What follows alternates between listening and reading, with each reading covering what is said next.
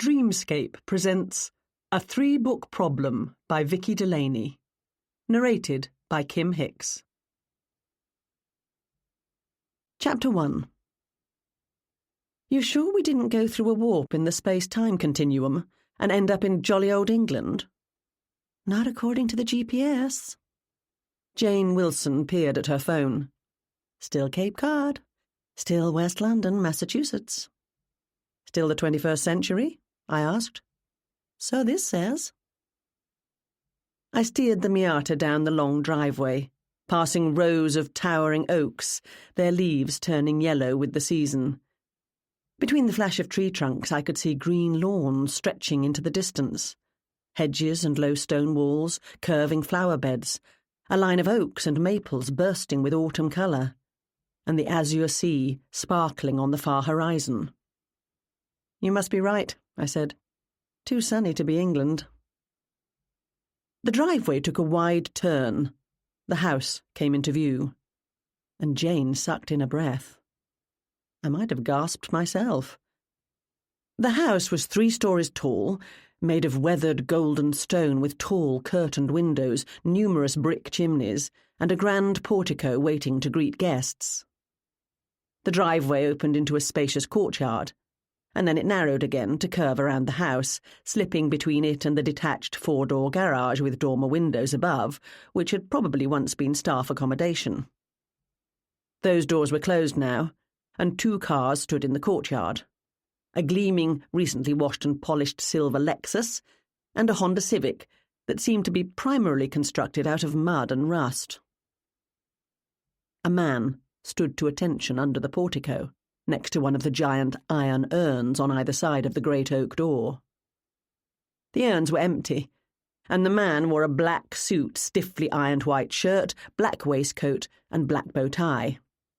His shoes were so highly polished, the sunlight bounced off them. His black hair was slicked to one side with hair oil, but he'd missed a bit, and a curl escaped from behind his right ear. "Is that Mr. Masterson, do you suppose?" Jane said. "Oh, no. The gentleman of the house would never greet the paid workers. That, my dear, can only be the butler." Jane giggled. I pulled the Miata to a halt next to the front steps. The butler rounded the car and dipped his head just a fraction. He was considerably younger than the norm for a properly trained and experienced butler, being in his early 20s. The escaped curl indicated this wasn't his regular role in life. "Good afternoon, Miss Doyle," he said in a deep, sonorous voice. "Precisely on time. Mr. Masterson appreciates punctuality." Something approaching an embarrassed smile touched the edges of his mouth, and he shifted his shoulders and stretched his neck slightly, trying to loosen contact with the tight collar. "So I've been told," I said. He glanced at Jane. "Miss Wilson?" "Hi," she said. The van that had followed us out of town lumbered down the driveway and pulled in behind us. "I am Smithers," the butler said. "You're kidding," Jane said. "Oh, sorry." A flash of humour touched his eyes, and he said, "This weekend, anyway. I will instruct your staff to carry on around the house to the kitchen entrance at the back. You may park over there." "That's okay," I said, matching his tone. "My staff need supervision." "Very well. I'll give you time to unload and have Mrs. Higgins meet you in the kitchen to show you to your rooms in half an hour." He dipped his head and stepped back. I waved to the driver of the van to tell him to follow, and we drove slowly around the house. At the rear, the facade of a 19th century stately home nestled deep in the home counties fell away, and the house became just a big mid-20th century American house on a huge lot. "This is so exciting," Jane clapped her hands. "I've lived in West London most of my life and always wondered what this place is like. People talk about it, but no one's ever been invited inside. No one I know anyway, not even my mom. She's insanely jealous that we're spending the whole weekend here and she has to miss it." I parked close to what I took to be the kitchen door, and the van pulled in beside me. The weekend catering staff, otherwise known as Detective Ryan Ashburton, jumped down from the van. "Impressive place," he said. "I've seen better," I said. Jane and Ryan both laughed. "Gemma Doyle, you can be such an English snob sometimes," Jane said, and I grinned at her. "We have half an hour to take the food in and get it put away," I said to Ryan, "before the housekeeper shows us to our rooms." "The housekeeper? Was that guy who spoke to you out front the organizer of this shindig?" "Of course not," Jane said. "That was the butler." "A housekeeper and a butler," Ryan said. "Fancy." "Fancy," Jane said, "is the word for this gig." I opened the unlocked kitchen door while Ryan and Jane started unloading the van. We, meaning Jane, were here to cook and serve 6 meals, plus drinks, snacks and nibbles, and so we'd brought a lot of stuff. In addition to what we'd need to feed the weekend house guests, the van was packed with assorted paraphernalia I'd grabbed off the shelves at my store, the Sherlock Holmes bookshop and emporium. Jane didn't run a catering business. She was busy enough as the head baker, part owner and manager of Mrs. Hudson's tea room. Ryan Ashburton didn't normally work as sous chef and dishwasher, and I didn't make a habit of combining my own meagre cooking skills with the role of Sherlockian expert, because I'm neither a cook nor a Sherlock expert.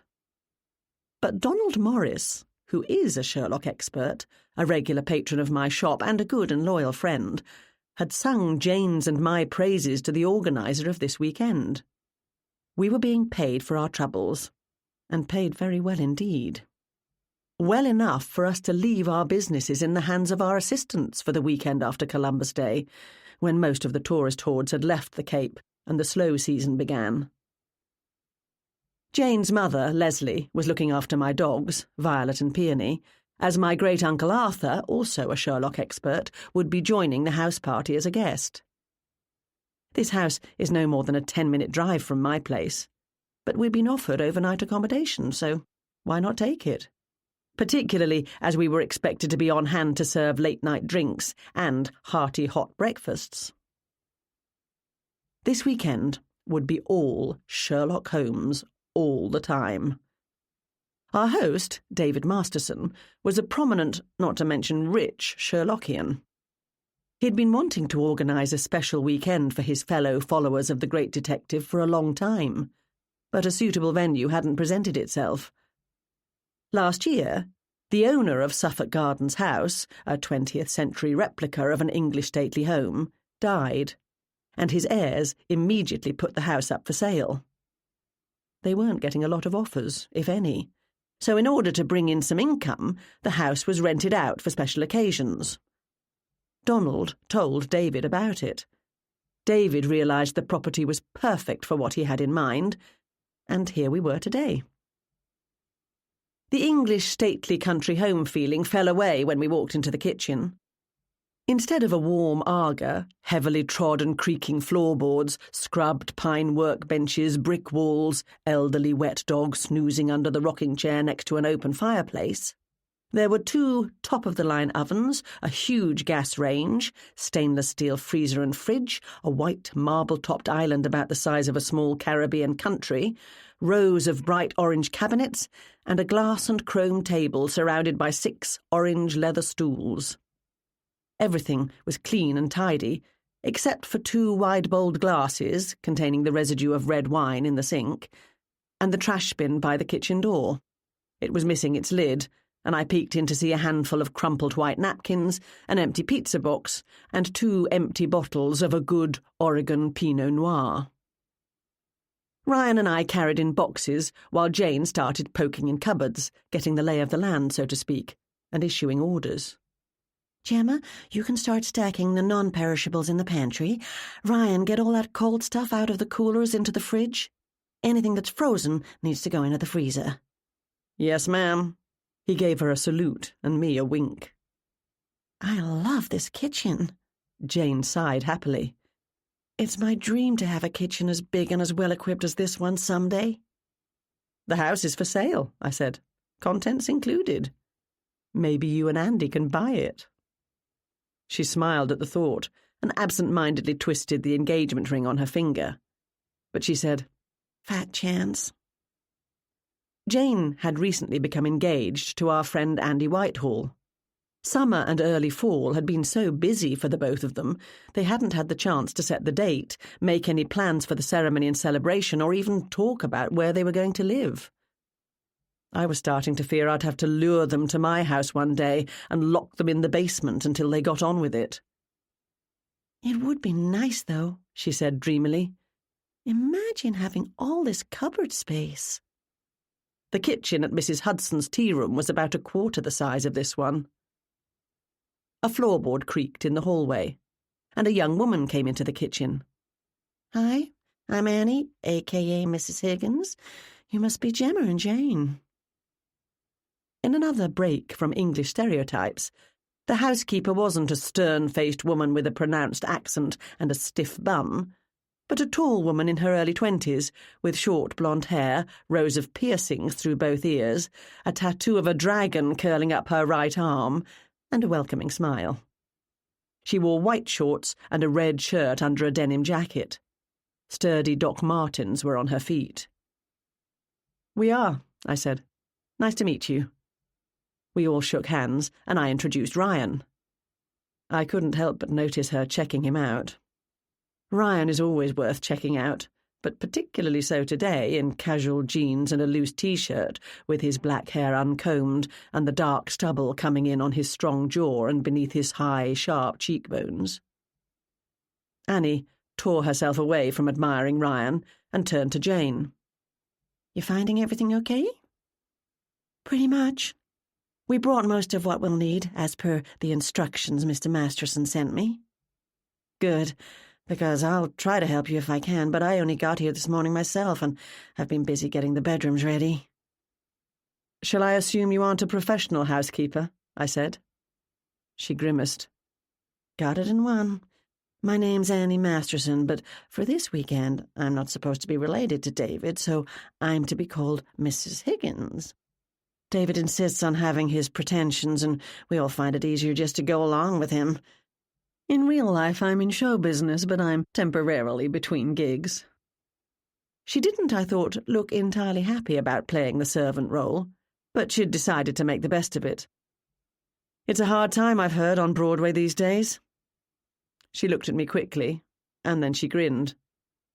"I'm not on Broadway, but you recognize me. What did you see me in?"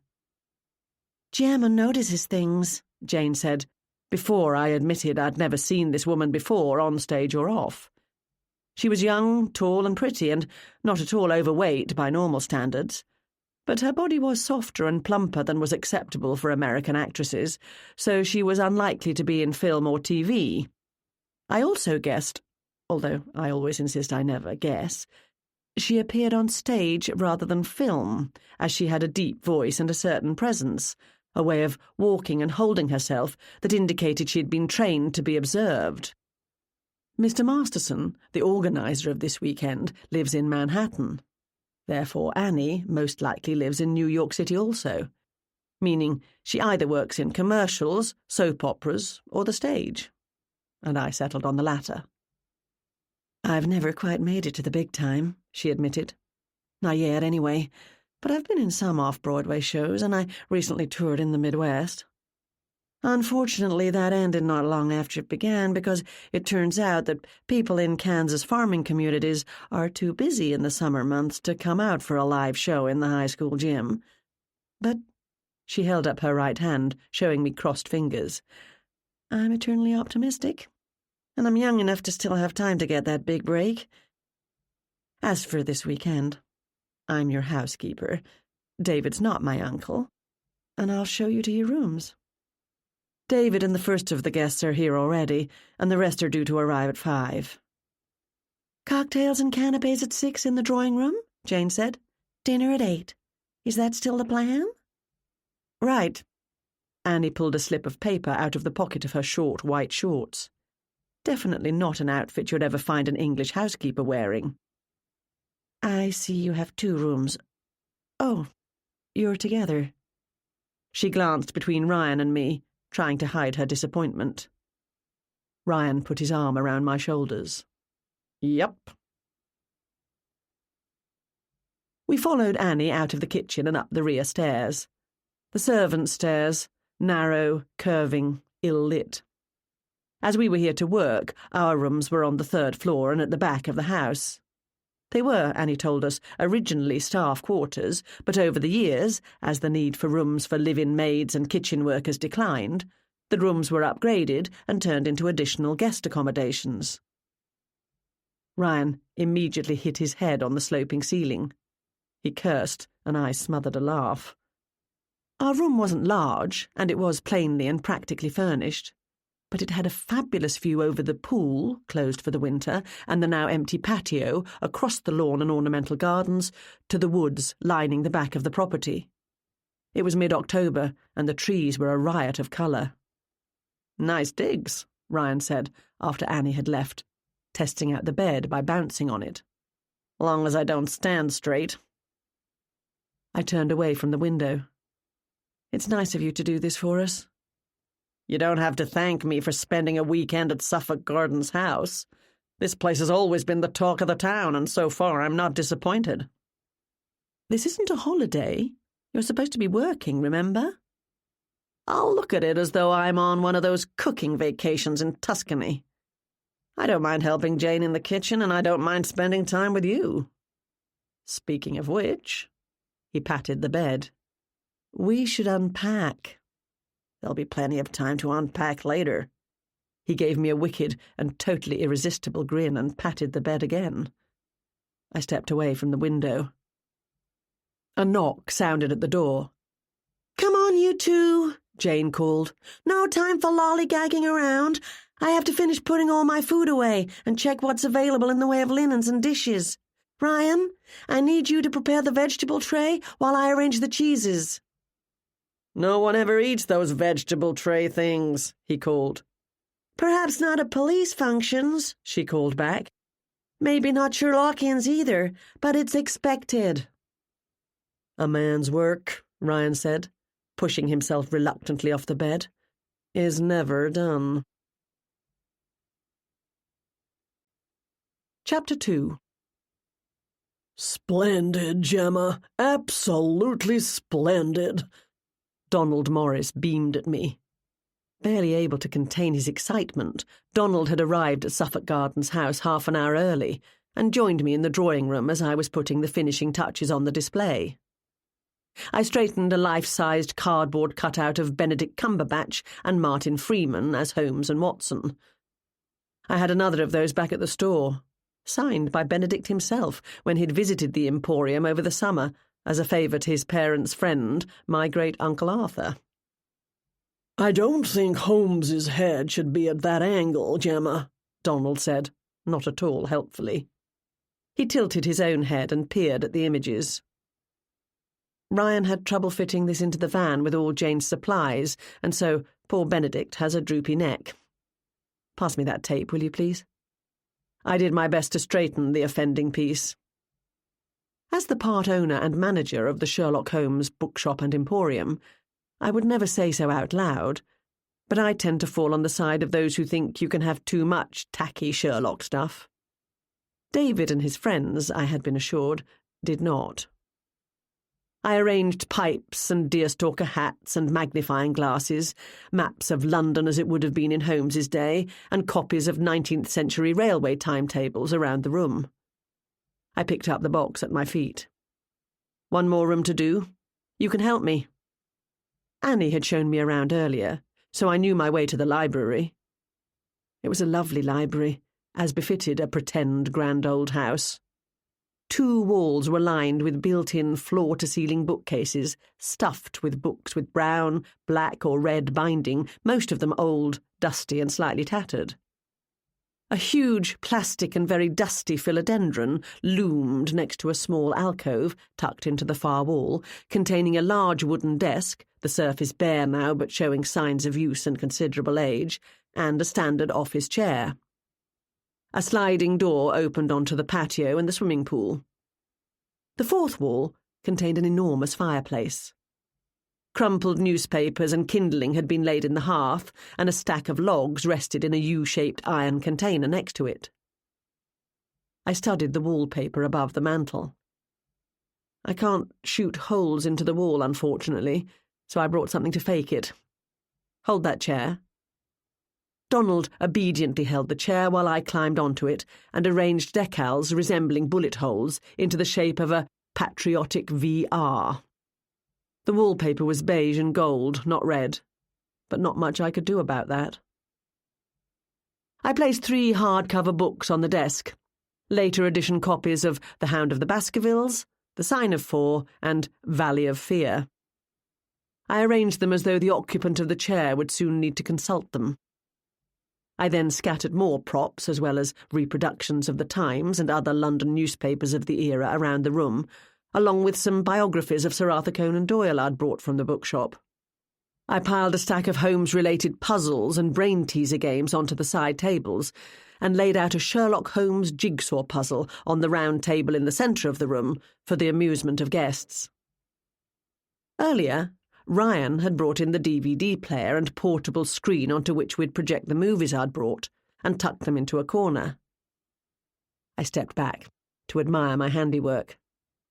"Perfect," Donald said. "I might almost believe I'm in the sitting room at 221B. "As you are," I said, referring to his outfit. He smiled shyly. Donald was dressed in a brown tweed suit with a bright red waistcoat and a stiffly starched white shirt.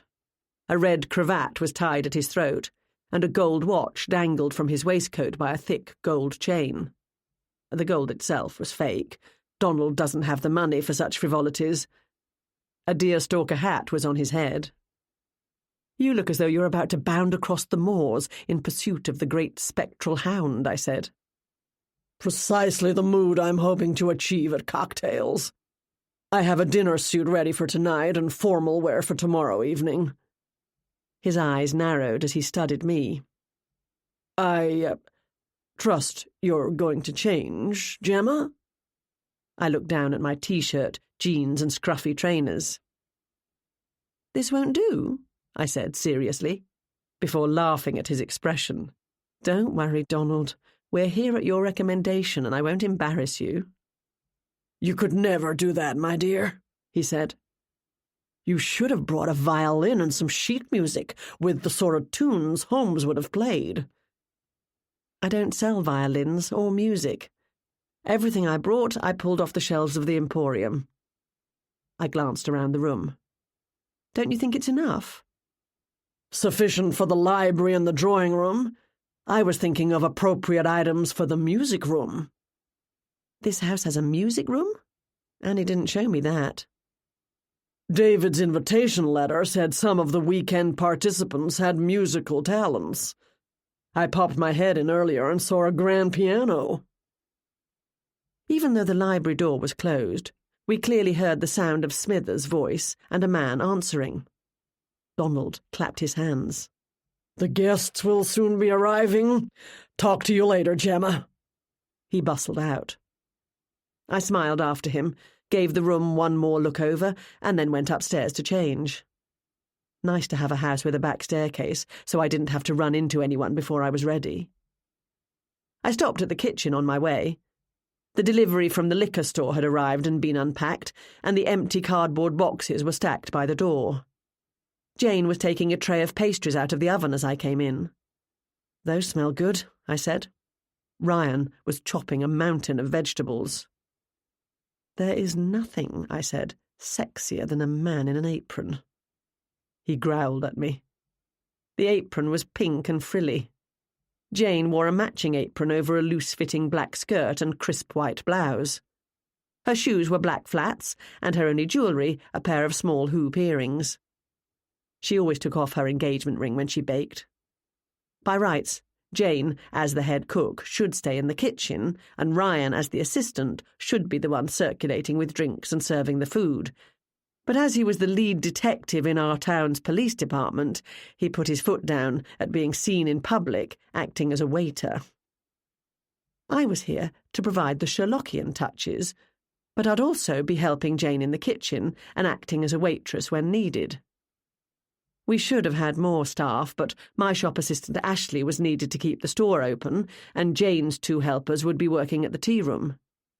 Jane had been putting in overtime for weeks, meaning even longer hours than usual, to get food in the freezer for them to serve when she was away.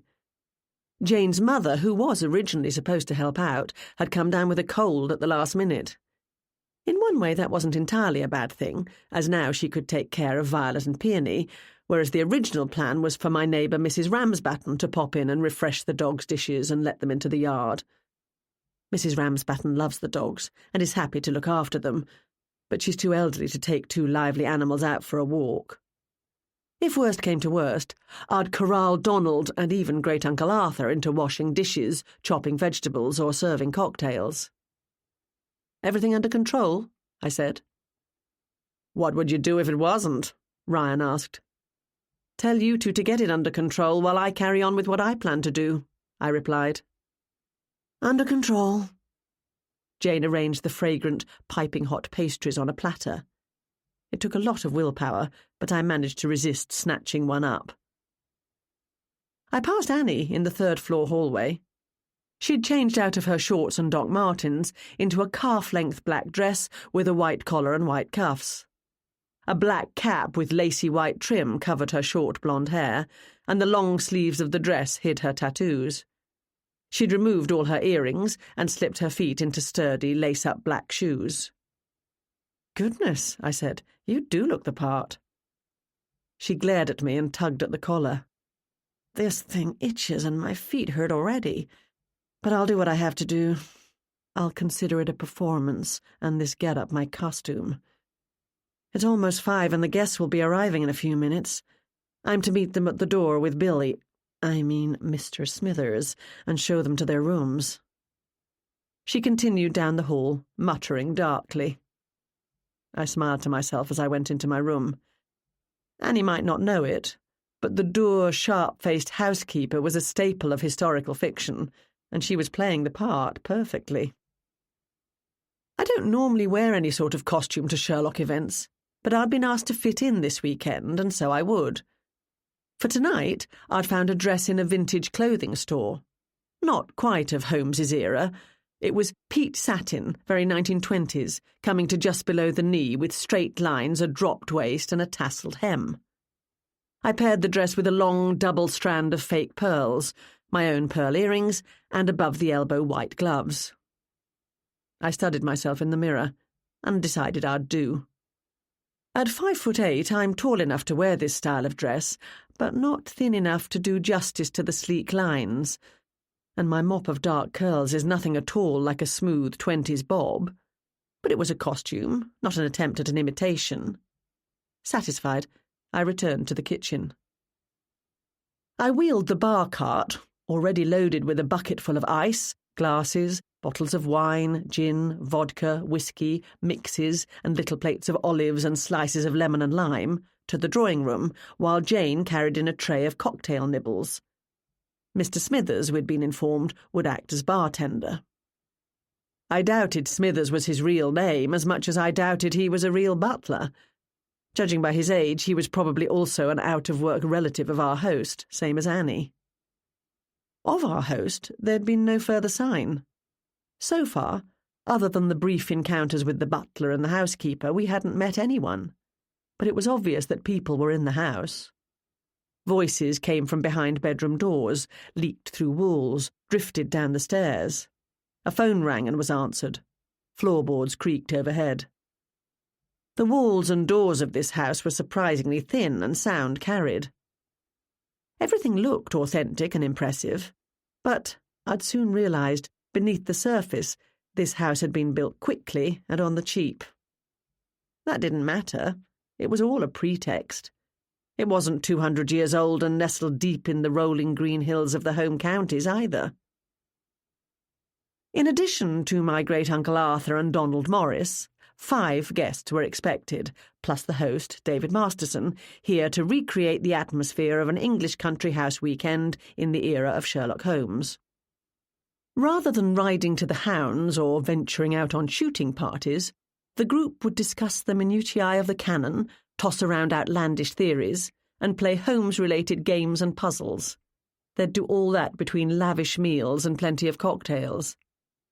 It was to contribute to the atmosphere that I'd been invited, and to provide the food that Jane had. "I hope we get a chance to have a look around the house," Jane said. "What I've seen of it so far is marvelous. But I'm not surprised this place hasn't sold.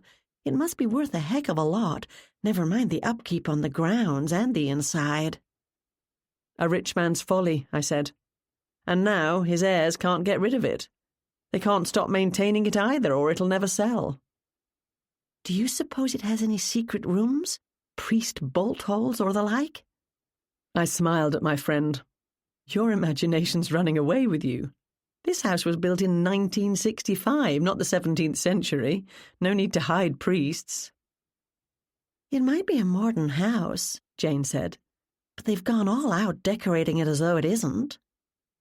Paintings of English pastoral scenes hung on the pale green walls of the drawing-room. The sofa was covered in pink-flowered damask, the armchairs in cream touched with pink. The heavy drapes matched the sofa, and a dark wood coffee table was centred on the thick green and pink rug. At first glance, the room was lovely. But when I looked closer, I could see that the carpet had a stain in the centre, and the edges were fraying. Dirt was ground into the arms of the armchairs, the tops of the drapes and picture frames were thick with dust, and the paintings were tourist shop prints. This room, this house, this setting was a fantasy. No matter. The guests would enjoy it, and that was what this weekend was all about. I glanced at my watch. 5 minutes to 6. Almost showtime. At that moment, the door opened and a man came in. Like Donald, he was dressed for the occasion. "Mrs. Wilson and Miss Doyle, I presume. Pleased to meet you. I'm David Masterson." He was quite short, at 5'5", and almost as round as he was tall. His brown hair was thin on the top, and he blinked rapidly at me from behind Coke bottle-bottom lenses. I estimated his age as early 50s, slightly younger than I'd expected. The small amount of information I'd found on the internet concerning our host hadn't mentioned his age. We shook hands. His grip was limp, his hands soft and moist with lotion. He glanced around the room and gave a brief nod of approval. Jane slipped out back to the kitchen to get started on dinner prep. Smithers arrived, suitably dressed all in black, and took his place behind the bar, back straight, hands folded behind him, feet slightly apart, eyes straight ahead. "May I offer you a drink, Gemma?" David asked. "If I may call you Gemma." "You may, and a glass of white wine would be nice." "I'm paying you to be here this weekend, but I want you to consider yourself one of my guests. Please feel free to take advantage of all the amenities this house has to offer. When your attendance is not required, of course." His accent was upper-class New York City, and he spoke formally, far more formally than any middle-aged American should. I wondered if that was put on for the weekend, or if it was the way he always spoke. He was obviously, to the manner born, what Americans would call a trust fund baby. His soft, pale hands were recently manicured, he was close-shaven, his cheeks slightly rosy, his small teeth blindingly white. He smelled of expensive aftershave and hand lotion. His face was lightly tanned, not a deep summer or Caribbean vacation tan, but the coloration a resident of the northeastern United States would get by walking from the house to the car, maybe sitting outside at a restaurant patio in the summer. I never go into a new situation blind, and I'd done my research into David Masterson. Outside of the world of the devotees of Sherlock Holmes, where he was very well known, there wasn't much to find, and I hadn't seen a picture of him other than standing at the back of a group. David's maternal grandfather had made a fortune in New York City development and real estate, and his son, David's uncle, had piled an additional fortune on top. The uncle had given up control of the company a number of years ago, and it was now publicly traded and managed by a board of directors. David himself didn't, according to what I could find, seem to do much at all except study Sherlock Holmes. He'd self-published a handful of scholarly works on the subject. When I heard about this weekend, I'd ordered copies for the store and read one of them, as much as I could get through before falling asleep. His writing was pedestrian, his topics unoriginal and uninspired. David's mother had been well known as a supporter of classical music. She made hefty donations to and often served on the board of the Metropolitan Opera and the New York Philharmonic, as well as smaller and lesser-known classical music companies. My research showed that following his mother's death, David had maintained her monetary contributions to her favourite organisations, but he himself played no active part in the arts community.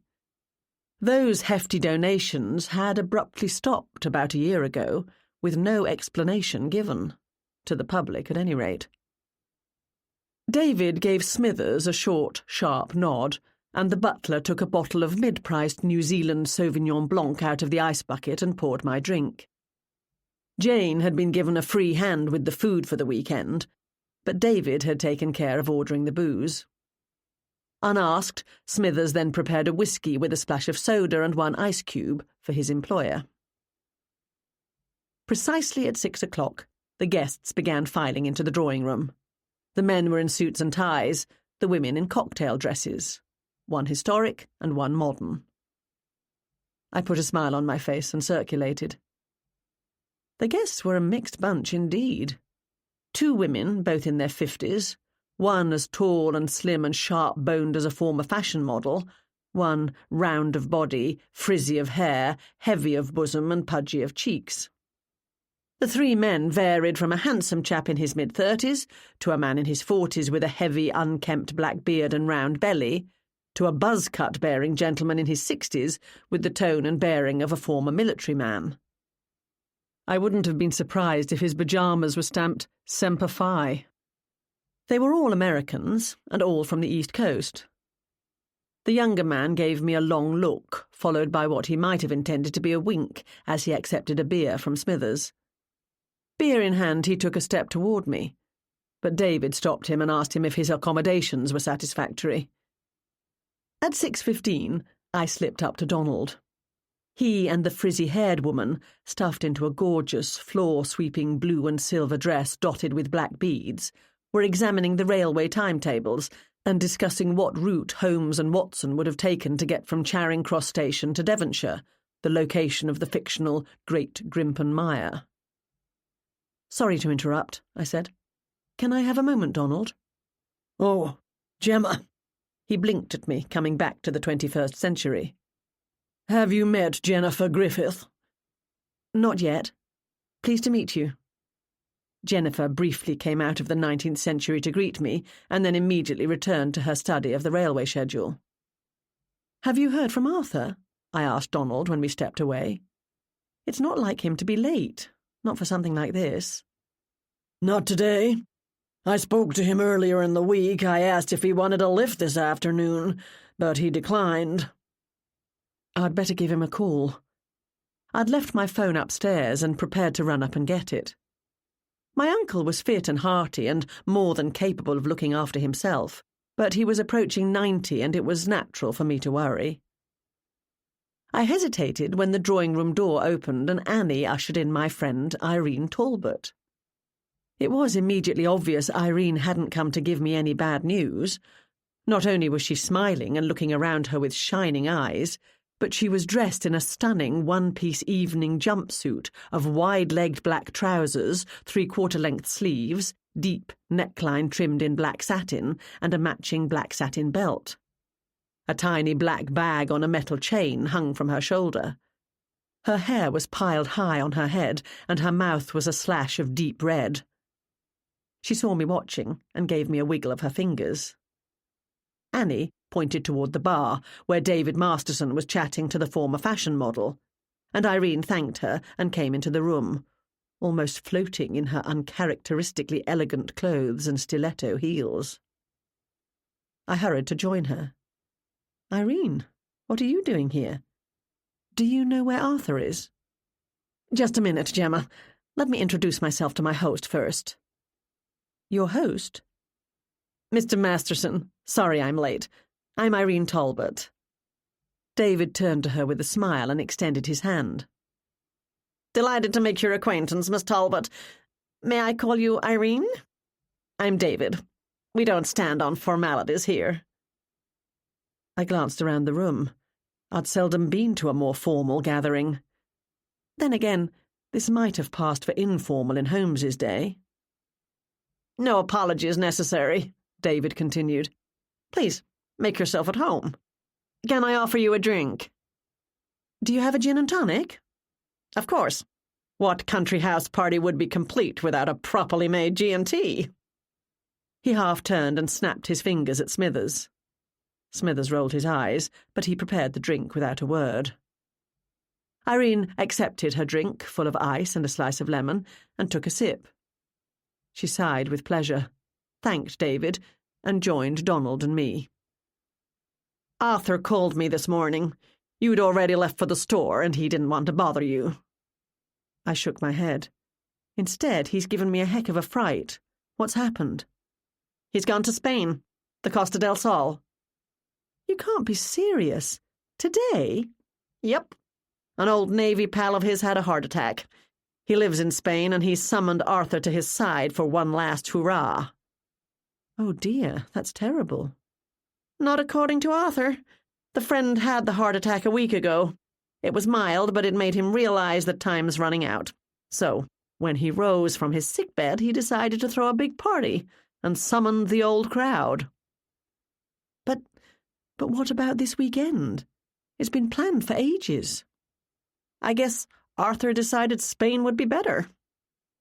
Irene took another sip of her drink. As nice as this place is, I would have too.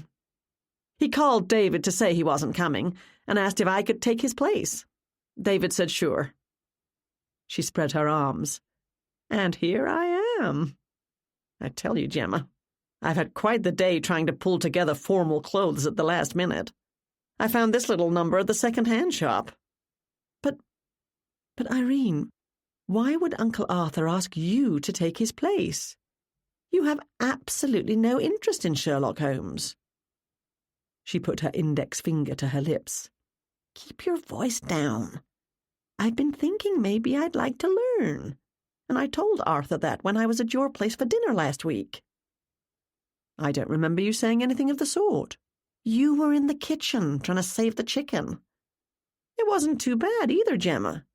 Not once you'd scraped the burnt parts off. Thanks, I think. The potatoes were lumpy, though. I'll get you a proper potato masher for Christmas. Let's return to the original subject, shall we? This weekend, David Masterson has invited a circle of Sherlock experts to exchange knowledge and participate in informed debate. You, Irene, don't have any knowledge to exchange. I'll listen intently and agree with everyone. She grinned at me. Come on, Gemma. Do you think I was going to pass up the opportunity to spend a weekend at Suffolk Gardens House?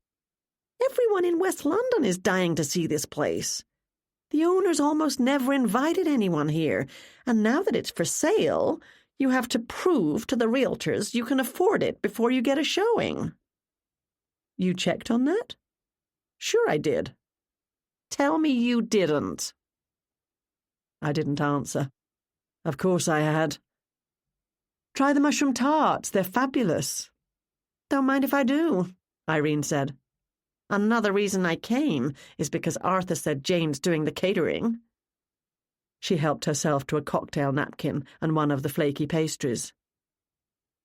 Did Arthur tell you that because Jane doesn't have any helpers with her, the plan is he and Donald will work in the kitchen when required, doing the dishes and the like? No, he didn't mention that. I smiled at her. You'll like the kitchen. All the modern conveniences. The cocktail party passed uneventfully. I amused myself, between telling the guests what my role here was, by studying their interactions. It soon became obvious they didn't have much in common, not even an interest in Sherlock Holmes, which was ostensibly the reason for this gathering. The frizzy-haired woman, Jennifer, the bearded man and the older man, who went by the names of Cliff and Steve, chatted comfortably with Donald about the great detective and discussed the props I'd brought. The former fashion model, Miranda, drank steadily and sat by herself most of the time, a carefully arranged look of total boredom on her face. Eventually she left the room, drink still in hand, without a word to anyone. The young man, Kyle, gave up on me and tried to charm Irene. Irene didn't seem entirely averse to his attentions. "I'm from New York City," I heard him say to her. "A musician." David didn't interact with his guests very much. I noticed the occasional little smile Jennifer threw in his direction and the way he stiffly pretended not to notice. Kyle, Steve and Cliff avoided speaking to David or even looking at him. In turn, he stood by himself, sipped his whiskey, and watched everyone with a sly smile on his face. Was he, I thought, pretending to be the great detective, observing everything and everyone while not getting involved? If so, it was an odd approach to hosting a weekend. "Nice party." The bearded man came up to me and offered me a huge smile. "I'm Cliff. Cliff Man." "How do you know David?"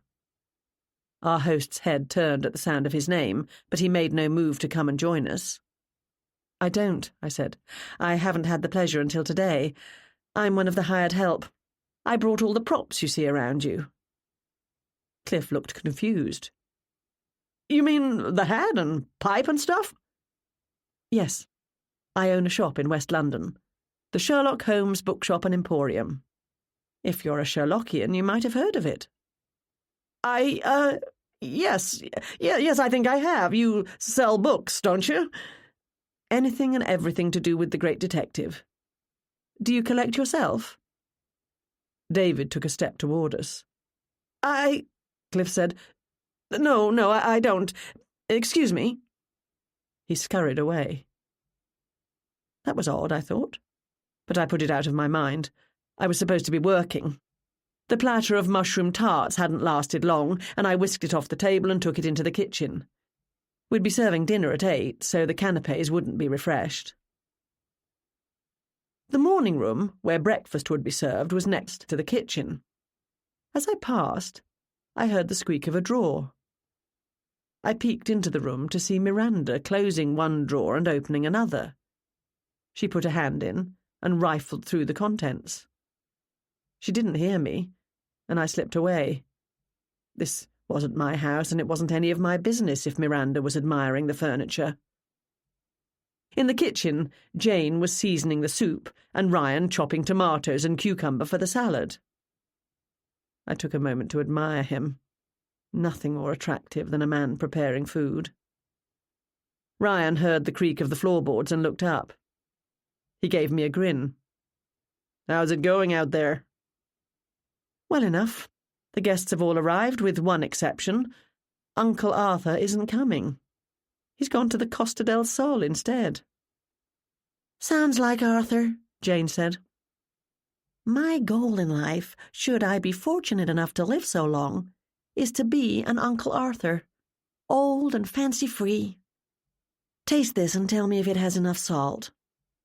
She scooped a spoonful of thick orange liquid out of the pot and held it out to me. I tasted.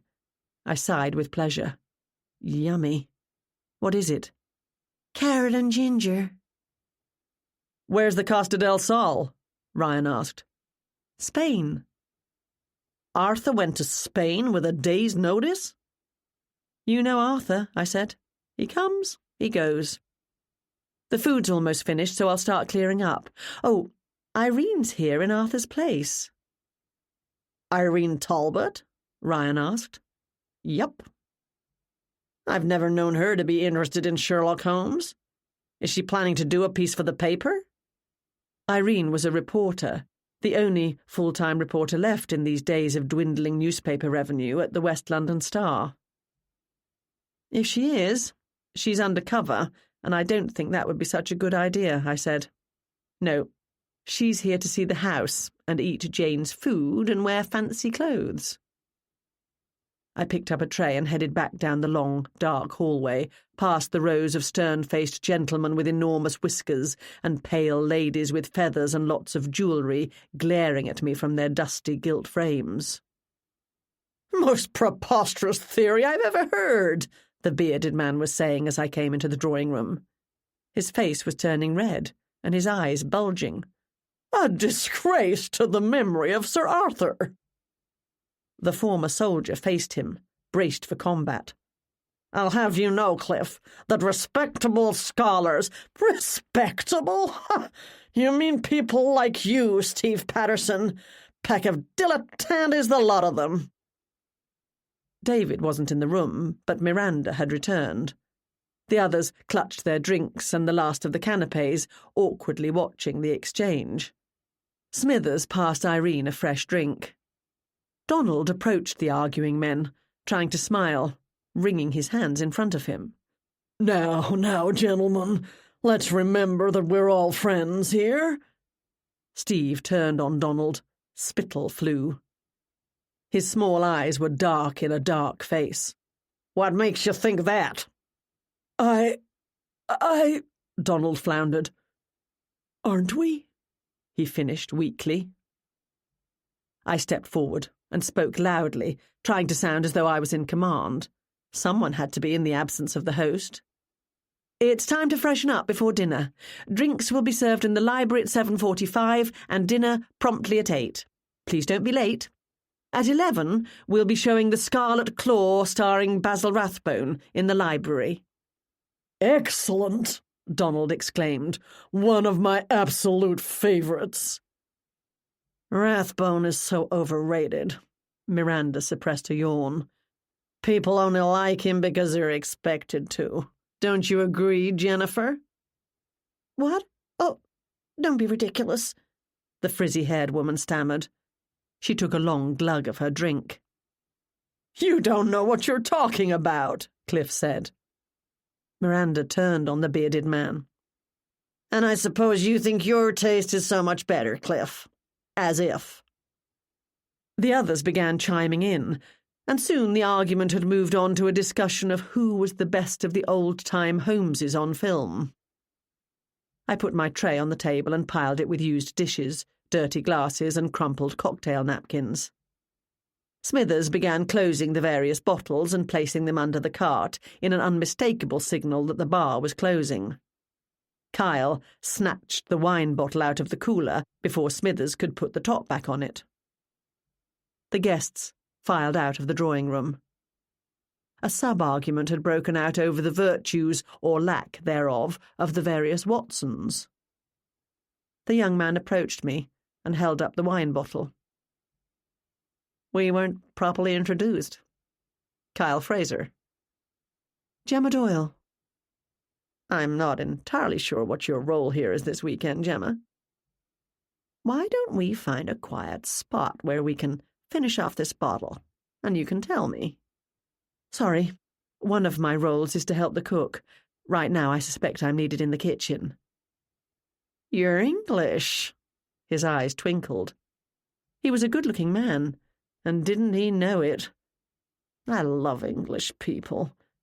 Come on, sneak away with me. Let's have some fun.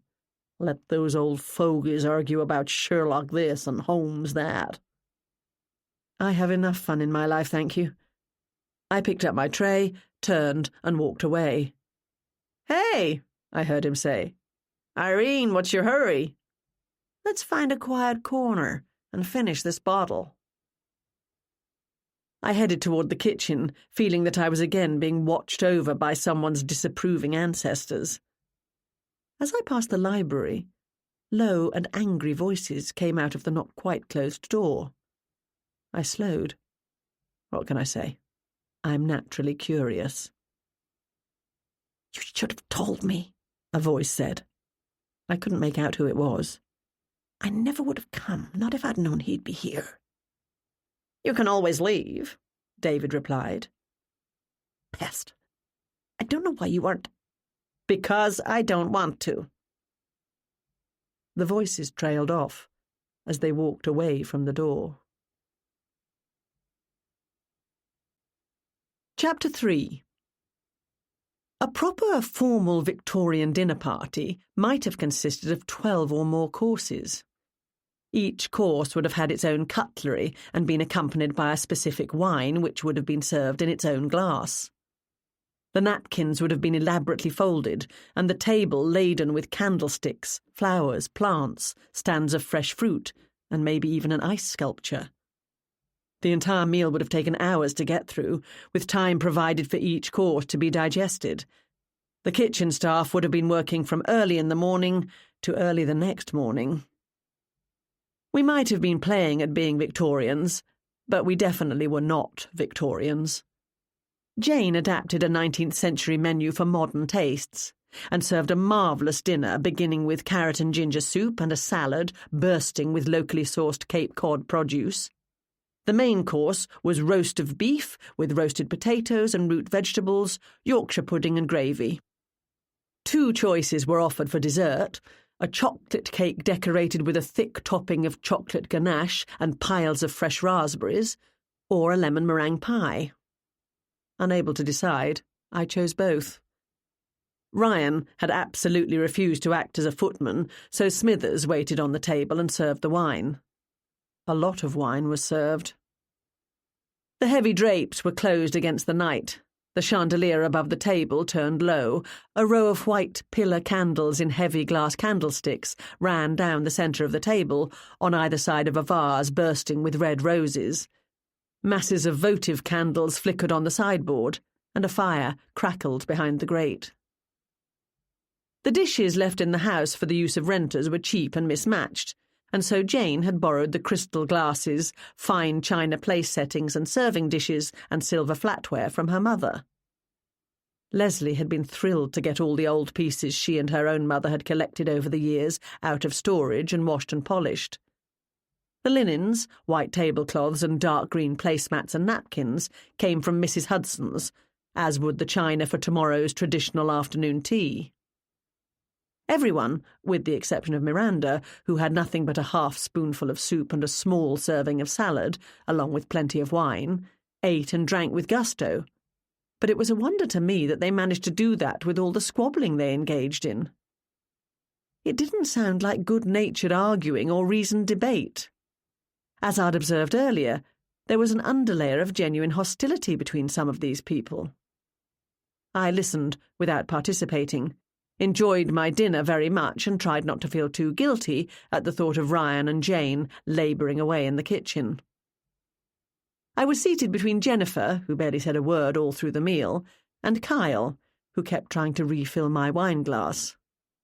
In that, he was unsuccessful, as I confined myself to one.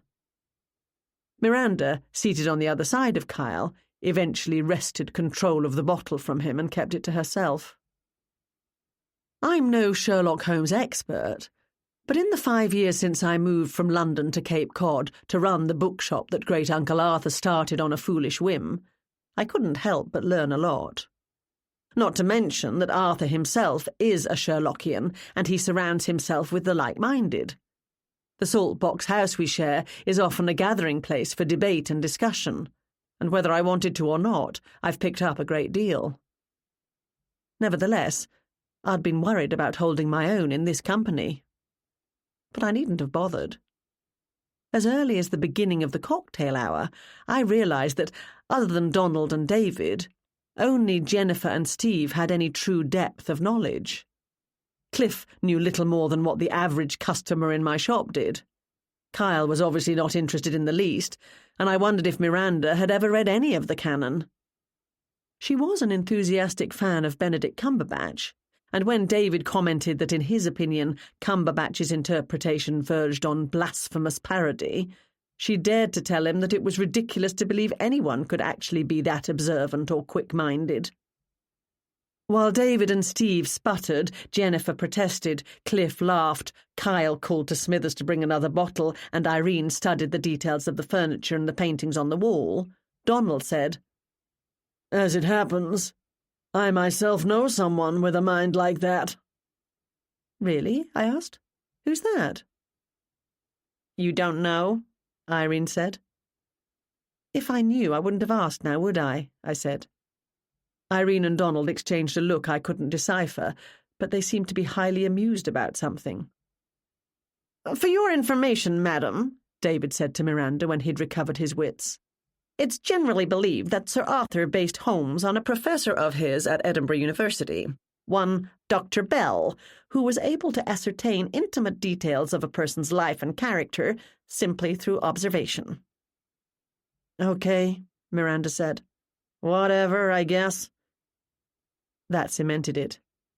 Anyone with anything beyond the most basic knowledge of Sir Arthur knew the story of how Holmes had been inspired by Dr. Bell. I wondered why Miranda was here. I hadn't noticed any sort of affection or secret glances between her and David, or her and anyone else. They barely seemed to be on speaking terms. "Why is Mr. Doyle a Sir, anyway?" Miranda asked. "Was he really rich? Or like a relative of the Queen or something?" Her eyes widened, and she leaned across Kyle to address me. "Hey, I've just realized. Your name's Doyle. Are you a relative of this Sir Arthur guy?" "No," I said. "Yes," Donald said. "No," I said. "Gemma's being coy," Irene said. "She's like a seventh cousin 5 times removed." "I'm nothing of the sort," I said. "Cool," Kyle said. "You have got to tell me all about that, Gemma. Why don't we go for a walk in the garden after dinner and talk about your, cousin?" I smiled at him. "Never mind me. I'd love to hear your interpretation of Kitty Winter. Villainess or righteous feminist avenger? Where do you stand?" He lifted his glass to me in a salute. "I'll trust your judgment." "An excellent question," Donald said. "I myself have changed my opinion of Miss Winter over the years. Wouldn't you agree, David, that one of the delights of Holmesian scholarship is how one can reinterpret much of the canon as one's knowledge of the world expands and grows?" "Absolutely," David agreed. "Why, I recently read—" And the conversation carried on. Eventually, David scraped his dessert plate clean, cleared his throat, and said, "Brandy and coffee in the library, gentlemen, prior to the movie."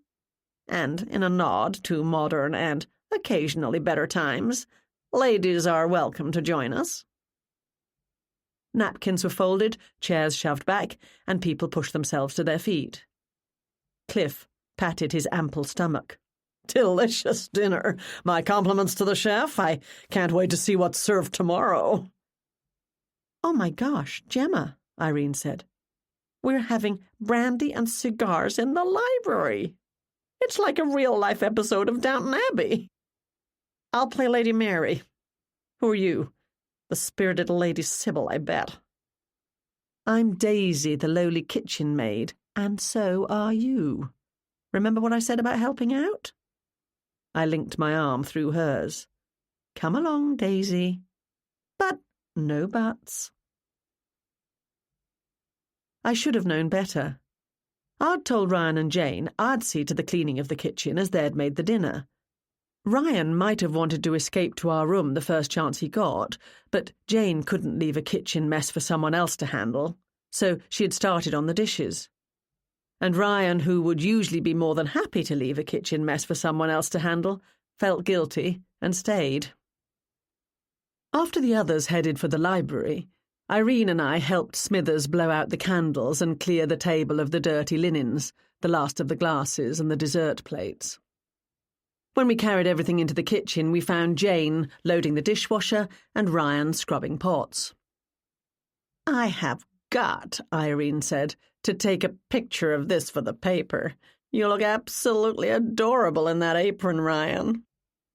He muttered something about laying charges for disrespecting the police. "What's that mean?"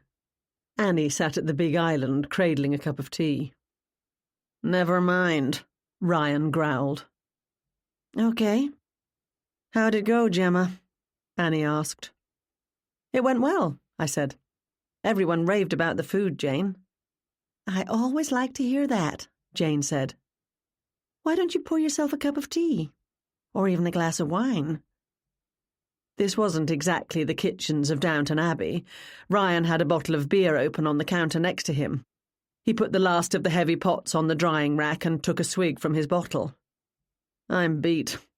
I'm going up, Gemma. I'll be a long time yet. They've gone into the library. I need to check on the display I've laid out there and set everything up for the movie. I'll come back and finish here before the movie starts. I looked around the tidy, sparkling kitchen. Not that there seems to be much finishing required. Other than the dinner, how'd it go? Jane asked. Strangely. Several of these people are not genuine Sherlockians. I'm not entirely sure why some of them are here. Does it matter? Irene asked. I'm here. I like to think I engaged in sparkling, witty, yet deeply significant conversation for the edification of my fellow diners. Someone once told David that the most interesting gatherings are not with like-minded people, but those who are completely different, Annie said. David likes to think of himself as a collector of people, putting the right combinations together for maximum effect. In reality, he just enjoys watching people leap to his tune. Her tone verged on bitter, and I gave her a quick glance. She saw me watching her and dipped her head to stare into her teacup. He doesn't entertain often, and he doesn't go to parties much himself, so he doesn't have a lot of experience with groups of people. But he does like to go all out when he does. He's married, isn't he? His wife isn't here this weekend, I said. Annie's laugh was bitter. Her, Rebecca? Talk about opposites. She lives for parties. The wilder the better. This wouldn't exactly be her scene, but I say thank heavens for that, right, Billy? The butler put an opened bottle of white wine into the fridge. I have no comment. Your name's Billy, I asked. I'm glad to know that. I'm uncomfortable calling you by your surname. Is Smithers your real name? Irene asked. Are you kidding me? He snorted. I'm Billy Belray, and Uncle David talked me into renting a stupid costume and doing this stupid weekend. Me and Annie. Before you ask, we're cousins. I glanced at the housekeeper, who gave me a shrug. Uncle David pays my expenses when I'm temporarily between gigs. I couldn't say no. Say, I don't suppose any of you speak Italian, do you? Sorry, no, I said. Why'd you ask? I'm planning to go to Italy next year. I've been trying to learn some of the language, but I'm having a heck of a lot of trouble doing it on my own. Uncle David was going to find me a tutor, but sometimes he forgets to do the things he said he'd do. Oh well, I suppose everyone in Italy speaks English. Morning comes early around here. Night all. She gave us a nod, pushed herself to her feet, and left. Early for me too. Jane closed the door of the dishwasher and set the buttons. Breakfast in the morning room at 7. Good night. She followed Annie to the back stairs. Ryan picked up his beer bottle, gave me a wink and said, Don't be too long, Gemma. I'll make sure she isn't, Irene said. Ryan chuckled, and I gave my friend a glare. Unintimidated, she grinned back at me and left the kitchen, chatting to Billy Belray. Ryan crossed the room and wrapped his arms around me. What's bothering you, Gemma? I nestled into his embrace. This whole thing seems off to me. A Sherlockian weekend with a bunch of know-nothings. Relatives playing the servants. Some of these people don't like each other, and I don't sense any warm and fuzzy feelings toward their host. Or from him to them. I can't imagine why most of them came. Maybe, like Irene, they just wanted to see the house. Maybe. Except that they're not from around here. I suppose they might have heard about the house, but still. I've always said your instincts are good, Gemma, and they are, Ryan said. But this time there's nothing to it. A bunch of sycophants want to get on the right side of a rich man, And if playing to his whimsy is what it takes, they'll do it. That's all. Let it go. I smiled up at him. You're right, as usual. I'll try to make my escape from the library as soon as I can. I might not even stay until the end of the movie. See you upstairs? I'll be there. And when I finally got away, he was. Sound asleep and snoring lightly. Chapter 4. Ryan woke early and gave me a nudge. You awake? I buried my face in my pillow. No. Glad to hear it. As I have to spend another day slaving over a hot dishwasher, how about a short stroll through the garden before we have to report to work? I rolled over and smiled up at him.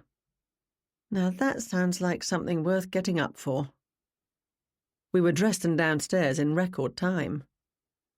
It was a beautiful fall day, the rising sun shining through trees ablaze in shades of rusty orange, yellow and red, leaves crunching underfoot, the air crisp and cool, full of the whisper of winter soon to come. The owners need to sell this house, and fast, I said, as Ryan and I strolled along the paths, wrapped in thick sweaters and scarves, before the neglect starts getting obvious and out of control. Neglect? Isn't the place being well kept up? Look around you. The grass is cut, Kept up, yes, I said. At first appearance. Look further, Ryan. The peonies haven't been cut back. The perennials aren't dead-headed. Inside the house itself, the surfaces are superficially clean, but mice have been in the cupboard under the kitchen sink, and no traps or poison have been laid. Cobwebs are multiplying in the far corners of our bathroom. The tops of the frames of the paintings in the hall are thick with dust, and a decidedly sour smell is coming from the powder room off the hallway. Not to mention that I get the point, Gemma. But how much does anyone want to fork out for a house they're trying to get rid of? I'm simply making an observation, I said. And as long as I'm observing, I'll observe that the position of the rising sun on the horizon indicates that it's not long after 6 o'clock, and Jane needs to have a full English breakfast for 8 people on the table at 7. Ryan sighed. A man's work. I didn't join the party for breakfast. While Jane flipped sausages, grilled bacon, fried eggs, heated baked beans, and Ryan supervised the browning of the toast, I laid the table and brought out tea and coffee. Breakfast was served in the morning room, and in true country house fashion, the food was laid out on the long oak buffet for guests to help themselves as they came down.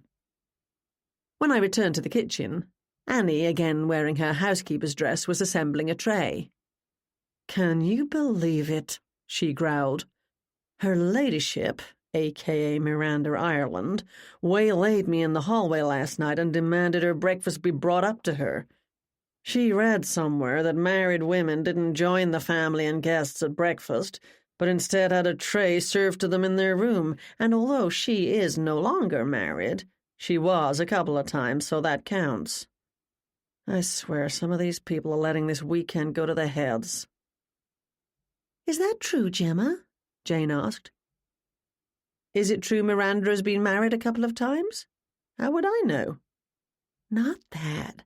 I mean that a married woman doesn't have breakfast at the breakfast table." "How on earth would I know that?" "You're English." "Believe me, the English women I know not only have their breakfast at the kitchen table, they make it first. Except for my mother. She orders her croissant and pastries from Paul's Boulangerie in South Kensington." "Oh, yeah." Ryan sighed happily at the thought of our brief holiday in London in January. "Best chocolate croissants I've ever had." The toast popped, and Annie dodged around him to grab 2 slices for Miranda's tray. Jane cleared her throat. "I beg your pardon?" Ryan changed colour. "Your croissants are okay, but the cakes and tarts, not to mention the cookies at Mrs. Hudson's, can't be beat." "Try harder, buddy," Jane said. I intervened before things could get out of hand. Let's review what's on the schedule for today. After breakfast, they're going for a walk on the moors, otherwise known as the backyard. Then they have private time, followed by a light lunch at noon, some sort of games in the afternoon, afternoon tea, my specialty, Jane said, at 4, followed by a showing of Murder by Decree, which I will modestly mention was my suggestion, in a feeble attempt to contribute something of importance for the weekend. Turns out David loves the movie, but Cliff has never seen it, so that gives David a leg up on Cliff. That sounds rude, Ryan said.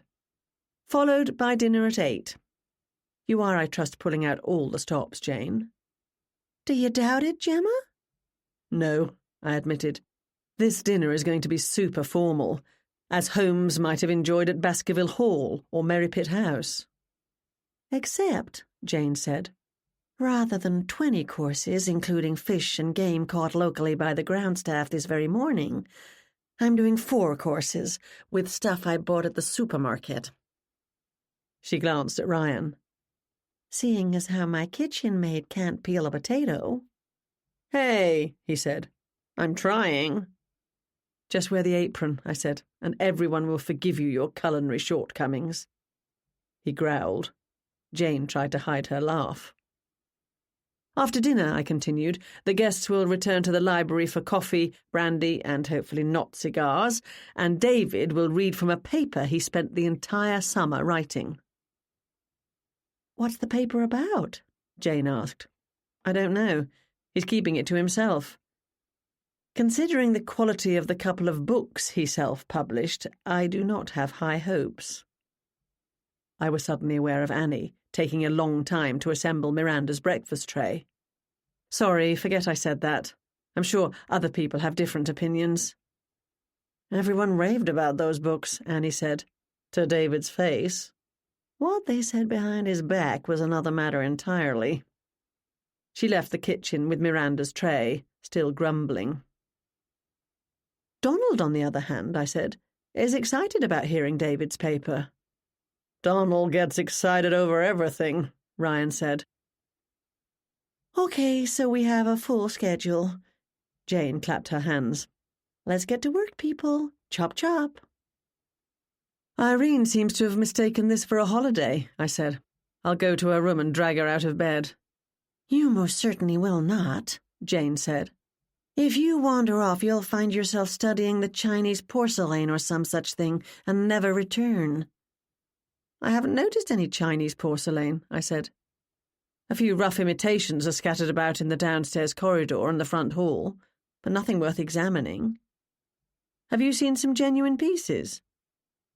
I was speaking in general terms, Jane said. I can barely distinguish Chinese pottery from Navajo. Are you telling me you can?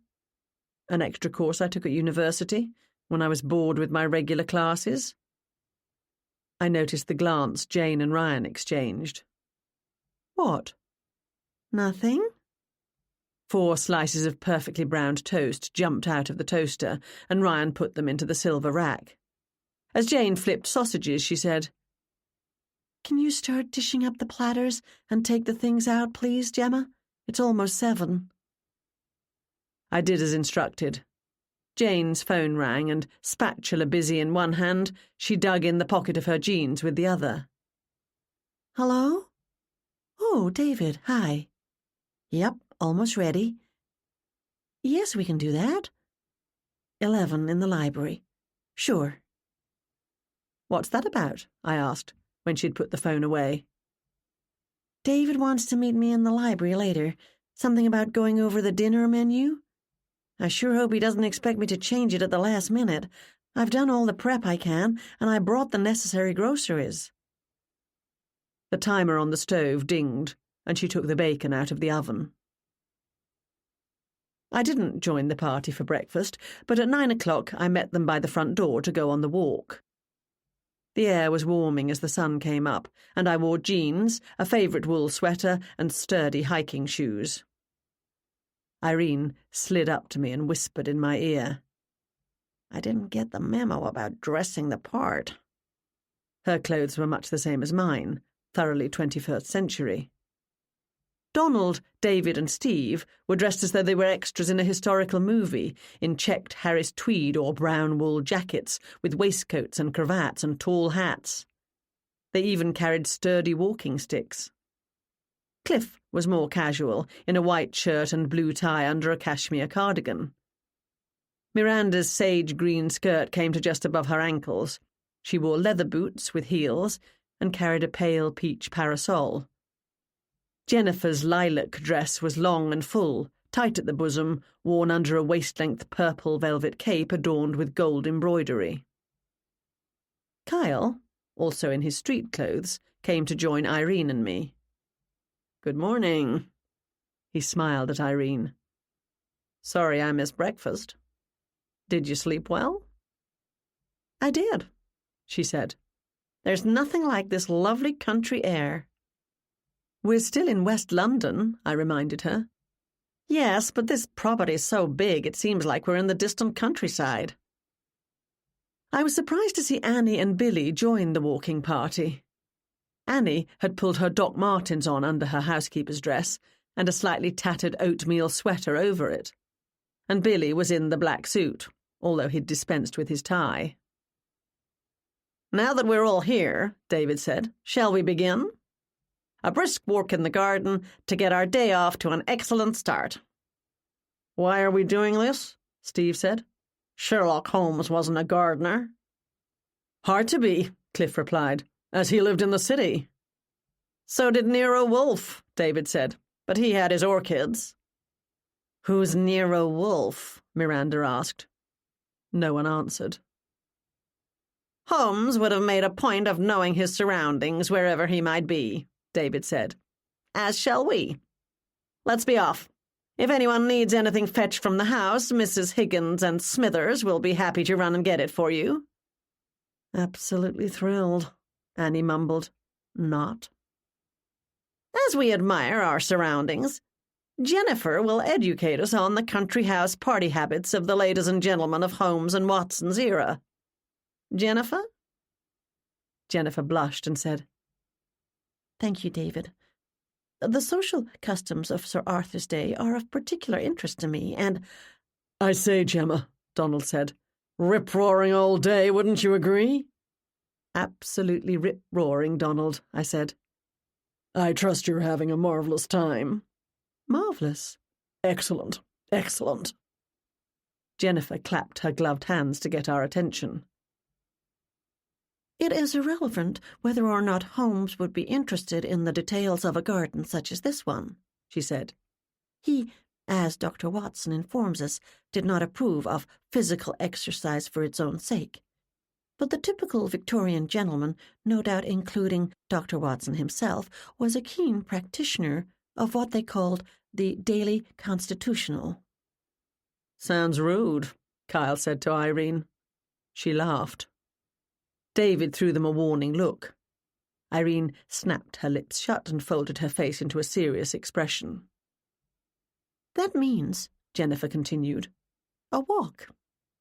Upper and middle-class Victorians were keen on the health benefits of exercise and good country air. As they would never dare be seen in public not fully dressed, about all the exercise they could participate in was walking. Those of a more daring nature, women in particular, would bicycle." "Like in The Adventure of the Solitary Cyclist," David said. "Exactly," Donald said. "The point is made in the story that Miss Violet Smith—" Jennifer coughed. "If you're ready, shall we begin?" She led the way, prattling on about the customs of an English country house weekend. Yesterday, during cocktails in the drawing room, dinner, and then brandy in the library, Jennifer had been quiet. She kept to herself, her head down, her fingers twisting together. She didn't talk much, and only when spoken to. But when Donald drew her into conversation about the world of Sherlock Holmes, she proved to be extremely knowledgeable. Now that she had centre stage to talk about something that clearly interested her, her voice strengthened, and her face shone with enthusiasm. David gave her a soft smile, and she blushed and turned away. David and Donald swung their sticks as they walked, and although at first they paid attention to Jennifer, they soon fell into a discussion of Dr. John Watson's confusing marital relationships. Miranda strolled beneath her parasol. Kyle continued his attempt to chat up Irene. Steve tried to lead us in a brisk pace, but no one was interested in keeping up, and he soon was far ahead, disappearing between the hedgerows. Cliff stifled a yawn, and Billy and Annie trailed along behind. I'm not much of a gardener, but as I walked I couldn't help but notice that many of these plants were out of place in a reproduction English country garden. There were a lot of succulents, and quite a few plants that seemed to be suffering as the temperatures dipped with the approach of winter. I recognised hibiscus, which had to be brought into a greenhouse and soon if they were to survive. Likewise, the bulbs of the dahlias needed to be dug up and overwintered. More signs, not that I needed to see more, to show that the property was being neglected. That was a shame. It was a beautiful house in beautiful surroundings. If I had a spare 20 million, I might consider buying it myself. Even if these gardens had been kept up, they'd be well past their prime in late October. But I did enjoy the walk, and I had to agree with the Victorians that there's something about a leisurely stroll in crisp, clean air to improve one's spirits. The sea was out of sight from here, but I could smell its salty traces on the air, and the sun was warm on my head. The property, I estimated, was about 5 acres in size, much of it formally organised with curving pathways, low stone walls, and once pruned hedges enclosing private alcoves. A properly laid-out rose garden, sad with weeds pushing up through the flower beds and spent flowers drooping brown and dead on their stalks, was surrounded by a boxwood hedge. Perennial beds, overgrown, unmaintained, weeds and grass invading the borders and poking through the remnants of the red cedar mulch, curled around the eastern perimeter of the lawn. Stone and metal statues were tucked behind the hedges or next to a dry fountain, providing interest along with benches for relaxing. One statue in particular caught my attention. A lovely bronze thing of a girl, all pigtails and short skirt, holding out a ball to a small dog. I stopped to look at the statue while the others carried on ahead. So lifelike was the girl. She reminded me of Lauren Tierney, my 11-year-old friend. Lauren has a cat, not a dog, but she has the same loving expression on her face when she plays with her pet, as does the girl in bronze. A wooden bench was tucked next to the statue, and I imagined generations of women coming here with a book to enjoy the day and the privacy afforded by the surrounding hedge. The house, I knew, was being sold fully furnished, but I was surprised the family hadn't taken some items, like this statue, away. Sad, I thought, that the heirs hadn't wanted anything of what the original owners had no doubt painstakingly collected and dearly loved. As it hadn't been removed, this statue was probably of no significance and not much value. But I liked it. I'd like to have it in my own yard. Gemma, are you coming? Oh, sorry, Irene. I was admiring this statue. It's nice, isn't it? I wonder what it would be like to have a garden like this. Heck of a lot of work, I'd assume. I have trouble keeping a plant alive on the windowsill of my apartment. If you have a place like this, I said, as we walked down the slight slope and through the line of trees marking the boundaries of the property, you hire a team of gardeners to do the work for you. All you have to do is cut flowers to arrange in the dining room and front hall, and admire it all. I can do that, Irene said. Dead leaves and broken branches crunched under our feet, and overhead the dying, brilliantly coloured leaves swayed in the light wind. Through the trees a small, shallow stream ran along the chain-link fence, moving quickly toward the sea, bubbling over rocks and gravel. Tiny silver fish darted among the rocks, visible in the clear, fresh water. Oh, to be rich, Irene sighed. Must be nice. But I'm not likely to ever know, not working here at the West London Star. Kyle fell back to walk next to her. You'll have to marry a rich man. As it happens, I can help you with that. I'm a musician, like I told you, and my future's looking bright." Irene laughed. "Gonna get that big record deal any day now, are you?" "Doesn't hurt to hope," he said. "I have an inside track for a job opening." He glanced at David, head bent close to Donald's. "If it comes through." Not wanting to hear Kyle brag about himself, I increased my pace as the group turned and headed back toward the house. "No matter how large or how small, any country house worth its salt would have had a kitchen garden," Jennifer was saying when I caught up with her. "I had the opportunity to poke around first thing Friday morning, and I was absolutely delighted to discover that this one does too." Jennifer had stopped at the back of the house, close to the kitchen door, and the group gathered around. Probably as protection from hungry deer, a thick hedge about my height enclosed a section of the yard. While the ghillie or head fishing guide was collecting fish from the private lake or streams running through the property, and the lord of the manor took his guests shooting grouse or partridge, "How horrible of them," Miranda said. "One of the cook's army of helpers would be in here, collecting the day's vegetables and fresh herbs from the kitchen garden. They truly did have a local diet." "While the working poor starved in the streets of the cities," Kyle said. "Wouldn't have taken you for a revolutionary," Irene said. "I'm not," he said, "which is why I intend to never be one of the working poor. I'm all for having an army of kitchen helpers, right, Mrs. Higgins?" Annie pulled a face. "I've had enough exercise for one day," Cliff said. "I'm going inside." "But this is the most interesting part of our tour," Jennifer said. "You call that exercise?" Steve said. "That little walk isn't even a decent warm-up." Cliff waved to us over his shoulder as he walked away. Billy scurried after him. I wasn't all that interested in seeing a run-down kitchen garden either, but I trotted after the group. A beautiful wrought iron gate, all curlicues and swirls, was set into the hedge. David slipped the latch and opened the gate, and we entered the kitchen garden. As expected, the beds were laid out in neat rows, but they contained little except for a few seedy heads of lettuce, runaway kale, and dead tomato vines.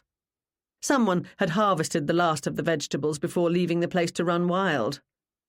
A gravel path, quickly filling with weeds and grasses, ran down the centre of the garden, ending at an iron bench. "Fascinating," Kyle said, as he theatrically suppressed a yawn. "Too bad they didn't grow grapes and bottle their own wine. Speaking of wine, I think it's time to open the bar. Anyone interested?" "What an excellent idea," Miranda said. "I'm in."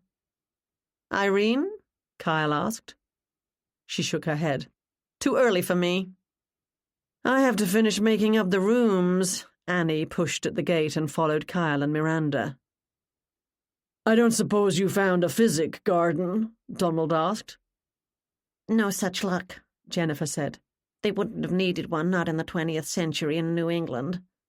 By Holmes's day, the physic garden was largely out of date for the same reason. People could go to the apothecary for their medicinal needs." "What's a physics garden?" Irene asked. "Not physics," Donald said, "but physic." He spelled the word out. "A medicinal garden," Jennifer said, "containing plants that would be used to treat common ailments." "A great many of which we call, in modern times, poison," Donald said. "They treated the sick with poison?" Irene said. "Even in modern medicine, much of what we take to cure us can kill us in a larger quantity," Jennifer said.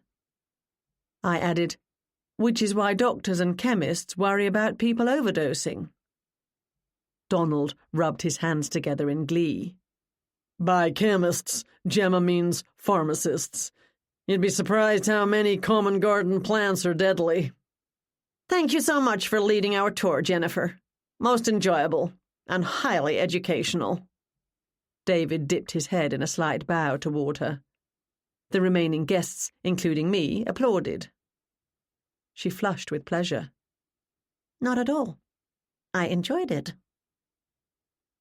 Before leaving, I turned my attention to the gate. It appeared to have been individually crafted, and it was beautifully made. I rubbed my fingers across it, enjoying the feel of the smooth, cool surface. It had been built, I guessed, by the same craftsman who made the gate at the top of the driveway, which had been standing open yesterday when Jane, Ryan, and I arrived. Everyone headed back to the house. Jennifer and David were the last to leave the kitchen garden, talking together in low voices. I heard the gate clang shut behind them. After the walk, I spent a pleasant hour in the drawing room with Donald, Steve, and Jennifer, discussing the modern pastiche versions of the adventures of Sherlock Holmes and Dr. John Watson. The group had broken up to go their separate ways before lunch, and Ard wandered into the kitchen to give Jane and Ryan a hand with lunch preparation. Lunch was going to be a light meal of soup, bread, and salad, as Jane would be serving a full afternoon tea in the music room at 4 o'clock. I found Ryan alone, perched on a stool next to a mug of coffee, reading his phone. I gave him a quick kiss on the top of his head. "You're not checking in with work, I hope?" "Fear not. The station knows I'm off and not to be contacted unless it's a genuine emergency. My mom's inviting us, meaning you and me, to a birthday dinner next week." "It's not your birthday. Not mine either." "No, it's hers." "She shouldn't be putting on her own birthday party." "She always does. She says that's the only way she can be sure of getting one." He pulled me close and gave me a long kiss. We separated at the sound of footsteps on the stairs. "Is this house supposed to be haunted?" Jane said as she came in. "Not that I've ever heard," Ryan replied.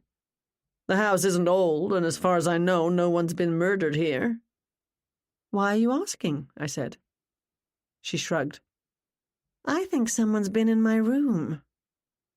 Ryan sat up straight. "Is something missing?" "No, nothing like that. But never mind, it's nothing." "It's obviously not nothing if it's bothering you," I said.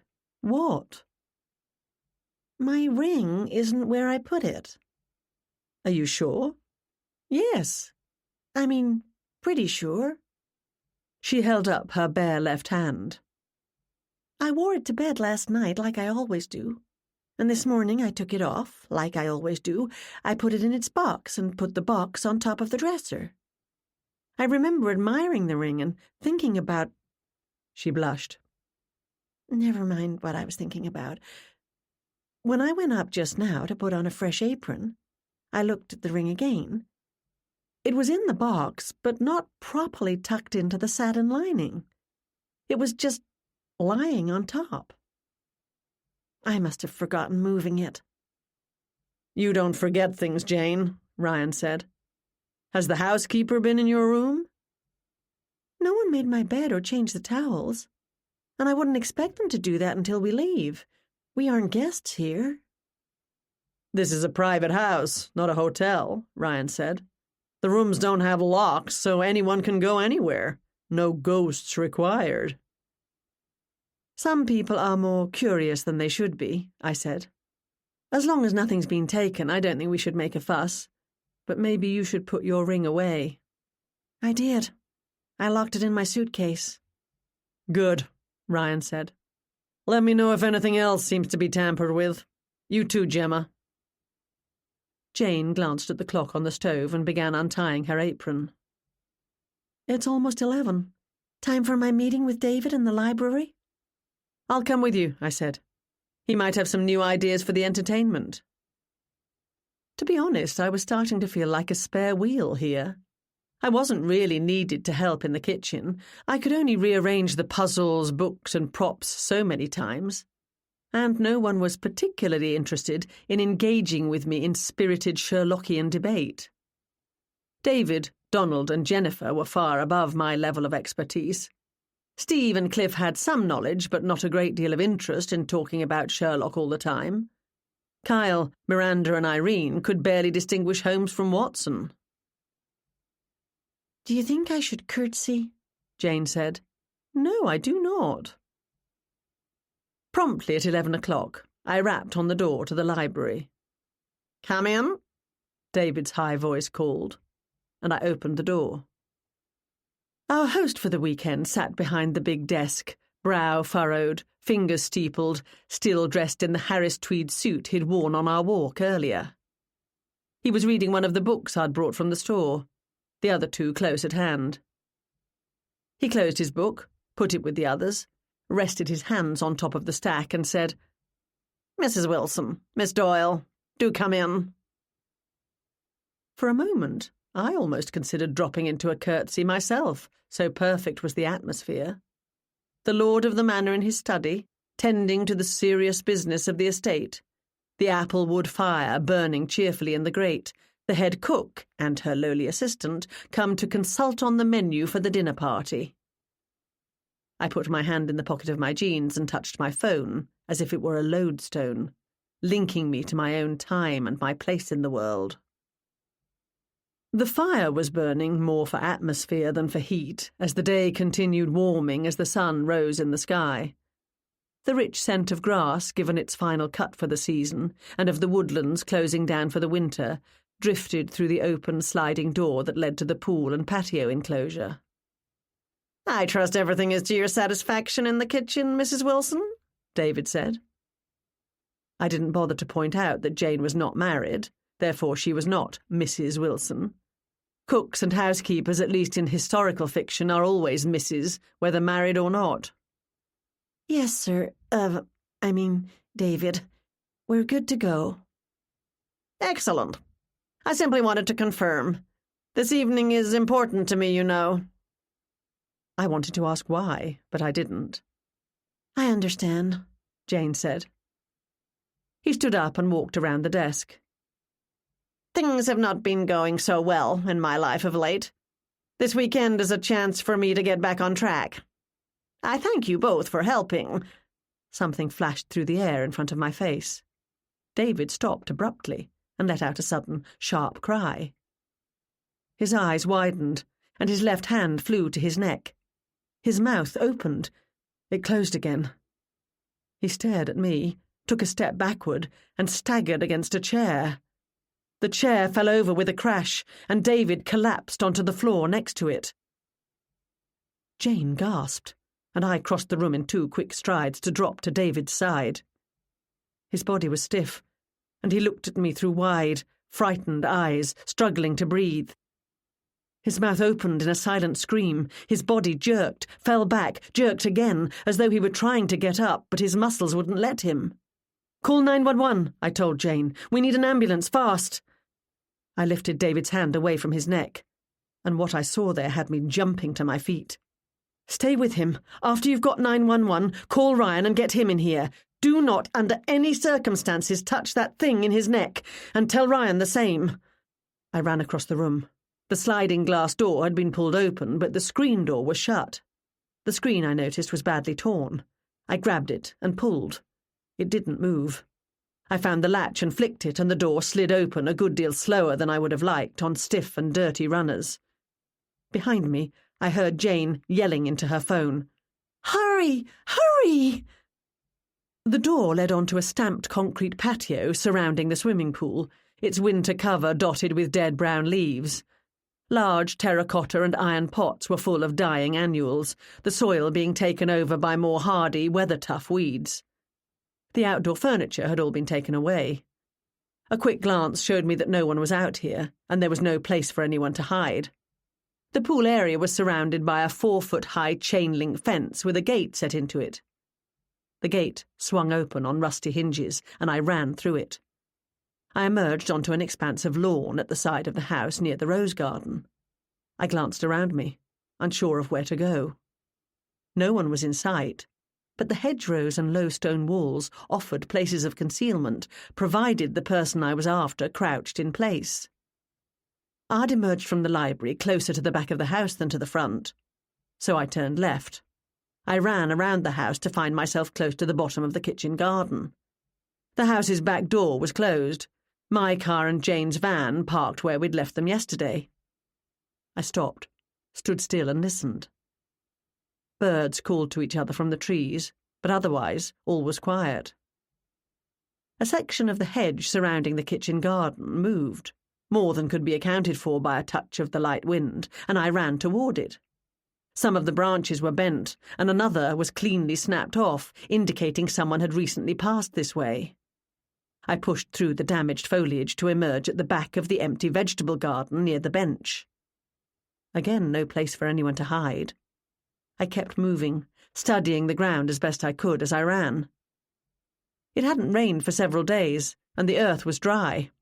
A few footprints marked the soft earth that had once nourished the vegetables. But the entire pack of us had walked through here a short while ago.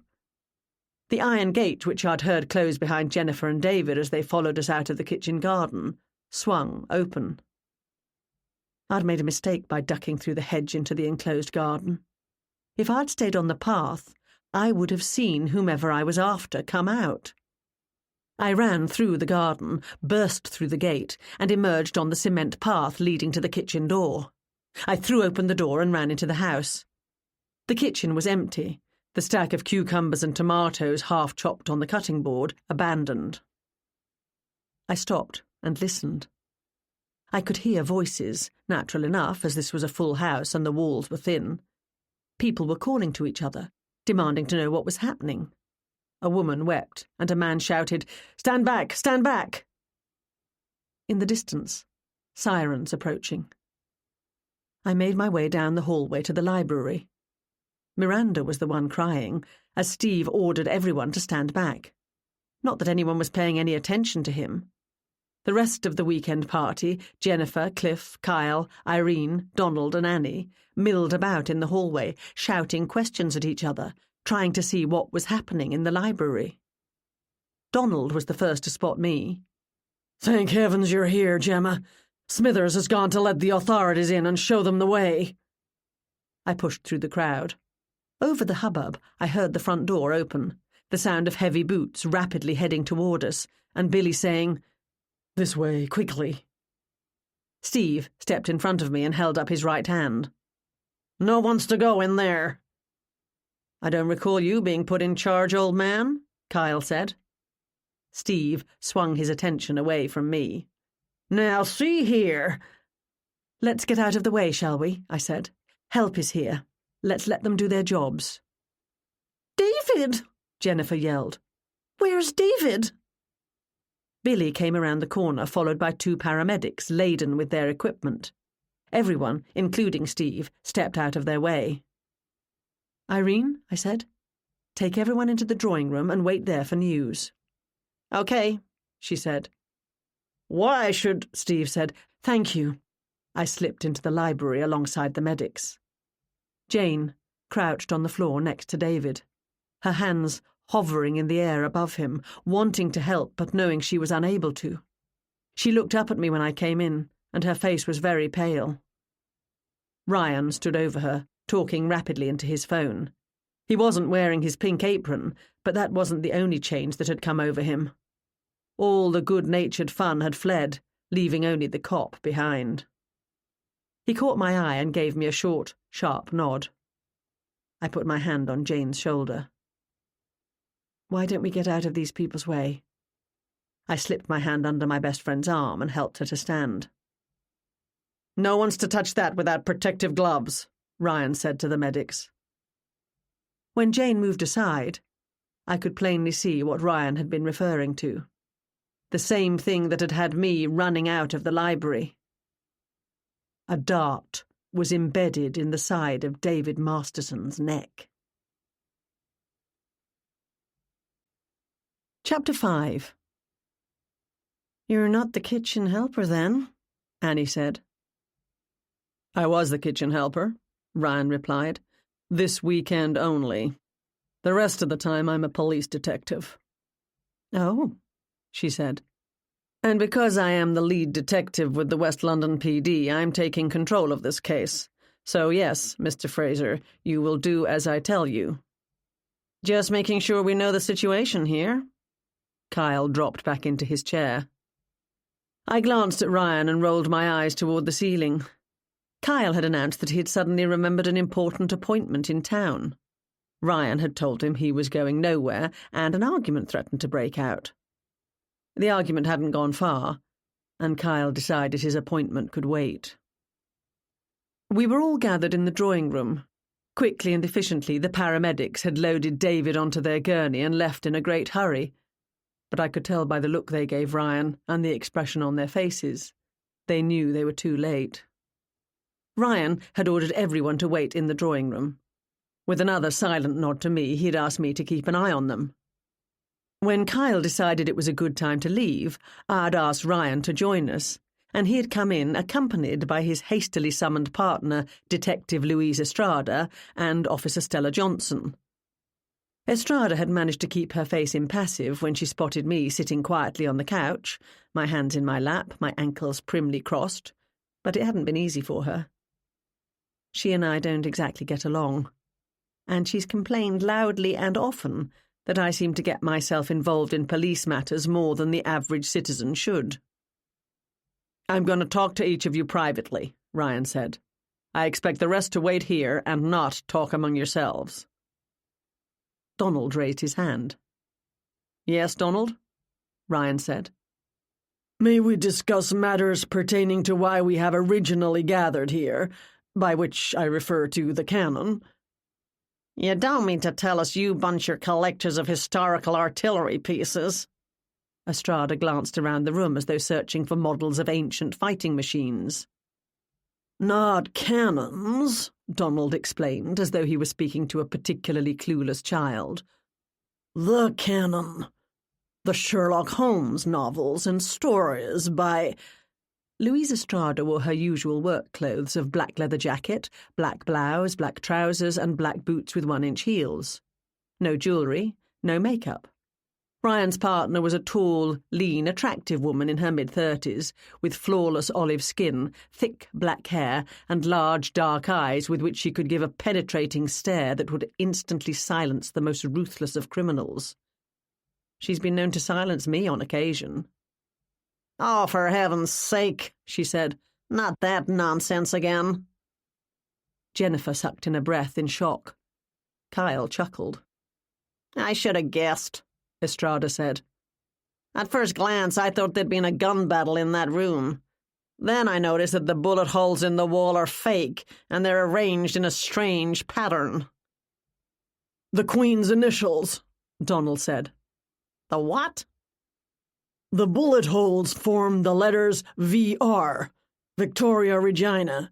Not that the Queen's middle name was Regina. The word means queen or female ruler.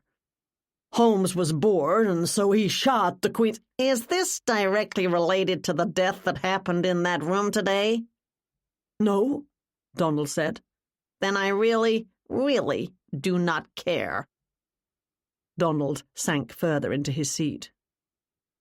Ryan's phone rang, and he checked the display. "I have to get this. One moment." He slipped out into the hallway. He was back a moment later. His face was impassive, but I knew by the set of his jaw the news wasn't good. "I'm sorry, but that was the hospital calling. Mr. David Masterson has died." I ran my fingers lightly across my right cheek as I studied the people in the room while they reacted to the news. Cliff bent his head and whispered what might have been a private prayer. "Sorry to hear that," Kyle said. Miranda sobbed into a handful of tissues, but I suspected it was more for effect than grief. Her eyes and nose were clear and dry, and although the tissues she clutched in her hand were crumpled and damp, they weren't sodden. Annie, on the other hand, was genuinely crying, loudly and copiously. She sat on the love seat next to Jane. Jane's arm was wrapped around the other woman's shoulders to provide what comfort she could. Irene's eyes flicked around the room, and I assumed she was composing her newspaper copy. Steve sat in a delicate armchair that looked as though it would collapse under his weight at any moment. His posture was erect, his arms crossed over his chest, his feet placed solidly on the floor in front of him. Kyle sprawled on the couch, trying to seem blasé and oh so cool in the face of the drama, taking up more room than he should. But the twitch in the corner of his right eye told me he wasn't as casual about all this as he wanted us to think. Silent tears ran down Jennifer's face, and she huddled into herself in the space on the couch Kyle had left for her. "As I said, I'll be needing to speak to each of you privately," Ryan said. "You think someone killed him?" Kyle asked. "Well, let me assure you it wasn't me." "I think nothing," Ryan said. "Not yet."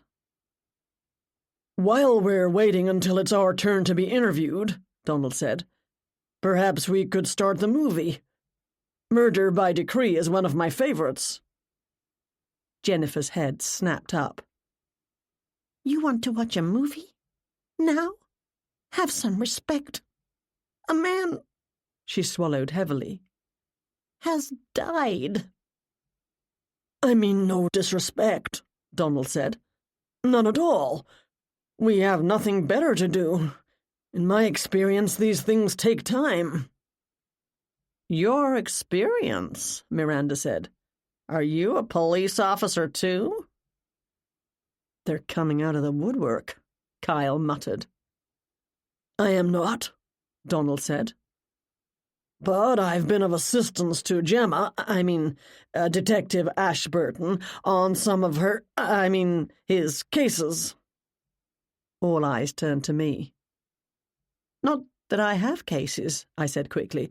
"Donald means he's helped me solve minor problems at my shop. Isn't that what you mean, Donald?" Yes, like the time your sales machine computer thing broke, and I fixed it for you," said the totally computer illiterate Donald. "No movie," Estrada said. "In that case," Kyle said, "how about a drink? Smithers, why don't you open the bar?" "That would not," Officer Johnson began, but the fake butler spoke over her. "My name's not Smithers, as you well know, Kyle. As you also know perfectly well, I am not a butler, and from now on you can pour your own blasted drink." Smithers, who I must remember to call Billy, had been pacing up and down across the room, letting off nervous energy, I wondered, or did he have something specific to be nervous about? His face, until he had turned on Kyle, had been expressionless, but his body language told me he was troubled. David had been his uncle. Was that it? Or something more? Whoever had killed David Masterson, and that person I believed was in this room, wasn't about to stand up and confess. "Ms. Doyle," Ryan said, "I'll interview you first. Officer Johnson, stay here and ensure no one discusses what happened. Miss Talbot, I hope I don't have to remind you that nothing is to appear in the papers without my permission." Miranda perked up. "Papers? You're with a newspaper? How interesting." Ryan and I walked out of the room, followed by Louise Estrada. As we left, I heard Kyle say, "Okay, you don't have to serve. Get the bottle out and find some glasses, will you?" Miranda said to Irene, "If you'd like a photograph, can you wait until I've had a chance to fix my hair? I must look a total mess." She was probably disappointed that no one hurried to assure her she looked as lovely as ever. "I'm particularly fond of the pee scene in Murder by Decree," Steve said to Donald. "Although otherwise, I don't care for James Mason as Watson." With the library blocked off and the group gathered in the drawing room, Ryan had appropriated the dining room as his interview space. I couldn't think of any place that seemed less suitable. The walls were covered with gold silk paper. The art consisted of a series of framed black and white sketches of crumbling castles. A round mirror in a gilt frame was mounted above the fireplace, and a teardrop chandelier hung over our heads. The table had not yet been set for lunch, and the shine of the dark wood of the table reflected the candelabra. The golden drapes were closed, the lamps switched on, the chairs tucked up to the table, and the fireplace contained nothing but cold grey ash. Ryan and I pulled out chairs, and Estrada stood against the wall. "Did you tell Louise why we're here?" I asked. "I did," he said. "Unbelievable," she muttered. "I don't suppose I can tiptoe into the library and get some of my books and games?" I asked. "If the guests are to remain here, they'll need something to do." Estrada gave me that penetrating stare. "Just asking," I said meekly. "I was in the kitchen cutting vegetables for the salad for lunch," Ryan said, "when Jane called and told me someone had been killed in the library. I might have thought she was getting into the spirit of the weekend, except for the tone of her voice, which told me this was no joke. Less than 10 minutes before, you and she had gone to the library to meet with David Masterson as arranged. When I got to the library, you weren't there, but Jane said you'd told her to call 911 and then me." I nodded. "That's right. I ran after the person who did this." Estrada groaned. I spread out my arms. "Obviously I had no luck, otherwise I would have told you who it was right away." "Gemma," Ryan said, "I seem to recall on another occasion advising you not to chase someone you think is a killer alone and unarmed. Maybe you should have waited for the police? Meaning, in this case, me?" "Sorry," I said, although I wasn't sorry at all. I hadn't been intending to tackle the perpetrator as though I were an American football player, but I hoped I could at least get enough of a look at them to be able to identify him or her. "Did you see this person? The one you chased?"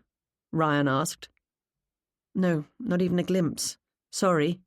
They moved fast, and there are all sorts of places on this property where someone can duck behind a fence or through a hedge or turn a corner." "Take us through exactly what happened," Ryan said. I did so. David had been seated at the desk reading when Jane and I arrived. He closed his book, got to his feet, and walked around the desk talking to us. Someone fired a dart through a tear in the screen door, and it struck him in the side of his neck. Involuntarily, I lifted my own hand to indicate the spot on my neck. He dropped on the spot, and I left him in Jane's care and gave chase. "Have a good look at the screen," I said. "As I mentioned earlier, this house is not as well kept up as it first appears to be." I gestured around me. The wallpaper peeling at the edges, the watermark in the plaster ceiling, the dust gathering in clumps on the picture frames. "The screen on the library door is in particularly poor condition. Screens are intended to keep out small insects, but the hole in the centre of that one wouldn't stop Moriarty," meaning my shop cat. "Louise, you might want to check and see how recent the tearing is." "I might I?" Estrada said. "You might. If someone cut or ripped it with the intention of creating an access point for their projectile, that would indicate the attack was planned. I didn't hear the sound of screens ripping, nor see anyone lurking outside the sliding door or peering through the windows when Jane and I came in. But I will admit, I didn't look toward the door or windows because David greeted us immediately. After firing the dart, whoever did so ran across the pool enclosure, through the gate, rounded the house to the rear, and then went through the hedge into the kitchen garden. The ground's hard, so you likely won't be able to get footprints. But if they left the path and went across the lawn or through the vegetable beds, some residual prints might be visible. Unfortunately, that will probably be of no use to you. I have to mention that we all, with the exception of Jane and you, Ryan, toured the gardens after breakfast. Even Annie Masterson and Billy Belray, who are pretending to be the housekeeper and the butler, respectively, joined the expedition. As there are no vegetables to be wary of treading upon, we would not have minded where we were putting our feet. Our dart thrower crossed the kitchen garden and exited via the gate. I closed my eyes and thought, trying to visualize the scene. Estrada shifted but said nothing. Ryan's chair squeaked. Cliff Mann left the group before we went into the vegetable garden, saying he wasn't interested. Billy joined him, but the rest of us accessed it via the gate, and everyone, including me, sort of wandered around. We didn't stand in one place. Jennifer and David were last to leave the kitchen garden at the end of our tour, and one of them pulled the gate shut after us. I distinctly remember hearing the sound as the latch fell into place. Their prints will be on it, but they won't be the only set. The ironwork is quite nice, and some of our party examined the gate earlier, including, unfortunately, me. By examined, I mean touched. "Your prints are on it," Estrada muttered. "Why am I not surprised to hear that?" "The gate was closed but not locked," Ryan said. "There isn't a lock, and probably never was. No reason there should be. Deer can't open gates." I continued mentally retracing my steps of earlier. The gate opens onto a cement path leading to the kitchen door, and then onto the rear parking area and the driveway. I had to decide what direction to go, and I went into the house via the kitchen. "Why?" Estrada said. "Wouldn't this person be more likely to stay outside to get away? People might have been in the kitchen." Jane had called Ryan and thus sounded the alarm. I assumed no one would be in the kitchen after that, and I assumed our killer would have also thought so. He or she would want to blend into the people in the house as quickly as possible and not to stand out in any way, as they would have if they'd come in through the front door. That's precisely what happened.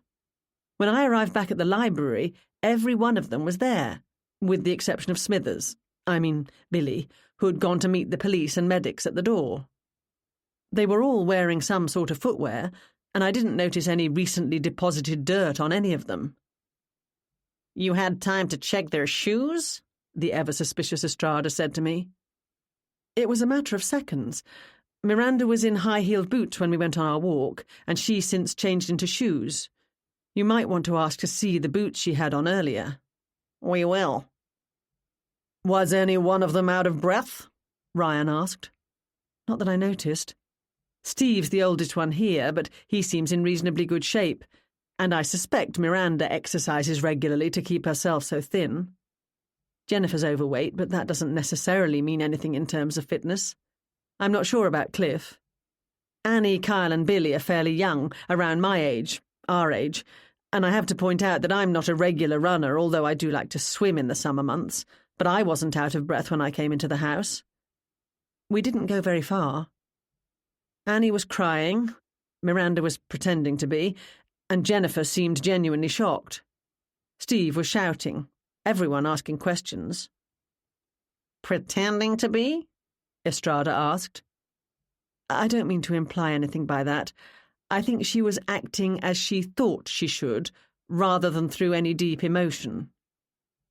"You think one of the house guests did this?" Estrada said. "Or the temporary staff, yes. Present company and Jane accepted." "Don't rush it," Estrada said. But her heart wasn't in the threat. She'd asked a good question, and I was glad of it. In the past, she would have instantly dismissed anything I had to say. "Why do you assume the perpetrator was in the house?" Ryan asked. "Why couldn't someone have come from outside, do the deed and then take off?" That could have happened. The property's fenced and gated. I don't know if the gate is kept shut. It was open when we arrived yesterday, if you remember. You'll want to have people searching for signs of an intruder. This person might have been creeping about the shrubbery all morning, waiting for the opportunity to throw a dart at David. But I consider that highly unlikely. Anyone in the house could have overheard David call Jane and invite her to the library at 11 o'clock, and thus have been lying in wait outside. How could someone not part of this group know where he was going to be and when? If someone had been lurking in the shrubbery trying to see into the house, they were likely to be spotted. Remember the torn screen door? Also, remember this is not David Masterson's home. He's a weekend guest as much as the rest of us are. He didn't have a regular routine that he might be expected to keep. No. One of the people invited here for this weekend killed him. And they came with the intention of doing so. "I can't disagree with that," Ryan said. Not many people carry poisoned darts on their person on the off chance they get an opportunity to use them. Poison? Estrada said. Why do you assume it was poisoned? Ryan said nothing, but looked at me. You noticed that as well, I said. The dart's fairly small, although undoubtedly quite sharp. David dropped instantly, as anyone might when receiving a shock like that. He fell against a chair, knocked it over, and collapsed to the floor. But he didn't bleed any more than could be expected from a tiny prick. The dart didn't go into his neck deeply enough to reach an artery. Therefore it had to have been coated with something that did him in on the spot. His body convulsed almost immediately. He appeared to be unable to breathe, and his muscles froze. Strychnine is my guess. Estrada blanched. Where's the dart now? I asked Ryan. I secured it, and it's on its way into town. I removed it before the medics tended to him, and I called the pathologist's office to let them know what we suspect. I'm not a dart player, I said, but I have seen the game being played on several occasions. The thing that was used to kill David didn't look at all like the typical dart as thrown in the pubs in England. Unless you play the game quite differently in America, I suspect this one came from some sort of projectile firing object. Ryan nodded. Blowgun, most likely. Yesterday and today I spent most of my time in the kitchen, he said to Estrada. I didn't meet any of the guests, or even David Masterson himself. You had contact with them, Gemma. Did you notice anyone showing any animosity toward Masterson? No, but one thing in particular struck me. This was supposed to be a Sherlock Holmes weekend. I was invited to bring the props, the books, the games, the movies, that sort of thing, and help keep the conversation going. Donald and Uncle Arthur were invited because of their knowledge of Holmes. I expected everyone would be on the same page, so to speak. They're not? Not at all. Jennifer and Steve seem knowledgeable, particularly Jennifer, but the others not so much. Cliff is so-so, but Kyle and Miranda aren't even bothering to pretend an interest. You might want to ask them why they're here. I'll do that. Thanks, Gemma. I have one question before you go. Estrada pointed to the 3 books in a small pile on the otherwise empty desk. You said David was sitting behind that desk when you came in, reading. Those books look old, judging by the covers and some wear on the edges of the paper. Are they valuable? I know some of those books can run into the tens of thousands of dollars. I glanced towards the desk. You're wondering if theft might have been a motive, but the answer is no. Not of those 3, anyway. They have no value to a collector. I brought them from the store to use as props for the weekend. They're not first editions and are not signed or have any other significance. They're just ordinary used books I sell in the Emporium. I'll talk to Jane next and then the rest of them, Ryan said. You 2 might as well carry on with whatever you were doing. I guess my stint as a kitchen maid is over. He tried not to look too pleased at the idea. I stood up. I would have liked to stay and listen in on the interviews, but I knew better than to ask. Ryan didn't like it when I got involved in his cases. To be honest, I didn't like it either, but that's what happens sometimes. We've got a fully stocked kitchen and bar, so that'll go a long way toward keeping the guests, aka the suspects, in place. Are you going to let them leave after they've given their statements? I'll decide later, Ryan said. Estrada walked out of the dining room with me. We found the guests in the drawing room where we'd left them under the watchful eye of Stella Johnson. Donald was reading the latest edition of Canadian Holmes, which I'd brought from the store. Jennifer appeared to be examining the railway timetables again, but I could tell by the tilt of her head she wasn't seeing anything. Cliff was working on a jigsaw puzzle, while Steve shifted restlessly on the couch. Miranda flipped through a fashion magazine, and I had not the slightest idea where she would have found that in this house. Irene had taken a seat on the couch, with the latest version of Sherlock Holmes magazine on her lap. But she wasn't reading. Billy had opened the bar, and Kyle was sitting by himself in a far corner, nursing what looked like a scotch. Annie sat with Jane. The two women spoke in low voices, and Annie wept softly. "Miss Wilson," Estrada said, "if you'll come with me, please." Jane stood up. I took her place next to Annie. "You okay?" I asked. The fake housekeeper swallowed heavily, gave me a small nod and blew her nose. "Were you and David close?" I asked. "I guess we were. Sorta. He was my mother's brother. When I was in junior year of high school, my mom got married and moved to New Hampshire. I didn't want to switch schools, so I went to live with Uncle David. We lived in the same apartment for a couple of years, but didn't spend all that much time together. You know how it is." I didn't, but I nodded. My Uncle Arthur and I share a house, and I'd say we're very close. Then again, I hadn't even known he was on his way to Spain. Donald looked up from his journal. "What do you think happened, Gemma?" "No talking about it," Officer Johnson said sharply. "It's obvious the cops think David was murdered," Kyle said. "Otherwise, why are we all being kept here, right? And told not to talk about it?" Miranda looked up from her magazine. "Murdered? That's absolutely preposterous. Everyone loved David. He never heard a fly in all his life." "I don't know about any flies," Kyle said, "but I've heard that he had his enemies. Isn't that right, Billy?" Billy jumped to his feet, his face set into dark lines and his fists clenched. An interesting reaction, I thought, to what might have been nothing but a passing comment. "What's that supposed to mean?" Kyle smirked. "Or should I say Smithers? You did a good job playing the obsequious butler." "Do you have something to say to me, Kyle? If you do, spit it out." "Beggars can be choosers. Nor, so it would seem, can butlers." Kyle laughed and leaned back in his chair. I wanted to hear more, but Johnson stepped between the two men. "That's enough of that. You'll both have a chance to tell your story to the detectives." "I don't have a story," Billy said. "Glad to hear it," she replied. "Now, sit down."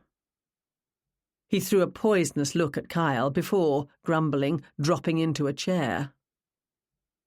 "A coffee would be nice," Miranda said, as she returned her attention to her magazine.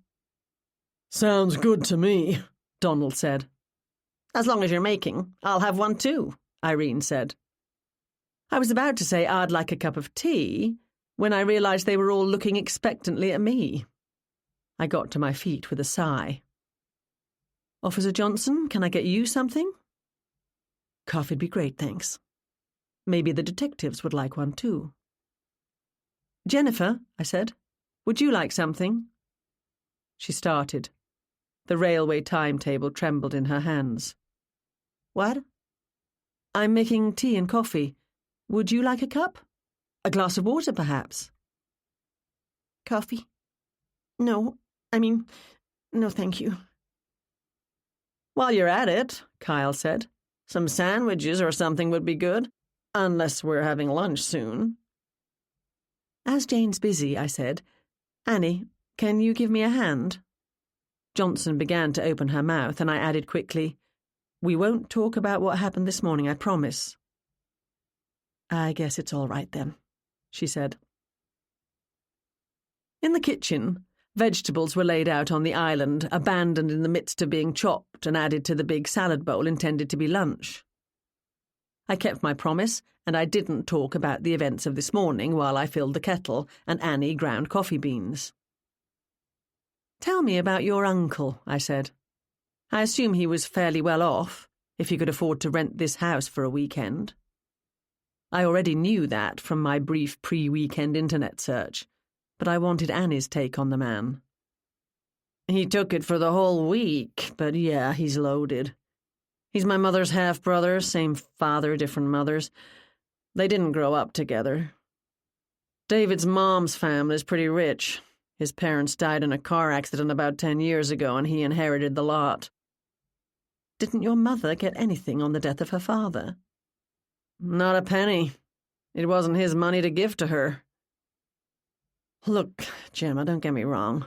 Uncle David was good to me. He helped me out when I needed a place to stay, when I was trying to make a go of my career. Her face twisted. I turned away from her and began getting down mugs and cups. I'm still trying to make a go of my career, and I'm still needing handouts.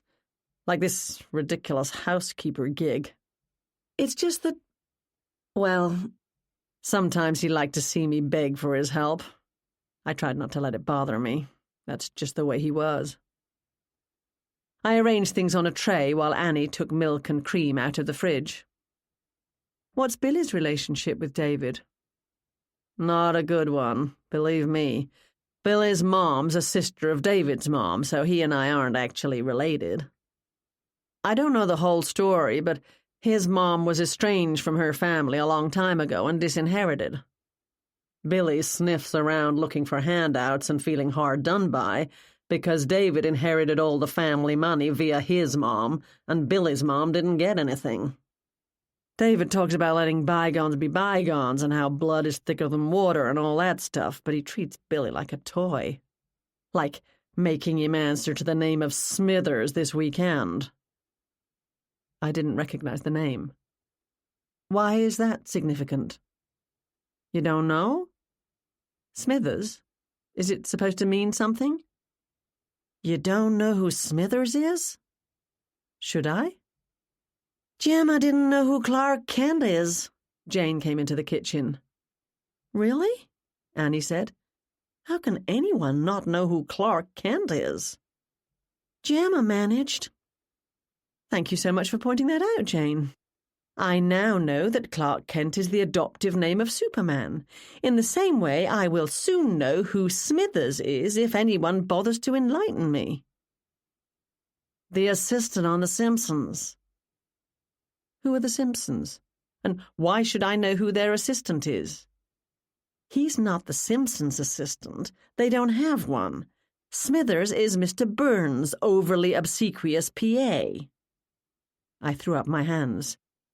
If I need to know who Mr. Burns is, never mind Mr. Simpson or Mr. Smithers, please tell me. Otherwise, the tea is almost ready. Jane was laughing so hard at my expense I hoped she'd get a stitch in her side. The Simpsons is a TV show, Annie explained as she filled the coffee carafe.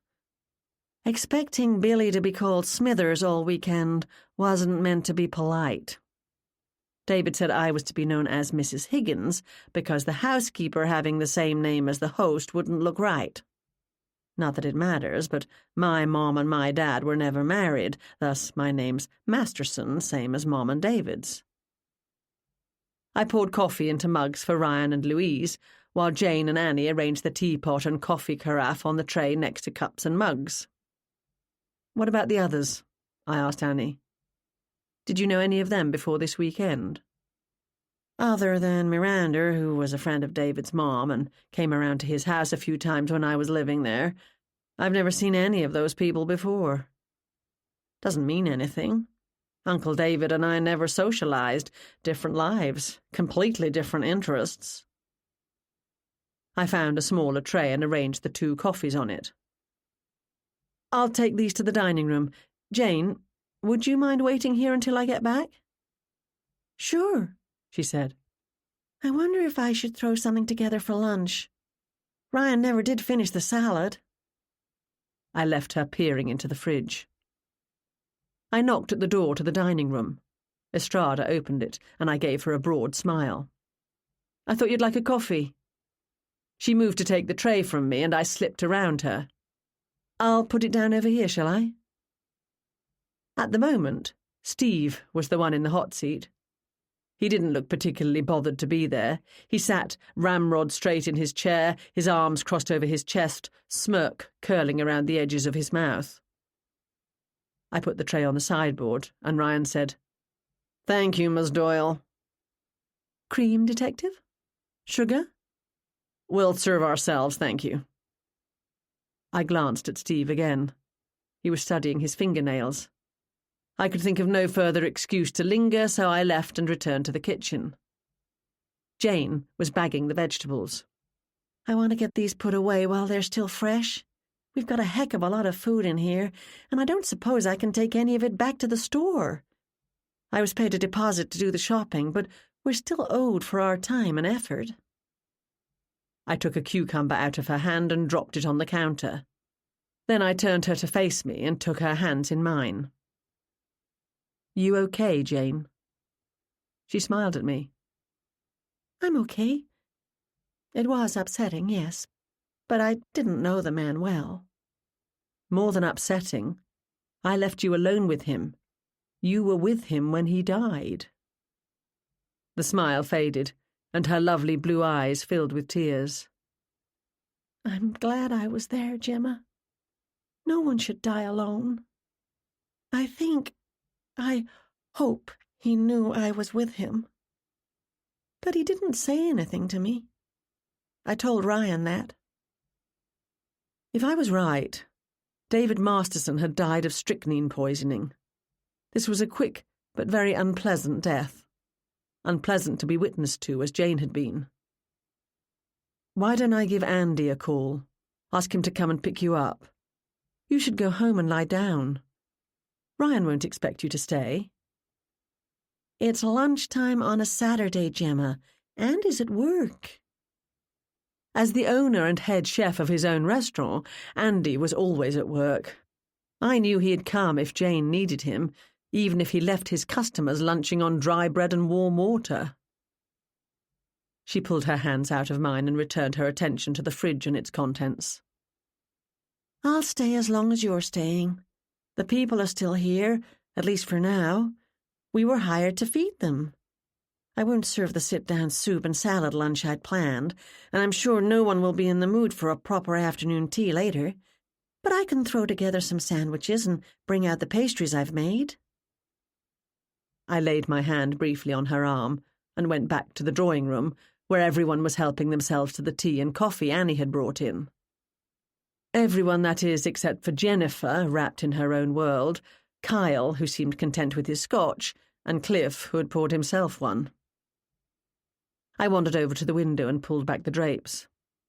Police cars, marked and unmarked, filled the driveway at the front of the house, and uniformed figures moved across the lawn. I poured myself a cup of tea, grabbed a vacant chair, and dragged it to where Miranda had returned to the couch with her coffee and picked up the magazine. "Did you know David well?" I asked her. She looked at me through dry eyes. "We've been friends for many years." "That's nice. Good friends?" "I don't know what you mean by that. David he was married." Which, I thought, had never before stopped two people from becoming good friends. But I didn't pursue the matter. More to the point, however, they had never expressed any degree of fondness toward each other, not even in an attempt to do so secretly. "David's late mother was a dear friend of mine," Miranda admitted at last. "After her untimely death, he and I kept in touch. I like to think she would have wanted us to be friends." "That's nice. It was nice of him to invite you to this weekend, seeing as how you aren't interested in Sherlock Holmes." Her makeup cracked as she smiled. "I believe in showing an interest in many things. Curiosity keeps a woman young." She returned her attention to her magazine. "I can tell when I'm being dismissed." "I don't necessarily do anything about it, but I can tell." "Do you live in New York City?" I asked. Slowly, ever so slowly, she raised her head. She stared at me from beneath her thickly mascaraed lashes. "Is that any of your business?" "Just being friendly," I said. "I don't know why it matters to you, but yes. I live in Manhattan. I love the energy and vigor of the city." She was saved from more of my friendliness when Steve and Estrada came in, and Estrada said, "Miss Ireland, we'll speak to you now." Miranda stood up. She patted down her skirt, fluffed her hair, and left the room. Steve headed for the bar cart. He poured himself a shot of bourbon and swallowed it in one gulp. His hands shook slightly. Not quite as casually disinterested as he wanted to appear. "I need to get out of this horrid dress." Annie tugged at her collar. "I can't believe people actually wore things this uncomfortable." "I'm sorry," Johnson said, "but the detectives would like you to remain here until they've spoken to you." Annie pointed to the ceiling. "My room's upstairs, a dark, damp little thing under a sloping ceiling. I'll be back before they know it." Johnson shook her head. Annie dropped back into her chair and didn't press the point. I studied them all. Donald took the seat next to me, recently vacated by Miranda. He leaned toward me, and instinctively I leaned toward him. "How can I help, Gemma?" he whispered. "Help with what?" "The case, of course." "Ryan and Detective Estrada are here. They don't need any help. I'm staying well out of it." Donald winked at me. "Really, I am." He winked again. "How did you get invited to this weekend anyway?" I asked. "Had you met David before?" "Not in person, but we have corresponded. They say he has an excellent collection of first editions of the Holmes books and other works by Sir Arthur, and several original Strand magazines. He corresponded regularly with many of the most prominent Sherlockian scholars around the world, but he didn't normally go to public events, such as meetings of the Baker Street Irregulars or attend the BSI weekend." "Not a joiner, then?" "Do you know why you were invited to this weekend, Donald? I mean, you're well known in the field, but no one would consider me to be one of the most prominent, you mean? That's okay, Gemma. I'm happy with my own small area of study. My invitation came via Arthur. Arthur, as you know, does have a considerable reputation. It was thoughtful of him to mention my name to David." "Do you know if Uncle Arthur has ever met David?" "I know he hasn't.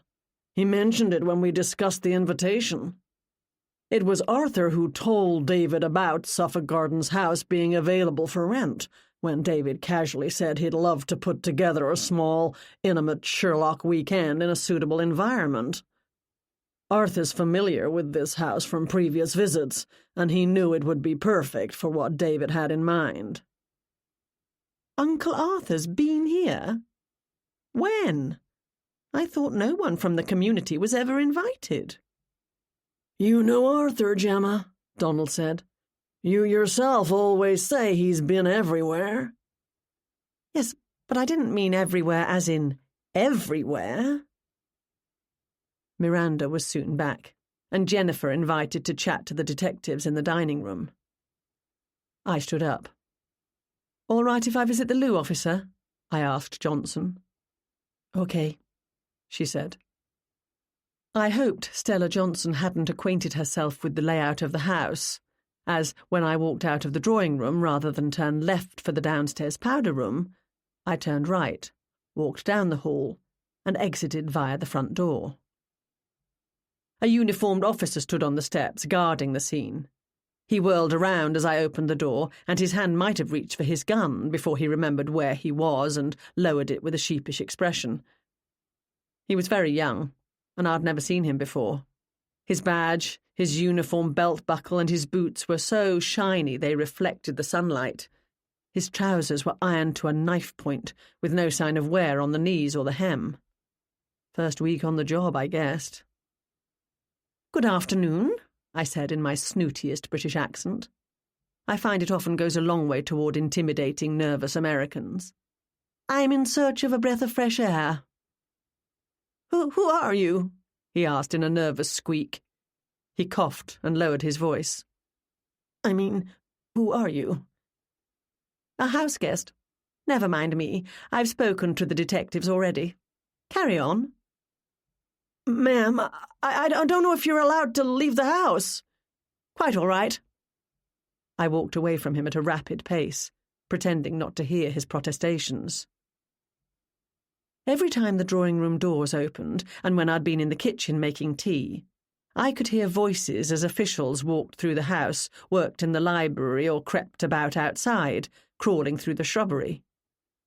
The West London police had wasted no time in putting a full investigation in motion. They were good at their jobs, but in case they overlooked something that might prove to be important, I wanted to have another look at the path the killer had taken after throwing a poisoned dart through the ripped screen door of the library. I was interested, very interested in the dart itself, but I knew I'd be allowed nowhere near it. I'd simply have to wait, like Ryan, for the toxicology report to say what had been on it, assuming Ryan would tell me, which was by no means guaranteed. Unlike Sherlock Holmes, I do not have an encyclopedic knowledge of poisons, their origins and effects. But, unlike Sherlock Holmes, I have access to the internet. When I had a chance, I'd try to find out what I could about what might have been used. Not everyone has ready access to a poison so powerful a mere scratch can fell a grown man in less than a minute. But these days, almost anything's available for those prepared to do a bit of research and with the right mindset. I was also interested in what the killer had used to propel the dart. Not their own hands, I'd decided. Therefore, Ryan had probably been right when he guessed a blowgun, although it could have been some sort of bow. Whoever it was must have been extremely confident of their abilities. If they'd missed, David, Jane, and I would have seen the thing flying through the air and embedding itself in the wall or the carpet. From then on, David would have been on his guard, and I would have called the police, a.k.a. Ryan Ashburton, the kitchen maid. Although, depending on what we were doing at the time and the lighting in the room, we might not have noticed the dart whiz past. Was it possible this was not the first attempt? I'd have to warn everyone not to pick up any darts they found lying around. Or did Ryan want to keep that detail to himself for now? I'd better check before I started talking of things the police were keeping mum about. I made my way around the house to the pool enclosure and the door to the library. It seemed odd that the patio and pool would be off the library, but perhaps the layout of the rooms in this house had moved over the years. I placed my feet with care, watching where I went. I put my hands behind my back and studied the screen door. The edges of the largest of the tears were clean and sharp, meaning they were recent and had been cut, not decayed over time. The library was empty. The police had completed their search for evidence. They wouldn't have found anything in the library, as the killer hadn't needed to step inside. I followed the path I'd taken earlier, moving slowly this time, studying the ground. Nothing. No footprints marred the stamped concrete or the hard ground. Unfortunately, I found no dropped driver's license or abandoned piece of clothing either. I also didn't find a blowgun or a small bow. I ducked through the hedge into the kitchen garden, where I found evidence that the police had taken casts of footprints. But as most of us had been in there earlier in the day, those wouldn't help much. Dust from a soft grey powder was trapped in the crevices of the iron gate I'd admired earlier, meaning it had been fingerprinted. Again, any one of us could have touched it. I had. I retraced my steps, hoping I'd overlooked something. I stopped under a wide window with curtains pulled across it and thought. What might I have missed? Had I been right to chase the killer where I had? Was it possible they'd taken a different route and not gone into the house by the kitchen? Had I been wrong in assuming this person had been one of the weekend party? I closed my eyes, to draw up a picture of the scene as it had happened. I leapt out of my skin at a bellow in my ear. "What on earth do you think you're doing, listening at the window?" Ryan Ashburton's head stuck out of the window, the white drapes curling around his shoulders. "Oh, sorry. Is this the dining room? I didn't realise. I wanted some fresh air." Estrada's head was next to pop out of a window. "You're supposed to stay in the house with the rest of them." I am? Sorry. "The officer at the door has orders to keep you all inside." Sorry, I said again. Don't be too hard on him. I bullied him. "Why does that not surprise me?" she said. "It's his first week on the job," Ryan said. "I should have warned him about you. Please, go back inside, Gemma. We can talk later about, anything you might have noticed." Which is nothing, I'm sorry to say. Chapter 6. "You're not serious," Jennifer was saying as I re-entered the drawing room. "Totally serious," Steve said. "It's what he would have wanted." "Seems rather poor taste to me," Donald said. "I'm with Steve," Kyle said. "It's a great idea. David hated waste." He did not, Annie said. And even if he did, how would you know? What are you talking about? I asked. No one answered me, so I glanced at Jane. They want to go ahead with the formal dinner tonight as planned, she said. "It would be in honor of David," Miranda said. "A fitting tribute." "As long as we're stuck here anyway, we might as well enjoy ourselves," Billy said. "But to make things perfectly clear, I'm not waiting on you." He looked down at himself. "And I'm not wearing this blasted suit any longer either." "Well, I'm not doing it." Annie had undone several of the buttons at the top of her housekeeper's dress and rolled some of the material up into the belt so her knees were clear. "He was my uncle, too." Billy pointed to Jane and me. "Isn't that why they're here?" "You can deduct tonight's meal from our fee," Jane said. "Not that you're likely to get paid," Miranda said, "now that David's dead. I hope you got a good advance." Irene said nothing. She had been warned very sternly by Detective Estrada that not a word of this was to appear in the papers. Earlier, she had excused herself and slipped off to the loo. I'd noticed her touching her pocket, as though to confirm that her phone was there, and she had been gone a long time. Ordering her editor to clear the front page, I assumed. Today was Saturday, and the West London Star didn't print on Sunday. All she'd be able to do today would be to get something onto their Twitter feed. "Well, I'll chip in to cover the expense," Cliff said. "Come on, let's do it. For David. One last time." He lifted his glass. It had been refilled while I was out of the house. "No," Jane said. "I don't want—" "Sure," I said. Jane threw me a look. "Why not? We've bought all the food. We've done the prep. Jane will cook, and I'll help serve. Seeing as how we've lost our best kitchen maid, Irene will take that role." "I will," Irene said. "Donald can be the butler. He can serve the wine as well as enjoying dinner, of course, if you don't mind a little informality." "I'd be happy to," Donald said, "if you think it appropriate, Gemma. A man did die in this house today." As others have said, David would want us to carry on. "How do you know what he'd want? You only met him yesterday, didn't you?" Jennifer's eyes narrowed as she studied me.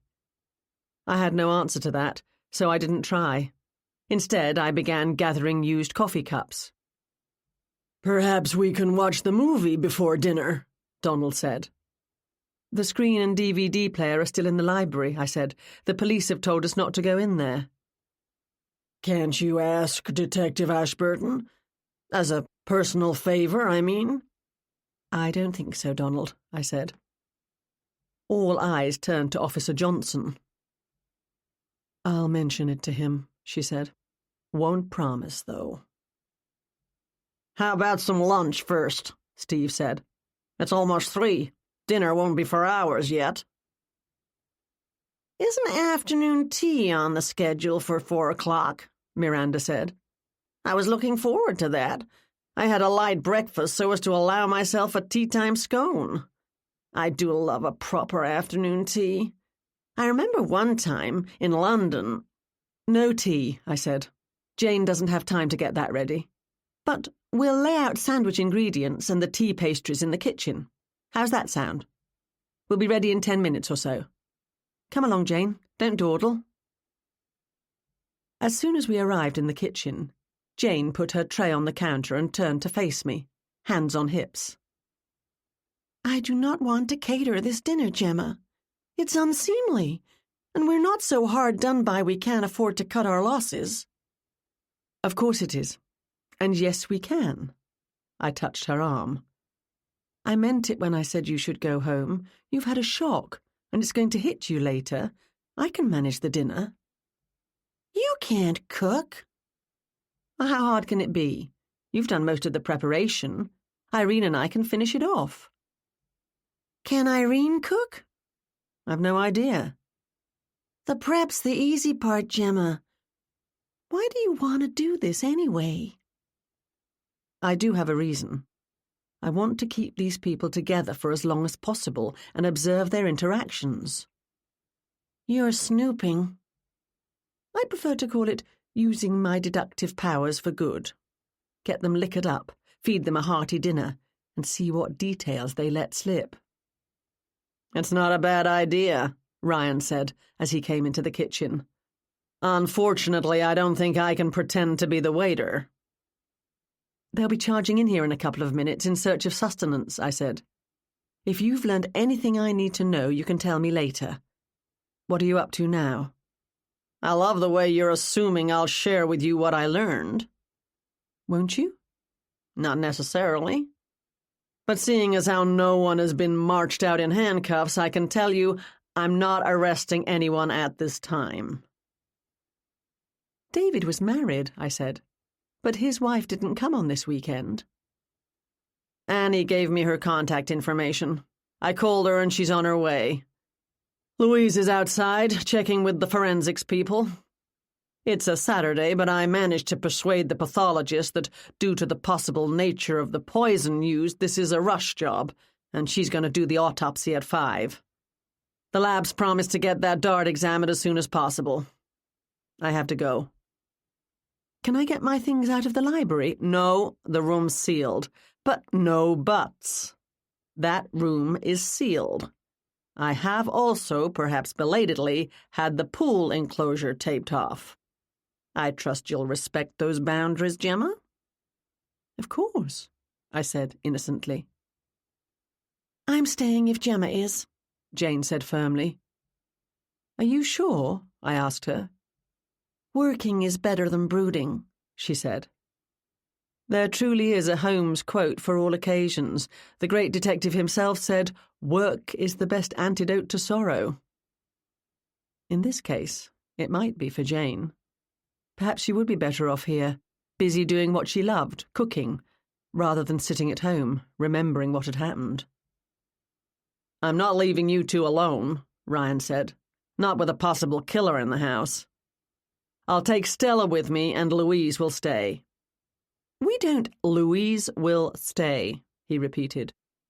I don't necessarily agree with you, Gemma, that the killer has to be one of the people in this house. I intend to start checking into Masterson's personal and business affairs. Need I remind you that if you learn anything at this dinner party, you are to share it with me, immediately.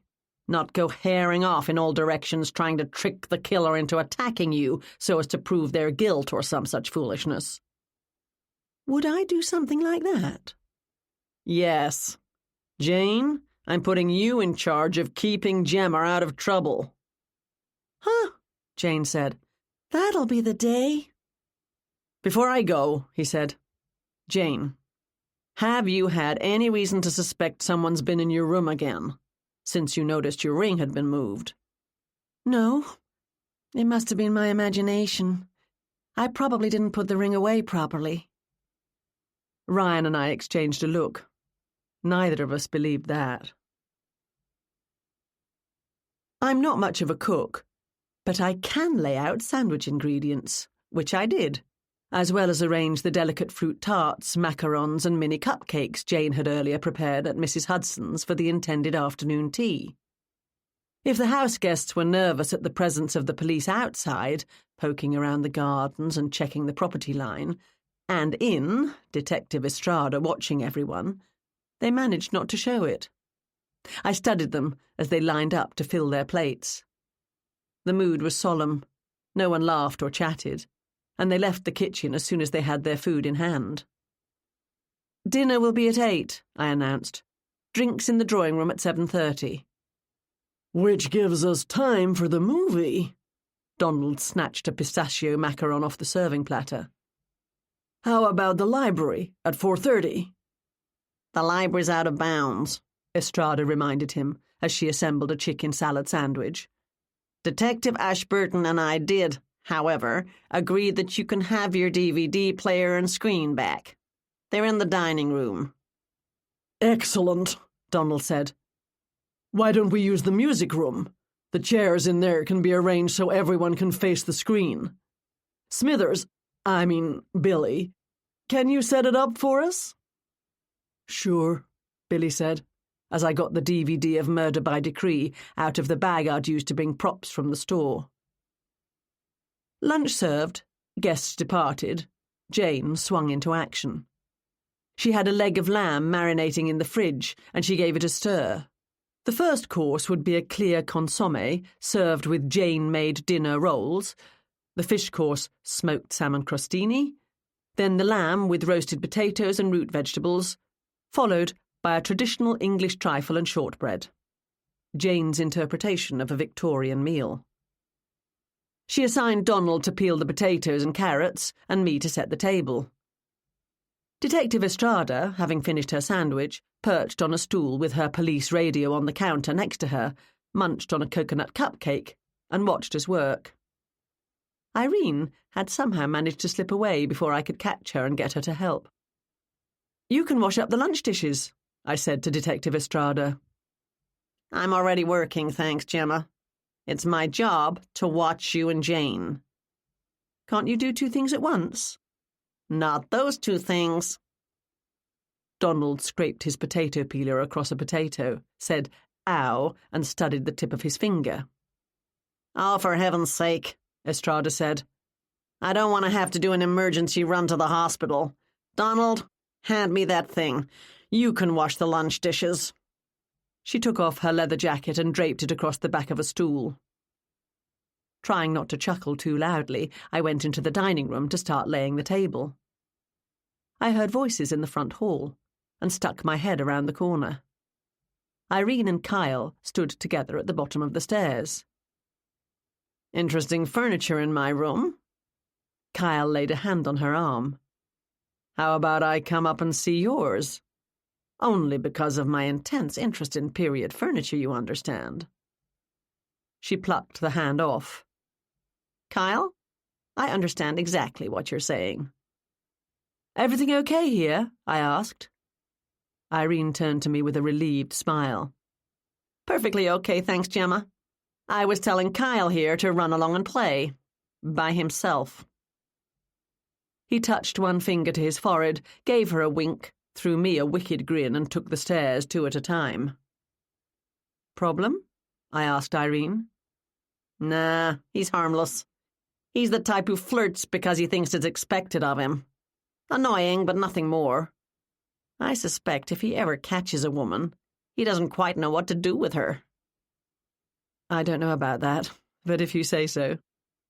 "What are you up to for the rest of the day?" "I thought I'd go for a walk. I might wander down to the property line and ask the cops if they're finding anything of interest." "I'm sure they'd tell you." "I heard they've closed the front gate and put a guard on it, to keep away the curious members of the public and the Fourth Estate. Good thing I find myself on the right side of that line."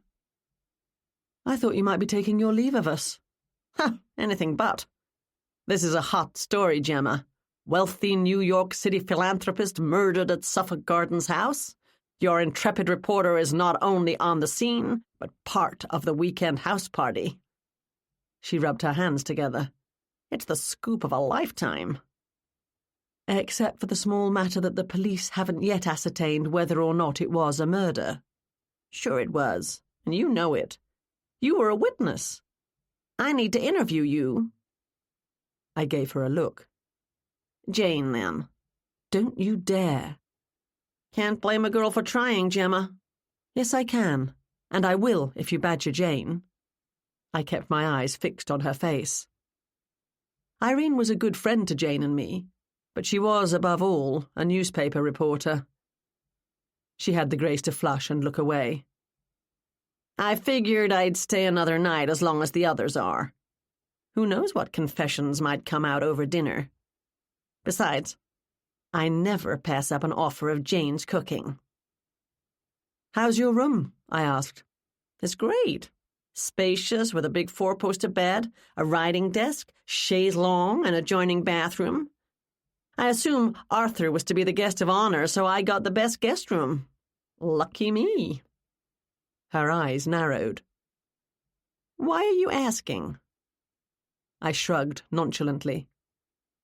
"I overheard someone saying the house has poltergeists, that some of their things had been moved." "Surely you, of all people, don't believe that rubbish." "Just asking." I've seen Murder by Decree several times. It's one of my favourite Holmes movies, absolutely dripping with atmosphere and an increasing sense of dread as Holmes and Watson participate in the hunt for Jack the Ripper. I joined the others in the music room at 4:30 for the viewing, but as much as I liked the movie, I didn't pay a great deal of attention to what was happening on screen. Instead, I watched the audience in the flickering light. Miranda had not come down, and I'd gone up to her room under the pretense of checking that she was okay. She yelled at me through the closed door to go away as she was taking a nap. The rest of the party were here. My initial impression was that no one, with the exception of Annie and Jennifer, was particularly upset at the death of our host. Whether they didn't like him or didn't know him all that well, I couldn't tell.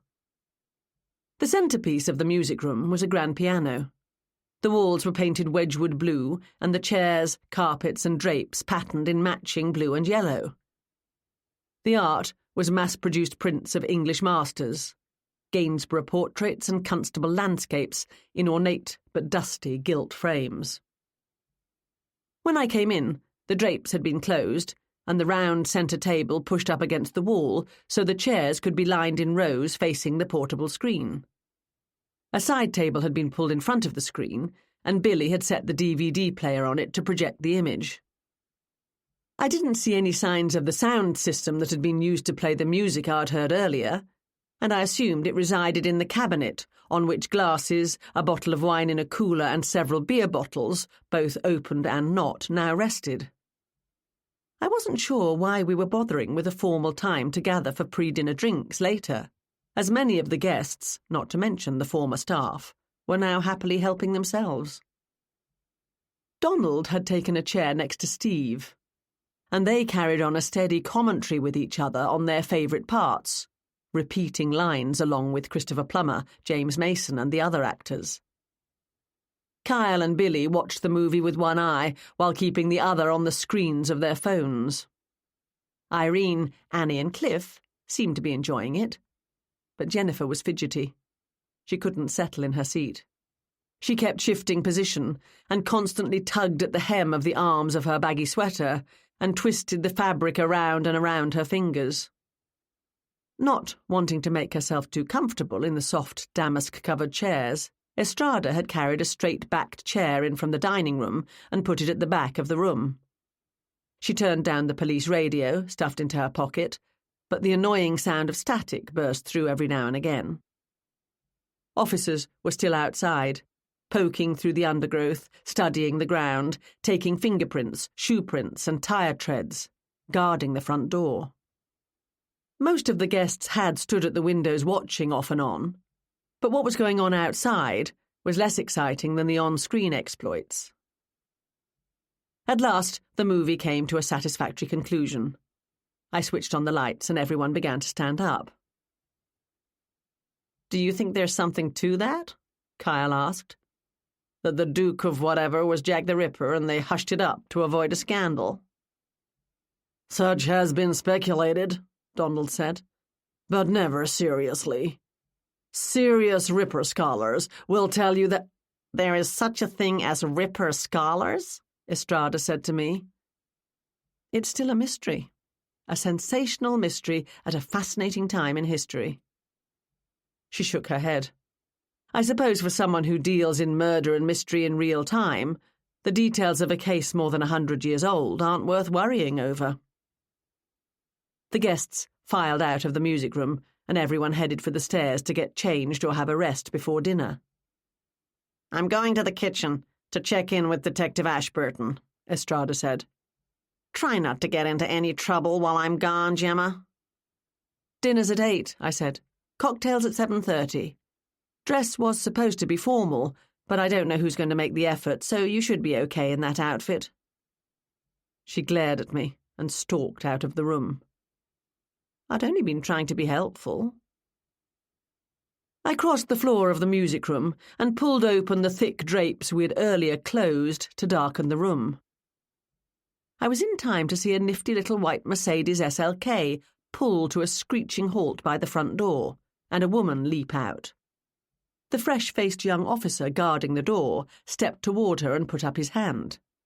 She yelled something at him, and he glanced around, clearly panic-stricken, searching for help. Estrada was in the kitchen on her phone, so I decided to do what I could to be of assistance. I opened the front door and stepped outside. It was just past 6:30. The sky to the west was streaked in shades of grey and pink, and the trees lining the driveway formed dark, indistinct shapes.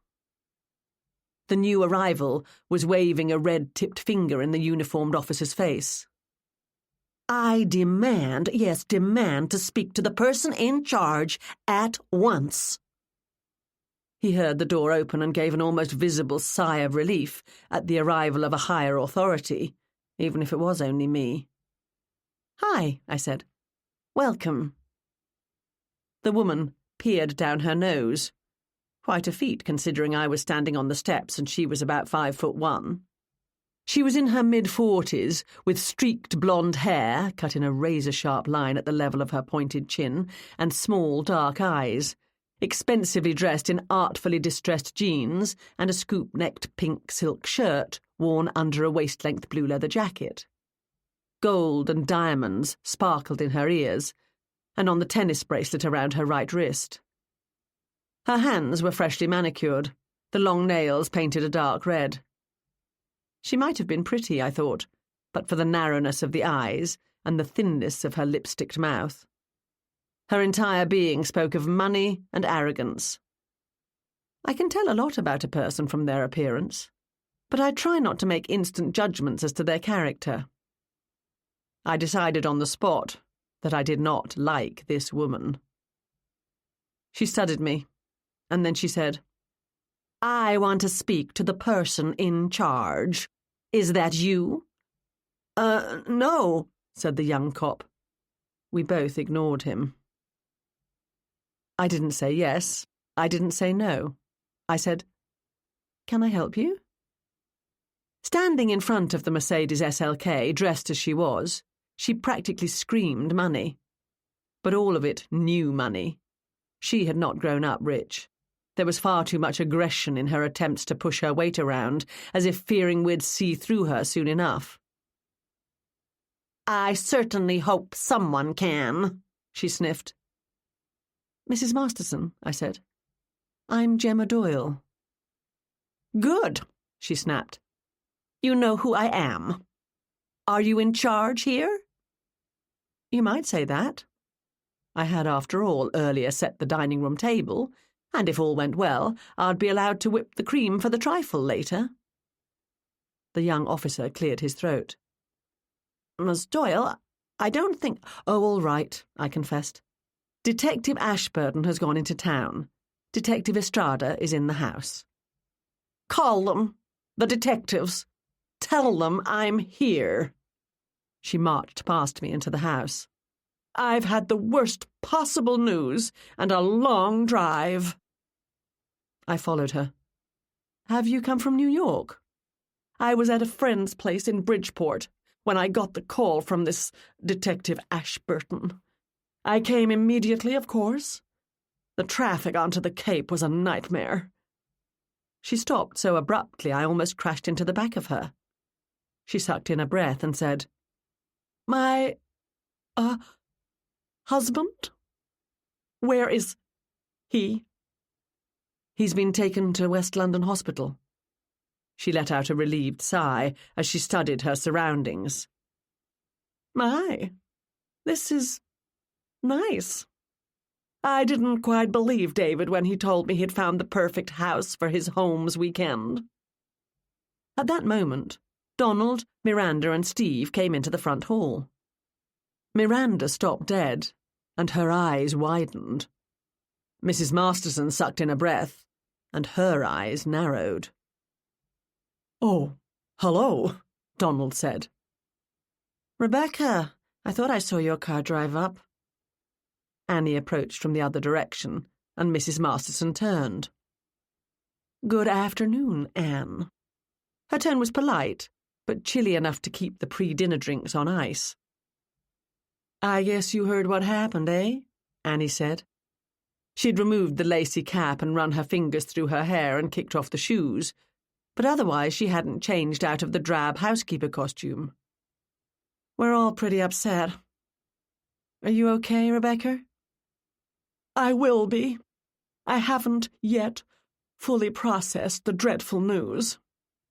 She dug in her tiny Kate Spade bag and found an unused tissue. She sniffled and dabbed at her eyes, but the tissue came away dry. I'm well aware that everyone handles grief in their own way, and I made no judgment of Rebecca Masterson on that account. Not yet. "My suitcases are in the car. See to them, will you, Anne? If the house is full, I'll take David's room." She glanced quickly at Miranda and added, "I assume that room's free." "It is, far as I know," Miranda said. Annie looked like she was about to say something, but she bit her tongue and said, "I'll bring your bags up." "Why don't I show you the way?" I said. "We're having drinks in the drawing room at 7:30 and dinner at 8. The group thought it would be a fitting tribute to David to continue with the formal dinner." "David was born far past his time. He sure liked to stand on ceremony," Rebecca said. "That's why he loved those old-time English people so much. I think they're nothing but dull." "Donald," I said, "would you mind helping Annie with the suitcases?" "I'd be happy to," my friend said.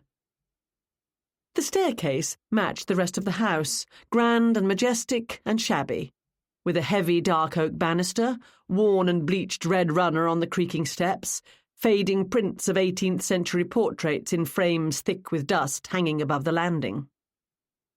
I led the way toward the staircase, before I realized I didn't know which was David's, now Rebecca's, room. I turned around to face the people watching us. Second on the right," Annie said. "David got the master suite." Rebecca tossed her hair, grabbed the banister, and ascended. The upstairs hallway was wide and badly lit, the floor covered by a threadbare red carpet, doors disappearing in the distance.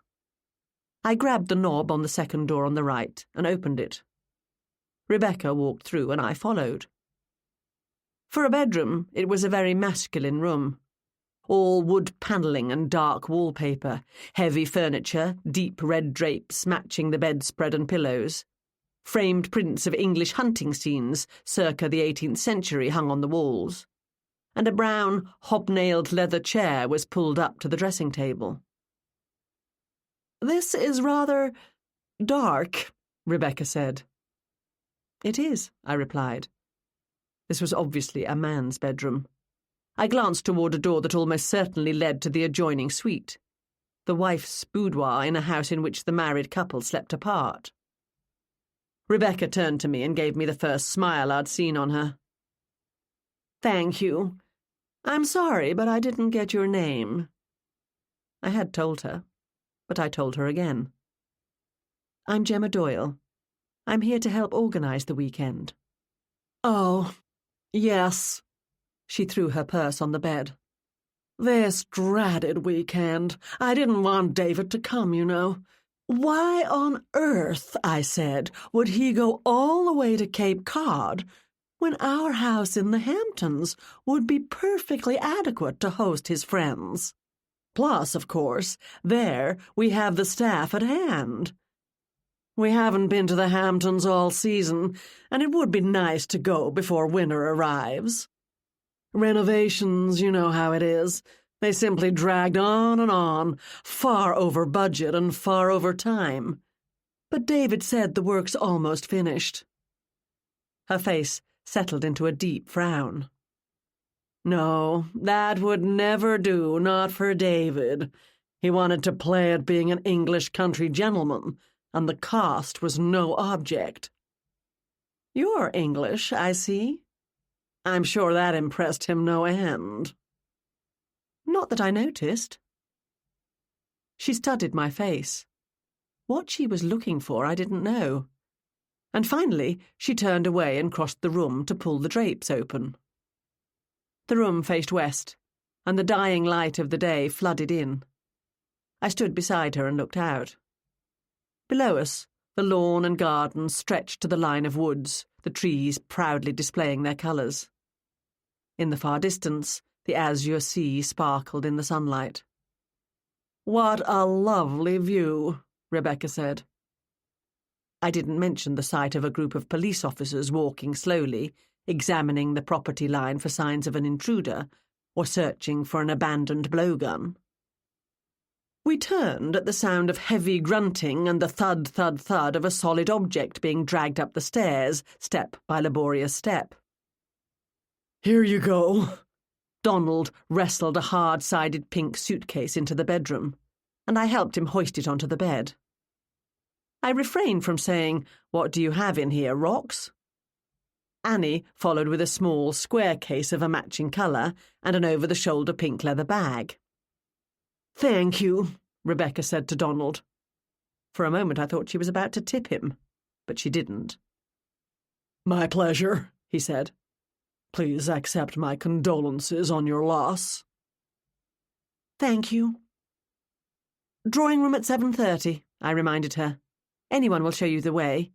You wouldn't want to confuse the drawing room with the library or the parlour or the music room or the morning room. I'll let Detective Estrada know you're here. She'll want to speak to you." She waved her hand in the air, shooing us all out. Yes, tell her to call ahead and arrange a time. I need to freshen up before dinner."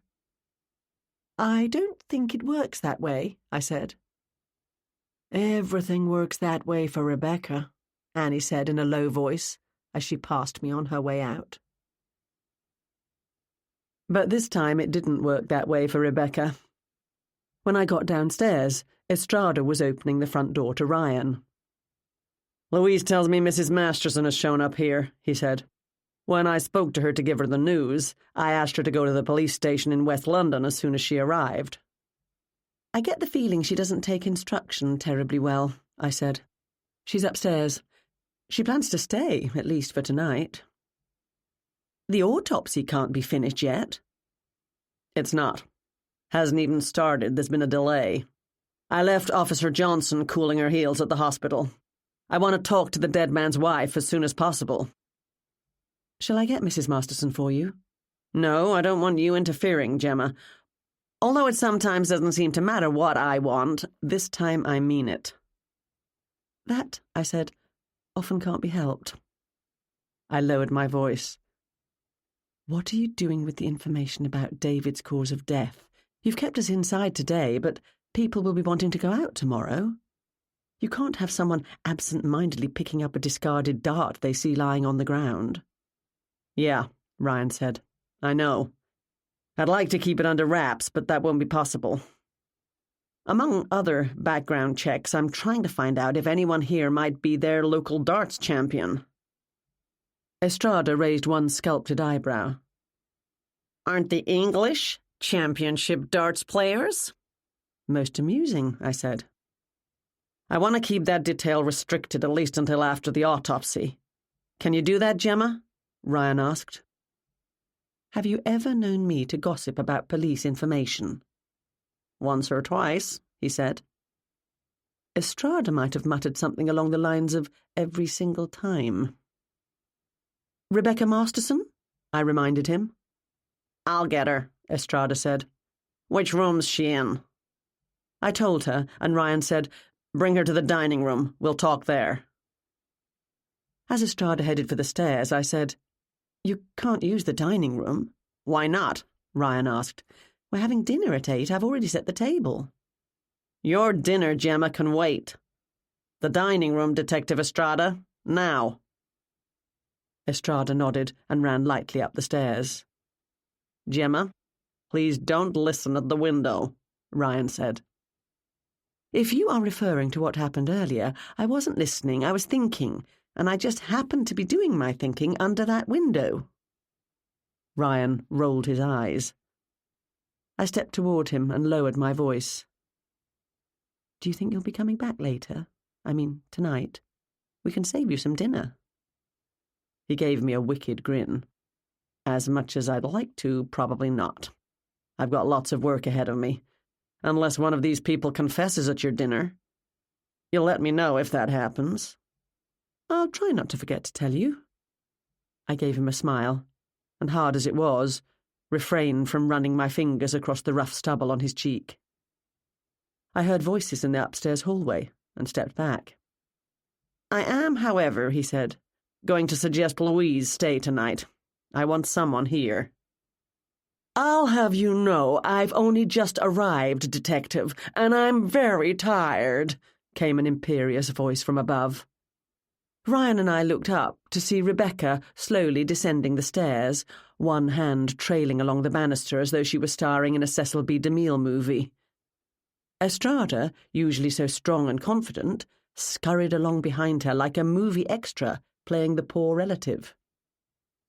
"I appreciate you giving so freely of your time," Ryan said, "seeing as how I'm trying to determine what happened to cause your husband's death." Rebecca didn't take offence at his tone. She stopped on the second step from the bottom, still shorter than Ryan, but not by too much, and said, "At least they sent me a young and handsome one." Estrada choked.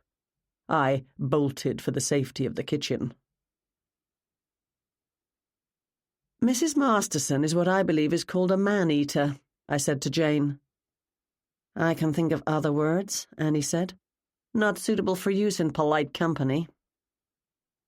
The preparation of Jane's dinner was well underway. The kitchen was fragrant with the scent of lamb, rosemary, and mint.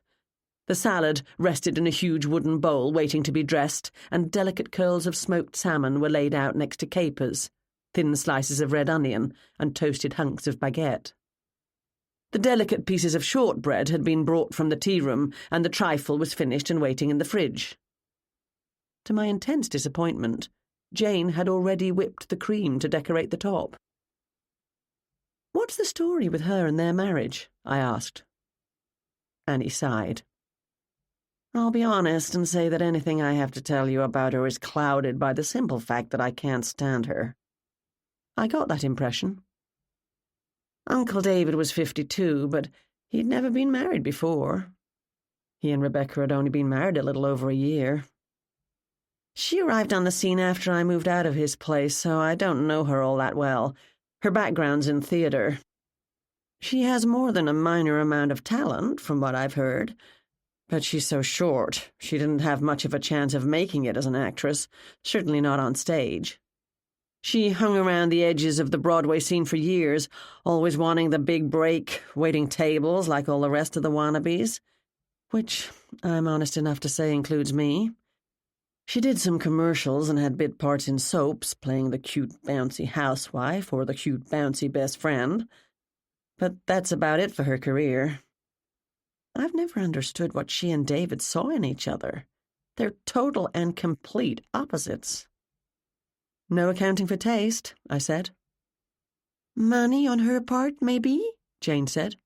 He was rich. Annie grinned. I'm sure that had something to do with it. About 3 years ago, Rebecca's first husband died. They were divorced, but he had no family and was apparently completely friendless. He had made a fair amount of money since they'd been married, and he left it all to her for lack of anyone else. Not one to carefully invest her inheritance so it would last into her old age, Rebecca immediately went about getting herself a place in the social stratosphere, with all the expense that involves. She quit trying to act, and definitely quit waiting tables, and hit the Manhattan party scene hard, where she met my Uncle David. I wouldn't have thought of him as the party scene type, I said, except for board games around the table in the library with whiskey and cigars. And Doritos, Jane said. Can't have a game night without Doritos and bowls of peanuts. He's not, Annie said. They were introduced by Miranda at a fundraising function for an orchestra that his mother had been a prominent sponsor of.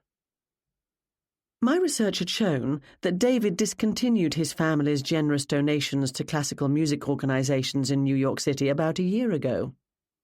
I wondered if that had anything to do with the interests of his new wife. Interesting. Miranda didn't have intentions in that regard herself. What? Jane interpreted. Gemma means, did Miranda have her eye on David? Annie's grin was not friendly.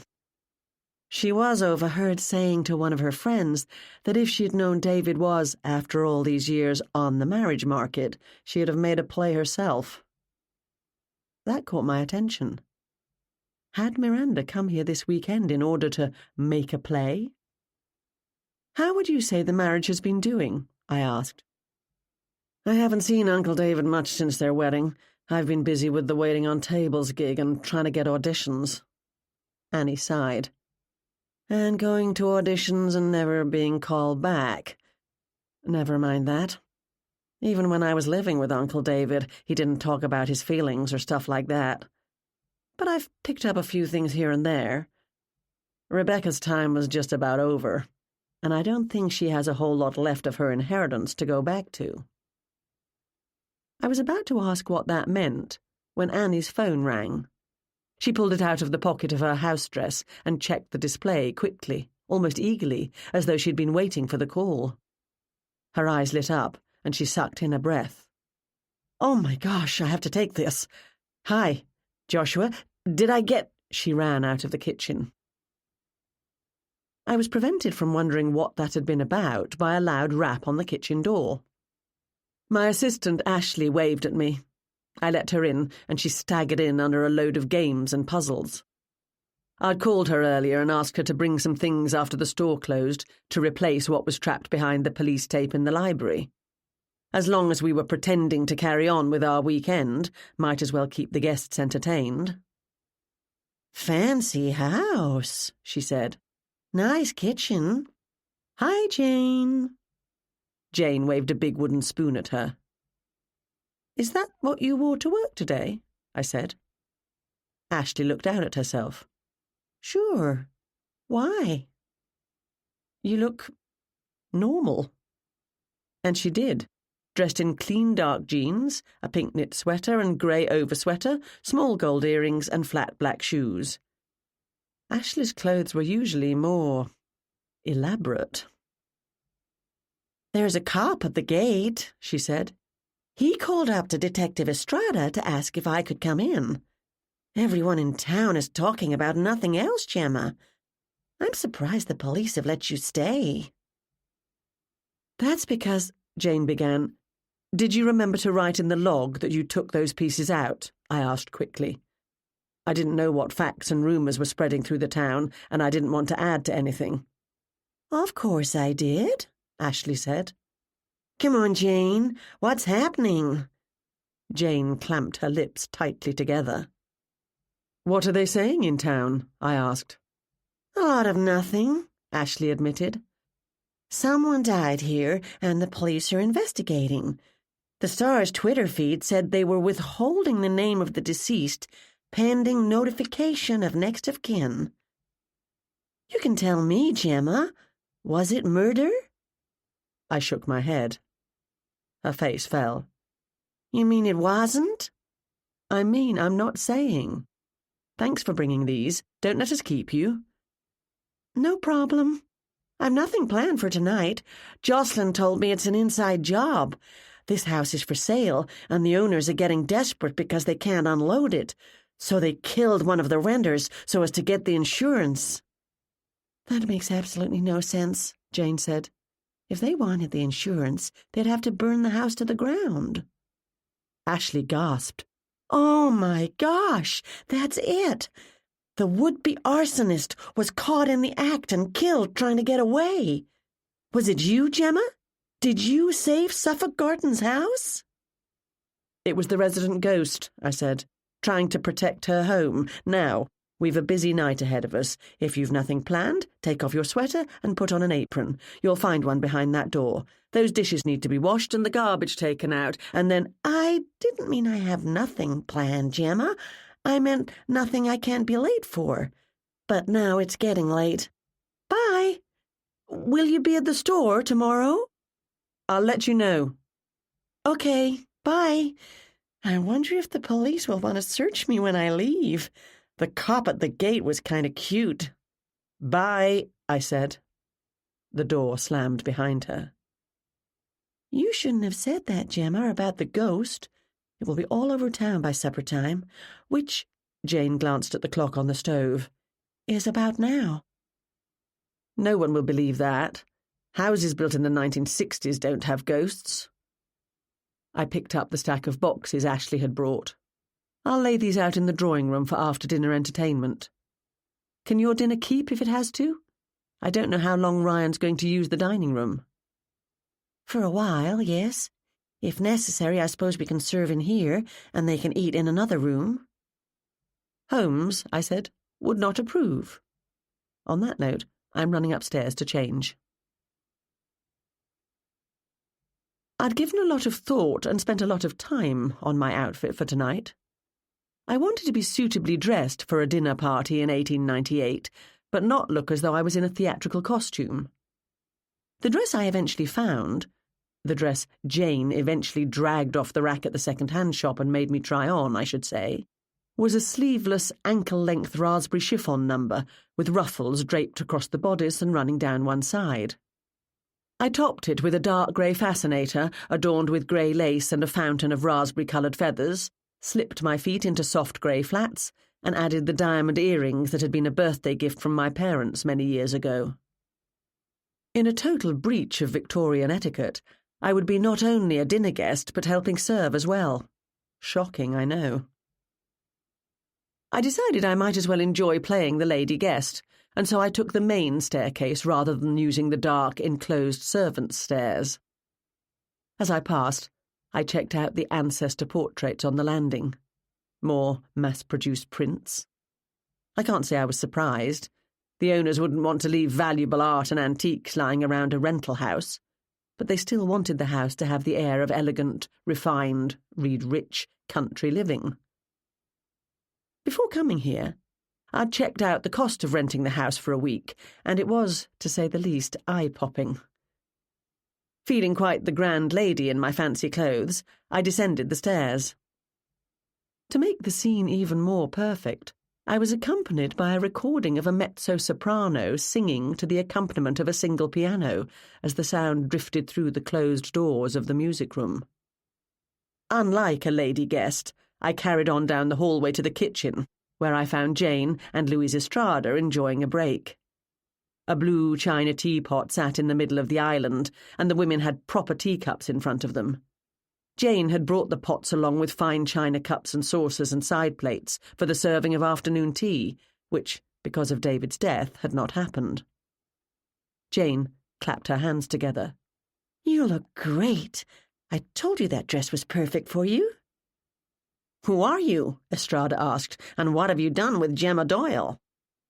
I decided to take that comment as a compliment, and I said, Thanks. Where's Ryan? "We're finished with Mrs. Masterson for now. He's gone back to town," Estrada said. "A couple of leads to follow up on." "Oh," I said ever so casually. "What sort of leads?" She sipped her tea, equally casually. "One thing I will say for getting to know you, Gemma, far better than I might otherwise like." "What might that be?" "You and Jane have introduced me to tea. Before now, the only tea I drank was the cold stuff out of a can." I repressed a shudder. My work here is done. I can toddle off back to England content. "Don't I wish," she mumbled around her cup.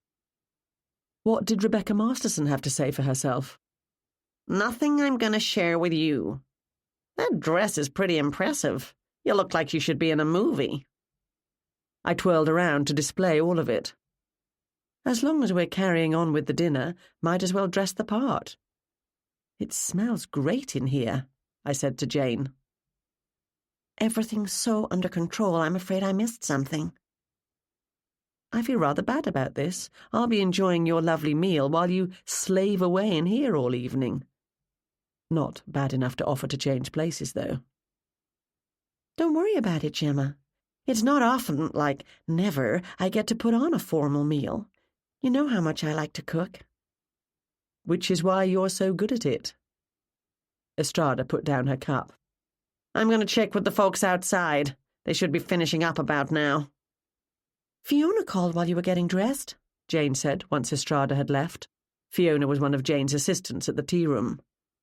"She said they were unexpectedly busy today and ran out of almost all the muffins and other baked goods I'd put in the freezer." "Not scones, I hope. You can't run a tea room without scones." "Not yet, but stock's getting low. I have to get back to town tomorrow as soon as possible, Gemma. I need to get muffins made for Monday morning." "Let's talk about it tomorrow. If we're doing soup and sandwiches for Sunday lunch, I can take care of that and you can leave early. I'll get Irene to help, if she's still here. Otherwise, maybe Annie." "Where is she, anyway?" "She went up to her room?" Jane lowered her voice. "I don't think Annie's going to be any help this evening. I asked her to give me a hand earlier, and she said she was paid to pretend to be the housekeeper, not to work in the kitchen. She's worried she won't even get paid for that, not now that David's gone. She's going to tell Rebecca she won't do the turn-downs tonight or strip the beds and do the laundry in the morning, as is apparently part of the contract for the rental, if she doesn't get paid right now."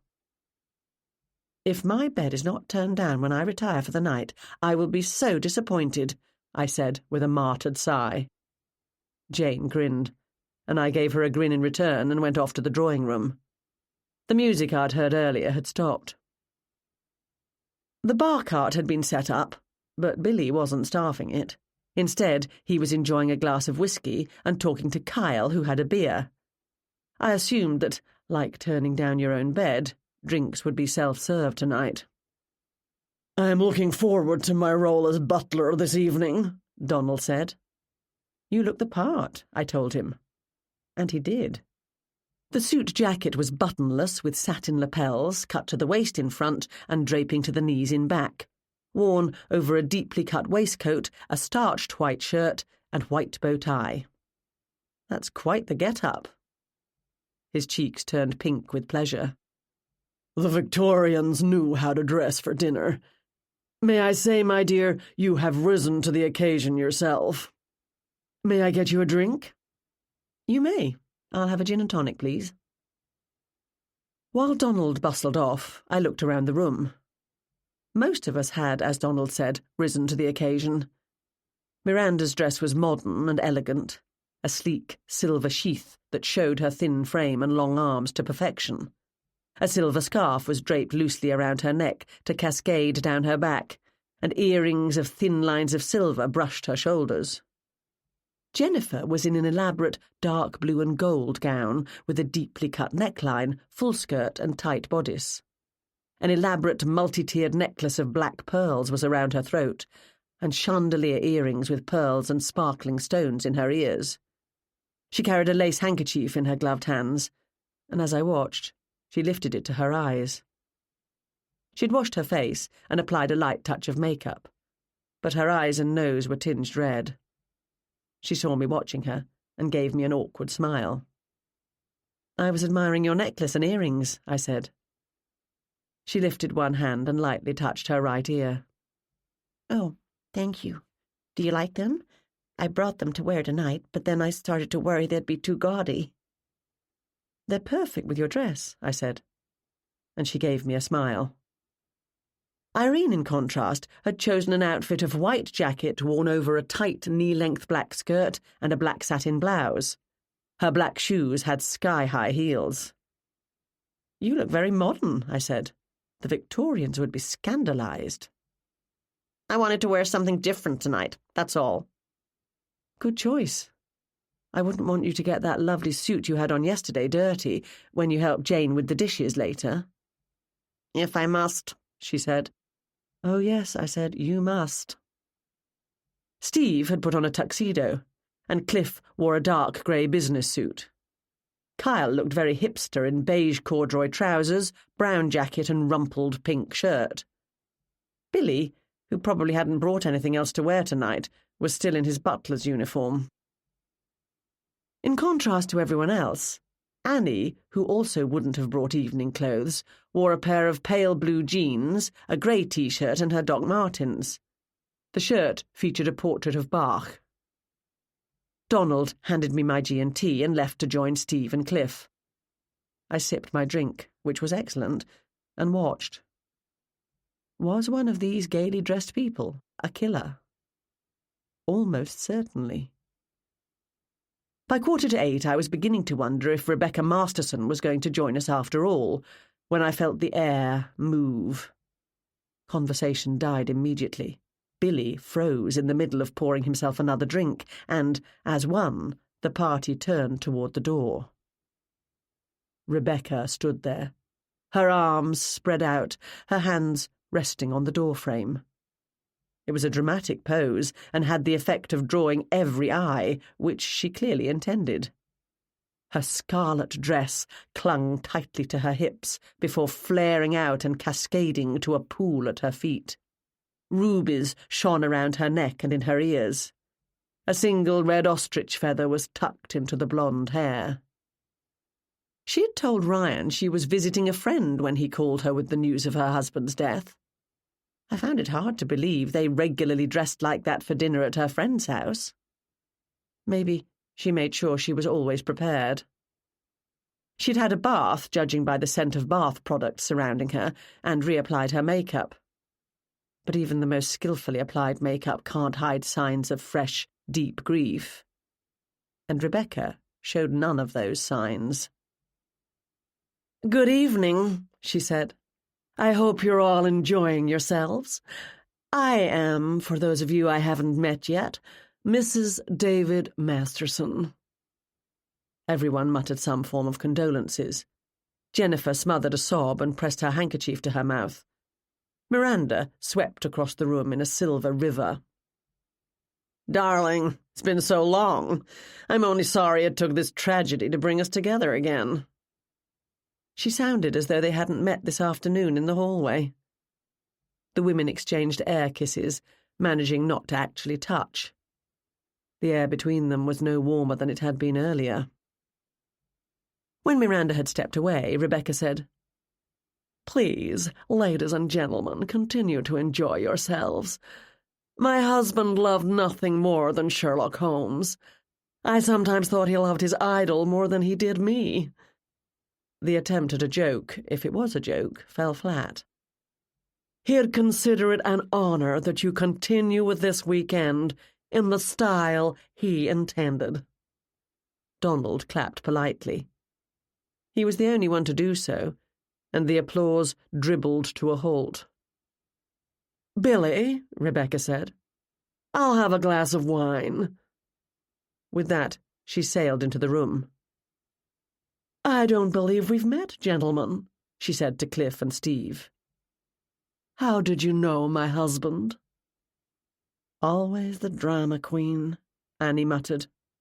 I followed her to the bar cart where she poured herself a hefty serving of whiskey. She added a splash of water from the jug provided and lifted her glass to me. Cheers, as you say in England. Cheers. I returned the gesture.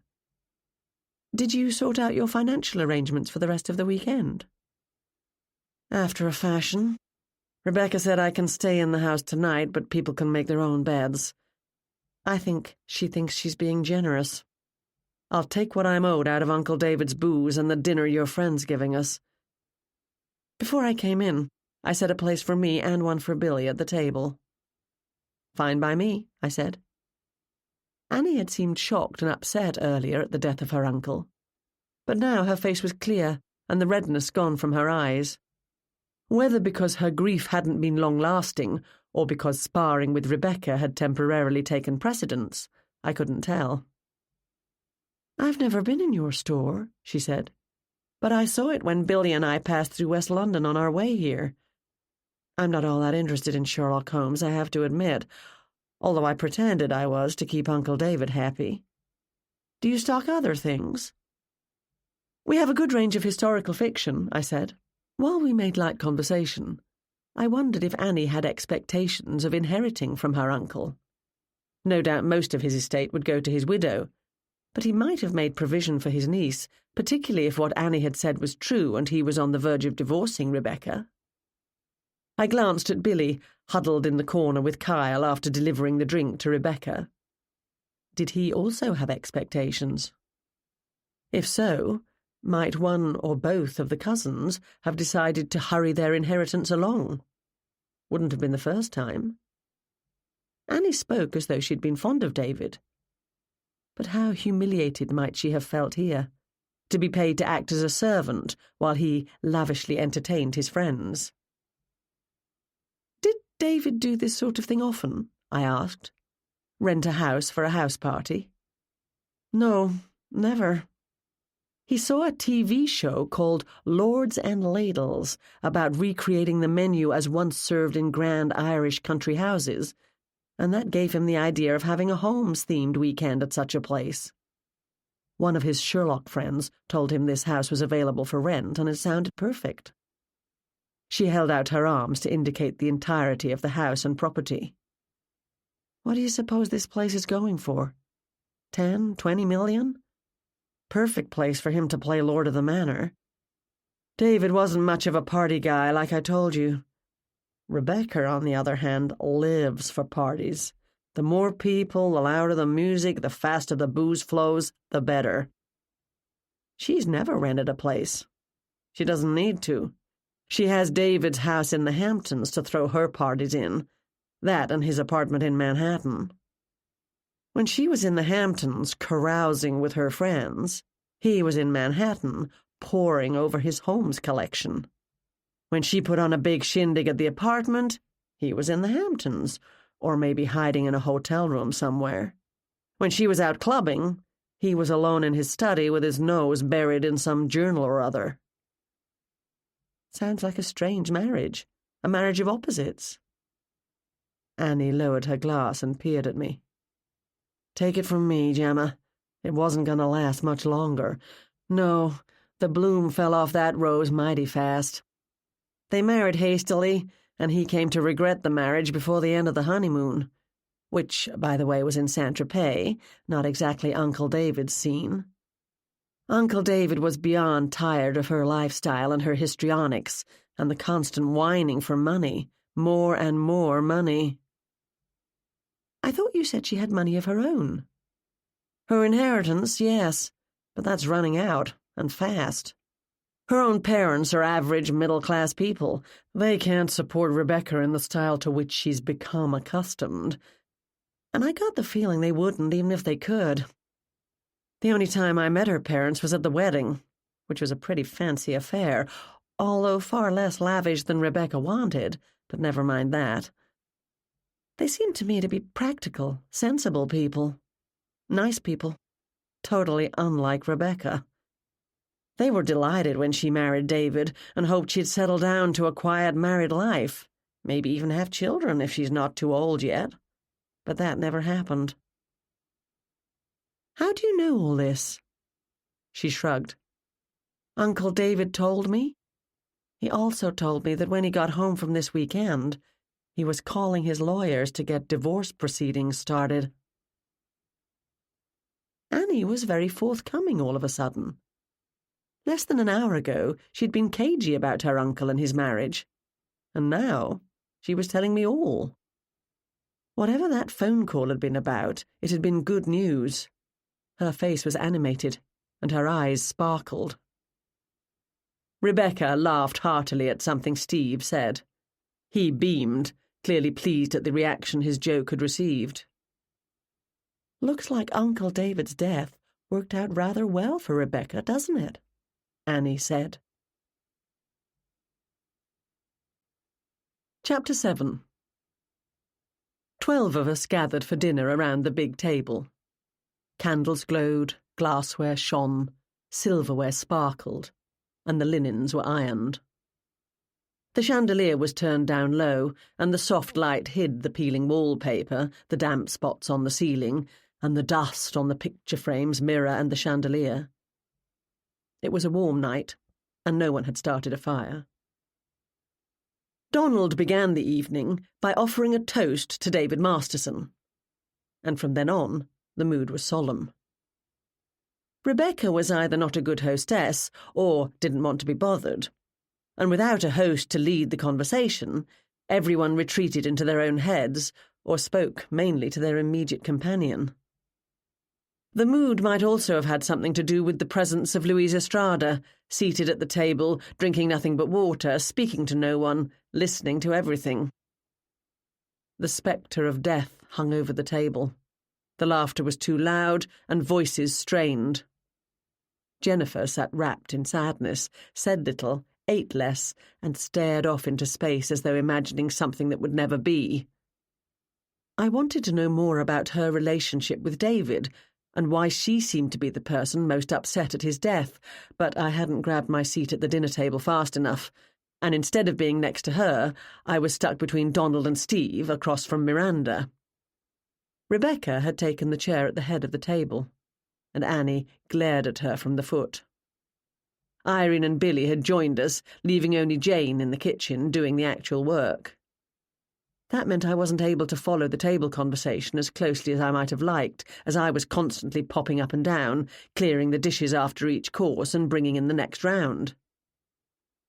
As the meal began, Donald went around the table pouring a light white wine to accompany the consommé, but he soon wasn't needed as people began helping themselves. Louise Estrada sat on Rebecca's left. Still in her black leather jacket, she did not look entirely comfortable. In fact, she looked entirely uncomfortable. I hadn't wanted her to join us and politely tried to suggest she was needed in the kitchen to guard Jane, but for some reason she didn't take my advice. I'd feared her presence at our dinner table would inhibit the free flow of conversation, but I needn't have worried. The whole thing was so surreal, the presence of an observant and armed officer of the law soon became unremarkable. I did notice, however, that Kyle, seated next to her, subtly tried to move his chair a few inches away, and he half turned toward the diner on his other side. Kyle wasn't fond of police officers. I could only speculate as to why that might be. "I forgot to mention," Donald was saying as I returned from the kitchen with the platter of smoked salmon crostini, "that I contacted the Baker Street Irregulars and other Sherlockian societies to tell them about David's death. They all send their condolences, Mrs. Masterson." "So kind of them," Rebecca said. We were only on to the fish course, and she was already on her third glass of wine, and that following the drink she had had in the drawing-room earlier. I took my seat and turned to Steve. "Are you from New York City also?" "Nope." He scooped up a crostini. He then helped himself to another. "I live in Chatham." "Chatham? You mean on Cape Cod?" "Isn't that where Chatham is?" "Yes, but how did you know David?" He shifted in his chair and picked up his wineglass. He took a deep drink, avoiding my face and giving himself time to think. Interesting. "Online. We met online. Home stuff, you know." Yes, I know.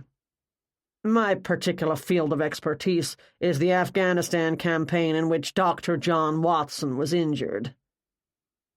Donald leaned toward me. Steve's a former Marine. Isn't that right, Steve? Steve bit into his crostini.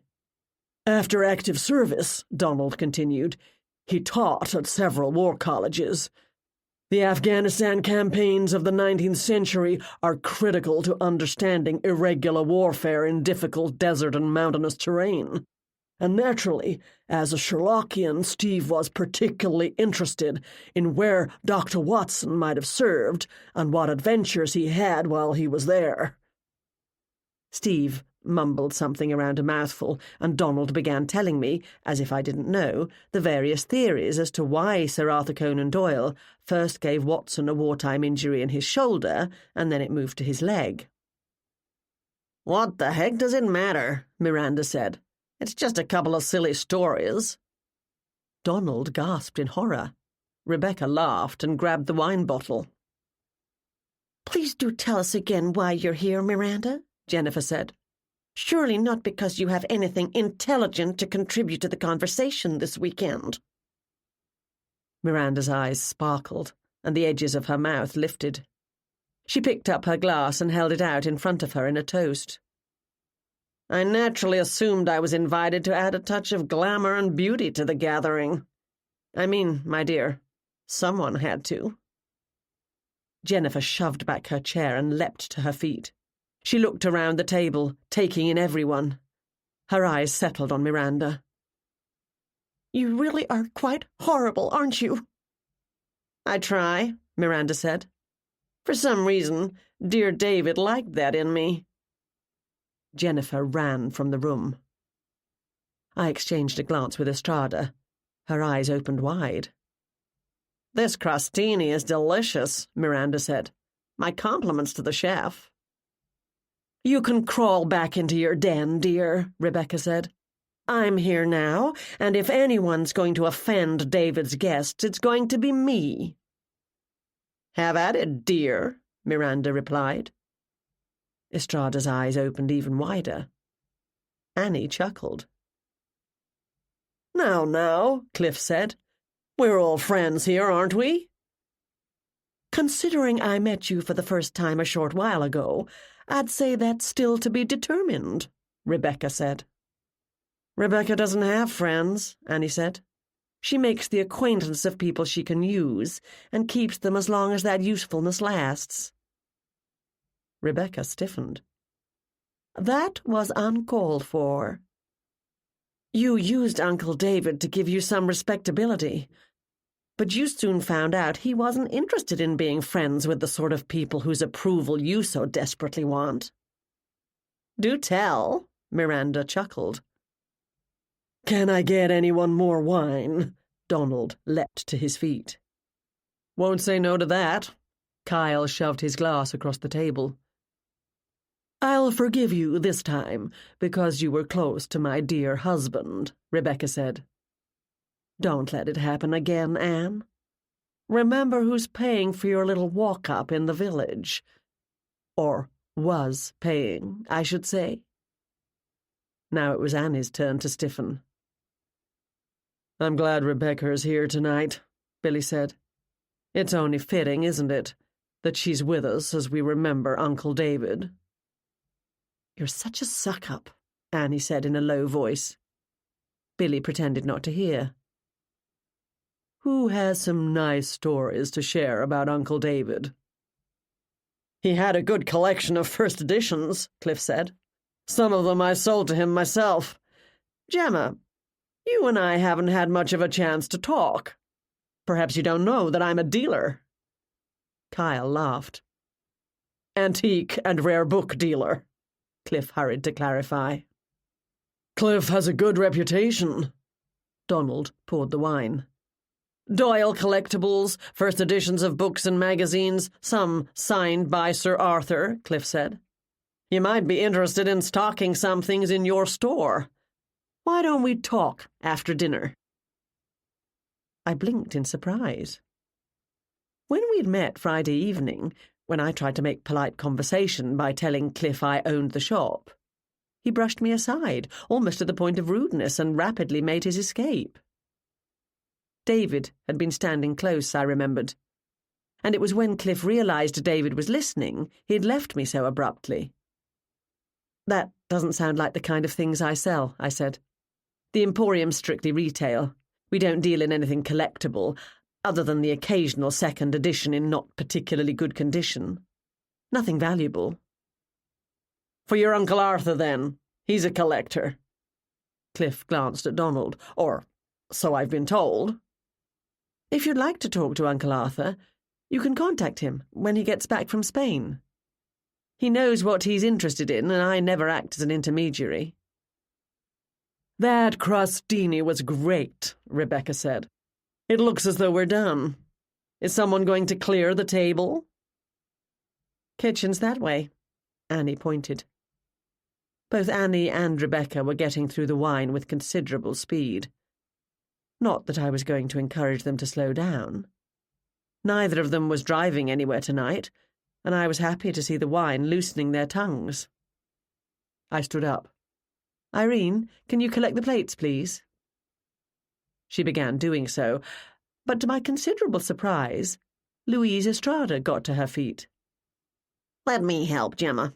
You've done plenty." "How's it going out there?" Jane asked as we came in. She'd sprinkled fresh green herbs on the gorgeous lamb and placed it on a platter surrounded by a colourful array of glistening roasted vegetables. "The meal's going well," I said. "The conversation, even more so." "Don't think I've heard such cattiness since I was in high school." Estrada dumped her load of dirty dishes onto the counter. "Tensions are overflowing, to be sure," I said. "In some way, that's natural when there's been such a sudden death. But I had the feeling even before David died that these people don't like each other much. And that's if they even knew each other before yesterday. To stir the pot even more, Rebecca's arrived, desperate for attention and causing disruption wherever she goes." "The husband or wife is usually the prime suspect, or so they say," Jane said. "Is it possible she did it?" I cradled a stack of dinner plates in my arms.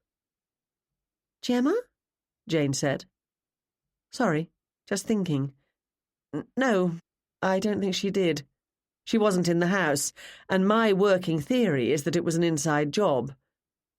But more to the point, I don't see her throwing a poisoned dart through a window. I doubt she has the skill or the knowledge. But I've been wrong before." "You have?" Estrada said. "That comes as a surprise to me. Not that you've been wrong, but that you admit it." "Try not to drop that platter," I said. "It looks heavy." "As for having working theories, Gemma, I suggest you leave that to the professionals." Detective Estrada picked up the lamb. Back in the dining room, Cliff was trying to interest Donald in a first edition of Conan Doyle's book, The Case for Spiritual Photography. Donald politely pretended to be considering it, but I knew he didn't have the money that would allow him to collect rare books. Steve was telling Rebecca about his heroic exploits in the United States Marines, and Rebecca couldn't have looked more bored if she tried. Miranda told Irene she'd known David far longer than anyone else at the table. Sly glance at Rebecca, and if the West London Star wanted to print a tribute to him, she'd be happy to contribute all she could. Rebecca perked up at that and said, "Oh, you're with a newspaper. How interesting." Kyle and Billy periodically checked their phones under the table. Annie scowled alternatively at Miranda and Rebecca and drank steadily. Jennifer's chair remained glaringly empty. I put a plate in front of everyone, and Estrada arranged the platter in the centre of the table. Kyle dug in first. "Kyle," I said, after he'd filled his plate and passed the platter to Miranda, "what brings you here this weekend?" He shoved lamb into his mouth. "A free meal. What else?" "Kyle's a dear friend of mine," Rebecca said. I dared to hope David could help Kyle with his music career. David was interested in helping talented young people, and he knew many influential people. Annie snorted and served herself lamb. Rebecca's eyes flicked toward Annie. I said talented, dear. Annie stabbed her knife into the helpless piece of lamb on her plate. I glanced at Kyle. His hair was too long and in need of a wash, his goatee unkempt, and he hadn't bothered to put on a suit or even a clean shirt for this formal dinner. I couldn't see David, with his late mother's influence and his family's donations to the symphony and opera houses, being of any help to Kyle. His fingertips had none of the calluses associated with being a guitar player, and he didn't have the muscular arms of a rock drummer. His hands were clean and soft, his nails cut short, with no hangnails or signs of being bitten. He probably played the keyboards, or was the lead singer in a down-and-out touring band. David would have been no help to him, even if he wanted to, which I considered unlikely. To make things even better, Rebecca went on, Kyle's interested in Sherlock Holmes, so I figured this weekend would be the perfect opportunity for them to get to know each other. She smiled at us all. If Kyle was interested in Sherlock Holmes, he was doing a good job of keeping it secret. I'd be interested in knowing the real reason he was here. My first thought might have been that he and Rebecca were lovers, and for some twisted reason she wanted him to meet her husband. But it was obvious that was not the case. They were not lovers and never had been. They didn't exchange what they thought were secret little glances, or shy away from looking at each other. He continued to attempt to flirt with Irene, and Rebecca clearly didn't mind. Maybe Kyle was here for the free food, like he said. I sliced a piece of lamb, added a dab of mint jelly, and put it in my mouth. My goodness, but it was wonderful. The meat as soft and rich as butter, the sauce fragrant with herbs, the mint jelly bright and peppery. We're supposed to be going home tomorrow, Kyle said. Do you think the cops will make us stay? He looked around the room, taking in the opulence of his surroundings, the table laden with food, the sideboard holding bottles of excellent wine. Can't say I'd mind if they do. Good question, Billy said. I'm in no hurry to rush away either. I could get used to living like this. He speared a potato. Detective Estrada? Regardless of any instructions you get or don't from the police, she said. As this house is rented for the weekend, I can't see the owners allowing you to stay on, not without paying. Which I am most certainly not going to do, Rebecca said. Not for you lot, anyway. David rented it for a week, Billy said. Thursday until Thursday. Rebecca beamed. Is that so? It's such a beautiful house. I can stay on and be close to dear David until, she dabbed her eyes with her napkin, the police allow me to take him back to New York City to join his beloved parents in their eternal rest.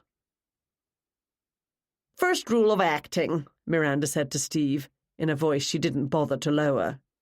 Don't lay it on too thick. Rebecca ignored her. I wonder what they're asking for it. Do you know, Anne? What? Do you know how much they want for this house? To buy it, I mean. I've been thinking a place on the Cape would be nice. The house in the Hamptons is pretty small. Not if you have to clean it, Annie said. But whatever they're asking, Rebecca, you can't afford it. Rebecca smiled over the rim of her wineglass. I'm sure I can. Not once Uncle David's will's been read. Rebecca's grip on her glass tightened so much I feared it would crack. Her smile did crack, but only for a moment. She took a sip of wine to compose herself. Mr. Morris, I didn't have a chance to tell you, I like your suit. Did you have it custom made? Donald blushed at the sudden attention. "I had the honor of attending the BSI weekend dinner last year, and had it tailored for me then." Donald was referring to the major gathering of Sherlockians in New York City, held every January in honor of the birthday of the great detective. "I had to miss that," Steve said. "Came down with a dreadful cold a couple of days before. I was sure disappointed. Some other guys with a specific interest in Dr. Watson's Army career were going to be there." "I would have enjoyed that discussion," Donald said. "I'm sorry I didn't get to meet them. Perhaps you and I can find some time later." "Sure," Steve said. And the conversation moved on. Once everyone's plate was clean and the serving platters decimated, I began gathering up the used dishes. I kicked the back of Irene's chair as I passed, and this time she did get to her feet to give me a hand. "You've done a marvellous job, Jane," I said. "Now it's time for you to sit down and relax. Did you get something to eat?" "I made myself a sandwich. How is the lamb? I was worried it was overdone." "Superb," I said. "Best I've ever had." Irene hiccuped. Irene had also made free with the wine. Jane smiled and began loading the dishwasher. The huge glass bowl containing the trifle rested on the island next to the plate of shortbread cut into small squares and sprinkled lightly with sanding sugar. Coffee and tea were made and laid on a tray loaded with cups and saucers, a bowl of sugar, and small jugs of milk and cream. "Oh, no." I plucked a dirty plate out of Jane's hand. "You deserve to sit down and have some dessert and coffee. Irene, Donald, and I will do the dishes later." "I don't mind," Jane said. "It's what we're being paid for." "If we ever get paid, which might not happen." "You might not mind, but I do. Come along, Jane." I put the plate on the counter, grabbed her by the shoulders, spun her around, and undid her apron. She didn't require any more persuading. "You carry the trifle in," I ordered. She did so, blushing with pride and pleasure, and Irene brought the biscuits and the dessert plates. Without David at the head of the table to announce that coffee would be served in the library, I made the executive decision to have it in the dining room at the same time as dessert, and I followed them with the tray and arranged things on the sideboard for people to help themselves. "Thank you for the lovely meal, Jane," Donald said. "It was excellent." Everyone applauded, and she blushed even more as she took the chair vacated by Jennifer. Which reminded me. Why don't I take some dessert and coffee up to Jennifer? Check she's okay. "She's okay," Rebecca said. "Never mind her. She seems like a drama queen to me." If she was a drama queen, as Rebecca said, Jennifer would have come back down, eager to engage in more drama. I'd considered going up to check on her earlier, but so much was happening down here, and even I can't be in two places at once. But Jane was here now, and between her and Irene I'd get a report on what I missed. I couldn't count on Louise Estrada to share anything with me. I balanced a bowl of trifle, a small plate of shortbread, and a cup of coffee on a tray, and left the dining room. First room on the right, Annie had told me, the one next to David's, which was now Rebecca's. I climbed the stairs and knocked lightly. "Jennifer, it's Gemma. I hope I'm not bothering you." "Come in," a voice called, and I edged the door open. "I brought you some dessert and a coffee. If you'd prefer tea or something stronger, I can get that." She was sitting on the bed, propped up on pillows, the duvet pulled up to her waist, showing the thin straps and lacy bodice of a delicate peach negligee. A thick, hardcover book rested on her knees. The blue and gold dress was tossed over a chair. The necklace had been thrown onto the dresser, but she was still wearing the earrings. The room was decorated in shades of dusty rose with light grey accents. Very feminine, with grey curtains, a white dressing table with a tiny stool covered in fabric matching the curtains pulled up to it, a large antique wardrobe, and paintings of wheat fields or calm seas. 2 doors led off the room, apart from the one I'd entered through. I put the tray on the dresser and carried the individual plates to her night table. She gave me a sad smile and put the book she was reading to one side. The Life and Times of Sherlock Holmes, Essays on Victorian England, by Lisa Sherwood Fabre. Thank you. You're very kind. You must come and visit my shop one day, I said. That's exactly the sort of book we carry. I'd like that. Although, I don't know if I'll ever want to come back to Cape Cod.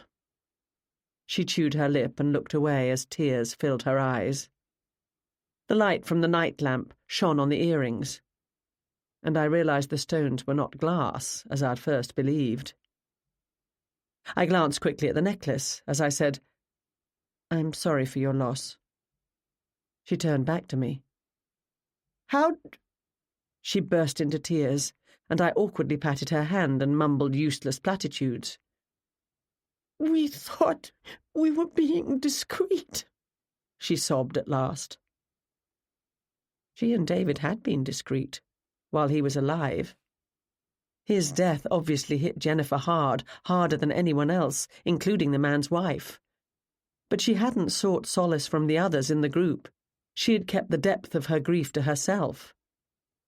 Now that I was looking, the evidence was everywhere. The grief, the peach negligee, the his-hers bedrooms with connecting doors. She had mentioned earlier that she had toured the garden first thing Friday morning, meaning she had arrived on Thursday, a day before the guests were due, as had David. They had had pizza and wine and put the garbage into the kitchen bin. Had you and David been together for long? I asked. She shook her head. I handed her the box of tissues resting on the night table beside the book, and she blew her nose with gusto. We met a few months ago in a Sherlock Holmes online discussion forum. He was so interesting. He knew so much, Gemma. He was interested in all the things I'm interested in. We soon broke off from the rest of the forum. We were online for hours, night after night, just talking, exchanging information and discussing theories. It was the best time of my life. More sobs, more blowing noses, more hand-patting and platitudes. I live in Los Angeles, where I grew up. I lead a fairly quiet life, and it suits me. I'm a copy editor at a company that publishes history textbooks. I don't travel very much. I don't like airplanes, you see. David said if I took the train to Boston, he'd meet me there. I wasn't sure at first. The idea was so exciting, traveling across the country by train, staying at a big country house, like Sherlock Holmes and Dr. Watson on their way to Copper Beeches or the Abbey Grange. David was there, at the station in Boston, waiting to meet me when I got off the train.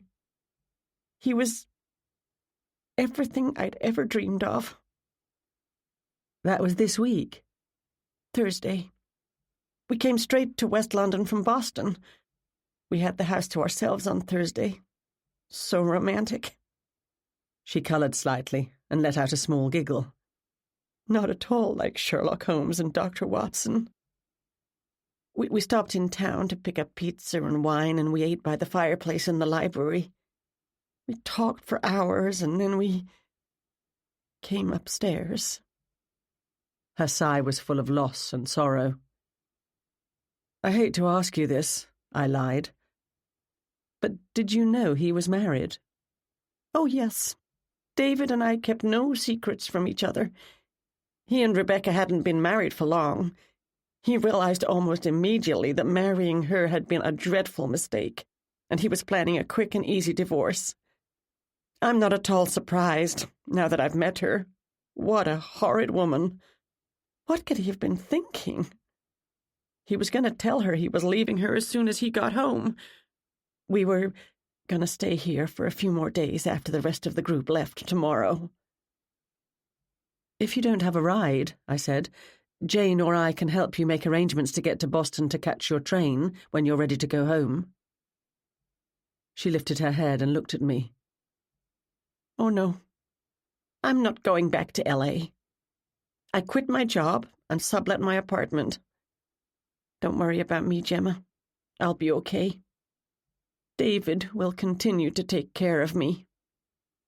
He changed his will once he and I got to know each other. We knew, before we'd even met in person, that we were soulmates." Chapter 8. "You need to have a look at David Masterson's will," I said into the phone, "as soon as possible." "I thought you'd decided the wife couldn't have done it as she wasn't in the house at the time," Ryan said. The wife, the lover, the feuding cousins, the whole situation here is extremely odd. "It's Saturday night now. I doubt anyone will be wanting to talk to me on Sunday. But Monday morning, first thing, I'll have a peek into Masterson's bank accounts and talk to his lawyer about his will. I can tell you that your theory's right, at least where Rebecca Masterson's concerned. She didn't kill her husband. She was clocked going 100 miles an hour on the outskirts of Bridgeport, Connecticut at 10 o'clock this morning and pulled over and given a ticket." David was attacked at 11, and there's absolutely no doubt about that. How long's the drive from here to Bridgeport? 3 to 3.5 hours at an absolute minimum. I don't suppose the police could have made a mistake. No, Gemma, they didn't. Can't ask for a better alibi than a traffic cop and a ticket with a timestamp. That's true, which of course leads me to wonder if she was deliberately setting up an alibi for herself. Did she pay someone to do the deed while she could prove she was far away? Don't speculate, Gemma. Doesn't Sherlock Holmes advise against that? It is a capital mistake to theorize before one has data. And you have not one piece of data pointing to Rebecca as the killer. I was in the kitchen, whispering into my phone. Ryan was at the police station following up on leads, such as the whereabouts of Mrs. Masterson around the time of her husband's death. The autopsy, unfortunately, had not happened. The pathologist's 5-year-old son had broken his leg on the soccer field and been rushed to the hospital. She, inconveniently, wanted to be with him. "Have you found whatever was used to fire the dart that killed David?" I asked. "Yes," he said. "And?" "Have a good night, Gemma." When I came downstairs from consoling Jennifer, I'd found the dining room empty save for all the dirty dishes and glasses and piles of used linens, and the company gathered in the drawing room with the plate of shortbread biscuits and their coffee and liqueurs. I'd excused myself and sought privacy in the kitchen for my phone call. I went back to the drawing room after talking to Ryan. I stood in the doorway for a moment, watching them all. Steve was bent over a jigsaw puzzle. Donald and Miranda were playing games out of the brain teaser book. Cliff was examining the collection of attractive porcelain vases displayed on a side table. Jane, Annie, and Irene were chatting in a corner, and Billy was flipping through Sherlock Chronicles about the making of the Benedict Cumberbatch series. Kyle and Rebecca sat together, not talking. Estrada leaned against the wall, watching. "These pieces," Cliff put down the vase he'd been examining with a thump and turned away, his face a picture of disgust, "aren't worth anything. Bunch of old junk you'd find in any cheap antique store, along with the cutesy stuff Grandma collected her whole life and no one wants." "What of it?" Kyle said. "Were you planning to steal something? You didn't expect them to leave their valuables lying around, did you?" "No, I'm not planning to steal anything. I'm simply commenting, that's all." "You'd better make a note of everything in this room, officer," Kyle said to Estrada, "in case something goes missing." "I'll get right on that," she said dryly. "I'm not a thief," Cliff snapped. "Glad to hear it," Kyle said. Cliff dropped into a chair with a grunt. In the distance, thunder rumbled. Donald stood up. He cleared his throat. "This evening, Mr. Masterson was scheduled to read his essay for the enjoyment and education of us all. I believe this would have been the first time the work was presented to the public. That might be because no one wanted to read it, Rebecca said. Did he show it to you? Donald asked. He might have suggested I have a look over it. She yawned. As if I have nothing better to do with my time. Donald, Sherlockian to the core, looked momentarily taken aback. I'd like to hear it. I'm sure David wouldn't mind. I don't suppose anyone knows where it is. Heads shook. When Jane and I had been in the library this morning for the meeting with David, he had not been working on anything, not that I'd noticed, and I would have. It's probably on his iPad, Estrada said. We've taken that, and his phone, as evidence. I don't suppose, Donald began. No, she said. As it happens, one person has had the honor of reading it. That person would be me. I have it. Jennifer stood in the doorway.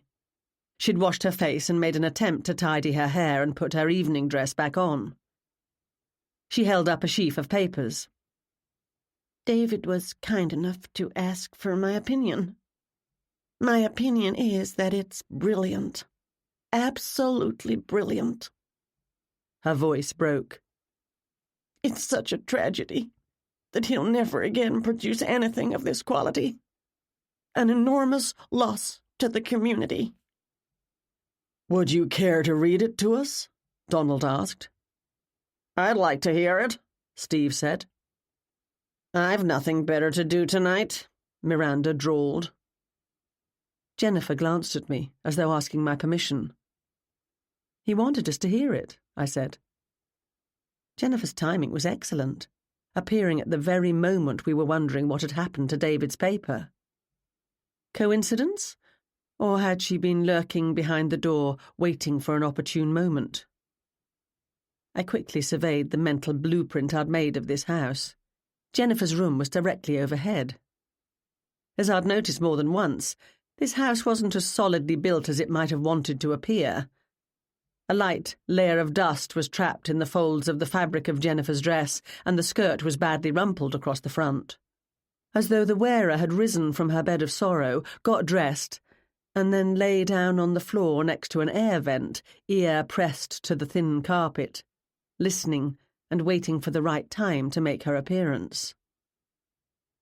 Jennifer caught me looking and brushed nervously at her skirts. Donald bowed deeply. He swept his hand in front of him, indicating that Jennifer could take his seat. Miranda closed her book and shifted over. I'd like to hear it, Jane said, although I might not understand all the references. If we must, Rebecca said. But first I need fortification. Kyle, I'll have another brandy. She held out her glass and he hurried to refill it. While you're at it, Steve said. I'm getting myself another beer. Billy stood up and headed for the bar cart. Jennifer stepped into the room. She stopped, took a deep breath and said,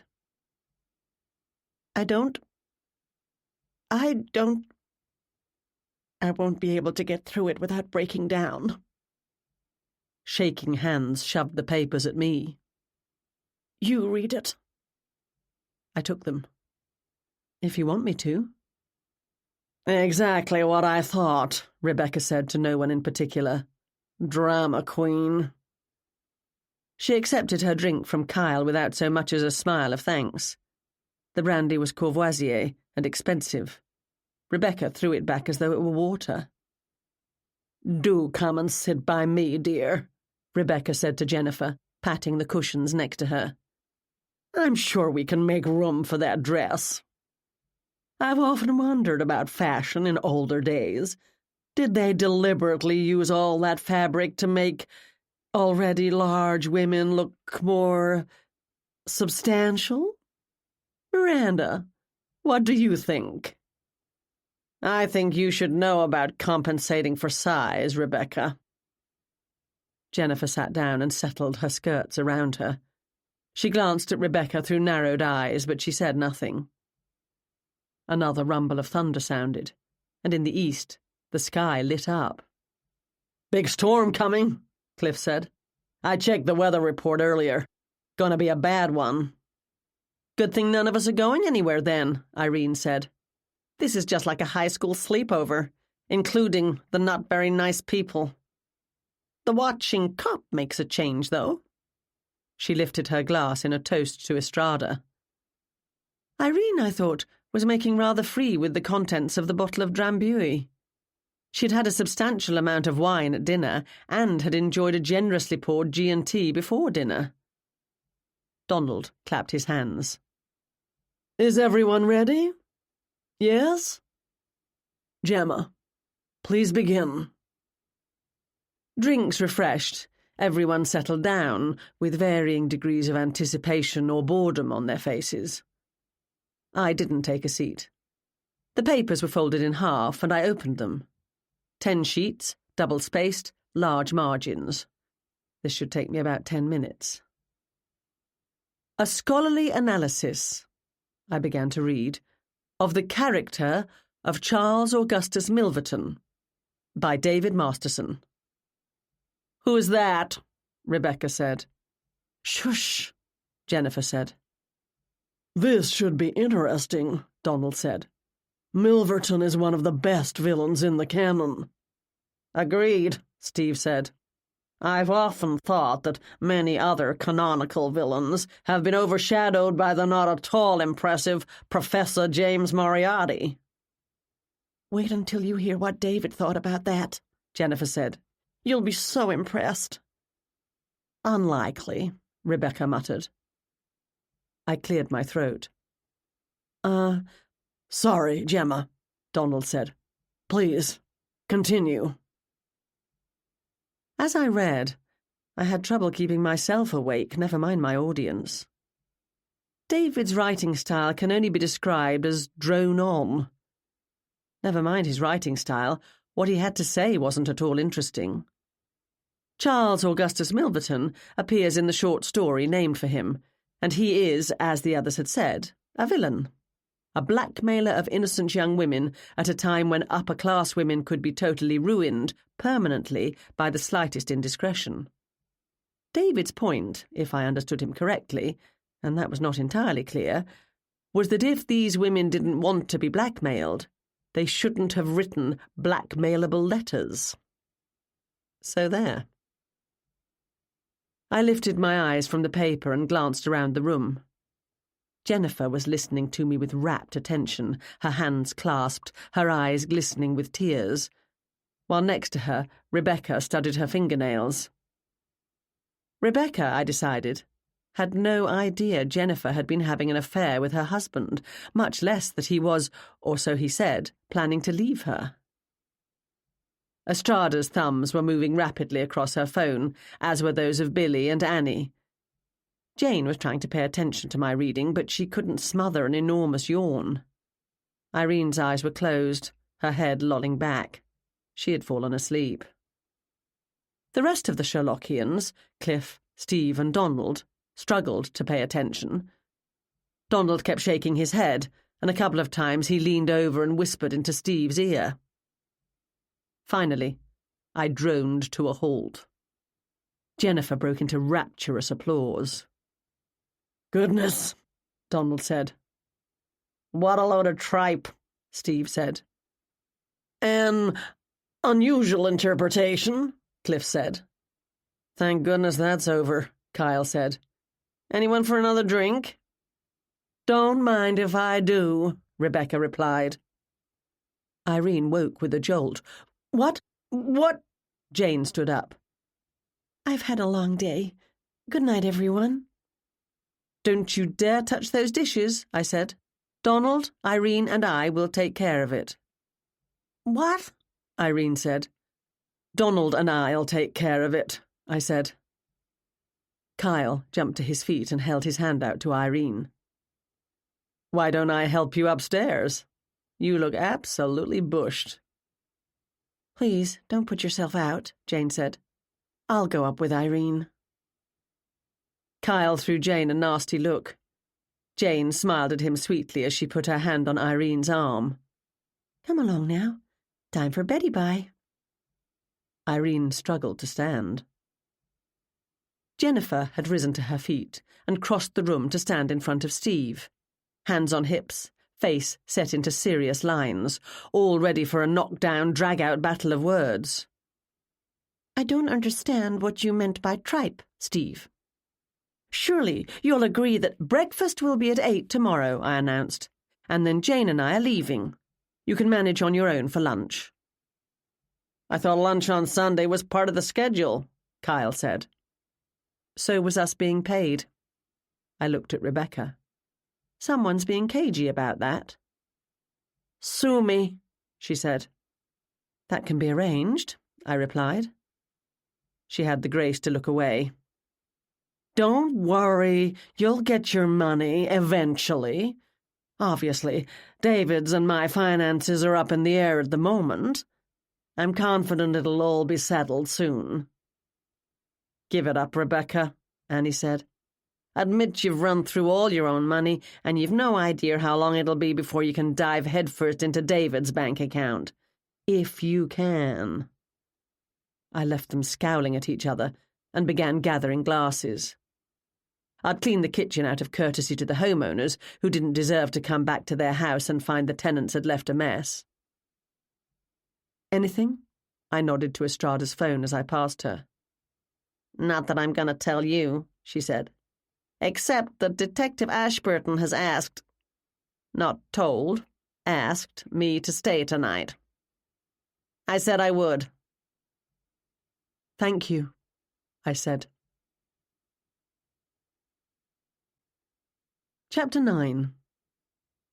The other half of my bed was unoccupied, as Ryan had returned to town.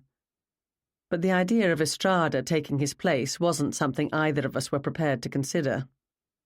So Jane moved in with me, and Estrada settled in Jane's room. Have you figured out who did it? Jane said, as she crawled into bed fresh and sweet-smelling from the shower. I'd arranged a pile of pillows behind my head and had my iPad propped on my knees.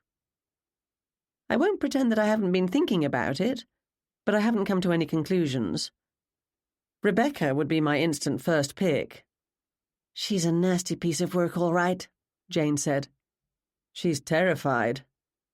Her? Terrified of what? Of not having any money, of being cut adrift by her late husband. Most of all, terrified of the scorn of people like Miranda. I won't say she doesn't deserve it, if it comes to that, but a life of keeping up appearances can't be fun, not for long. Unfortunately for any theories I might consider, Rebecca has a virtually unbreakable alibi. I told Jane what I'd learned from Ryan. She could have paid someone to kill David. I considered that, but the mode of death is hardly that of a contract killer. I tapped the screen in front of me. In my non-existent spare time today, I've been learning what I can about deadly poisons and delivery methods thereof. There are various reptile venoms that can result in death almost instantly. Difficult to get hold of, though. Thank heavens for that. But never impossible. I'm fairly confident strychnine was used, as we initially suspected. The results of the autopsy and the tox reports will tell us for sure. Outside, rain drummed against the windows. The trees nearest the house groaned in the wind, and thunder roared above our heads. Ryan said they found the instrument used to deliver the dart, but he neglected to tell me what it was. How hard is it to get and use strychnine? Jane asked. Not as hard as people might think. A great many deadly poisons are readily available to anyone who bothers to do some research. As I learned the hard way in the Anna Wentworth case? Exactly. Strychnine is an extract of a plant which is not found naturally growing in North America. But it's still used sometimes in common rodent poisons and by farmers as wild animal control, although that habit is highly frowned upon and increasingly restricted. Why not just shoot David through the window? With a gun, I mean. Why go to so much trouble? I've been thinking about that. In The Sign of 4, the murder is committed in such a fashion.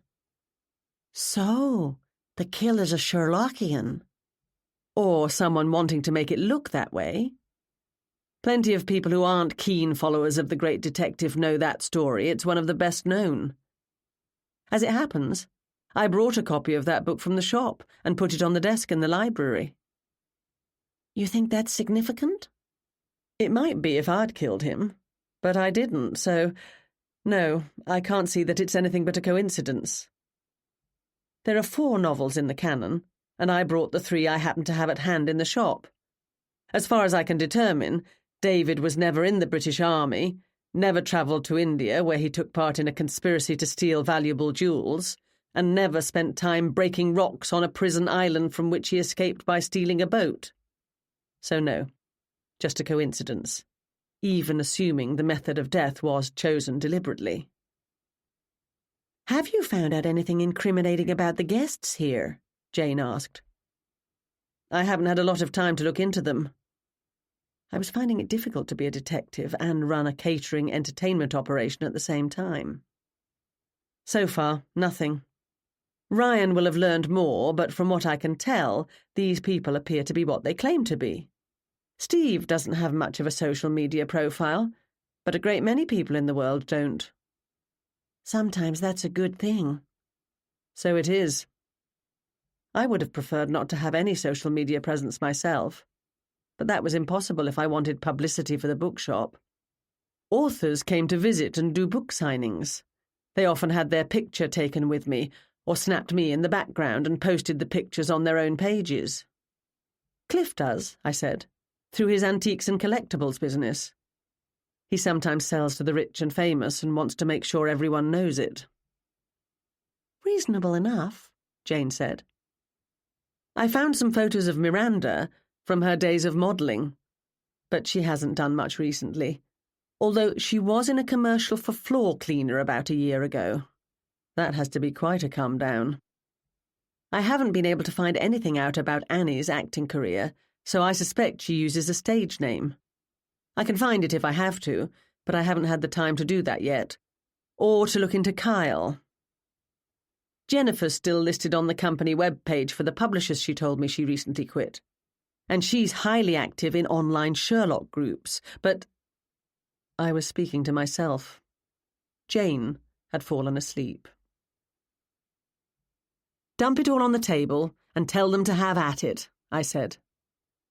Jane lifted the red pepper frittata she'd prepared a few days earlier out of the oven, pulled off one oven mitt, and poked the frittata with her finger. Satisfied, she put the dish on the island. "We can't do that, Gemma. We've already told them we aren't doing lunch. They'll be wanting a nice breakfast." "It can still be a nice breakfast if they have to serve themselves." Jane shrugged. "It's not that much more work. Besides, it's advertising for the tea room. I'm hoping some of these people will start frequenting Mrs. Hudson's, or tell their friends about us." I gave in, and loaded dishes, cutlery and glassware onto a tray and carried the lot into the morning room. As well as the frittata, Jane was cooking bacon and grilled tomatoes. She'd brought muffins from Mrs. Hudson's, as well as yoghurt and homemade granola, and would lay out the scones that had been intended for Saturday's afternoon tea. Coffee bubbled in the pot, and the tea, for me, steeped in a plain brown teapot. Freshly squeezed orange juice filled an attractive glass jug. I'd woken to find the pale autumn sun touching the edges of the drapes, and the space next to me empty. Jane had risen, showered, dressed, and headed for the kitchen without making a sound. I yawned, stretched, and reluctantly climbed out of bed. I pulled the drapes back and peeked outside. The night storm had passed, and the cheerful ball of the sun was rising in the east, throwing its soft light through the line of trees, turning the colours of the few remaining leaves into fire. Below, a single police car was parked in the driveway. I squinted against the light of the sun and saw the dark outline of a person in the driver's seat. All the officers who'd been searching the property yesterday appeared to have left. I was about to step back when a figure emerged from the portico over the front door. Louise Estrada was dressed in the same clothes she had had on yesterday, natural enough, as she hadn't arrived here with any intention of spending the night. Carrying a mug in her right hand, she walked to the patrol car and tapped on the window. The window lowered, and she handed the mug through. Then she bent over and talked briefly with the person inside. Clearly neither had much to say to each other, as she straightened up almost immediately and returned to the house, dodging puddles that had formed overnight. I hurried through my morning preparations and went down to find the cooking of breakfast well underway. "You should have woken me," I said to Jane. "I can manage, Gemma." "You can, but you shouldn't always be the one managing." "I wonder how Irene's feeling this morning." Jane chuckled. "None too steady, I suspect. Louise has been in already. She took a coffee to the cop guarding the house. Another was stationed at the front gate yesterday, but he's left and the gate's been locked." "Good morning," boomed a cheerful voice as Donald came in. "Looks like it's gonna be another beautiful day." "You're up early," I said. "You've already been for a walk." He grinned at me. "That's my Gemma. Holmes himself couldn't have done better." "Jane Wilson could," Jane said. "Anyone can see that you've got fresh mud stuck to the tip of your walking stick, and some on your shoes. You're tracking mud across the floor. You should have taken your shoes off at the door." "You're beginning to learn Gemma's methods," Donald said. "Well done, Jane." I went into the utility room that runs off the kitchen and found a mop. I handed it to Donald. "As the scullery maid is busy, you can mop up after yourself." He studied the unfamiliar object in his hands. "Somehow, I imagined an English country house weekend would entail less work." Jane and I laughed. "Be glad you don't have to get down on your knees to scrub the steps with hot water, or blacken the fireplace grate," I said. "As Jane so astutely noticed, I have been for a walk. The storm has passed, leaving everything fresh and dewy. I fear it won't last, though. More bad weather is moving in, or so the forecast says." "What of the police presence?" I asked. "Anyone still around?" "Other than the car parked outside?" "Not that I saw. I might have woken him up when I tapped on the window to say good morning. I pretended I hadn't noticed." Donald hoisted his mop and left the kitchen. That cop was darned lucky it was Donald who found him napping and not Estrada. "When that's done," I called after him, "come back and help with the food." I pulled out my phone. "I'll give Irene a call. She can help too." "Let her sleep it off, Gemma. We're fine," Jane said. I put my phone away. My good deed for the day. I insisted that Jane join us at the table for breakfast. To my surprise, everyone, including a bleary-eyed, pale-faced Irene, had come down. Donald and Jennifer were again in costume, walking suit for him, floor-length shirt-waist dress with rows of buttons up the sleeves for her, but the rest of us wore our street clothes. We'd laid the platters of food out on the sideboard next to the coffee and juice, and people helped themselves. "Next time we do this," Steve said, "it would be nice to have a couple of footmen standing stiffly to attention, waiting to attend to our every need, don't you agree?" Annie snorted. "Dream on, buddy. There will be no next time. Unless you're prepared to fund it. Are you?" He didn't take offense. "Out of my price range, I'm afraid. Cliff, what about you? You do a nice little trade, I hear." "Oh, yes," Miranda snapped. "Cliff's Antiques. It's all about business for him, isn't that right, Cliff?" "Gotta take advantage of every opportunity in my line of work. It's not personal, Miranda." She didn't reply. "I can't say this hasn't been fun," Cliff said. "Well, I can," Jennifer protested. "A man died. Our host died. Need I remind you?" Cliff lifted his hands. "I haven't forgotten." Other than that, it's been fun, I mean. And, Jennifer looked from one person to the next, someone in this room murdered him. No one said anything. This was the first time that word had been said aloud, but everyone had to have been thinking it. Before switching off the light and putting my iPad away, I'd checked the West London news. As Ashley told me, the police were reporting that someone had died at Suffolk Gardens house. They had updated their statement last night to provide David's name and said he was renting the house for the weekend with a group of friends. The death was described as under investigation. The cause of death had not been released. I studied the faces around the table. Don't be ridiculous, Jennifer, Miranda said. No one murdered David. He had a heart attack or something. The police are overreacting. She turned to face Estrada. Small-town cops have nothing better to do. They need to create something out of nothing. Helps justify their budget. Estrada calmly ate her frittata.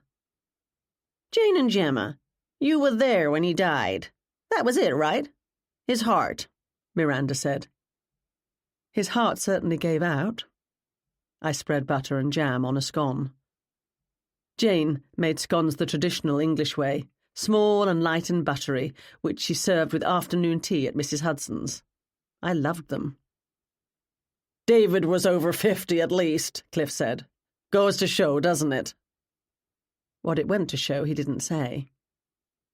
I suppose, Jennifer admitted, even the strongest of men's hearts can give out, no matter their age. Miranda threw her a quick glance. The edges of her mouth turned up, and she looked at Rebecca. Her smile grew even wider. At last, Miranda realized what had been going on between David and Jennifer. I was only surprised it had taken her this long. Miranda, I thought, was a woman who lived for gossip, the murkier the better. Jennifer was plain, plump, quiet, and, in Miranda's eyes at least, dull. Blinded by her own prejudices about what made a woman desirable, it hadn't occurred to her that David and Jennifer might have something in common, and that something had been sufficient to spark an attraction between them.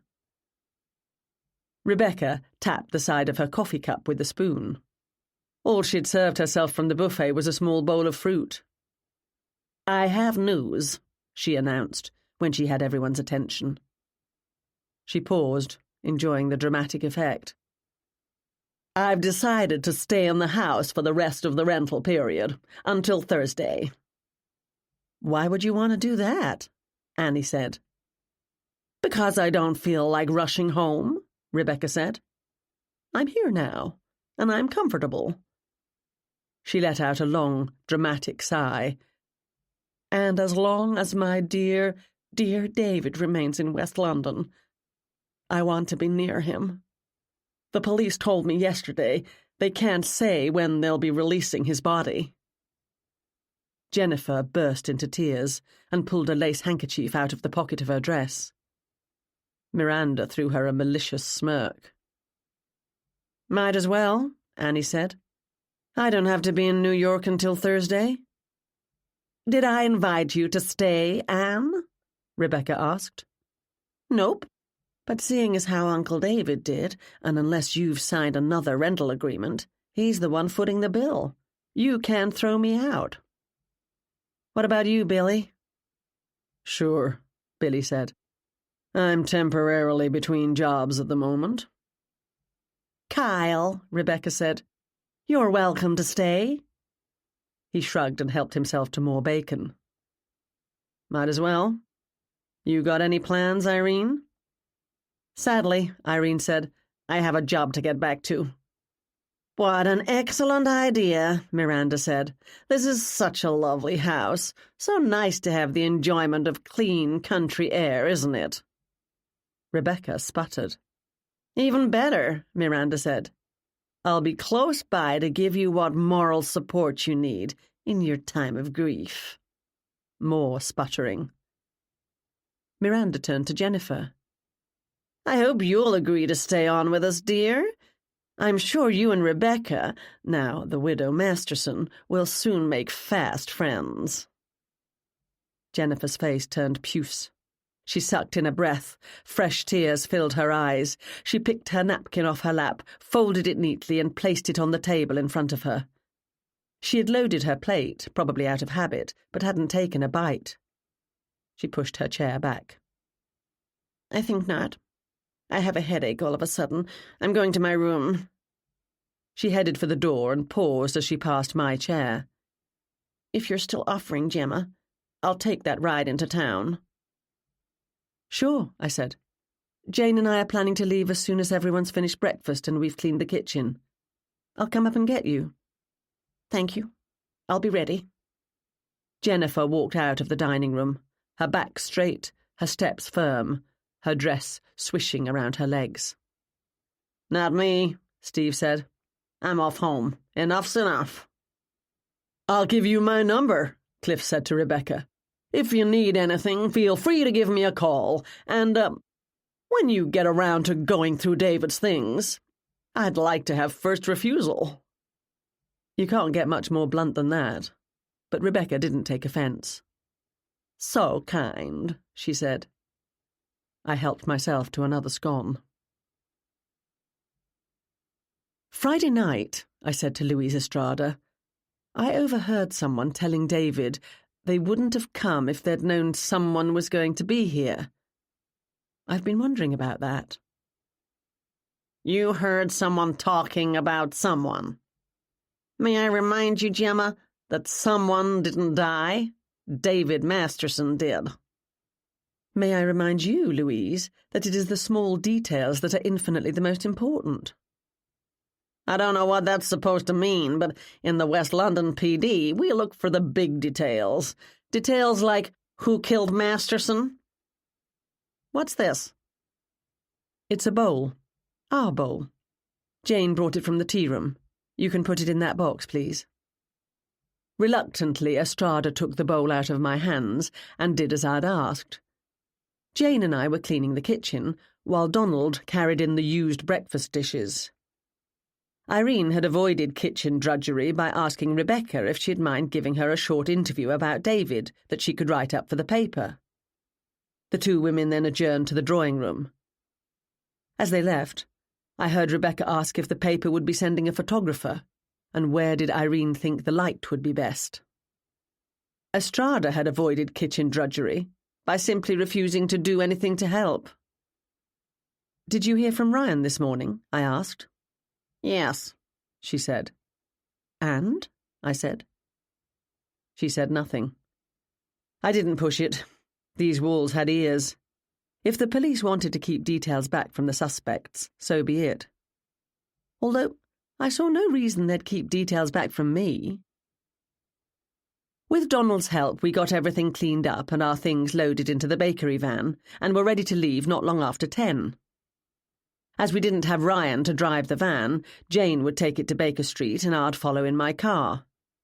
Estrada had sat on a stool at the kitchen island and watched us carry the boxes and coolers outside. Fortunately, they were a good deal lighter leaving than they had been arriving. We'd left cold meats and a selection of cheeses in the fridge and rolls in the bread box so the party could make their own lunches. A patrol car pulled up at the back door, summoned to take Estrada to the police station. She got into it, and they drove away. She did not wave us a cheerful goodbye. "I promised Jennifer a lift into town," I said to Jane. "I won't be long." "What's she planning to do?" Jane asked. "She doesn't want to go back to California, and she intends to stick around to hear the contents of David's will. She has, as they say in the classic novels, expectations in that regard." "That'll come as a shock to the man's wife," Jane said. "If that's what happens. It might not.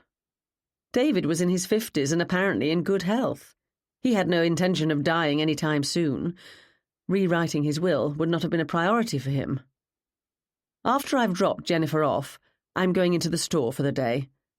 As I didn't know what time we'd be finished here, Ashley agreed to work today, although she usually doesn't on Sundays." "You were in such a rush yesterday to hurry her out of the door. I didn't get a chance to ask how things had gone Friday and Saturday.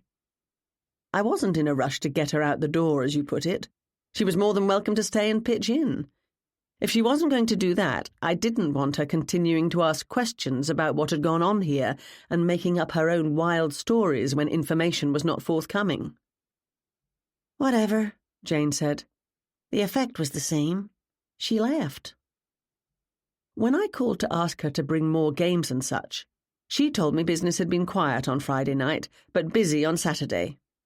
Someone brought in a dog, and to the surprise of everyone, Moriarty didn't attempt to engage it in a battle to the death.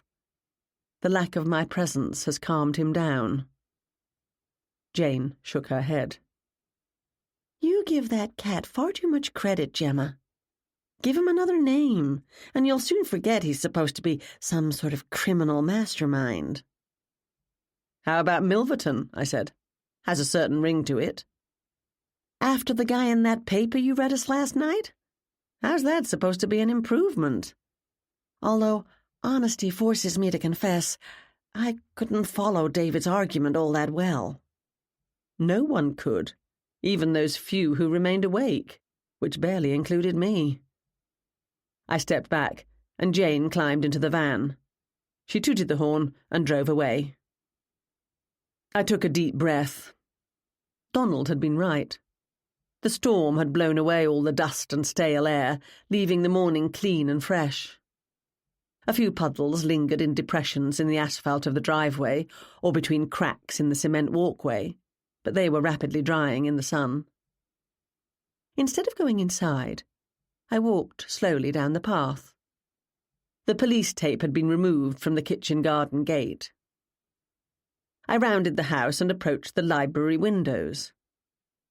Last night's heavy rain had soaked deeply into the earth. If there'd been any footprints, they were gone now. But I'd checked for prints yesterday, as had the police. I didn't expect to find anything I hadn't noticed yesterday, but it never hurts to have another look. In the shrubbery, a couple of small branches were bent. Some snapped completely off. The evidence meant little in the absence of a scrap of torn fabric or a drop of blood that might contain DNA. That someone had stood in these bushes yesterday, looking through the window, calmly and patiently waiting for the chance to throw a poisoned dart into the room, was not in doubt. I studied the distance between where I was standing and the far side of the room where David had been. The library was the biggest room in the house. It had to be at least 25 feet, maybe more, from here to where David had stood as he rounded the desk at the far side of the room. As Estrada had pointed out, the English are keen dart players, but our national pastime excludes me. I've never thrown a dart in my life, but I have observed the game being played. Even in championship tournaments, the player stands about 7 feet from the dartboard. Any further, and the dart's going to lose momentum, fall out of the air and tumble uselessly to the ground before reaching its target. Unless something's used to provide it with extra range and power, such as a blowgun, or perhaps a bow. Ryan hadn't told me what they'd found. I'd wondered why the killer chose to do the deed when 2 other people were in the library. Obviously, we would have called immediately for help, and it was possible someone would then give chase, as had happened. Wouldn't it have been better to wait until David was alone? It might have been a considerable time until someone thought to go looking for him. Standing outside, I could see the problem. The desk chair itself was tucked into a small alcove next to a solid bookshelf. An enormous and dusty fake philodendron stood between the bookshelf and the sliding door. The killer simply would not have been able to get a successful hit on someone seated at the desk from outside the room. They couldn't stand there all morning, waiting for David to get up and cross the room. Too many people were around, and the door to the library was visible from the walking paths and the lawn. If they'd overheard David planning to meet with Jane at 11 o'clock, then they had reason to expect he'd stand up and come around the desk at 11 o'clock. David was a man of old-fashioned manners. He would not have remained seated when two women came into the room. I continued walking. The patrol car was gone from the courtyard. The front door of the house was unlocked, and I went inside. Piano music drifted from the music room, accompanying what sounded like the same singer I'd heard yesterday. Footsteps sounded overhead, followed by the clunk, clunk, clunk of a suitcase being dragged down the stairs. Donald had changed into a crisply ironed pair of jeans and a ragged cardigan worn over a T-shirt that proclaimed, "You know my methods." "Off home?" I asked, as though it wasn't completely obvious. "Despite how it turned out," he said, "it was an interesting gathering. Arthur will be sorry to have missed it. Although... Although? He lowered his voice. I expected this to be a far more enthusiastic and, dare I say, knowledgeable group, Gemma. David was well known for his love of and commitment to the community. What he was thinking inviting some of these less informed people, I don't know." "I guess we'll never know," I said. "Have you seen Cliff recently?" "No. Why?" "I've invited him to stay at my house for a few days." "Why?" I hadn't noticed Donald and Cliff being particularly friendly. "It's more like he suggested it and I couldn't say no. He's never been to Cape Cod before and is in no hurry to return to New York City." "Don't let him talk you into buying any of his rare books or other things you can't afford." "You're probably right, Gemma. As usual. I suspect he has reasons for staying other than wanting to enjoy a few more days of vacation." He snapped to attention and threw me a sharp salute. "Like Dr. Watson, I shall stand resolute, regardless of the temptation. I'll pop by the store in the next few days to see if the copy of Castle Shade by Laurie R. King that I ordered has arrived." My phone buzzed to tell me I had a text from Ryan. "Hold on a minute," I said to Donald. Ryan, "Still at SGH?" Me, "Yes, about to leave." Ryan, "On my way, need to speak to everyone again." Me, "I'll wait." I put my phone away. "Ryan wants to meet with everyone. I doubt that means you if you want to be going. Cliff can find his own way to your house later. Did he drive here?" "He flew down and caught a cab to the house. I'll stay. I'd like to be of help if I can. I might have observed something critically important I'm not aware of." He looked absolutely delighted at the very idea. "I'll put my luggage in the car and be right back." He dragged his suitcase out the door, and I shut it behind him before wandering through the house. The police tape had been taken down from the library, and I slipped inside. There would, I knew, be no evidence to be found in here. The killer had stood outside. If he or she had come in earlier to check out the room, what of it? All the guests had been free to wander through the house, and this was an interesting room. I've never wanted to be a police officer, either back in England or in my new home of West London. When I'd last been in London, my sister Pippa had offered me a position of some importance, undefined, as is Pippa's own role, with the British government. But I declined. The quiet life suits me. I love owning my quirky little bookstore and being part owner of the tea room. But when the quiet life fails me, as it seems to be doing increasingly often, I wish I had police resources. My 3 books were still on the desk, lightly covered by fingerprint powder. I reached out my hand and was about to pick up the topmost when the bell rang, and I heard footsteps on the stairs and voices in the hall. I hurried out to find Ryan and Estrada coming into the house, trailed by Donald and Stella Johnson. Ryan was freshly shaven and his hair washed, and he'd changed into a pair of beige trousers and a blue sweater worn over a blue button-down shirt and matching tie.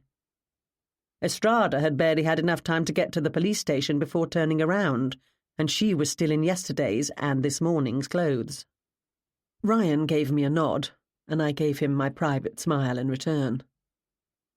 Rebecca had opened the door. Steve and Cliff gathered in the front hall, and Miranda peered down from the landing. The music stopped abruptly, and a moment later Kyle and Annie emerged from the music room. Ryan studied the watching faces. "I have further information I'd like to share with you. Where are Mr. Belray and Ms. Griffith?" Shrugs all around.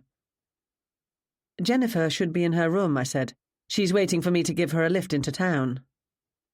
"I'm here." Billy appeared above us next to Miranda. "I'll get Jennifer." "Miss Talbot?" Ryan asked. "I think she left," Rebecca said. "She interviewed me for her newspaper. She promised to do a tribute to David, and said she had to be on her way." I peeked outside. Irene's car was gone. Billy ran down the stairs, followed by Jennifer. Ryan pushed his way through the crowd of onlookers. Estrada and Stella Johnson hung back until everyone had followed him into the drawing room. We all took seats. Donald lifted one eyebrow at me in a question, and I shook my head. Otherwise, notably, no one looked at anyone else. These people were not friends, able to rely on one another for comfort. Johnson stood on one side of the door and Estrada on the other. They both had their legs apart and their hands clasped behind their backs. They watched everyone, and no one returned their icy stares. "Thank you," Ryan said, when he had everyone's attention, which hadn't been hard to get. "I need to inform you that I am investigating the death of Mr. David Masterson as a murder." Gasps, moans, tears, shouts of, "You've got to be kidding!" Ryan lifted one hand. "That is not in doubt. I have a warrant to search the rooms and suitcases of everyone in this house." Protestations, arguments, agreements, and cries of, "That's an insult." Ryan shrugged. "Detective Estrada will wait here while Officer Johnson and I go upstairs. Before we do so, does anyone have anything to tell me? We can talk in confidence if you'd like." "You won't need to go through my things, Detective," Rebecca said. "I wasn't here at the time of my husband's death." "The warrant doesn't exclude you, Mrs. Masterson." "That's preposterous. I don't—" "Any reason you don't want us searching your room?" Estrada asked. "I have some valuable pieces of jewelry." "We're not going to steal them," the detective replied. Rebecca sputtered. Ryan nodded to Johnson, and they slipped out of the room. I studied everyone. Ryan had to go through the motions, but I could have told him he was wasting his time. No one here had a set of darts, a vial of poison, or incriminating letters in their luggage. Even Kyle, who didn't care for the attentions of the police, showed no sign of being concerned at what they might find. Cliff stood up. "I'm getting myself a drink, if you have no objections, Detective." Estrada shook her head. "I'll have a beer," Billy said. "None here." Cliff opened the drawers of the bar cart. "Nothing cold. Scotch, Steve?" Steve glanced at Estrada. "Thanks, but no. I'm driving home as soon as this nonsense is over with." "What makes you think David was murdered?" Jennifer clutched a pile of tissues in her hands. "I thought it was a heart attack." "Has the autopsy been done?" Steve asked. "Not yet," Estrada said. "But the evidence is conclusive." "Then you should be out there tracking down the killer, not wasting time on us." Miranda pointed at me. "What about her friend?" I blinked. What friend? "The little blonde. She was in the library with David. We heard shouting from the library. When I got there to see what was going on, David was on the floor, and the cop who had been working in the kitchen was there, and so was the cook." "Ms. Wilson," Estrada said, "has been eliminated from our inquiries." "What about her, then?" "Me?" I said. "Where were you when all that was going on?" Miranda asked. I waited for Estrada to assure Miranda of my innocence. When such was not forthcoming, I said, "Detective?" Reluctantly, I thought, Estrada said, "Miss Doyle is not a suspect." Then she added ominously, "At this time." "But you're saying I am?" Annie said. "Preposterous! If I'd wanted to kill Uncle David, I had plenty of opportunities to do it at his place. I could use a beer myself." She headed for the door. Estrada stepped in front of it. "Why don't we wait here?" "Because I don't want to wait here without a drink. I'll be right back. I'm not going to make a run for it." "Glad to hear it," Estrada said. But she didn't move out of the way. Annie stared at her for a moment, and then her shoulders collapsed and she turned around. "Whatever." "I hope you and your colleague have considered motive, Detective," Jennifer said. "Cliff, Steve, Kyle, Donald, Miranda, that newspaper woman, and I were invited for a weekend of camaraderie. We had a pleasant evening on Friday and an enjoyable time Saturday morning. Nothing at all happened that would cause someone to want to kill someone else. Nothing I noticed." She looked around the room. "Anyone?" People shrugged or muttered, "No." I remembered that snatch of overheard conversation between David and an unknown person. If I'd known he was coming, I would not have. If the unknown speaker or the equally unknown he had been killed, I might have a line of investigation. But David had died. "Therefore," Jennifer continued, "the killer wasn't part of our group." Jennifer stood up and slowly crossed the room to stand in front of Rebecca. "You were quick to arrive on the scene, Rebecca. What did they say? The husband or the wife is usually the killer?" Rebecca leapt to her feet. The two women stood nose to nose. Everyone stopped what they were doing to stare. Steve stood up, ready to intervene. Rebecca blinked first. "Get me a Scotch, Kyle," she said. "It's early, but I'm not accused of murder every day. It's none of your business, but I'll tell you anyway. I was nowhere near West London when David died, and I can prove it." She turned to Estrada. "I assume that's been checked." Estrada said nothing. Rebecca gave Jennifer an ugly smile. "Don't try to play Sherlock Holmes. It doesn't suit you." Donald glanced at me and I gave him a slight nod. He crossed the room and touched Jennifer's arm. "I'm having a lot of trouble with one of those brain puzzles. Come see what you think of it." She allowed him to lead her away. Rebecca sat down with a smirk. All the while, we'd been conscious of sounds coming from overhead. Doors opening, floorboards creaking, luggage being moved. Slowly, everyone settled down. Steve returned his attention to the jigsaw puzzle. Miranda picked up Sherlock Chronicles, and Donald and Jennifer worked at the brain puzzle. Cliff flicked through Canadian Holmes, not reading a word.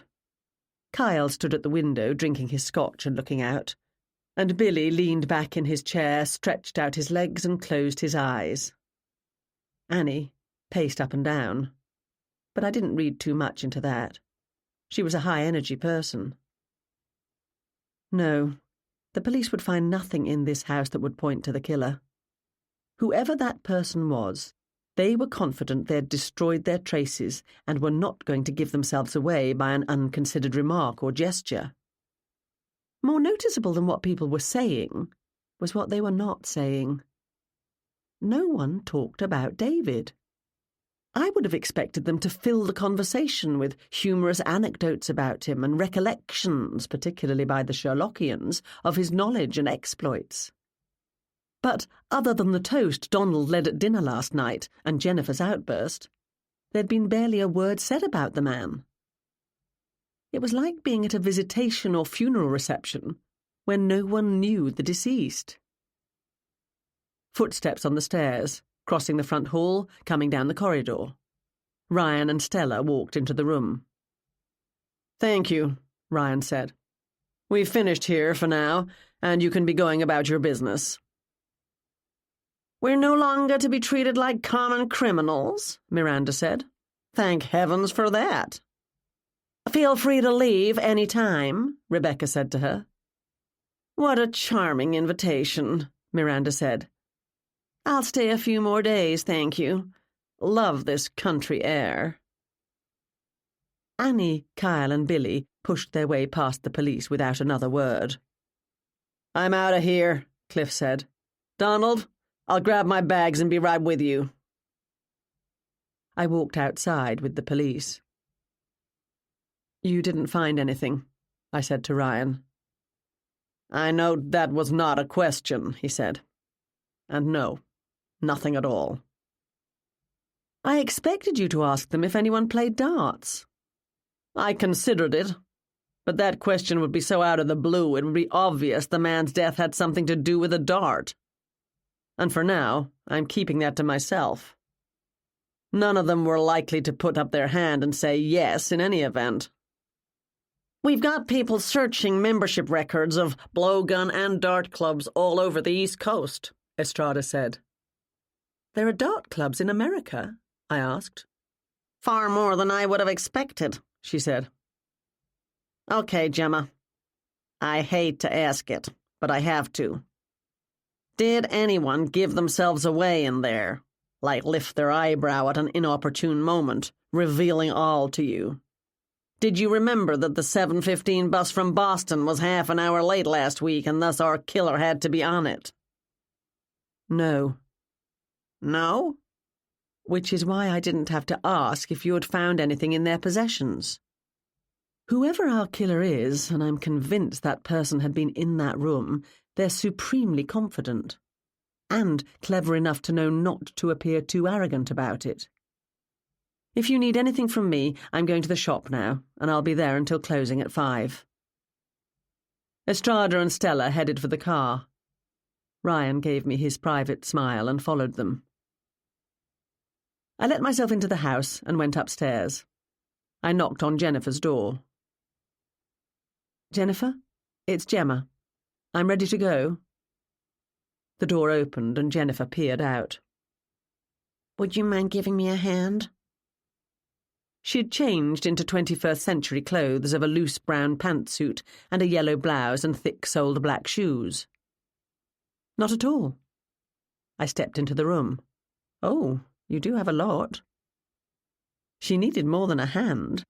As well as the hard-sided suitcase I'd seen when I was last in here, Jennifer had another one of the same size, a garment bag for the heavy period dresses, 2 carry-ons, a backpack, a shoulder bag, and a large purse. A lot for a weekend. Then again, she thought she was coming here permanently to start a new life with David. Every piece of luggage, except for the well-worn purse, showed almost no signs of wear. It was all brand new and of good quality. The suitcases still had Amtrak tags fastened to the handles. I found it incredibly sad. I looked into her eyes and she gave me a small smile. "Thank you for this."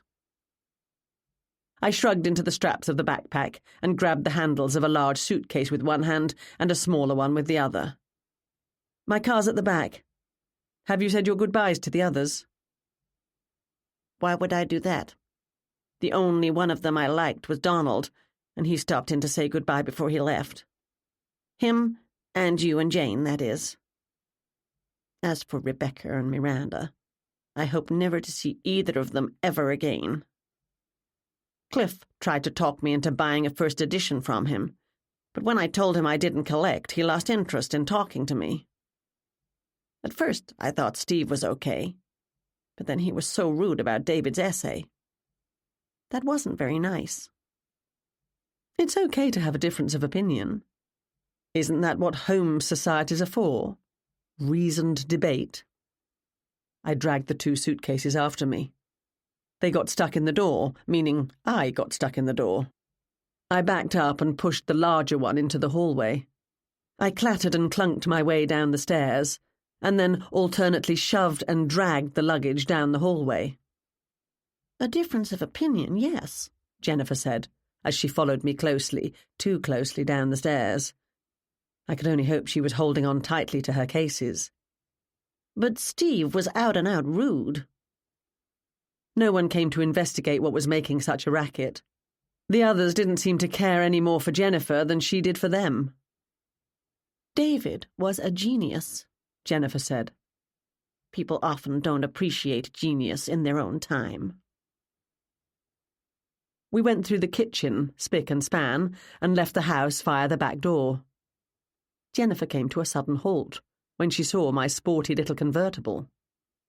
"Oh dear, will all this fit?"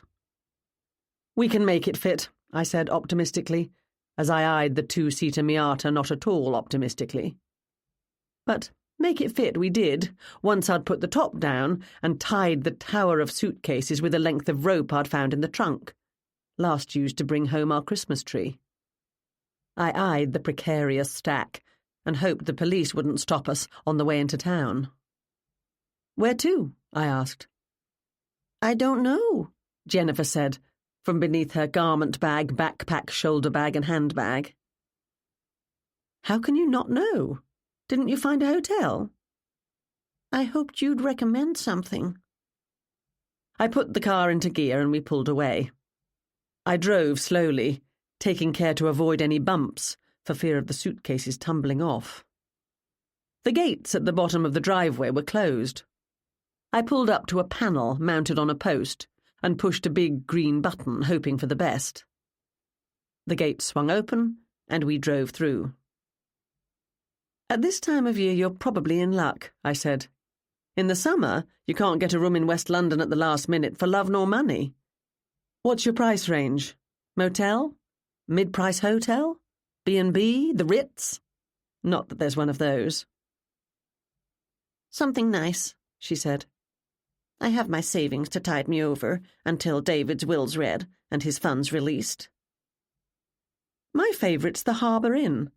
It's a small, privately owned boutique hotel in what was once a private home, but it is pricey, no matter the time of year." "That'll do." I drove through West London toward the Harbour Inn.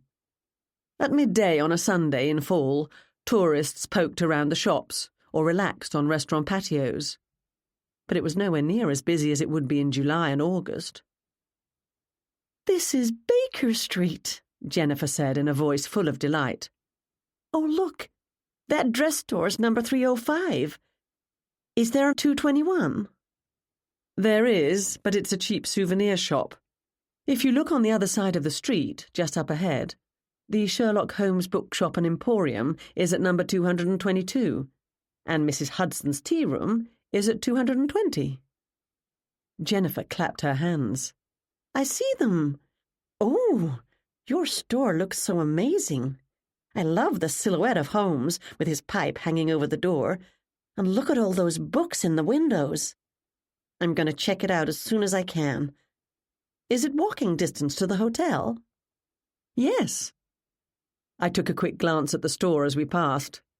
Moriarty basked in the sun streaming through the front windows, his head resting on a copy of Villains, Victims and Violets. Next door at Mrs. Hudson's, an older man going in held the door for two young women coming out gripping takeaway cups. One of them thanked him, and he dipped his head. In the short time I'd been away, the company hired to maintain the beauty of the Baker Street business district had dug up the purple and white petunias in the flower boxes under the windows and the pots on the sidewalk, and replaced them with yellow and gold chrysanthemums. At the end of Baker Street, I turned left onto Harbour Road and drove parallel to the boardwalk. To our right, the open Atlantic Ocean stretched into the distance. Jennifer settled back in her seat and admired the scenery. "I've lived near the ocean my entire life, being from L.A., but this is so different, isn't it? The sky's different. The water looks different. The trees sure are. I've never seen trees that color before, although I've seen it in books." "You're from England. Is the sea different there, too?" It can be. But this is the Atlantic. We're just on the other side of it. England's right over there. I pointed. To the northeast. I've always wanted to go to England. To London. I've never gone, as I'm terrified of flying, and to take a ship both ways would take more than my job's vacation time. But David said he'd take care of me and it would all be okay. We were planning to go there for our honeymoon. We'd see 221B Baker Street, and the Sherlock Holmes Museum, and the British Library, and then go to Edinburgh, where... Her voice trailed off. Now I'll have to do all those things without him. Perhaps you can go on a guided tour. There are plenty like that. You'd travel with like-minded people and see the things you're all interested in.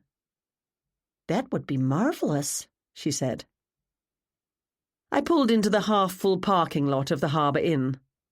Jennifer struggled to throw off the garment bag, backpack and shoulder bag, and I ran around to help her. I then untied the rope holding the suitcases in place, and we dragged, shoved and carried the lot into the inn. A handful of people were scattered about the lobby, enjoying coffee in the lounge bar, or lingering over a late breakfast on the restaurant veranda. But at mid-morning on a Sunday it was fairly quiet. Andrea Morrison, owner of the inn, stood behind the reception desk. She spotted me and gave me a wave. I waved back. "I'll watch the cases while you check in," I said to Jennifer. She looked around her, wide-eyed. "Oh, this place is absolutely beautiful." It was nice. It was very nice. But I've never thought the Harbour Inn was all that exceptional. "It's been a long time since I stayed in a nice hotel," Jennifer said to me. "Really?" "When I was a child, we usually went camping on our holidays.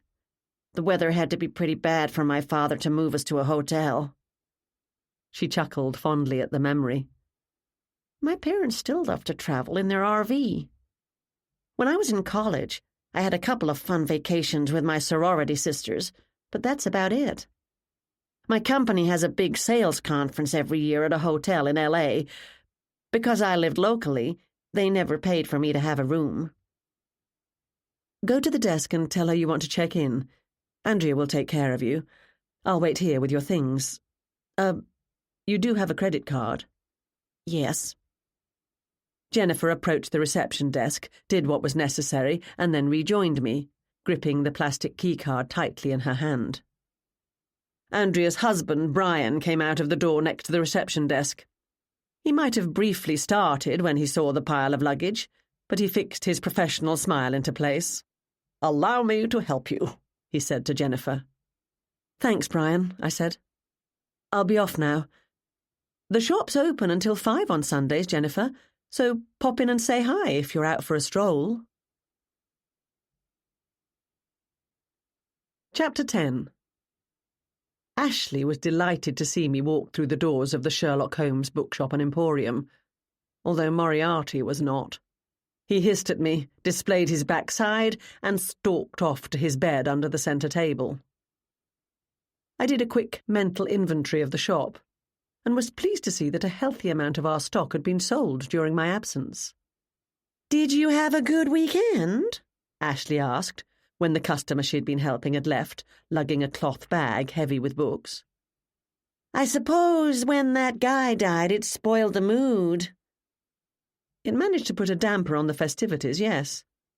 Not that most of the guests noticed or cared. "What does that mean?" "I'm not entirely sure." "How was the dinner last night? Everything Jane was making looked fabulous." "It was fabulous. The food, anyway. Send me the details of the things you brought to the house yesterday. I'll try to get anyone, to pay me for them, but I don't have much hope." "Aren't you slightly overdressed today?" Ashley's clothes closet would put a repertory theatrical company to shame. She dressed according to her mood and the role she felt like playing on any given day. Today, she obviously felt like being a boss. Not that I, who am the boss, ever come to work in a dark grey business suit, pink shirt with gigantic floppy bow, stockings and beige pumps. "Overdressed? I don't think so. One should dress professionally at all times, wouldn't you agree, Gemma? You're back early. We decided to cut our losses and skip Sunday lunch. Have you heard anything more about what happened there? The shop was momentarily empty and we could talk freely.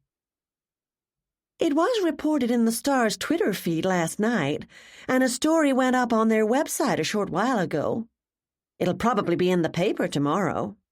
Irene wrote the story and filed it directly from the scene this morning. So exciting. What did she have to say?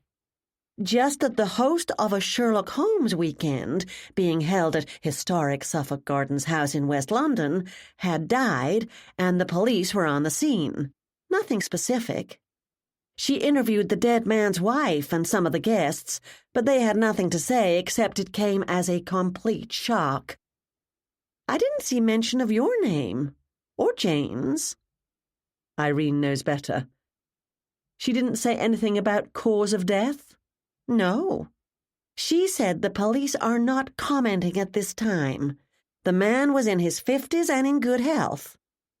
That kind of implies he was murdered, doesn't it? Not necessarily. Accidents happen. Health problems can go undetected no matter what one's age. Yeah, Ashley said. I thought so. He was murdered. The chimes over the door tinkled. Ashley put on a welcoming smile, and we both went to work. Moriarty continued to sulk.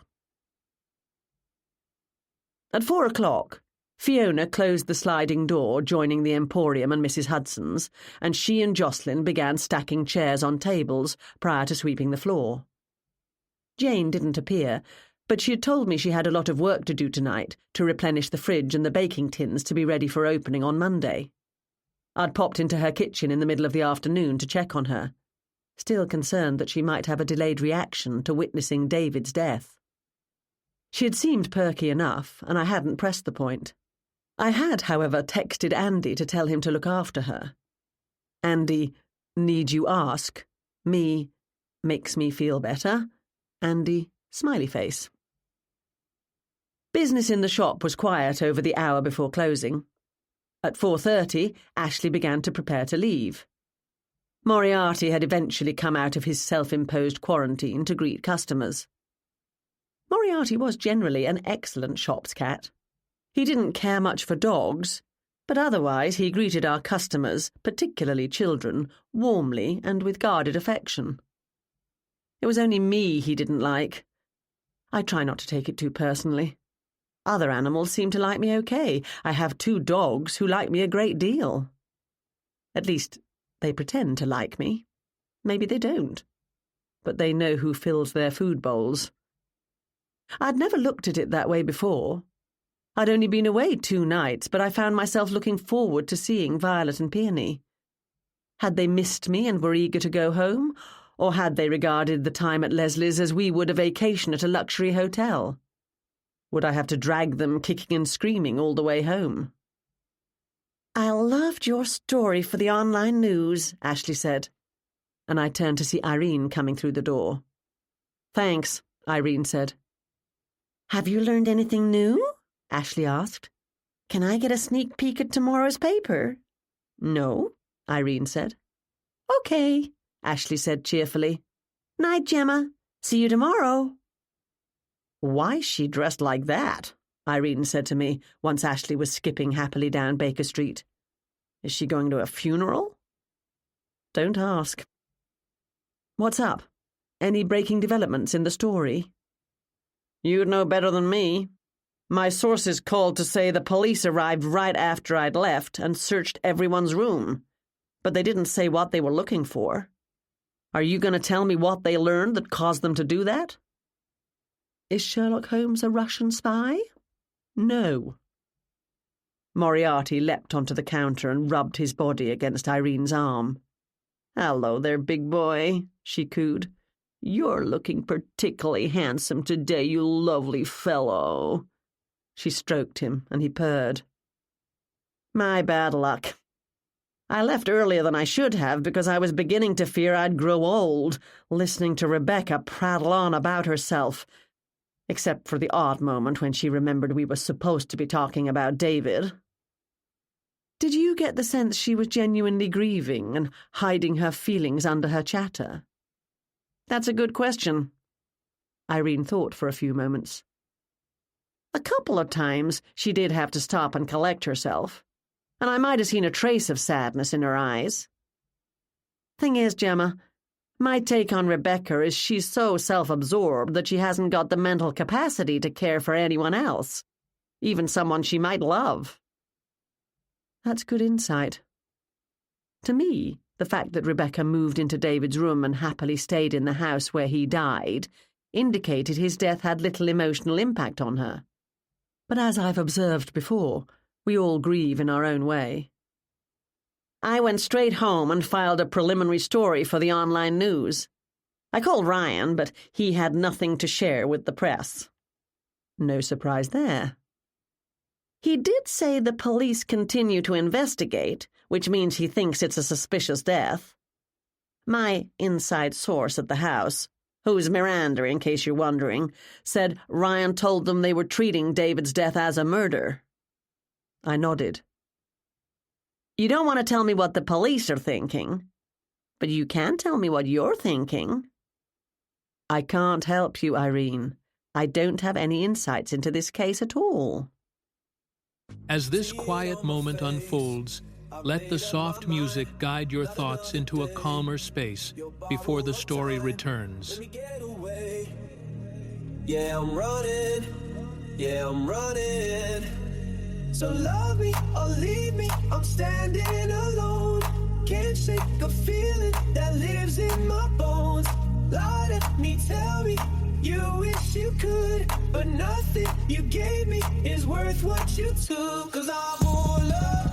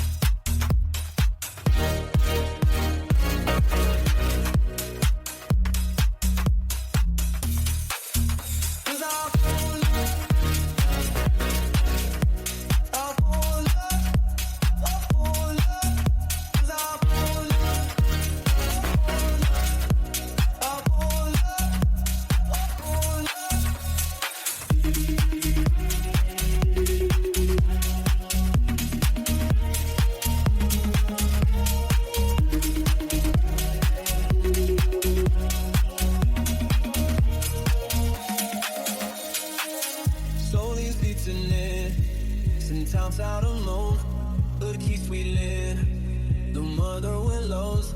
I can feast my time. Yeah, I'm running. So love me or leave me, I'm standing alone. Can't shake the feeling that lives in my bones. Lie to me, tell me you wish you could, but nothing you gave me is worth what you took. 'Cause I won't love.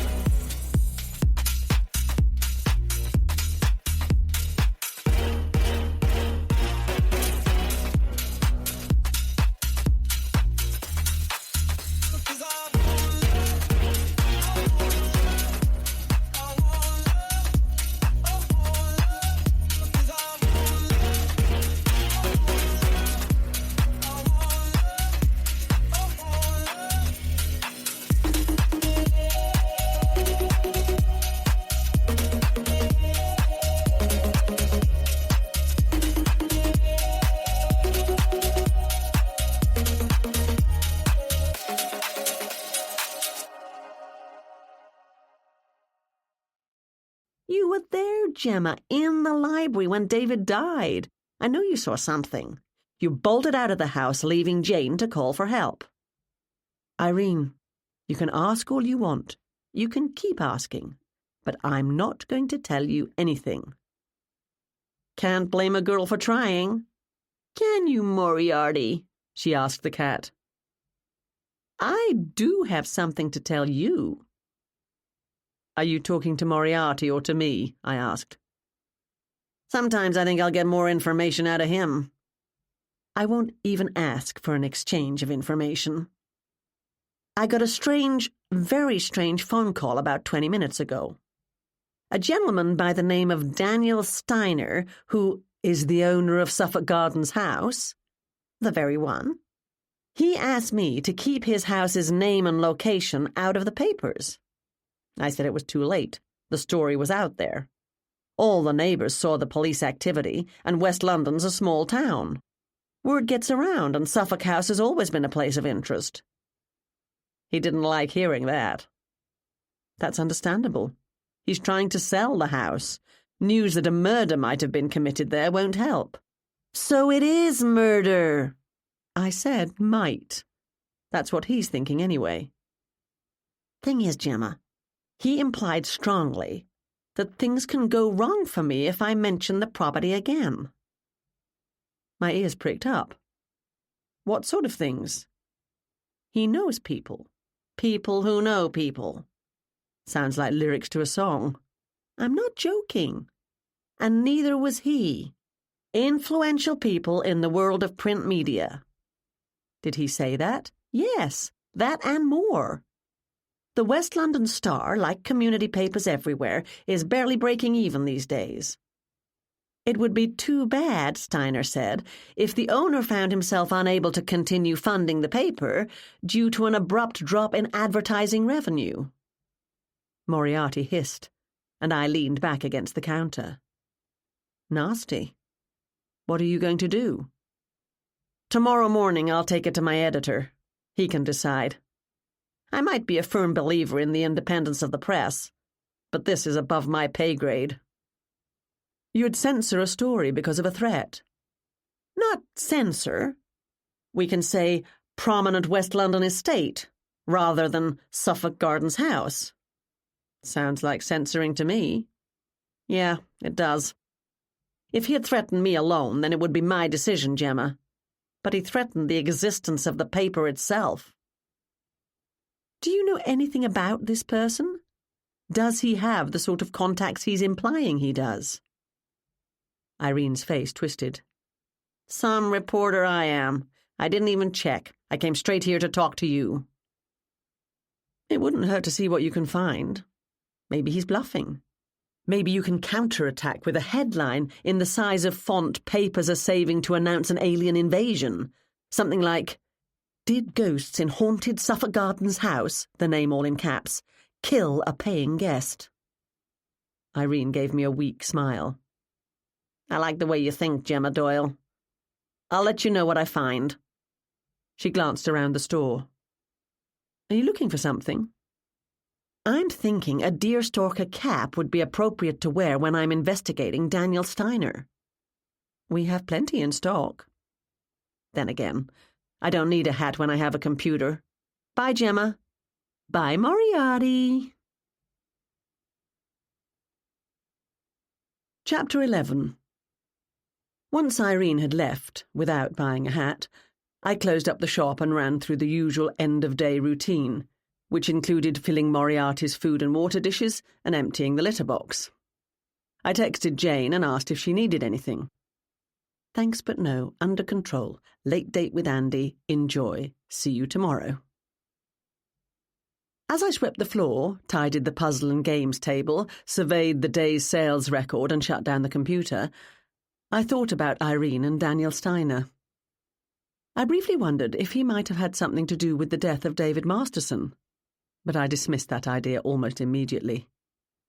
I need to avoid the natural tendency to assume that because someone is nasty in one circumstance, they're responsible for other nasty things.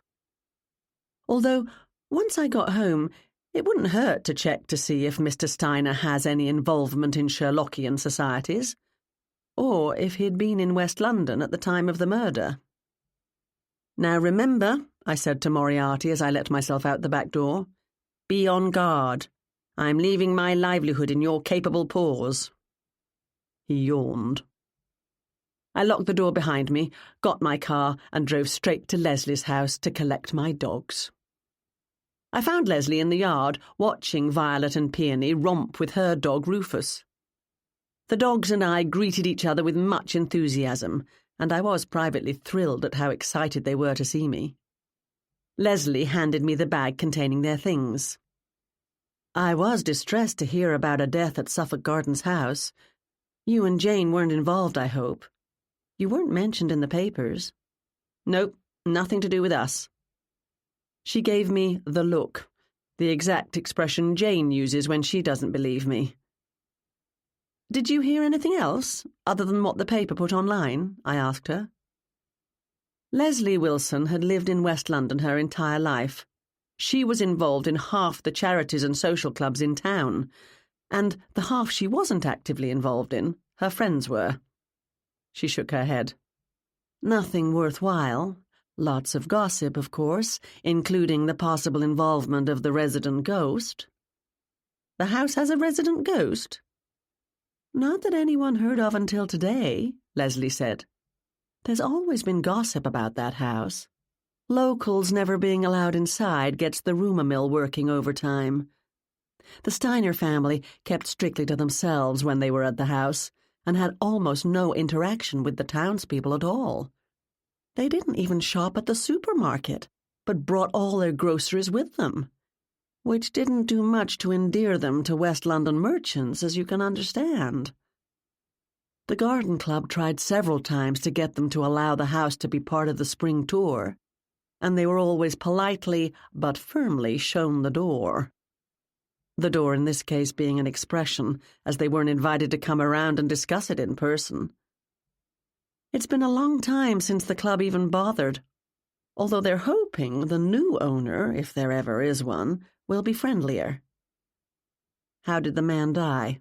Natural causes? They're not sure yet, I said. Ryan told the people at the house David had been murdered. With the exception of Donald, who loved keeping secrets, the guests at Suffolk House this morning were not members of this community, so word might not get around as quickly as it would otherwise. Irene had been told by Miranda that the police were regarding David's death as a murder, but until the word was officially out, the paper wouldn't say it. I thanked Leslie for looking after my dogs, and she gave me a hug. Any time. They're a joy to have. Rufus seems to like having them, although he'll be ready for a long nap as soon as you leave. Violet and Peony leapt eagerly into the car. I fastened them into their harnesses, and we drove home. West London faces east, so we don't get the sun setting over the ocean. But when I turned into Harbour Road, the dying light behind me threw shades of purple and dark pink into the clouds. I passed families carrying dripping ice cream cones, groups of rowdy teenagers, and couples with their arms around each other, oblivious to everything going on around them. Andy's restaurant, the Blue Water Cafe, sits on the edge of the pier, leaning out over the water. Lights were switched on and portable heaters glowed. The deck overflowed with conversation, laughter, and the tinkle of glasses and clink of cutlery. Soon it would be time to fold up the umbrellas, bring in the cushions, and stack the tables and chairs in preparation for the long, quiet winter to come. Maybe then Andy and Jane could get on with planning their wedding. My phone rang, and I used Bluetooth to answer. Ryan. Good evening, I said. What are you up to this fine evening? I'm on my way home. I just picked up the dogs. I'm passing the cafe. It's busy tonight. Gotta get that last dockside meal in before winter arrives. Great minds do think alike. That's exactly what I was thinking. I heard his smile come down the line.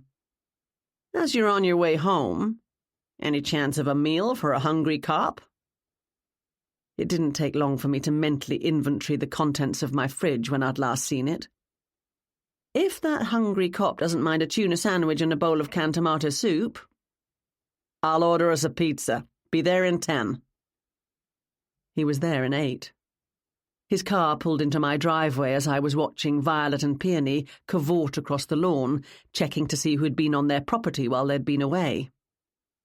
Overjoyed to see him, they ran to greet him, and he bent over to give them both hearty pats and scratches.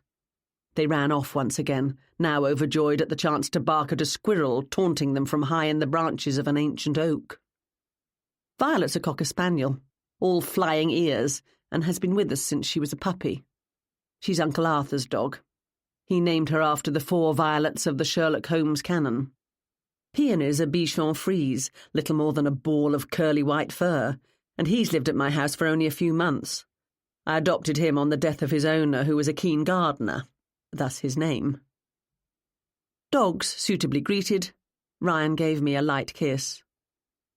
"Dare I hope you've solved the case and can spend the night?" I asked.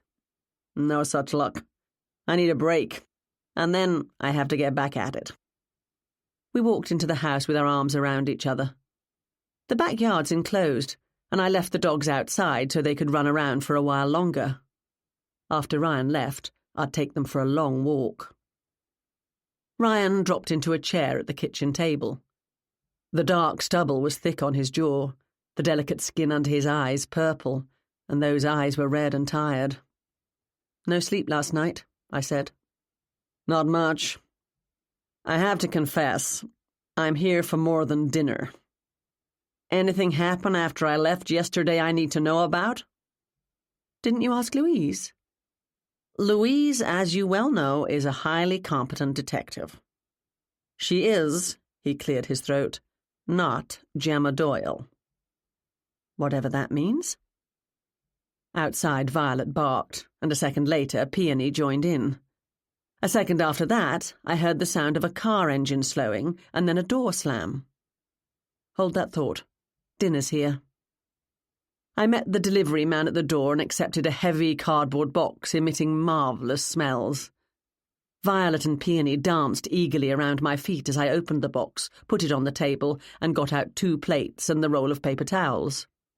Plus 1 knife and fork. Ryan eats pizza like an American, with his hands. I do not, although I've often thought it looks more fun that way, particularly the licking the fingers part. They're a strange bunch. I filled Ryan in on the group's activities Saturday night and this morning. Are you aware that Rebecca Masterson and some of the others are staying on at the house for a few more days? I am. I have no comment as to whether or not I find that inappropriate. It's her business, and I get the feeling she and her husband weren't particularly close, despite them not having been married for long. That's my impression also. Ryan knows how I like my pizza, and he'd ordered this one to suit my taste, topped with mushrooms, onions, and peppers. He likes his with the more pepperoni and sausage, the better. I helped myself to a generous slice, trailing a long ribbon of melted cheese after it. What's your take on Jennifer Griffith? Ryan took 2 slices. She came all the way from California for this weekend. She doesn't fly, so she took the train, and she was planning to stay in the East for a while. She's a keen Sherlockian, and she and Donald seem to have hit it off. Nothing more? He peered over the top of his pizza. According to Louise, Jennifer's upset at the death of David. At dinner last night, Jennifer was the only one who appeared genuinely distressed, and that includes the wife and the niece and nephew. He took a big bite of pizza. In Annie's defense, she was originally upset, as you put it, but otherwise, Jennifer and David were having an affair, and he had told her he was divorcing his wife to marry her. The pizza went down the wrong way. When Ryan recovered, he said, "You know this, and Louise and I do not?" They were being discreet, in her words. In fairness, I did have my suspicions that something was up, but it was only when I was in Jennifer's room that I put together all the signs. That's what she told me they were planning at any rate. Whether David was intending to do anything of the sort, I can't say. Now, I've been wrong before. Ryan muttered something and took another bite. But I believe Rebecca knows nothing about the situation, although the penny finally dropped for Miranda. Rebecca could barely be bothered to insult Jennifer, much less accuse her of stealing her husband. What's your take on the others? Annie and Billy were treated as the poor relatives, dependent on Uncle David for his largesse. Annie grieved, genuinely I believe, but more than one killer has come to regret what they did immediately after doing it. Some don't regret doing the deed, but they do regret being forced into it as they see it. Steve and Cliff weren't grieving, but I never thought they were friends of David's in the first place, more like casual acquaintances with a common interest. I don't know why Miranda was there, other than that she and David were friends of a sort and had been for some years, I believe. She has not the slightest interest in Sherlock Holmes. As for Kyle, also not a Sherlockian in any way, he was invited to this weekend by Rebecca, not by David, as Rebecca hoped David could help his musical career, which seems highly unlikely to me. You think Kyle and Rebecca had something going? No, I do not. He was wary, very wary of Louise. I'd check into his record if I were you. The edges of Ryan's mouth turned up. I'm doing that, Gemma, for all of them. Kyle has, shall we say, come to police attention before. As I suspected. I assume you're not going to tell me under what circumstances he earned this attention, so I won't ask. My overall impression, even before David died, was that most of these people didn't know each other, and if they did, they didn't like each other much. I told Ryan what I'd overheard on Friday evening, someone complaining they wouldn't have come if they'd known someone else would be there.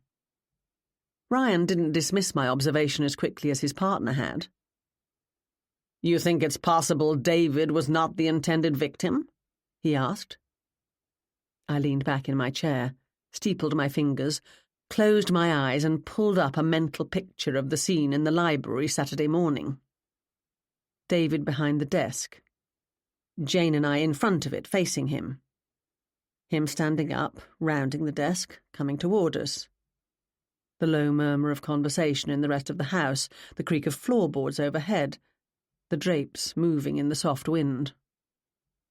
No, unless they were aiming at me or Jane and missed, which isn't worth considering. Not Jane, anyway. Once David came around the desk, the view from the window was unobstructed. The killer had to have clearly seen what he or she was aiming at in order to make the hit. I then told Ryan my theory as to why the killer had made his or her move when other people were in the room. I opened my eyes to see Ryan smiling at me. What? It's incredible watching you think. I have not the slightest idea what that means. I picked up my half-eaten slice of pizza. Everyone thinks, Ryan. Speaking of poisoned darts, this is confidential. Understood. Only because you've helped us so much in the past am I telling you. Also understood. Does Louise know I know, or rather that I am about to know? She does, as does the chief. First, we easily found the probable weapon. No attempt had been made to hide it. It had been tossed into the bushes, close to but not in the kitchen garden. They must have tossed it as I chased them. There were no fingerprints on it, meaning this person had worn gloves. No prints at all, meaning the weapon had been wiped clean before being used. When we searched the guests' rooms, we found exceptionally long gloves in Miranda's and Jennifer's. I nodded. Part of the costume. I wore gloves the first night. That's what I thought. Considering the time of year, anything else would have been suspicious. Several pairs of cleaning gloves were under the sink in the kitchen and in the storage closet. Some of them had been used, but it's impossible to tell how long ago. On the other hand, our killer might have simply wrapped a scarf or even the edges of a sweater or other piece of cloth around their hands. Miranda liked to accessorize her clothes with a scarf, and these nights are cool enough that anyone would have brought a sweater. I did. Ryan licked pizza sauce off his fingers. I had a brief moment of wishing I'd been the one to clean them off, before I focused on what he'd pulled out of his jacket pocket. It was a photograph of a long, thin metal instrument resembling a tube. The ruler laid beside it showed it was 18 inches in length and about an inch in circumference. "Goodness," I said. Good word for it. "I assume that's a blowgun." It is. "Excellent. All you have to do is find out who recently purchased or had made for them such a rare instrument." And therein lies the problem, Gemma. This isn't rare at all. You can buy one on Amazon for $14.95. "You can? Why would anyone want such a thing?" They come in all sizes and all prices. Ones this size are used for shooting birds. "Why would anyone want to shoot a bird?" Irrelevant, Gemma. They can and are used as kids' toys also. A set of darts comes as part of the set. We've contacted Amazon and other suppliers to get their sales records. It's possible our killer was kind enough to leave a trace of the purchase, but I'm not counting on it. Of interest, these blowguns are illegal in New York City and in California. "Sensible of them," I said. Which means little, as the purchaser could have used a temporary address for the delivery or visited a store outside of those areas. I studied the picture for a long time. "I've never seen anything quite like this before. If I had, certainly if I had this weekend, I would have remembered." The traditional English country house weekend which David was trying to recreate in West London, Massachusetts, included a shooting party for the gentlemen, while the ladies wrote letters and then gathered for afternoon tea and vicious backbiting gossip. Sometimes the ladies ventured out of the house to meet the men in the fields for a picnic, all terribly civilized. No shooting party was planned for this weekend, which was just as well, as the property's no larger than 5 acres, and they'd have been shooting at the windows of the house or each other. Your point is? I don't know if I even have a point. Did someone drop their blowgun into their suitcase expecting a round of shooting? And was this person so disappointed at there not being something like that organised that they took revenge on their host? Unlikely. Meaning malice aforethought. Yes. It had to have been brought with the express purpose of using it, and not to shoot birds out of trees. I picked up the photograph again. This would fit easily into a suitcase, and could have been carried into the house without anyone noticing. Annie's job this weekend was as housekeeper and maid. She made up the rooms. You need to ask her if she saw something like this. I know you're trying to keep the cause of death to yourselves, but you'll have to ask them all. Louise has a copy of this photo, and she's paying a call on Donald now. Then she'll go to the house. Unfortunately, we have to ask Irene also. And then the cat will indeed be out of the bag. It hasn't escaped my notice that firing a poisoned dart from a blowgun is a mighty complicated way of killing someone, Ryan said. Why not just shoot the man, or climb in the window and knife him? The advantage of the blowgun, of course, is that it's completely silent. I was standing no more than a few feet away, and I didn't hear anything. A knife attack can be messy, leaves traces on the attacker, and is not always reliable if the victim has time to react. David, we must remember, wasn't in particularly good shape, but he wasn't old or frail. Is there the possibility of a Sherlock Holmes tie-in? Sherlockians can tie their hero to just about anything. But in this case, the answer is obvious. In The Sign of 4, the murder's committed by a poisoned dart fired from a blowgun. You think the killer was sending a message? If so, the message completely escapes me. I can see no similarities of any sort between David and his circle and the events and characters in the book. And David didn't behave in any way like a man in fear for his life. Then again, the message, if there was one, was not directed at me. I closed my eyes again. It was 11 o'clock in the morning, and everyone was up and about. The house was full, and we'd all returned from a walk only a short time before. It was a lovely day, so anyone might have gone outside again for some air. Maybe even the scullery maid, also known as you. And wasn't it embarrassing to have to put on the incident report why I was on the scene so quickly?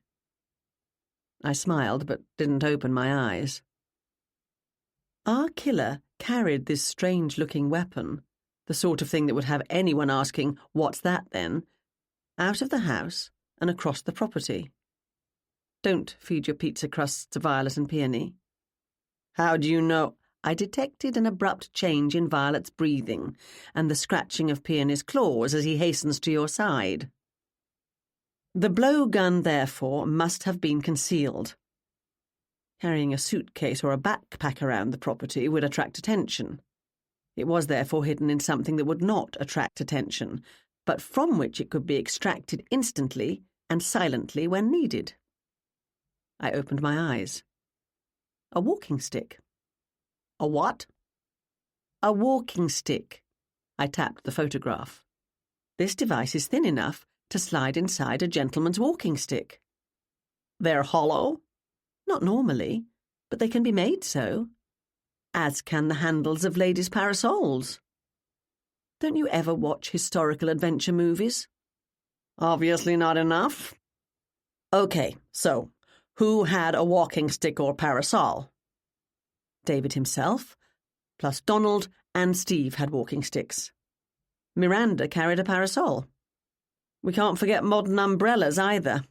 It's the rainy season in New England. It rained later in the day on Saturday, so having an umbrella wouldn't have been entirely out of place.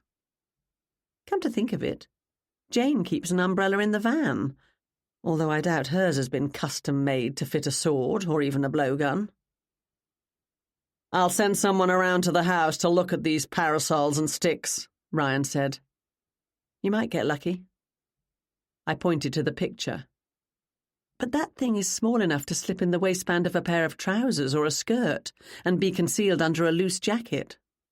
It was not a hot day, and no one would have glanced twice at someone who had pulled on a jacket or sweater before venturing outside. We've ascertained that the blowgun was the instrument of delivery. What have you learned about what was on the dart? We originally suspected strychnine. Was it that? Yes, strychnine. Traces were found on the dart, and the autopsy results confirm it. He died, as you know, within minutes of being hit. I took a breath. Not a nice way to go. You okay? Ryan asked. I will be. I pointed to the photograph on the table. How difficult do you think it is to use one of these things with any degree of accuracy? From the quick reading I've done, not difficult at all. They're capable of hitting birds in trees, but I'd think that to hit the target spot on with one shot from that distance would require practice. You're looking for a man or for a woman who has had a great deal of practice. Why do you say that? I puckered my lips and blew out a stream of air. It would be a matter of lung capacity. Sufficient air needs to be stored in the lungs and then expelled in one great breath. No huffing and puffing. Men have larger chests and weigh more on average than women, so they have greater lung capacity. None of the women at the house this weekend are at all stout. Rebecca's positively tiny, Miranda unnaturally thin. Annie and Jennifer in particular are what's considered overweight in modern society, but that has nothing to do with the size of their frame. Did you learn anything else? David was in reasonably good health, despite being substantially overweight. He was at risk of developing heart disease and diabetes, but not for some years yet, the pathologist says. And that's about it. No sign of drug use or excessive alcohol consumption. Do you want the last slice of pizza? Help yourself. Have you had contact yet with a man by the name of Daniel Steiner? Ryan chewed and shook his head. That's the name of the owner of Suffolk House. No, I haven't met the man. Should I? I suspect you soon will.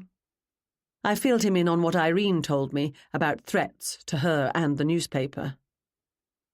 More complications? I got to my feet and gathered up the dishes and the cardboard box, empty but for chunks of broken crust. Ryan stood also. I have to be going. One more quick question, if I may? Shoot. Bad choice of words. Any sign of an intruder onto the grounds of Suffolk House? Nothing. The property's gated and fully fenced. But most of it's a plain wire fence, and in some places it's showing signs of wear and not being repaired. The gate was open when the first responders arrived, and Billy Belray, who met them at the house, told the officers it hadn't been closed at any time to his knowledge. I nodded. The gate had been wide open when we first arrived. If someone didn't want a chance being seen coming in by the main entrance, the fence wouldn't have kept them out. But scrambling over a fence usually leaves some signs, and we didn't find anything. It leaves signs, yes. Signs can be erased.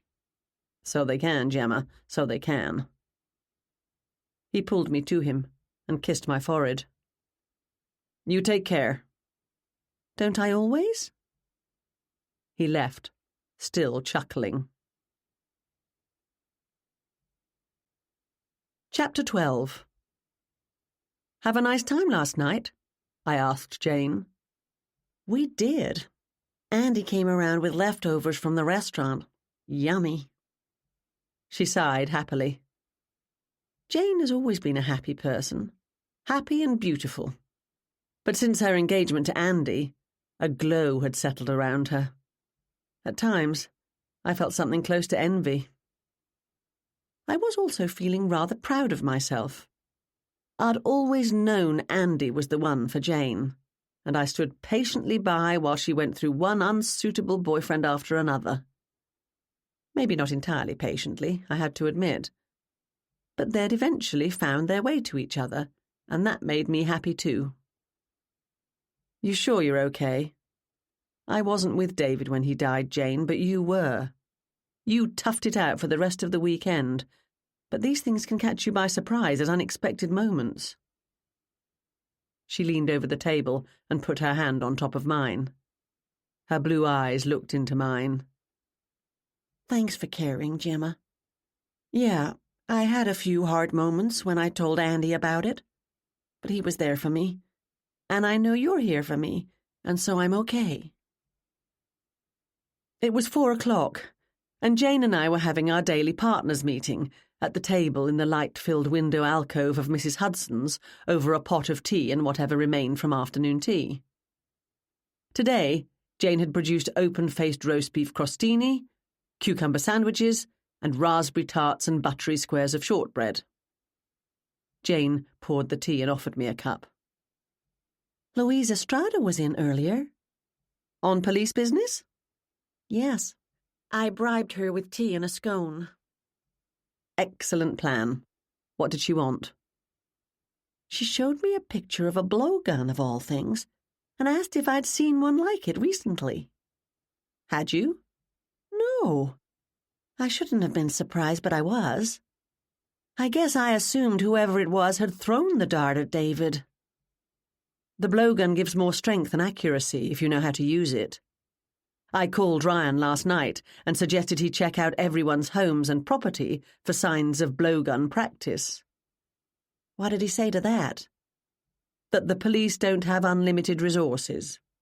Well, they should have when a man's been murdered, Jane said. I was surprised you were in the store all day today. I thought you'd have gone around to Suffolk Gardens and be crawling through the bushes, examining the ground with a magnifying glass, interrogating the suspects. Why weren't you? Because I don't own a magnifying glass?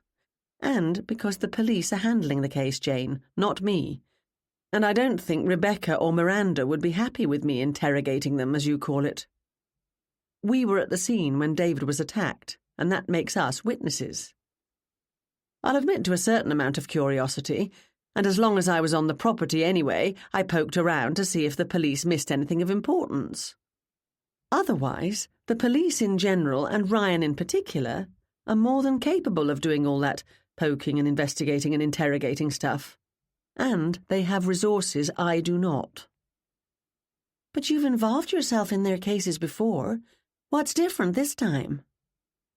In the incidents to which you're referring, I didn't like the direction in which their investigation was heading, or someone close to me was under suspicion. Like that time they thought it was my mom, of all people. Or the time they, Louise anyway, thought it was me. No, this time I will advise the police if they want my advice, nothing more. Jane might have muttered, "That won't last long," but I pretended not to hear and said, "Jennifer came into the Emporium earlier." "Did she? I don't suppose she said anything about David's death?"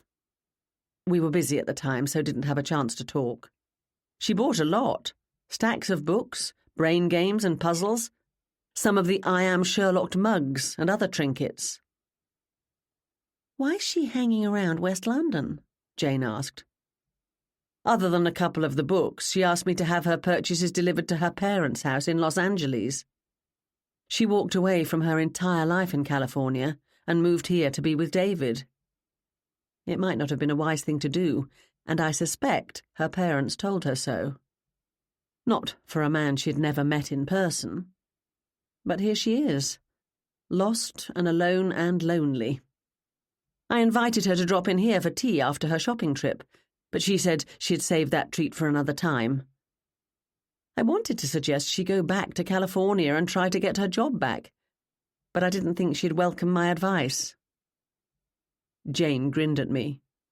"You're learning." "What am I learning?" She was prevented from answering by the sound of tapping on the door. The tea room was closed, the last of the satisfied customers had left, and Fiona and Jocelyn were cleaning up. Irene waved at us through the door. "Might as well let her in," I said to Fiona. Irene dropped onto the bench seat next to Jane. "No tea for me, thanks. But I'll have a coffee if you haven't emptied the pot." "Fee?"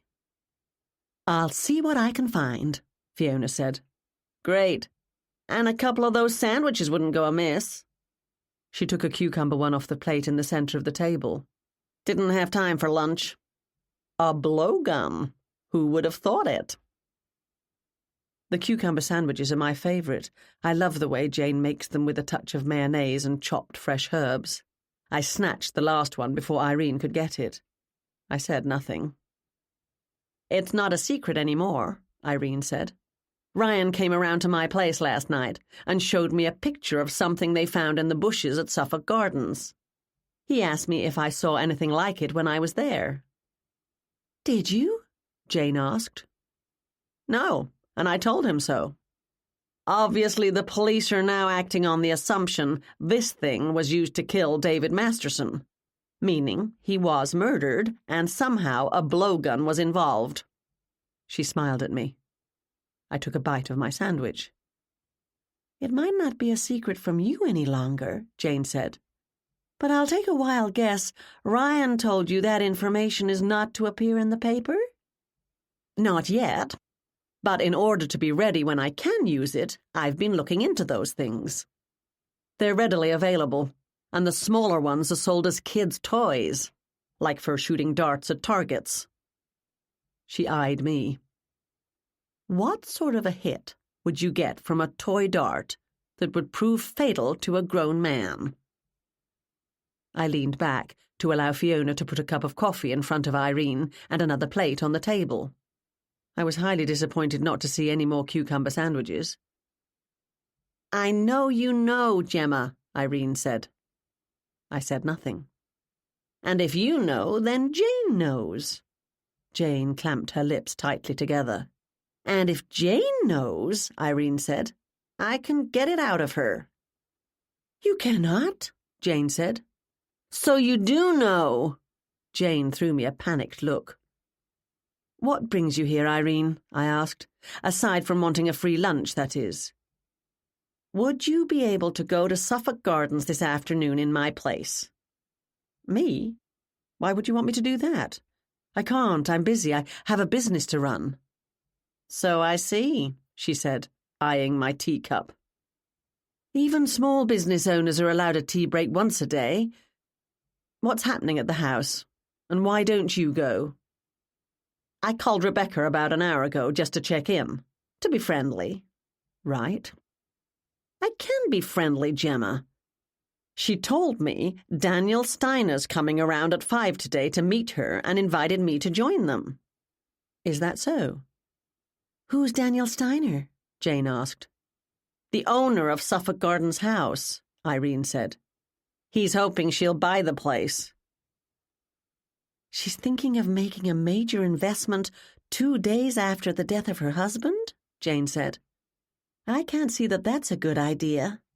It's not, I said, and he knows it, thus he needs to move fast before she comes to her senses. I'm assuming you've decided not to go, Irene, because of the threats he made against you in the paper. He made threats against Irene? What sort of threats? Jane asked. I'll tell you later, I said.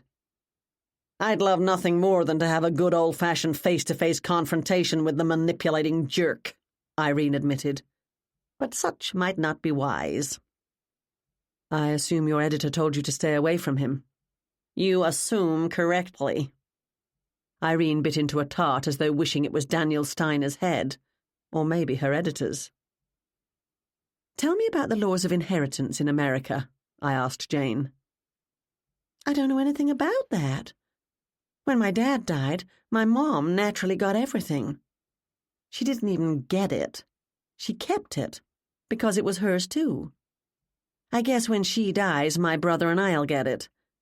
Not that she has much to leave us, other than the house. It varies by state, Irene said. I know a little about how it works in Massachusetts, but not New York. What do you want to know? Can a person disinherit their spouse?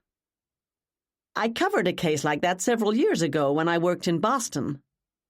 The answer is yes, but a married person can attempt to cut their spouse out of the will, but a wife or a husband has rights of inheritance. They can petition the court to have the will overturned and themselves granted an appropriate share of the estate. It's up to the courts to determine what the appropriate share might be, and that can be a complicated, not to mention potentially expensive and acrimonious, legal procedure. I assume you're asking because you're wondering where Rebecca stands. I am. I pulled my phone out of my pocket. One way to find out? I called up the ever-helpful Mr. Google and searched quickly. Seems to be much the same in New York. A spouse has rights to at least 1/3 of the deceased's estate, regardless of the provisions of the will. However, there are always exceptions and complications, and it seems as though a prenup might be able to invalidate that provision. I have no way of knowing, drat, if Rebecca and David signed such a prenup. I drained my teacup. I will have to act on the assumption that she expects to inherit something, if not all of it. If you insist, I'll drop around to the house. I thought you weren't investigating, Jane said. I'm not. I'm doing my friend Irene a favour, and at the same time paying a friendly condolence call on the grieving widow. Yeah, right. Want to come? Oh, yes. Thanks, Gemma, Irene said. Let me know your take on this Steiner guy. I'll tell Ashley I'm going out for a while and meet you in the kitchen, Jane. Irene and I reached for the last piece of shortbread at the same time.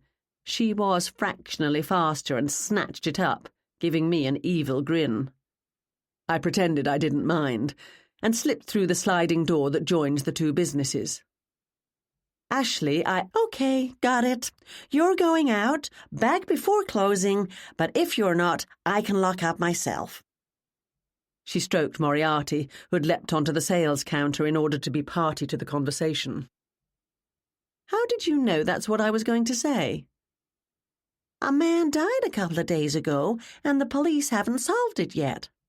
Irene came into Mrs. Hudson's, and you huddled together over your tea and sandwiches. I can tell when you're plotting. Can't I, Moriarty? Yes, I can. Okay, I said.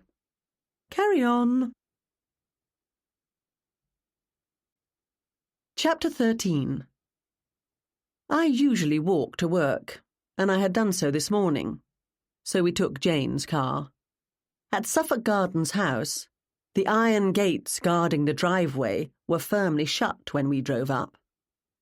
Jane rolled down her window, leaned out and pressed the button on the communications box mounted next to the gate. Jane Wilson and Gemma Doyle to see Rebecca Masterson. Nothing happened. Hello? Jane pushed harder this time. Still no response, not even a burst of static. Maybe it's not working, Jane said. or no one's answering. Irene's expected, if not us, I said. Do you have Rebecca's phone number, or Annie's maybe?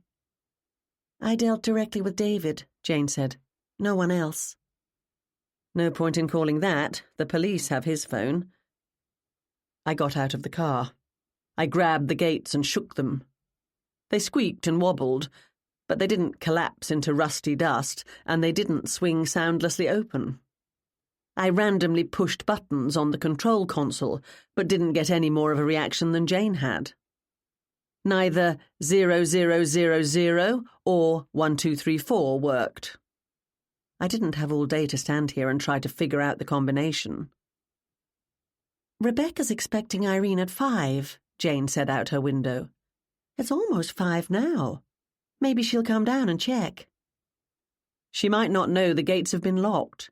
It's possible the property manager or realtor came around after the police left and locked them to keep unwanted visitors out. It's working, Jane said. I peered through the gates and rubbed my hands together. Nothing for it. These gates had once been very attractive, made by the same metal artist who designed the gates to the kitchen garden. Ornate swirls and curlicues sculpted to look like vines, stretched between iron posts, carved to resemble tree trunks. A scattering of real vines wound around the lower supports, nature reclaiming its territory. I reached up and gave one of the iron bars a good shake. It held. Behind me, I heard a car door open. Gemma, what are you doing? Jane asked. Seeking ingress, obviously. I began to climb. Okay for you, Jane said, dressed in jeans, but I'm in a skirt. I won't look. This skirt's new, cost me a lot. I don't like the look of those sticky-outy things. I reached the top. Slowly and carefully, I threw one jean-clad leg over, trying to avoid impaling myself on the sticky-outy things.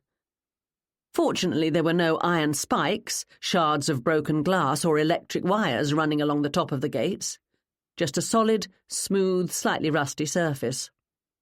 I lay across the top and pulled my other leg up. Then I descended in much the same way I'd ascended and finally dropped to the ground. I straightened up and grinned at my companion through the bars. Nothing to it. Come on, Jane, you're next. I'll catch you if you fall. She took a hesitant step toward the gates. I'm afraid of heights. That's hardly a height. Not much taller than Ryan. Never mind, I'm kidding. Even if no one's inside answering the doorbell, people have to be able to get out. On this side of the gate, a control panel was mounted on a plate attached to a pole placed within reach of a car window. The steel casing shone in the light of the early evening sun. I pushed the green button, and with an ominous creak, the gates slowly swung open. Ta-da! I skipped across the driveway as Jane hurried back to the car and drove onto the property. I hopped into the passenger seat, and we continued on our way. Behind us, the gates swung closed as we drove up the long, curving driveway. It was later in the day than when Jane and I had arrived on Friday, and the setting sun bathed the stone house in a soft rose-gold glow. To the east, clouds the colour of lead were rolling in across the sea, and the last of the leaves, still clinging to the trees, shuddered in the wind. The trees threw long shadows across the lawn, and the chimneys were highlighted against the deep grey of the sky. A wisp of fragrant smoke drifted out of the drawing-room chimney, and a flock of birds flew over the west wing, heading for nighttime shelter. It truly is a magnificent house, Jane said. If you don't look too closely. Nothing a lot of money can't fix. That's true. Jane parked in the cluster of cars in front of the garages, and we climbed the steps. I rang the bell and listened as the sound echoed throughout the house. A minute passed, and I tried again. Eventually, the door opened, and Annie's head popped out. "Oh, it's you. Hi." "Hi.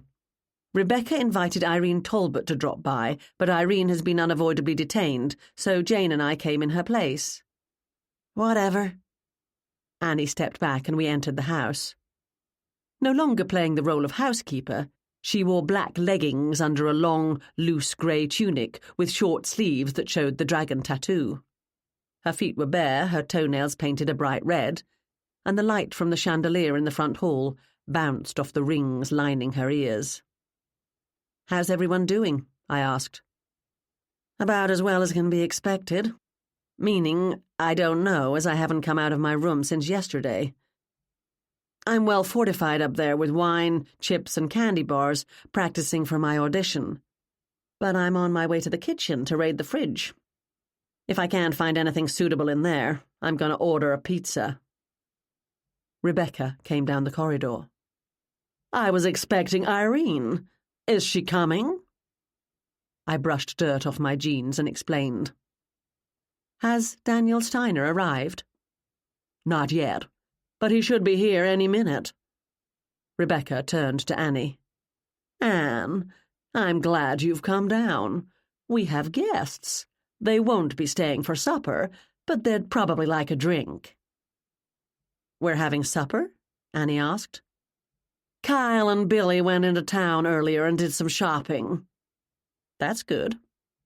As for drinks, you know where the bar cart is, don't you, Rebecca?" Rebecca's face tightened. "Never mind, I'll do it," Annie said. "Wouldn't want to put you out too much. Can I get you ladies a drink?" "Nothing for me, thanks." Deep in my pocket, my phone rang. I pulled it out and checked it. Ryan. "Pardon me, I need to take this." I stepped away from the three women. "Looks like more rain on the way," Jane said. "Gemma," Ryan's deep voice came over the phone. "I have news about David Masterson's financial affairs, and I'm going to Suffolk House at 6 to talk to Rebecca.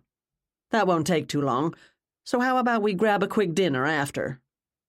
"What a coincidence," I said. "I happen to be at Suffolk House at this very moment." His voice dropped into the suspicious range. "You are? Why?" "Daniel Steiner, the homeowner, is coming to talk to Rebecca, and Irene asked me to find out what he's up to." "What does that have to do with you?" "Absolutely nothing. I told you, he made threats against the paper, so Irene's boss ordered her to stay away from Steiner. She asked me to get the measure of the man for her.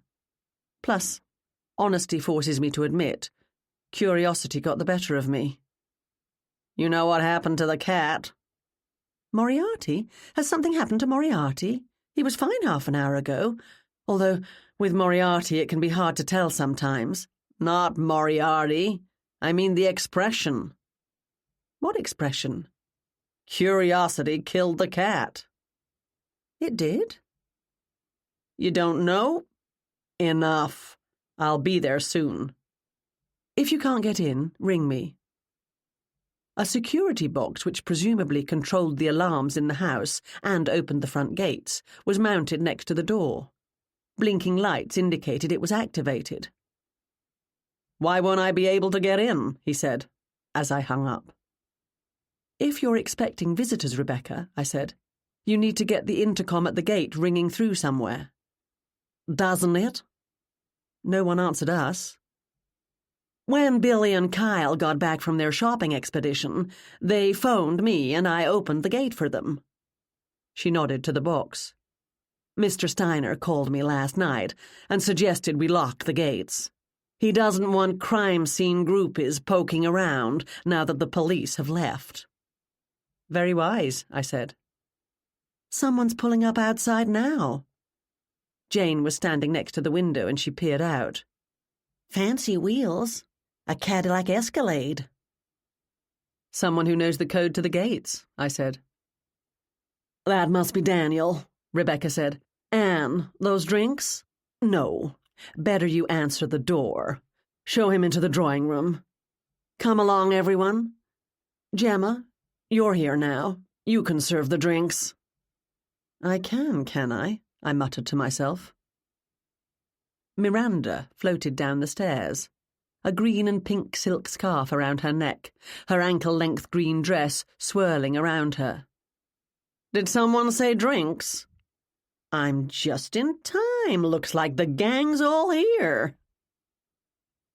In the drawing room, the gang was all here. Kyle and Billy had helped themselves, and they sprawled in armchairs with bottles of beer, each occupied with his own phone. Miranda dropped onto the couch in a spray of silk. I'll have a martini, please. Shaken or stirred? 1 olive or 2? I asked, poking around the bar cart. Never mind, moot point, as we appear to have no gin left, and I don't know how to make a martini in any event. A bottle of white wine's in here, but it's not cold. There's wine in the fridge, Rebecca said. We finished what was here, and Kyle and Billy picked some up when they were in town earlier. That's where it would be, in the fridge. Miranda settled against the cushions and made herself comfortable. Rebecca glanced at Jane.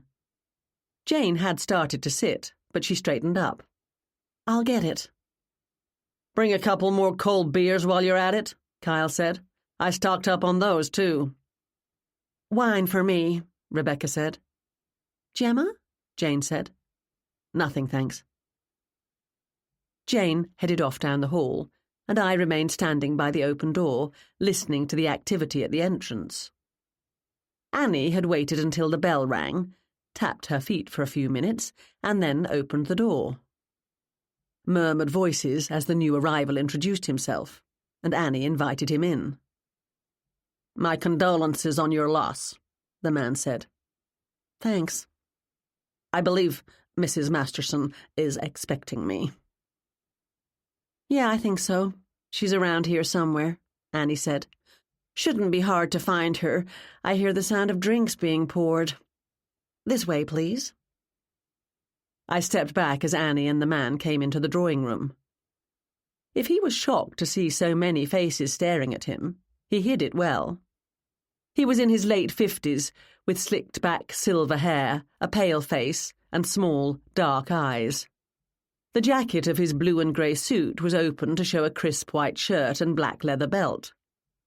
His blue silk tie was shot with pink threads, and his shoes were handmade Italian loafers. The suit cost in the $2,000 range, I guessed. But that money had been spent some time ago. The belt strained under his belly, and the trousers were too tight around his plump rear end. A few threads were loose in the cuffs of the shirt. The tie showed traces of a grease stain he'd not been able to get fully out, and a thread of the hand-applied stitching on the right shoe was coming loose. The hair at the back of his head was sloppily cut, and he was relying on an excessive amount of hair product rather than expert styling to keep it frozen in place. Mr. Daniel Steiner had fallen upon hard times indeed, and he was desperately trying to keep up appearances. He needed to sell this house, and fast. Rebecca floated across the room, her hand outstretched. Mr. Steiner, welcome, she laughed prettily. Although I shouldn't be welcoming you to your own home. He dipped his head as he took her hand lightly in his. My house, Mrs. Masterson, not my home. My condolences on your loss. Thank you, Rebecca said. It still hasn't sunk in fully that he's gone. I understand. My brother, of whom I was very fond, died in tragic circumstances, and it was a long time before I stopped turning around to tell him a joke. Rebecca pretended to swallow a sob, and then turned to the others. Mr. Steiner's come around to see that we're settling in okay, and to offer his condolences on David's death. Isn't that nice of him?" Everyone murmured some version of "very nice." "Please, call me Daniel. I hope my house has been able to offer you some degree of comfort."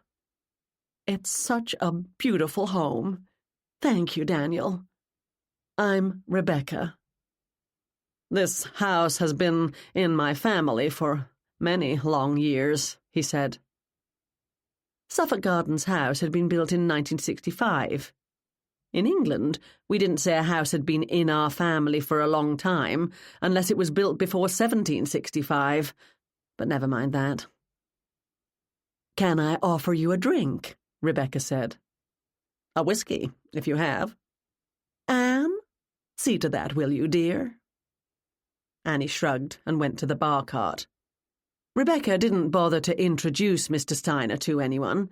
She simply waved her hand around the room and said, "My family and dear friends." I noticed Miranda checking out the new arrival and his suit and shoes. She smiled at him and patted the couch next to her in invitation. She had recognized the cost of his clothes, but hadn't noticed the signs of imminent penury. Over the years, I've come to realize that not many people bother to look beneath the surface. They accept things at face value, which is why they seem to think I'm some sort of mind reader when I tell them the truth that lies beneath. Daniel sat next to Miranda and gave her a polite but vacant smile. Annie passed him his drink and then poured one for herself. Rebecca perched on the edge of an armchair. Kyle and Billy had finally torn their attention away from their phones. Jane returned, carrying an imitation silver bucket, clanging with ice, a bottle of white wine and several glasses. She put her load on a side table, opened the bottle, and poured. "Why are you selling this marvelous house?" Rebecca asked Daniel, as she accepted a glass from Jane. "My parents loved the Cape," he said, "and they spent most of their summers here, until about 5 years ago, when my mother's health declined to the extent it was difficult for her to travel.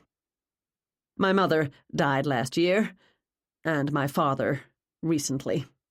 As much as I love this place and have such happy memories of our summers here, I live in Boston, and the pressure of business means my wife and I simply don't get down as much as I'd like." I edged into a corner and stood quietly, just watching. "I hope you've had a chance to enjoy the gardens here at Suffolk Gardens House." Daniel began his sales pitch. "They're not at their best at this time of year, but in the spring and summer, the grounds are magnificent. Are you a gardener, Rebecca?" Miranda snorted into her wineglass. Rebecca glared at her before turning back to Daniel. "I've never had the time, but I admire people who can make beautiful things grow." The drinks flowed freely, and the conversation moved into banalities. Daniel sang the praises of the house, the garden, the proximity to the ocean, even West London itself. He didn't strictly confine the sales pitch to Rebecca either, realizing that anyone here, if they were related to David Masterson, might have the means to buy it. Jane kept throwing me questioning looks, clearly asking me why we were staying.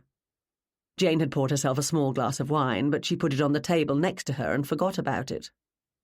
Kyle switched from beer to wine, and he, Miranda, and Rebecca made short work of the bottle. When her glass was empty again, Miranda took the bottle out of the cooler and held it up to the light. "Oh dear, it seems to be finished. Jane, get us another, will you, dear?" Jane started to stand, but I waved her down and stepped away from the wall. "Jane's comfortable there. I'll get it. Miranda, I don't know what you like. Why don't you come with me and help me choose a nice bottle?" "Anything will do," she said. "I don't know much about wines. I wouldn't want to make a mistake." I smiled at her and made no further move to walk away. What could she do but get up and follow me? "See what you can find to eat in there," Kyle called after us. "I'm starving." Jane and I had tidied the kitchen when we left yesterday after breakfast, but we needn't have bothered. The sink was piled high with pots and pans, and the countertops were covered with plastic wrapping torn off the containers of food we'd left, used bottles, dirty glasses, and the residue of chopped vegetables. Cardboard pizza boxes stuck out of the trash container. A plate had fallen to the floor, and someone had merely kicked the pieces of shattered china into a corner. "Bit of a mess," I said, as Miranda opened the fridge door. "Annie'll get round to cleaning it up." "I suspect Annie's done with play-acting the housekeeper." "I'm not cleaning up after them. Kyle and Billy are pigs." She selected a bottle and slammed the fridge door behind her. "There's only one kind of wine in here. I don't know why you couldn't get it." "I wanted to take the opportunity to talk to you," I said. She studied my face. "What about?" "Do you think Rebecca's serious about buying this house?" "What's it to you?" "It might be good for my business if she does. I could put on more Sherlock Holmes parties, like the one David did." Miranda snickered. "You're out of luck there, honey. Rebecca has no interest in Sherlock Holmes." I let my face fall. "Oh, that's too bad." I brightened up. "Maybe she'll organise tea parties. Afternoon tea in the garden. Jane's restaurant does a wonderful afternoon tea, and she's catered many events. She can pull out all the stops, truly impress Rebecca's friends." "That's the sort of thing that would appeal to Rebecca. She loves nothing more than to show off what great taste she thinks she has. Here's a tip for nothing. If you want Rebecca to send business you and your friends' way, you need to suck up more." She twisted the cap off the bottle and then opened a cupboard, searching for a clean glass. The cupboard was empty. I grabbed a used glass off the counter, rinsed it out, and handed it to her. She grinned at me. "Yes, like that. Thanks. Don't waste your time talking to me. Rebecca and I aren't exactly friends, and she won't take any advice from me. She's more likely to do the opposite." She poured a generous amount of wine into her glass. "You're the one who introduced her to David." "My mistake." Miranda took a long drink. "Then again, maybe not. They deserved each other." "I got the feeling you didn't want to come here this weekend. Why did you?" She didn't answer, so I took a guess. Although, as I've said many times in the past, I never guess. If I extrapolate from the little I do know, people simply assume I know far more than I do, and so they tell me what I don't know, and then I know it. He enjoyed manipulating people, didn't he? He liked making them sing to his tune. Miranda sighed. "I didn't want to come to his stupid Sherlock Holmes party, but he needed another woman, or so he said. He didn't want Jennifer to feel uncomfortable, and Annie was coming to work. Why he cared what Jennifer thought, I have no idea. She's quite the little mouse, isn't she? David implied that he and I could take the opportunity this weekend to talk over our differences." She shrugged. "That didn't happen, did it?" "Your differences? You mean the money you owe him?" Another educated guess on my part. "I didn't owe him anything." I'd guessed wrong, but I was convinced I was on the right track.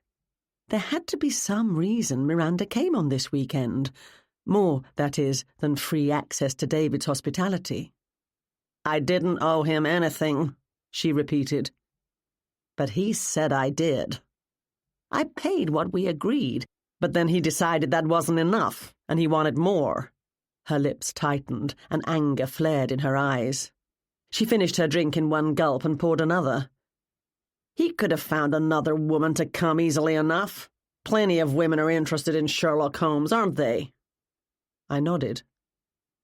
"His mother was a good friend to me, despite the fact that she was a good bit older than me." Miranda smiled softly at the memory. "After her death, I maintained contact with David for her sake. I thought he returned the sentiment. He gave me a letter of hers, an actual letter written by Emily Dickinson herself as a memento.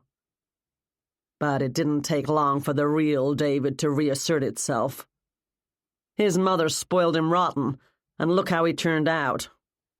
You're right that David got a kick out of manipulating people. He pretended he was doing me a big favor letting me come to his stupid house party. He said if I didn't like the favor he was doing me, then I'd have to give him more money. I told him I didn't have any more, but he didn't really care. It was all a game to him.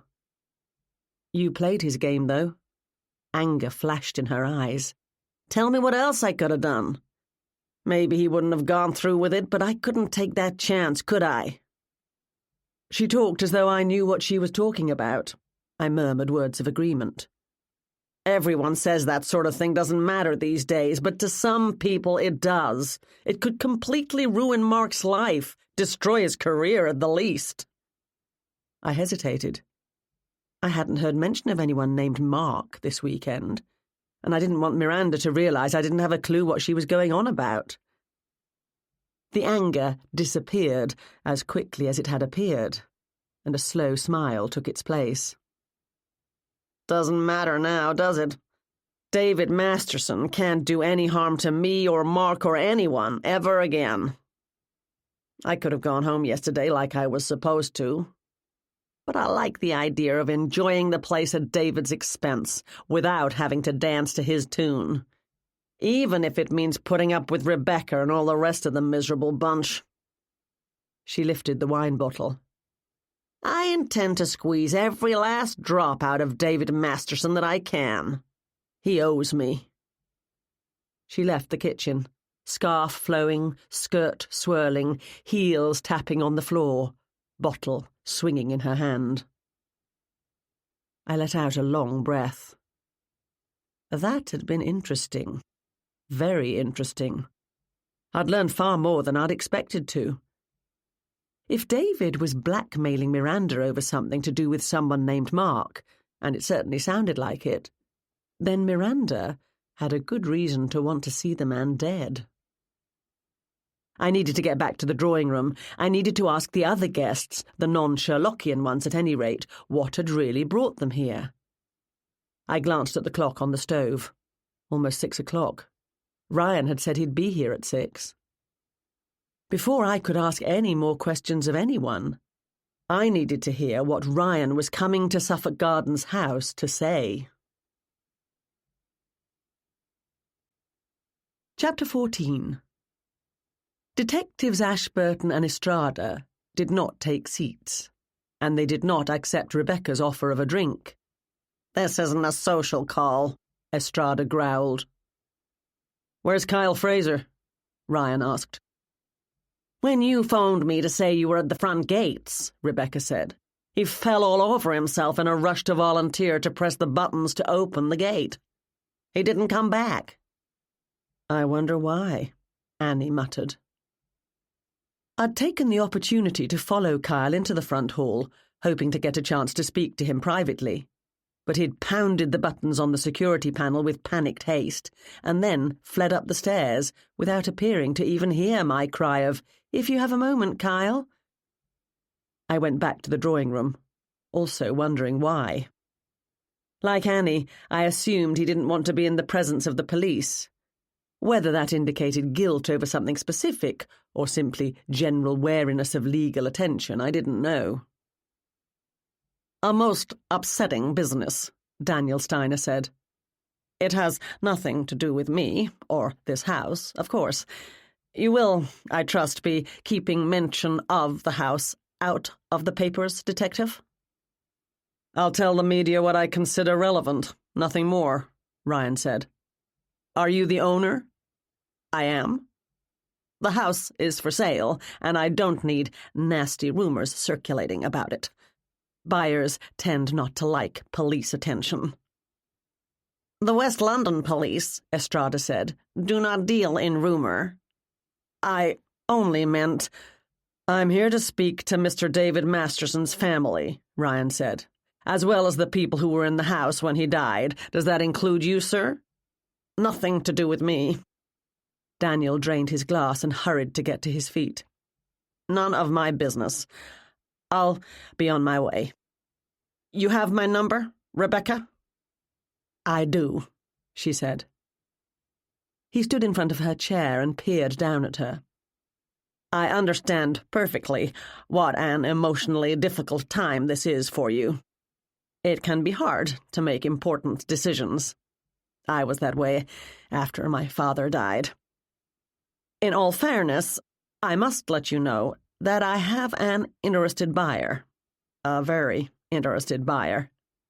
He's driving a hard bargain, and I'd be prepared to reconsider the listed price in memory of your husband's passing. That's so kind of you. Rebecca fluttered her eyelashes. I'll be in touch. Daniel turned and left the room. As he passed me, I could see the beads of sweat that had broken out on his forehead. He wiped his hands on his trouser legs. Mr. Daniel Steiner was a heck of a poor liar. He didn't have another buyer. He was so anxious to sell as quickly as possible, he was prepared to drop the price. You're considering buying this house, Mrs. Masterson? Ryan asked when Steiner had left. I'm thinking about it. It would be nice to have a place on the Lower Cape. But I'm afraid Mr. Steiner's being premature. Obviously, my husband's estate has to be settled first. For a police detective, Louise Estrada has a highly expressive face. I read that face now, and it told me what the police had come here to tell David's relatives. He had no money to leave them. Ryan glanced at Billy and Annie. He looked at Miranda, and then at Rebecca. He pointedly avoided Jane and me.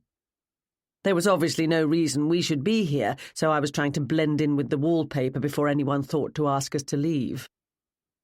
Jane sat quietly in a corner. I've been in contact with Mr. Masterson's lawyers and his bank, Ryan said at last. Why'd you do that? Billy asked.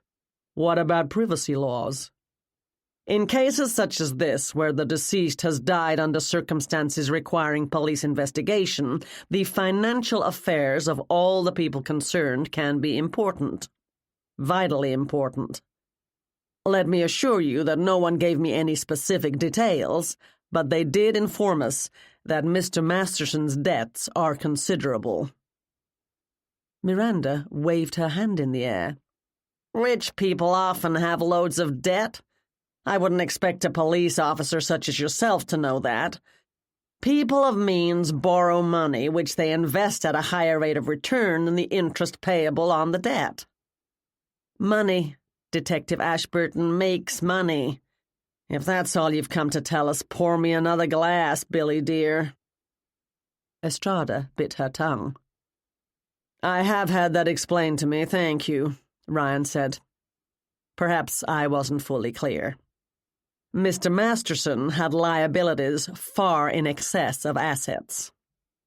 When I do my budget on the kitchen table and I come up short for the month, I write the balance in red ink. Mr. Masterson's accounts are swimming in red ink. Ryan, I knew, was speaking metaphorically. He handled his money with care. No red ink there. Miranda's mouth dropped open. That's preposterous, Rebecca said.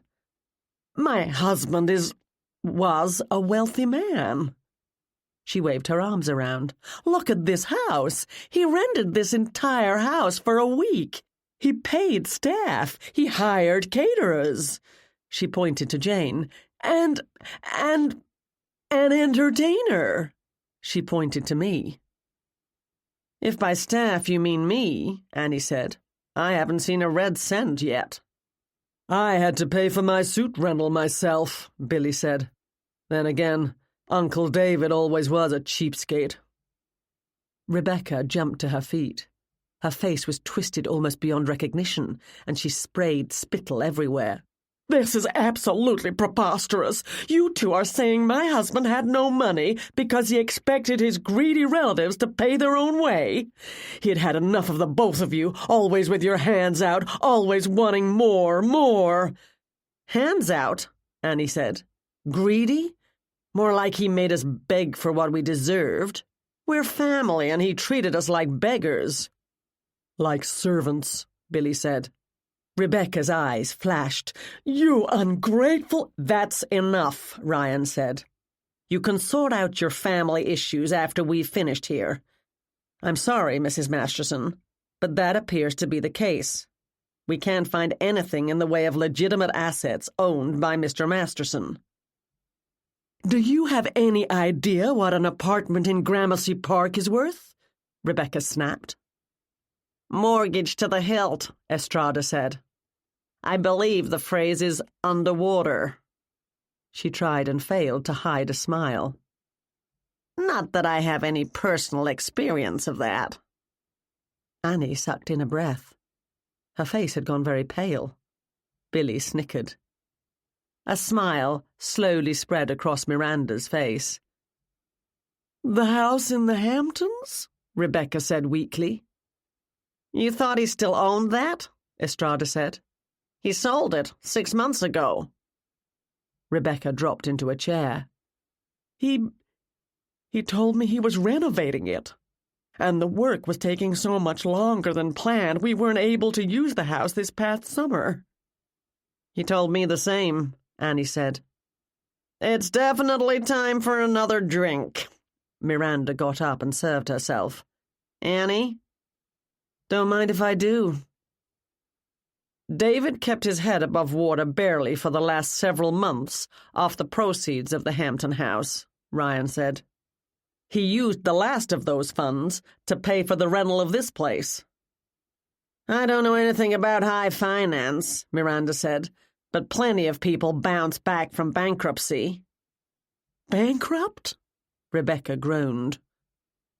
At the time he died, Estrada said, he was using what remained of the proceeds from the Hampton house and some other investments to renegotiate his debts, and he was in discussions with various banks and other lenders to refinance him. You spoke to the wrong people, Rebecca shouted. He told me he fired that lawyer. David said he wasn't doing a good job. He fired his lawyer, that's right, Ryan said. Although it's more a case of the lawyer quit because he wasn't getting paid. I'm sorry to have to tell you this, particularly under these circumstances. But it would appear as though your husband has never had the sort of income that would enable him to live in the style he maintained. He burned through his inheritance and then began borrowing against future investments. And those investments didn't give the return he needed. It was bound to happen one day that he couldn't borrow any more. Your husband might have other accounts we're not aware of yet. The details of his and your finances are not our concern, Estrada said. Only the big picture. We're telling you the big picture now. He squandered his inheritance and made some bad, very bad investments over the past several years trying to get it back. He sold what remained of his share of the stock in his family's company more than a year ago, at rock bottom, I might add, and since then, he appears to have had no source of income, other than some small, sporadic deposits into his bank account made over the previous few months. We're trying to trace the origins of those deposits. Miranda laughed. Ryan's intense blue eyes flicked toward her. Do you know anything about that, Miss Ireland? Nope. Miranda's face was a picture of innocence. Mrs. Masterson, Estrada asked, where are you giving your husband money? Do you have income of your own that he might have been tapping into? No. David never told me. I need to lie down, if you'll excuse me. Rebecca wobbled slightly as she headed for the door. Seeing that no one intended to offer her support, Jane stood up. She glanced at me and I gave her a nod. Jane slipped past Ryan and Estrada and took Rebecca's arm. When they'd left, everyone began shouting at once. Billy, I thought, couldn't decide between triumphant glee or despair. He had resented his uncle for holding money over him, but that source of funds had now been cut off. Annie leaned back in her chair and allowed a small smile to creep over her face. Miranda looked absolutely chuffed, and she didn't bother to hide her pleasure.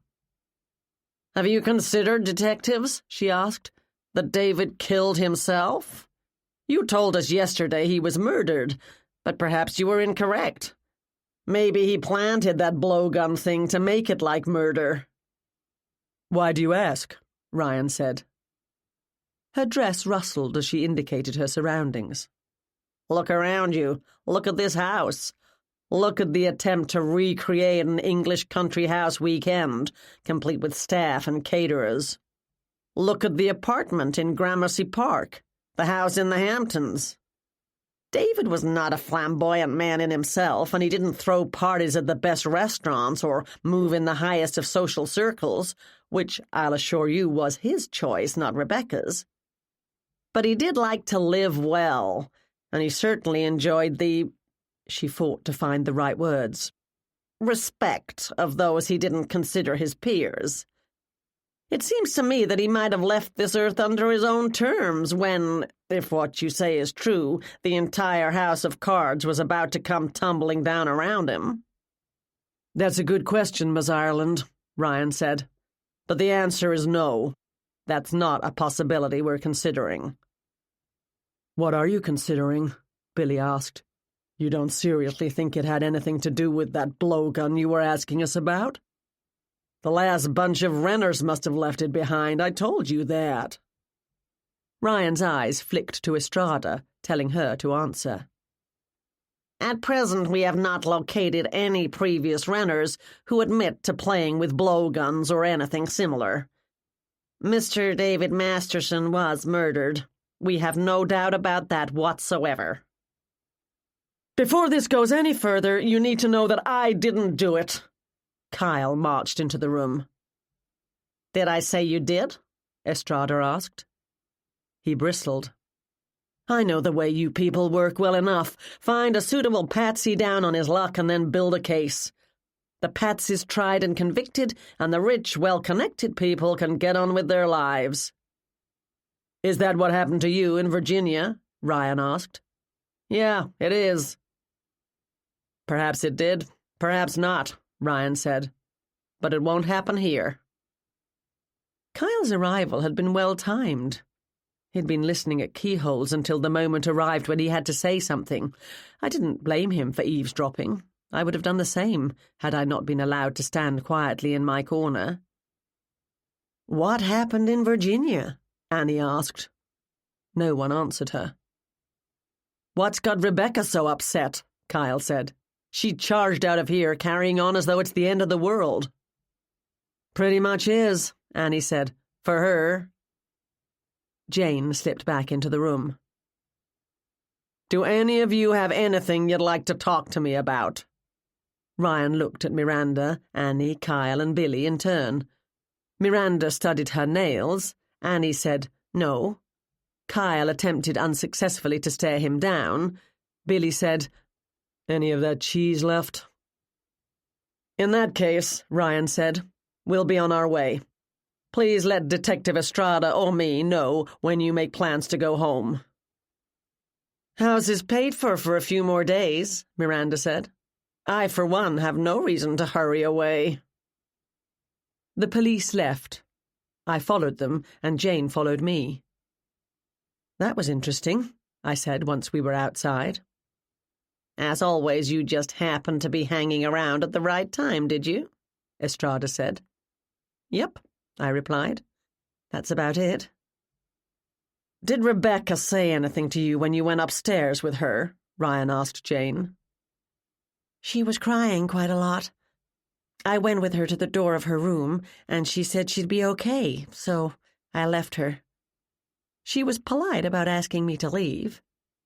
Should I have stayed with her?" "No," I said. "You couldn't have gone into her bedroom if she didn't want you to." Perhaps I should have been the one to take Rebecca upstairs. Unlike Jane, I don't care if people want my company or not.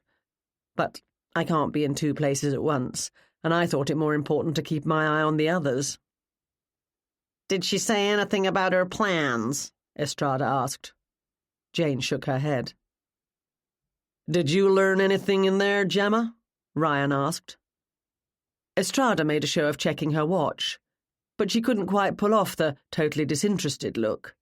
She wanted to hear my observations, although she'd die before admitting it.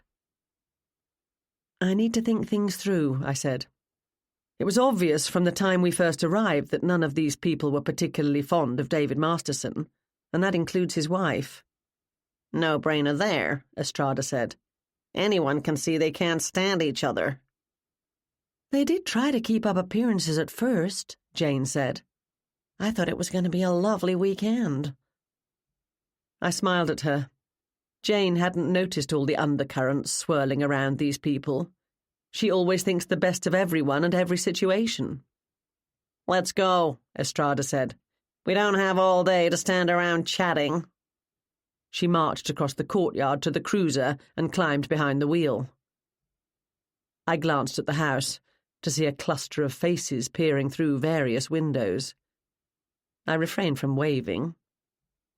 What are you up to now? I asked Ryan. I've sent feelers out to New York for more info about Masterson and his affairs.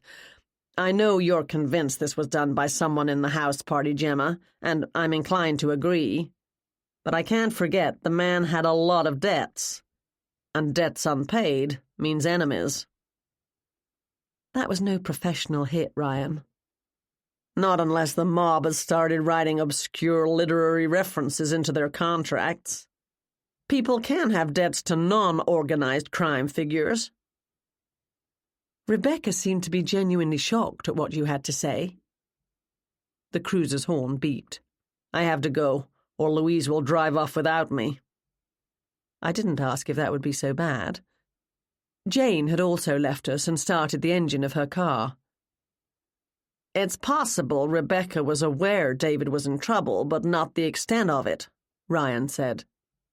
Her shock was genuine. Annie was also initially shocked, but that turned quickly to amusement. Miranda seemed delighted to know David was on the verge of ruin, and Kyle and Billy are more interested in where their next beer's coming from.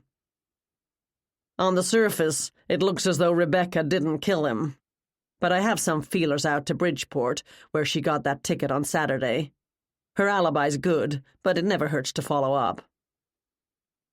Not only was there a line of faces at the windows, but Estrada was watching us in her rearview mirror, so Ryan didn't kiss me goodbye.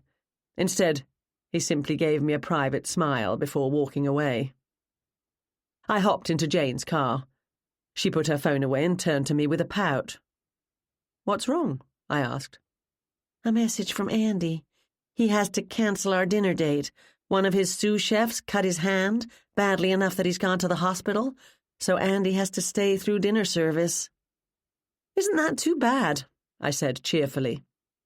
Let's go to the Harbour Inn. I'm tired, Gemma. If Andy can't make it, I'd just as soon not have dinner out. Who mentioned anything about dinner? I have a call to make, and you might as well take me as we're in your car. Jane gave me the look, but she put the car into gear, and we drove away. Chapter 15. I'd never admit it to anyone but myself, but I'd been wrong about David Masterson. I'd liked him when we met. I'd taken it at face value that he was what he appeared to be, a keen Sherlockian, happy to use his ample financial resources to treat similar-minded people to a weekend of fine dining, good wines, country walks, movies and games, and above all, stimulating conversation about the great detective. Instead, he humiliated his relatives by making them play at being servants, blackmailed a family friend, deceived his wife about his financial situation, and extended a shy, lonely woman a proposal he knew he couldn't keep. If I'd been wrong about David, who else had I been wrong about? At the moment, Ryan seemed to be concentrating on David's family as the potential killers in light of the revelations of his financial situation. But I knew he hadn't forgotten that other people had been in the house at the time. I hadn't forgotten the rest of them either. I took a chance that Jennifer Griffith would be at the inn. I never like to phone ahead to tell people I'm coming, not if I don't have to. If they're trying to hide something from me, better not to give them time to prepare. We arrived at the Harbour Inn a few minutes before 7. A good time to find someone at dinner. "Let's have a peek into the restaurant first," I said to Jane as we walked into the hotel. "If she's not there, we can call up to her room." "If who's not there?" Jane said. "I hate it when you don't tell me what's going on, Gemma." "Do I do that?" "All the time." "Oh, sorry." "We're looking for Jennifer, I assume." "See? I don't have to tell you things. You figure them out for yourself." "I knew you couldn't stop yourself from investigating," she said. I had to admit, if only to myself, that she was right. I waved to Andrea behind the desk as I crossed the lobby, Jane muttering under her breath beside me. The approaching storm had brought a decided chill with it, but a good number of guests were determined to enjoy one of the last chances for al fresco dining. Heaters had been set up on the veranda in an attempt to extend the season by a few more weeks, and a pile of blankets rested on the table next to the hostess stand for those needing more warmth. The iron urns and terracotta planters bursting with ivy and colourful annuals had been dug up, and crimson and golden chrysanthemums planted in their place. The restaurant was about half full, and I spotted my quarry immediately. Jennifer had taken a table for 2 adjacent to the low stone wall, with a view down the steep hill to the lights lining Harbour Road and the night-wrapped ocean beyond. She wore a thick beige sweater. Her nose was buried in a book, and a half-full glass of wine was next to her. One place had been set. She didn't hear us approach and started when I said, "Good evening." "Oh, hello." She blinked rapidly underneath her glasses. "Enjoying the book?" I asked. She was reading Arthur and Sherlock, Conan Doyle and the Creation of Holmes, which she'd bought at the Emporium earlier. "Fascinating. I learn something different about Sir Arthur all the time." She smiled at me. I smiled back. Jane shifted from one foot to the other. A waiter placed a bowl of soup in front of Jennifer.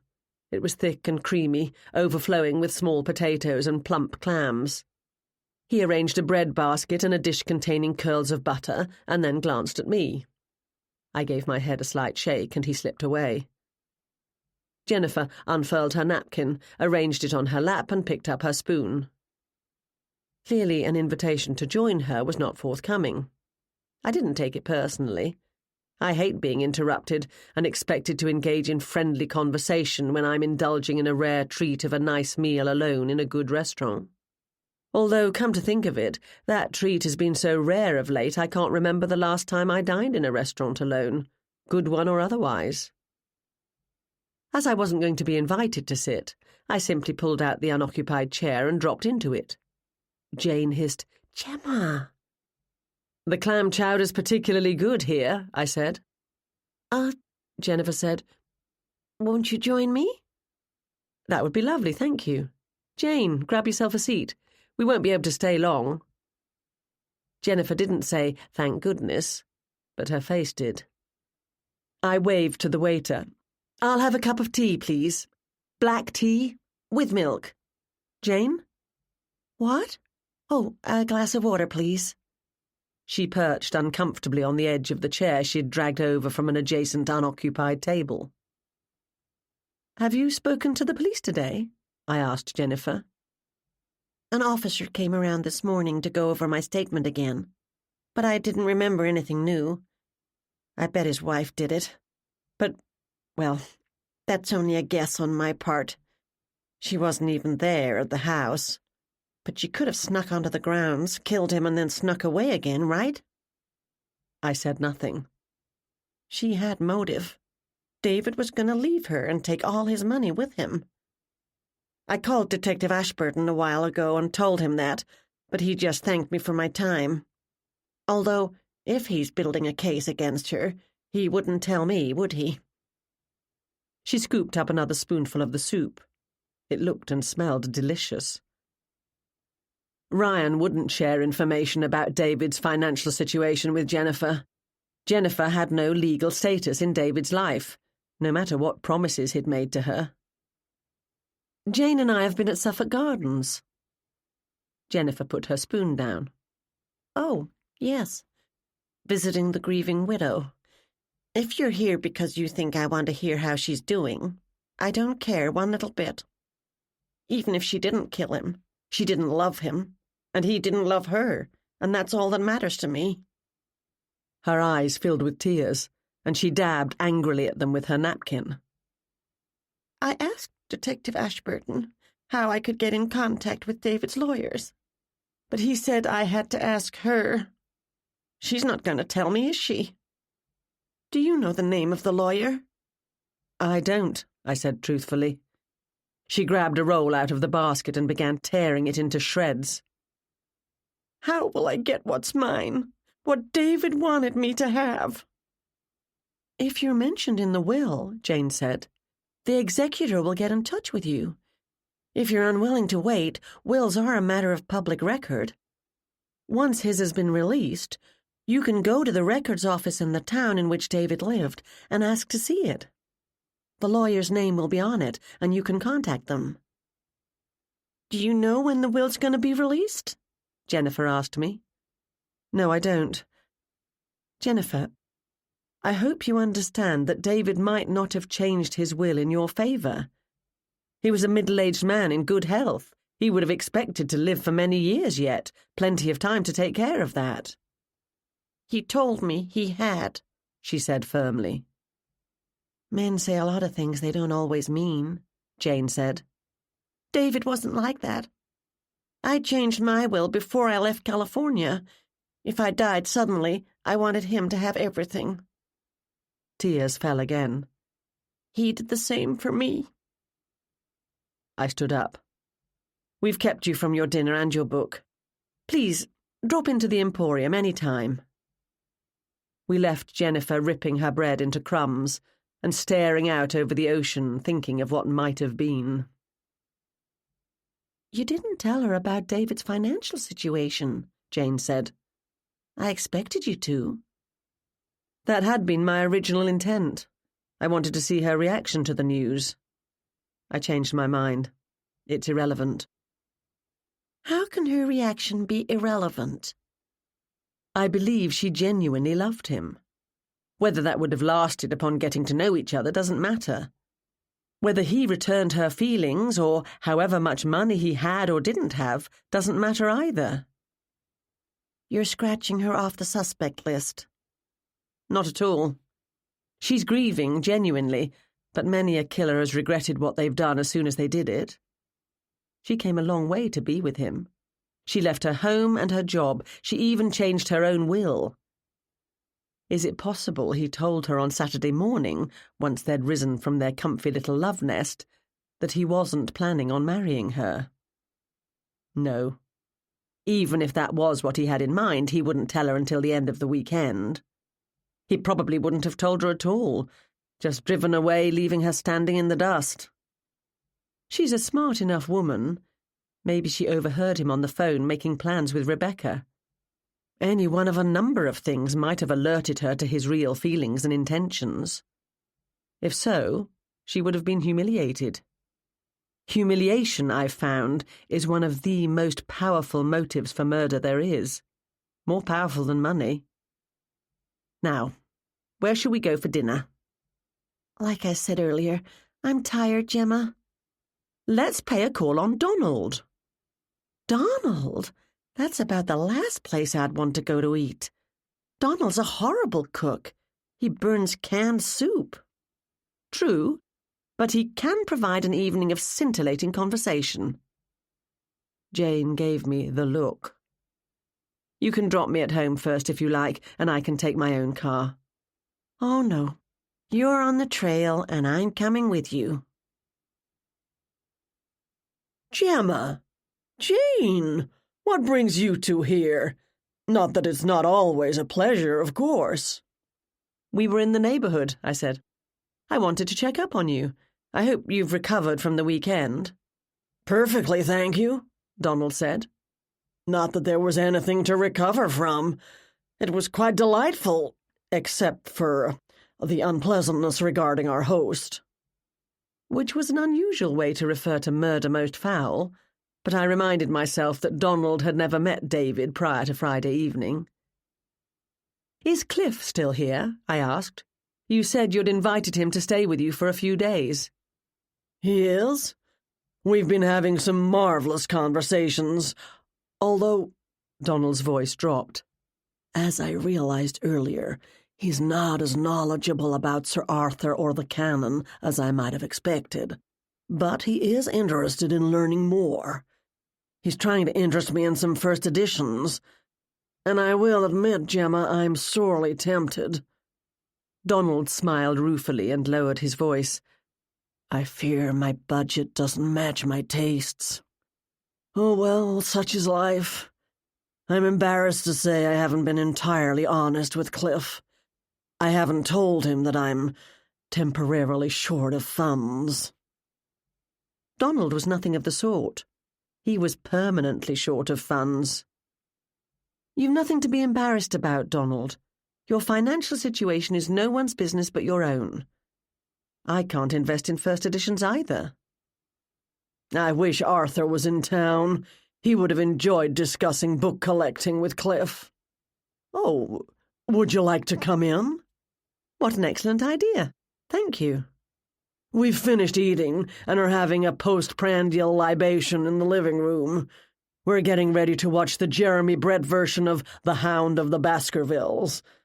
Cliff says he hasn't seen it for years. Marvelous story, of course, and Brett's interpretation of Holmes is, as always, spot on. Would you care to join us?" "Not to watch TV, thanks. We won't stay that long. Morning comes early for Jane, as you know. A cup of tea would be nice, though." Come in," he urged, and Jane and I stepped into Donald's small, untidy 1960s-era, never-updated bungalow. We found Cliff in the living room, all ready to settle down for an evening's viewing, glass of whiskey at hand. He leapt to his feet when we came in. "Hello, Gemma and Jane," I said. "We were passing, and Jane said, 'Why don't we drop in on Donald?' Didn't you, Jane?" "I did? I mean, yes, that's exactly what I said." "You sure you don't want something stronger than tea?" Donald asked. "Thanks, but no. I haven't had dinner yet and mustn't drink on an empty stomach." "No tea for me," Jane said, "or I won't be able to sleep." "I'll never understand how you can drink that stuff so late, Gemma, and not be up all night." "I have a clear conscience," I said. "Take your time, Donald. No need to hurry." I gave my head a quick jerk to one side. I wasn't sure if he understood that I was saying, "Take a long time, Donald." He bustled off to tend to the tea-making, and Jane and I attempted to make ourselves comfortable. I assumed the one empty chair, next to the side table holding a glass of whiskey, was for Donald.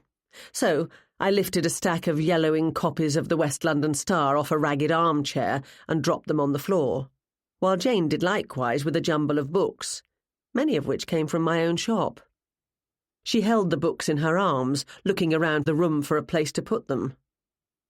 Let's say Donald's housekeeping leaves something to be desired. I took the books from Jane, and as I did so, I stared into her eyes.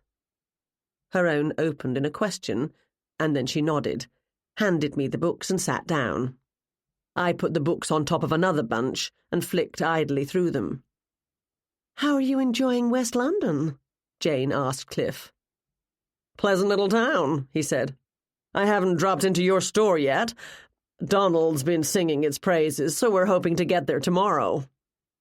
"It's not my store," Jane said. "Gemma and her Uncle Arthur own it."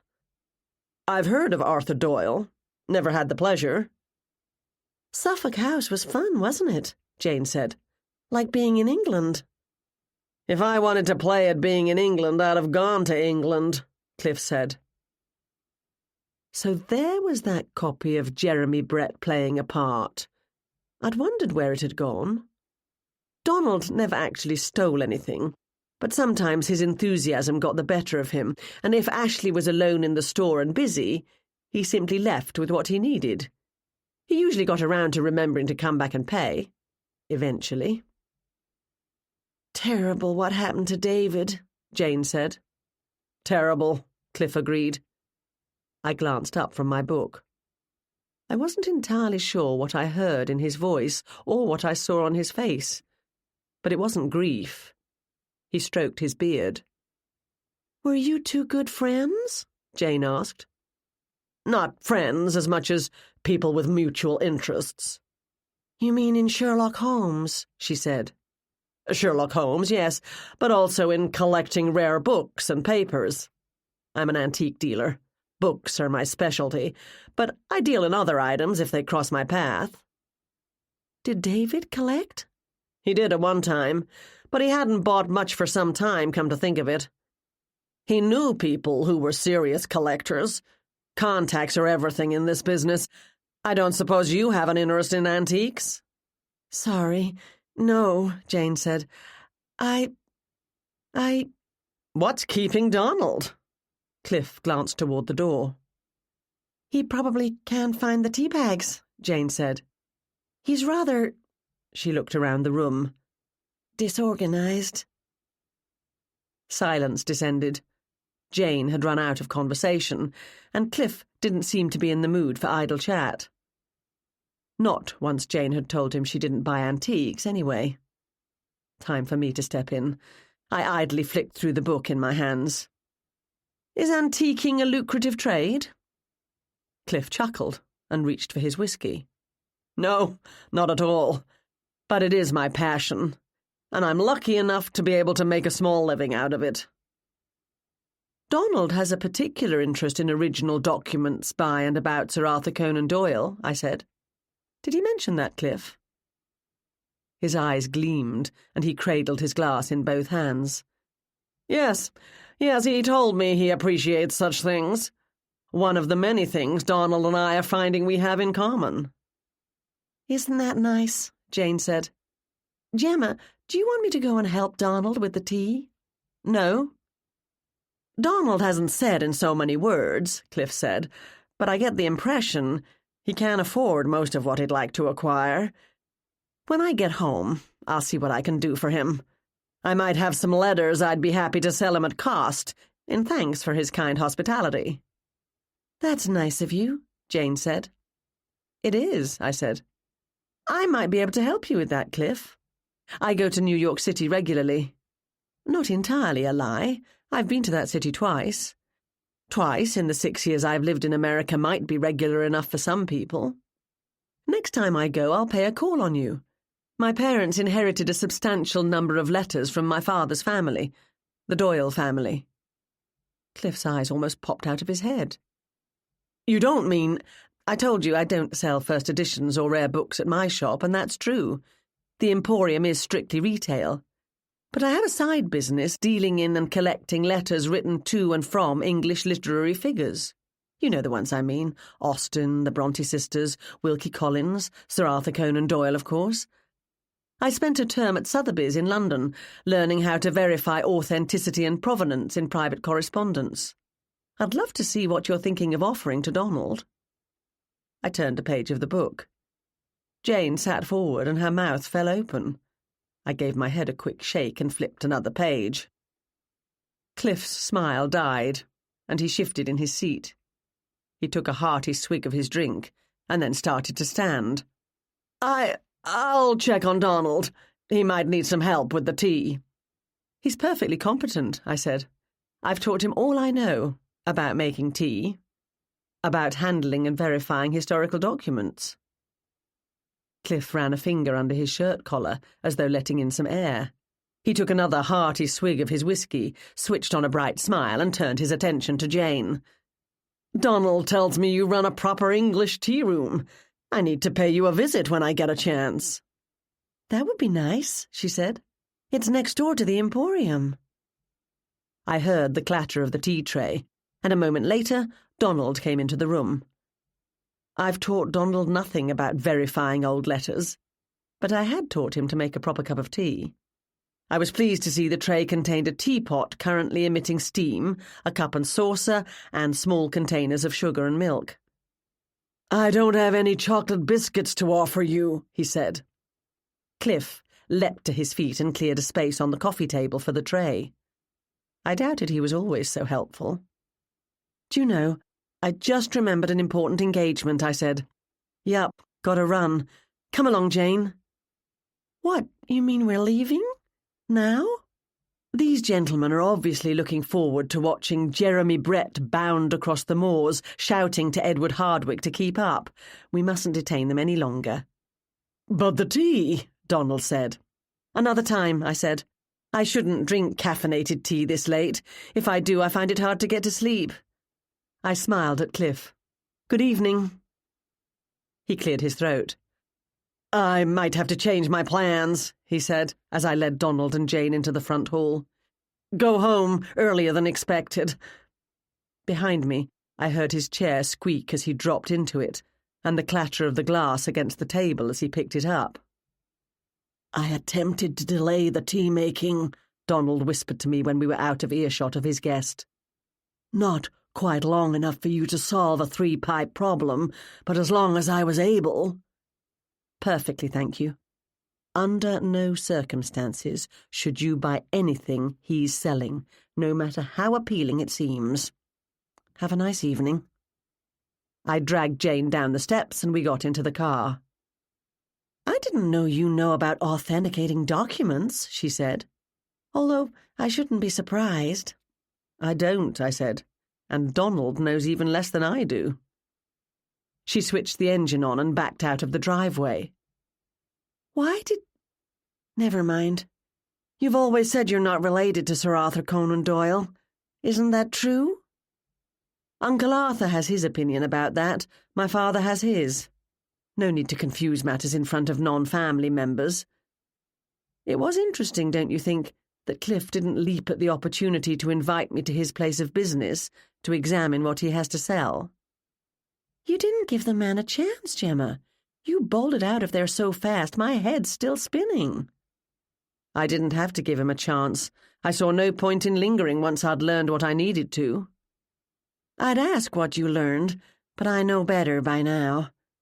Where are we off to now?" "Home, I think. Violet and Peony will be starving and desperate to get outside." "You don't have other avenues of investigation to pursue? I assume that's what we were doing at Donald's." "I have plenty more avenues, Jane. I said I intended to restrict my involvement to an advisory capacity, but somehow I seem to be involved once again. I can't help it if people like Miranda are eager to share confidences with me." "What did Miranda have to say? Oh, never mind. I'll find out eventually." In the manner of Sherlock Holmes, I will relax in my comfortable armchair and think it all over. He would have called this a three-pipe problem, but as I don't smoke, I'll have to come up with a better description. Also, unlike Sherlock Holmes, I don't have to send a wild pack of indigent boys scrambling across the city on my behalf, or place ads in the classified sections of the newspapers. I have the advantage of the internet. Also, unlike Sherlock Holmes, you won't be indulging in a 7% solution, I trust. I smiled. I won't even try to play the violin. When I got home, I took a few minutes to greet my joyous dogs, and then pulled one of Uncle Arthur's homemade casseroles out of the freezer and popped it into the microwave. While it heated, I got the dogs' leashes down from the hook by the mudroom door, grabbed my rain jacket, and we headed out for a walk. The wind was building, the storm about to hit. Branches of the old trees swayed, and the last of the leaves blew free to be tossed by the wind. I could smell the ozone in the air, and the salt off the sea, and a trace of someone's spicy dinner. A garbage can lid headed my way, but rolled harmlessly past. Undergrowth rustled as small creatures headed for shelter. Since getting my second dog, I've found my nightly walks are no longer pleasant intervals in which I can indulge in peaceful contemplation while I enjoy the quiet of a Cape Cod evening. When Peony goes one way, Violet goes the other. When Peony stops to sniff a bush, Violet charges ahead in pursuit of a scent only she can detect. More than once, my legs have been completely tangled in leashes, threatening to topple me over. I took out my phone, put my earbuds in my ears, tried to control both leashes with one hand, and dialed Ryan with the other. "Oof," I said. "Gemma?" "Yes, sorry. I'm walking the dogs and they're having a disagreement about which direction we should take this evening." "What's up?" I put my phone in my pocket and transferred one leash to my free hand. "I didn't get a chance to tell you why I went to Suffolk House in Irene's place." "Oh, no." "What's happening?" "A squirrel's crossing the road on a telephone wire. They haven't noticed it yet. If I'm cut off suddenly, it's because I've been dragged into the street directly in the path of an oncoming truck. If I don't get the chance to say goodbye, I love you, Ryan Ashburton." He chuckled. "And I love you too, Gemma." "I'm saved, for the moment anyway. The squirrel has disappeared into the foliage next to Mrs. Ramsbatten's house, without making a giant fuss and daring the dogs to chase it. We are now carrying on down the street in a dignified, stately procession." Ryan chuckled. "As much as I love talking to you, I've got a mountain of paperwork to get through before I can knock off for the night. What's up?" For a brief moment, I forgot why I'd called him. Something about exchanging our feelings for each other had derailed my train of thought. I loved Ryan, and I was confident in the depth of his feelings for me. But we'd travelled a rocky road to be together. We'd been on the verge of getting engaged a few years ago, when I had, very foolishly, given him reason to believe I'd read his mind. It isn't always easy, or so I've been told, to be in love with a woman who appears to know what you're thinking. I told him I'd stop doing that. But he, wiser than I, knew I couldn't stop being myself, and if I did try, I'd end up resenting him because of it. He had quit the West London PD and taken a job in Boston. A few years later, he was offered the position of lead detective in West London. He came back, and, whether we wanted to or not, we realised we still loved each other. Our relationship was now on an even keel, but we both knew it could tip over if I interfered in one of his cases to a degree he found unacceptable, particularly if his partner or his chief, both of whom still had strong reservations about me and my observations, objected to that involvement. Come to think of it, Ryan himself often had strong reservations about me and my observations. Every time I was beginning to wonder if it was time to move our relationship up a degree, something happened, and we pulled back. "Gemma, are you there?" "Sorry, I was thinking. I didn't get a chance to tell you why I'd gone to Suffolk House earlier. Irene was planning to go, but after the threats Daniel Steiner made against her in the paper, her editor ordered her to stay out of his way. She asked me to go in her place and meet the man." "You couldn't just say no?" I didn't answer. "Foolish question. Do you think Steiner had something to do with Masterson's death?" "No, I don't. Although, I suppose it's possible he knew David Masterson other than as a temporary renter of his house. Did you find anything about that?" "As far as we can tell, they didn't know each other, and it seems as though they never met, not even online. Masterson rented the house through the property managers. Masterson lived in New York, Steiner's in Boston." Which is what I thought. But in trying to put a jigsaw puzzle together, one needs all the pieces. Squirrel incident averted, we walked through the quiet streets. It was still early enough that a few people were out. Cars drove slowly past and people walked their dogs.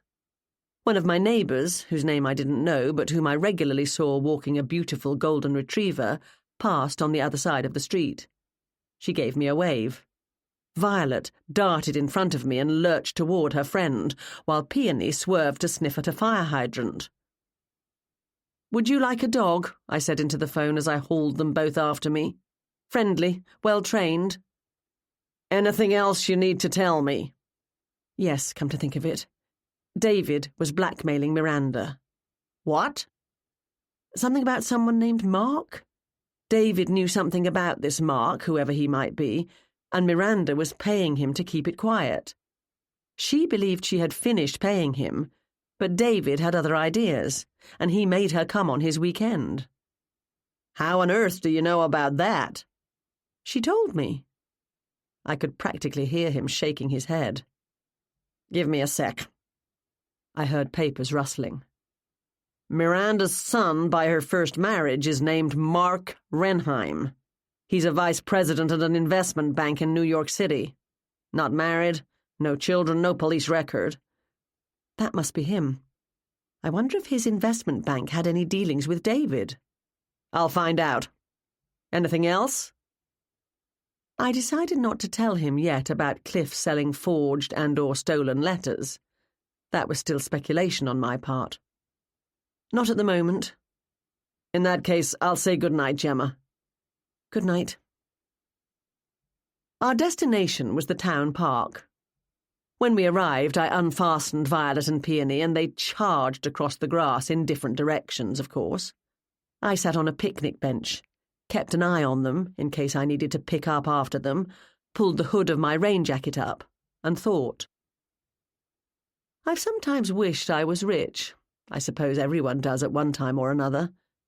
My mother's family is minor aristocracy, but nothing in the way of title, money, or land came down to her. She's a barrister, meaning a trial lawyer, and my father's a retired Metropolitan Police officer. My grandparents had lived with us when I was young, and on their death, my mother inherited our row house in South Kensington, an extremely fashionable neighbourhood. Otherwise, we, my parents, my elder sister and I, worked to earn our living. Whenever I think it must be nice to be rich, to have unlimited funds to do what you want, go wherever you want, whenever you want, I meet people like Rebecca Masterson and Daniel Steiner, desperate to hold on to what they have, and I decide I'm happy with my life as a bookshop owner. Daniel Steiner had basically threatened Irene and the West London Star against reporting that the house he was so desperate to unload had been the scene of a murder. He had blackmailed Irene.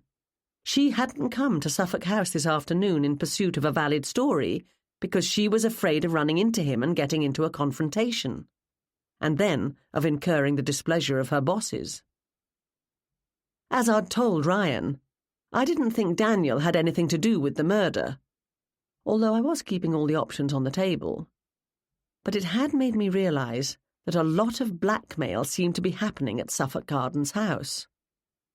Miranda's son Mark has a secret.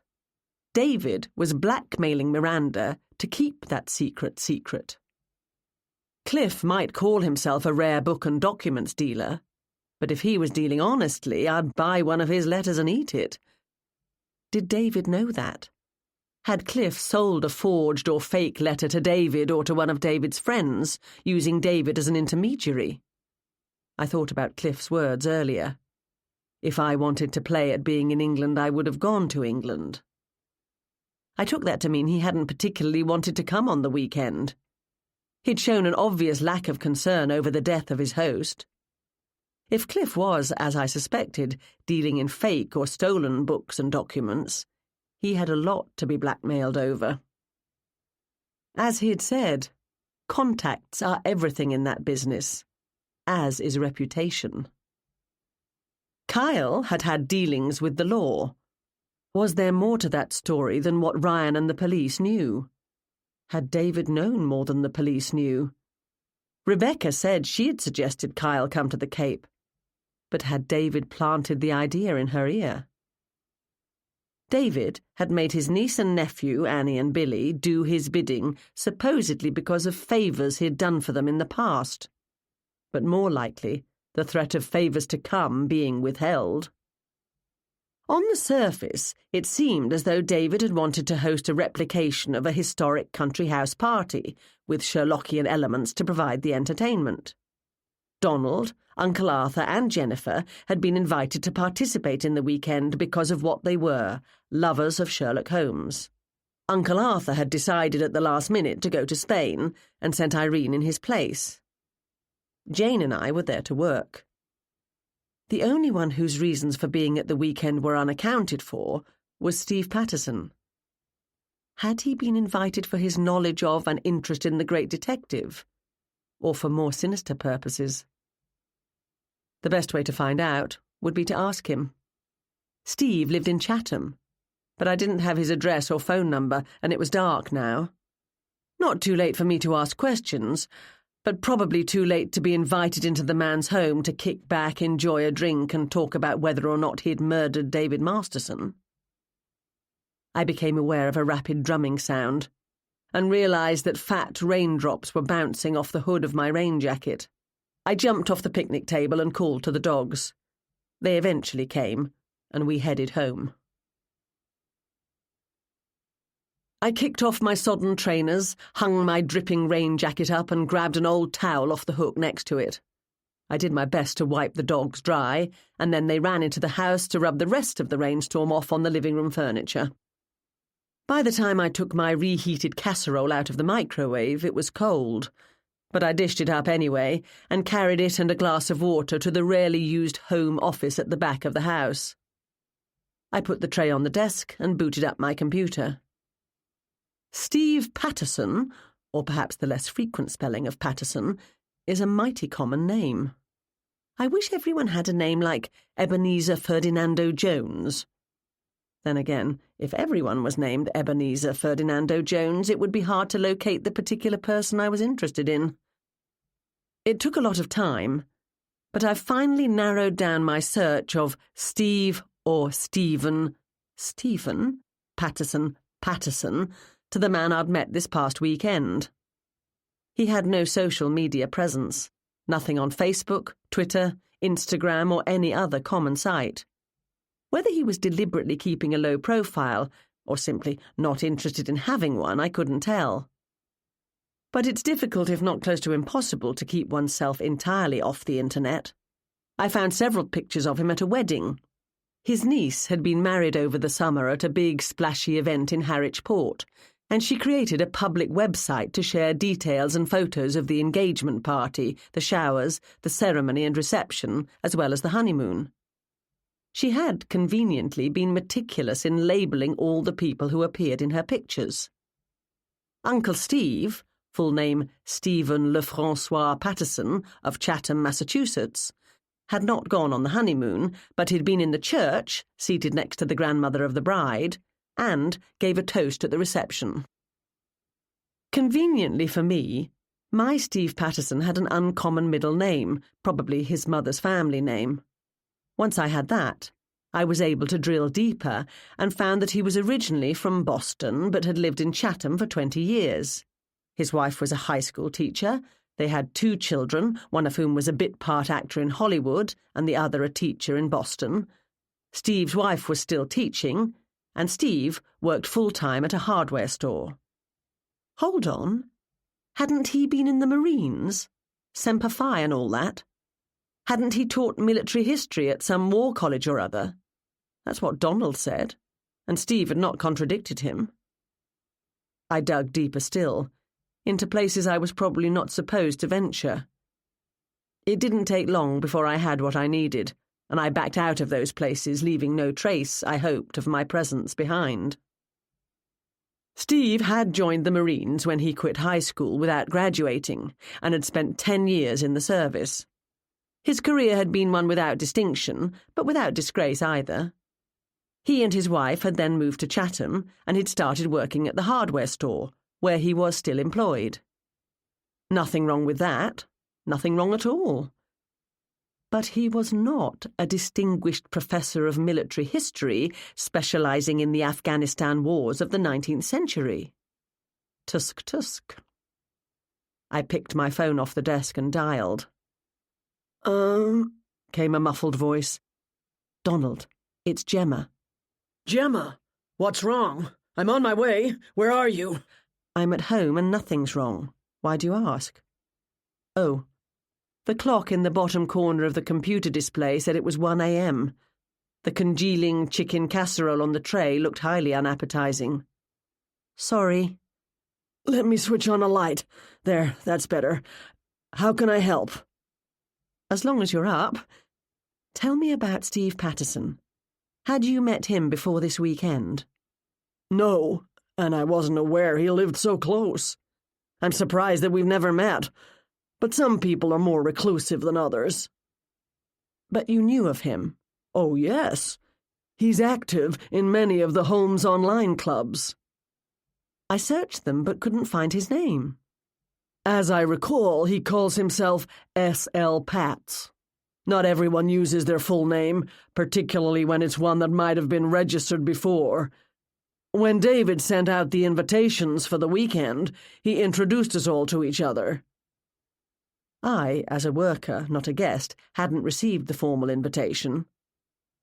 As S.L. Patz, is he well known in Sherlockian circles? Moderately so. He's a specialist in Dr. Watson's military career, because of his own military service and teaching credentials. Didn't I mention that, Gemma? I'm surprised you've forgotten. I haven't forgotten, no. Thanks, Donald. Good night. Why are you— I hung up. I drank the glass of water as I returned my attention to the computer, this time to search the message boards and online forums for S.L. Patz. He did participate quite a bit, and he did have something to add to the discussions.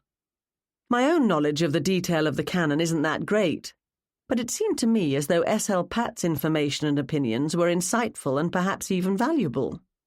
Others on the discussion board seemed to agree. I found a couple of articles he'd submitted to the journals of Sherlock societies, and an essay in a book of Holmes-themed pieces produced by a small but respectable publisher. The short bio attached gave his online name only and mentioned that he'd been a professor of military history. I leaned back in my chair. The dogs were curled up on the rug next to the desk, sound asleep. Peony's little legs moved as he dreamed he was chasing squirrels. Violet sighed and rolled over. Rain pounded the roof, branches scratched at the windows, and the old house groaned as it resisted the attempts of the wind to knock it over. This house had been built in 1756 and had weathered many storms, even by English standards, and it would weather many more. A car drove slowly past, splashing through puddles and kicking up rainwater. Steve Patterson had no need to pretend to have a background in academe that he didn't. His knowledge of his field should have been enough, no matter where he acquired it or what he had done with it. But lies, once begun, take on a life of their own.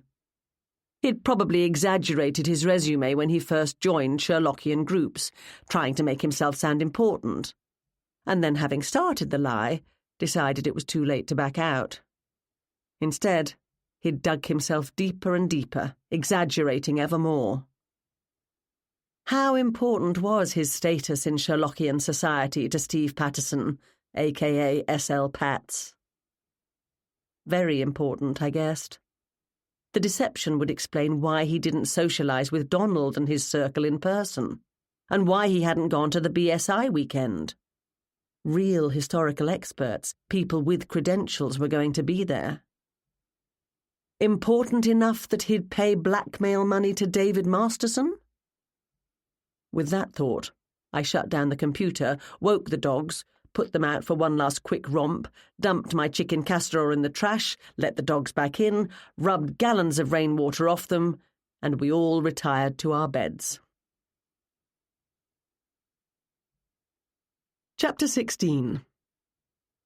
Before I'd gone to sleep, I set my alarm for the unsuitable hour of 8 a.m. Unsuitable for me, at any rate. Jane would have been up for 4 hours by then and put in what, for other people, amounts to half a day's work. I had a business to run, but I wanted to pay a call on Steve Patterson, and I thought my chances of finding him at home would be best in the morning. He wouldn't work at the hardware store 7 days a week, but if he did intend to go to work today, it likely wouldn't be until 9:30 or 10 at the earliest. The storm had raged throughout most of the night, but it had worn itself out by morning, and when I took a peek outside, the sun was rising in a clear sky. The street was awash with puddles, as well as numerous small branches and leaves, but I could see no serious damage. I put the dogs out and showered and dressed quickly. I had a glass of water for my breakfast and apologised to Violet and Peony for not taking them on a morning walk. I promised to get home during the day to do that, and I was in the Miata backing out of my driveway before 8:30. Early to pay a social call, particularly on someone you barely know, But if Steve Patterson didn't want my company, he shouldn't have gotten himself involved in a murder. It was a pleasant morning for a drive. Midweek in late October, the streets weren't busy with tourists heading to the beaches, and it took only a few minutes to get to Chatham. Steve and his wife, who I'd learned was named Judy, lived on a street of small, nondescript houses, most of which appeared to have been built in the 1960s or 70s on large lots. A clean Ford Explorer was parked in the driveway in front of the closed garage door. I pulled in behind it, got out of my own car and checked out my surroundings. Last night's storm had left a scattering of twigs, small branches and freshly fallen autumn leaves on the lawn, but otherwise the yard was scrupulously maintained. Leaves raked, grass mowed, bushes pruned, perennials cut back, annuals dug up for winter, flower beds turned over. The house itself boasted a new steel roof, and the doors and window frames appeared to have been painted within the last year or two. I climbed the steps and knocked briskly on the door. I had no reason to be calling, so I'd decided not to bother coming up with one. I'd simply ask Steve if David had been blackmailing him. The door opened, and a woman peered out. "Good morning." She was in her late 50s or early 60s, with grey hair cut short, washed and brushed but not styled, watery brown eyes, pink cheeks, and skin showing signs of age. She was considerably shorter than my 5'8", and about 30 pounds heavier than she probably liked. She was dressed in a plain brown skirt, ironed white blouse under a black sweater, nylon stockings, and thick-soled brown shoes. The clothes were mass-produced, cheap but clean and well-maintained. Behind her, I could see a brown purse and a large, bulging tote bag on the small table in the front hall. This was Judy Patterson, Steve's wife of more than 30 years, and the very picture of a high school teacher about to head off to work. "Sorry to bother you," I said. "Is Steve at home?" "No, he's not." "If he's gone to work, I can try and get him at Household Hardware." I dropped the name of his place of employment so she'd know I wasn't a total stranger or a door-to-door salesperson, if they even had such a thing as door-to-door salespeople anymore. "Today's his day off," Judy said. "Can I ask what this is about?" "We met this past weekend at Suffolk House." She nodded. I decided not to ask this pleasant woman if her husband was being blackmailed, and if so might he have murdered his blackmailer. Not because I was being sensitive to her feelings, but because it was unlikely she'd know. She hadn't gone to the weekend, even though it was close to home and being held at a place most people would have loved to visit. Even in this day and age, some Sherlockian societies try to maintain the aura of a men's club and frown on the presence of women. But that had not been the case at Suffolk House. David made Miranda come specifically so Jennifer wouldn't be uncomfortable at being the only woman. Easy to conclude that Judy hadn't gone because she wasn't interested in her husband's hobby. "He's there now," she said. That took me by surprise. "You mean Suffolk Gardens house?" "Yes, I heard what happened on Saturday. A man died." She shook her head. "Terrible thing. Steve called to tell me about it before word started spreading around town, and he said he wanted to stay and finish the weekend. Man doesn't have a lick of common sense, not when it comes to Sherlock Holmes. I don't get the appeal myself." She studied my face, searching for signs of a lack of common sense. "I'm Gemma Doyle. I was working there this weekend." "Oh, yes," she said. "I recognize you." "You do?" Good thing I hadn't pretended to be someone I wasn't. Despite being a keen Sherlockian, Steve had never been in the Emporium. Some consider our pastiche novels and games and puzzles and knickknacks to be beneath them, or at least not of any interest. I'd never seen Judy either. "I've been to the tea room next door a couple of times. Some of the teachers of my school are regulars, and we celebrated the end of the school year there in the spring." "That's nice to hear. Thank you. Do you know why Steve's gone to Suffolk House this morning?" "A few of the guests stayed on," he said. "He went to see how everyone's doing." She glanced over her shoulder at her purse and bag. "I'm sorry, but you have to get to work. Thanks." I'm late as it is. I had a doctor's appointment and then I had to rush home to get some papers I forgot. Shall I tell Steve you called? Not necessary. I started to walk away. Halfway down the steps, I turned. One more thing. I thought I saw Steve last week at the archery range. Was it him? She looked at me in genuine surprise. Archery? Good heavens, no. What would Steve be doing at a place like that? She chuckled. I might not share his love of military history or of Sherlock Holmes, or even understand those things. But otherwise, I'm a lucky woman. Steve's hobby's looking after the house. Thanks, I said, as I skipped down the steps. It was now 9 o'clock. The Emporium opens at 10, and today was Ashley's day off. I could try to get to Suffolk House, interrogate Steve, call the police if I learned anything relevant, such as that he'd finally had enough, snapped and in a fit of rage had murdered his blackmailer, and get to the shop in an hour, but that was unlikely to happen. Oh well, couldn't be helped. I'd just have to be late. The Baker Street Business Improvement Association would not be pleased. They'd reminded me more than once that I was required to have the shop open at the same time as the rest of the stores on the street. Sherlock Holmes, I thought as I drove out of Chatham, was a full-time consulting detective. I'm a shop owner who sometimes gets more involved in police cases than is good for her. One thing I'd learned this morning. Steve was not a blowgun aficionado or practitioner. Blowguns and poisoned darts are not the same as bows and arrows, but I'd given Judy Patterson the opening to tell me if her husband enjoyed that sort of activity. She'd reacted only with surprise, and I believed she had a readable face.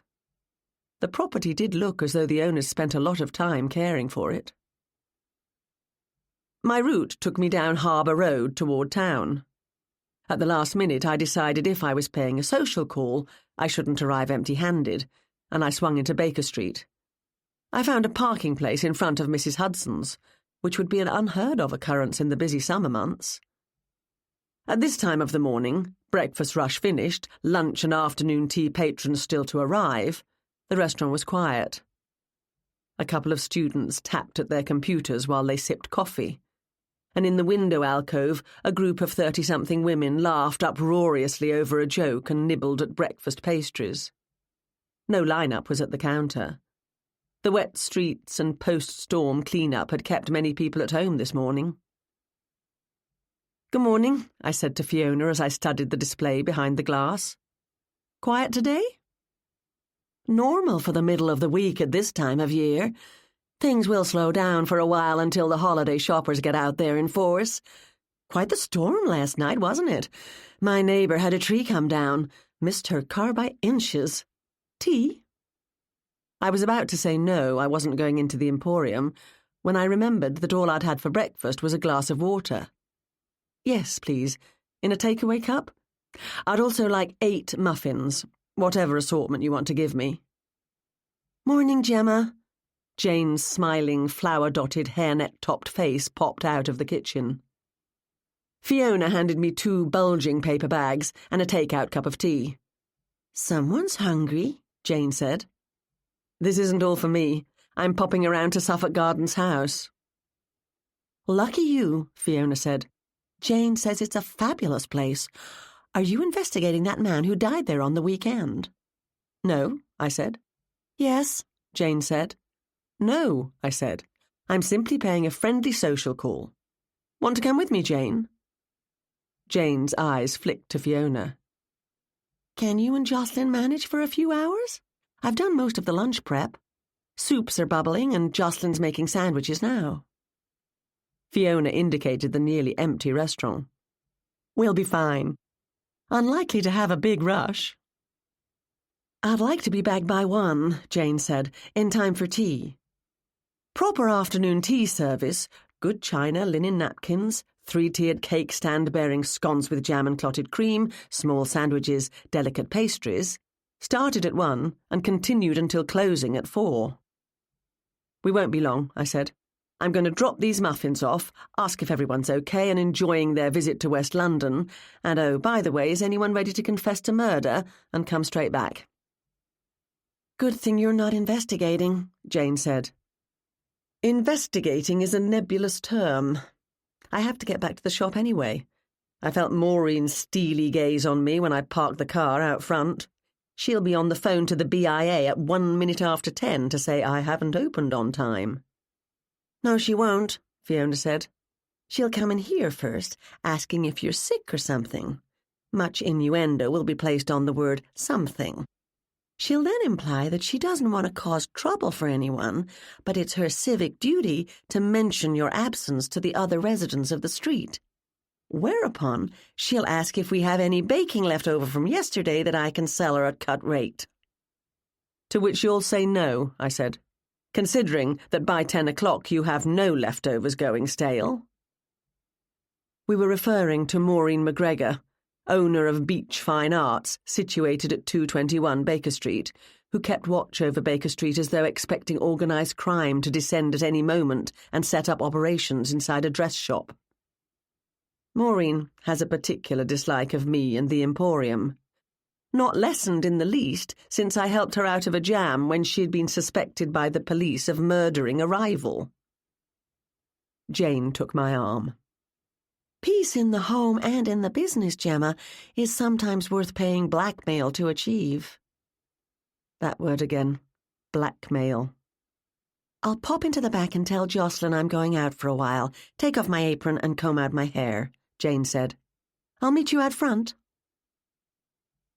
I carried my paper bags and my cup to the car. Sure enough, Maureen was standing in the doorway to Beach Fine Arts, watching me. Beach Fine Arts sold nothing of the sort. They stocked mass-produced tourist trinkets, as well as postcards and prints of Cape Cod scenes. I waved my tea container cheerfully, and Maureen scowled. I shook the last few bran muffin crumbs off my fingers as we arrived at Suffolk Gardens House, to find the gates firmly closed. Are you going to climb the fence again? Jane said. Absolutely not. I have a rule to seek illegal ingress to a property only once. What does that even mean? It means that in case I had to return, I learned the code. On my previous visit, I'd had the foresight to watch Kyle punch in the numbers to open the gates for the police on the panel in the house, and I hoped the same would work at this end.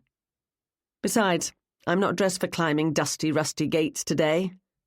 I was wearing cream trousers and a blouse with a high collar and cream and blue stripes. I punched in the code. The gates creaked slowly open, and I drove up the long driveway. The storm had passed through here.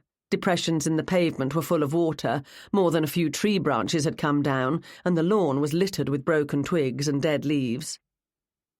We were halfway to the house when a car took the corner ahead of us at great speed, coming straight at us. It barely avoided my front bumper, and the driver didn't so much as slow down to wave an apology. That looks like Donald, Jane said, patting the approximate vicinity of her heart. Where do you suppose he's going in such a rush? I'd also recognised Donald's rusty old clunker, and I slowed to watch as it faded in my rearview mirror. The car screeched to a halt at the closed gates, and a man's arm protruded from the driver's window to punch the button. The person behind the wheel didn't wait for the gates to swing fully open before accelerating, barely avoiding scraping the sides of the car, and then taking the corner into the street far too fast and disappearing. Donald was, to put it mildly, a terrible driver. More than once I've feared for my life when he's been behind the wheel. But he isn't a fast driver. If anything, I often wished he'd hurry up. That's Donald's car, I said, but he's not the one driving it. I debated following Cliff, who I suspected had borrowed Donald's car, to find out why he was in such a hurry, but decided that would have to wait, and we carried on toward the house. The usual cluster of cars was parked outside. I left the Miata with them, sloshed across the courtyard, walked up the house steps and rang the bell. A raindrop fell from the roof of the portico onto my head, but the door opened almost immediately, and Annie peered out. "Oh, it's you two. Again." "Yup, me. Again." Was that Cliff tearing down the driveway just now? It was Donald Morris's car, but Donald wasn't driving. It almost hit me. She shrugged. Yeah, that might have been Cliff. He was here earlier. Don't know what about, though. She made no move to step back and let me in. So I took care of that myself. I held up one of the bags of muffins I'd brought. Jane lifted the other with an awkward smile. We thought you'd like a treat from our bakery. I stepped forward, pushed open the door, and walked past Annie. 2 sets of luggage, a hard-cased matched set of suitcases in deep purple, and a stuffed full tattered around the edges backpack, sat next to the door. Are people leaving early? Miranda's had enough, and so have I, Annie said. Billy wants to stay on, so I'm getting a lift back to New York City with Miranda. I'm looking for Steve, and his wife told me he came here. Did he? He's in the music room with the others. At least he was when I went by earlier. Do you know what he wants? One eyebrow lifted. What's it to you? I wondered at the sudden change in Annie's attitude. She'd never seemed to care before what I or anyone else in this house was up to. I smiled at her and said nothing.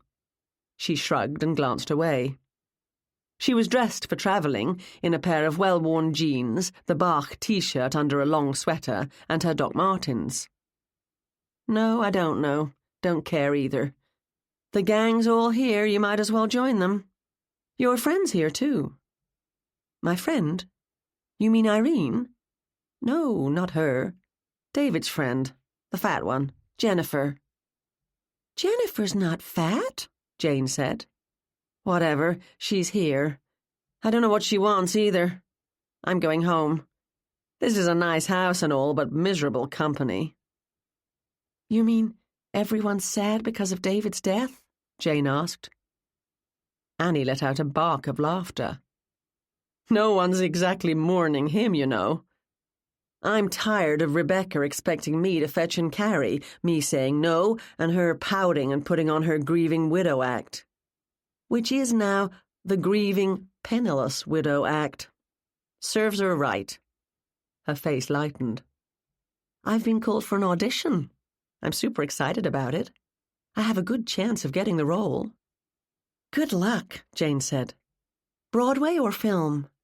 Neither. The Metropolitan Opera. I'm a mezzo-soprano, and the role's a minor one, but if I land it, it'll be my big break. Who knows what will follow? Her smile grew and her eyes sparkled. Then the darkness descended again, and she shrugged, trying to look as though she hadn't pinned all her hopes on it. I auditioned for the Met last year, and I did great. I was on fire, totally nailed it. She shrugged. Sometimes talent's not enough, is it? It's who you know and who wants to do you a favor, or who doesn't. But hope springs eternal, don't they say? I'm sure you'll be great again, Jane said. Thanks. I have to get to the audition first. If it all works out, look for me. My stage name's Anne-Marie Masters. The others are in the music room. Go on in. The sounds of a piano being played extremely well drifted toward us. Annie carried on down the hallway to the kitchen, and Jane and I went into the music room. The music stopped abruptly as the pianist lifted his hands and swung around. To my surprise, Kyle was at the keyboard. 5 sets of eyes studied Jane and me. I held up my bag of treats with a friendly smile. Hi, we wanted to check how everyone's doing, and we brought some breakfast goodies from Mrs. Hudson's. Billy leapt to his feet and practically snatched the bag out of my hand. Great, thanks. He peered inside. Looks good. He took a blueberry muffin from the top, dropped the bag on the round table in the centre of the room, and fell back into his chair. Jane placed her own bag on the table next to a tray of coffee things. Thanks, Rebecca said. Won't you, have a seat? Don't mind if I do, I said. Where's Miranda? Cliff needed to speak to her, so they've gone for a walk outside, Rebecca said. Cliff? Do you know what it's about? I do not. What business is it of yours, anyway? I simply smiled at her and turned to Steve. I called at your house earlier, and your wife told me I'd find you here. Kyle swung around on the stool, settled his fingers on the piano keys, and began to play. Beethoven's Moonlight Sonata. To my uneducated ear, perhaps the most beautiful piece of music ever created. Kyle played it well. Very well. To say I was gobsmacked would have been an understatement. If Kyle was a classical pianist, and Annie was auditioning to sing at the Met, then it must have been Kyle's playing and Annie's voice I'd heard coming from this room over the weekend, not a recording. When I'd been told Kyle was a struggling musician, I'd assumed he played keyboards in an untalented garage band, accepting gigs in truck stops, underground clubs, and smoky bars that paid in food and drink and no one at the door examined ID too closely. I'd assumed. The worst mistake of all. I'd assumed. I'd heard first-rate classical music coming from this room, and I'd assumed it was a recording. I'd seen no speakers in here, and I'd assumed they'd been tucked away when not in use. The notes flowed around me. They caressed me. I let the music carry me away. Until a year ago, David had been a generous sponsor of the New York Philharmonic.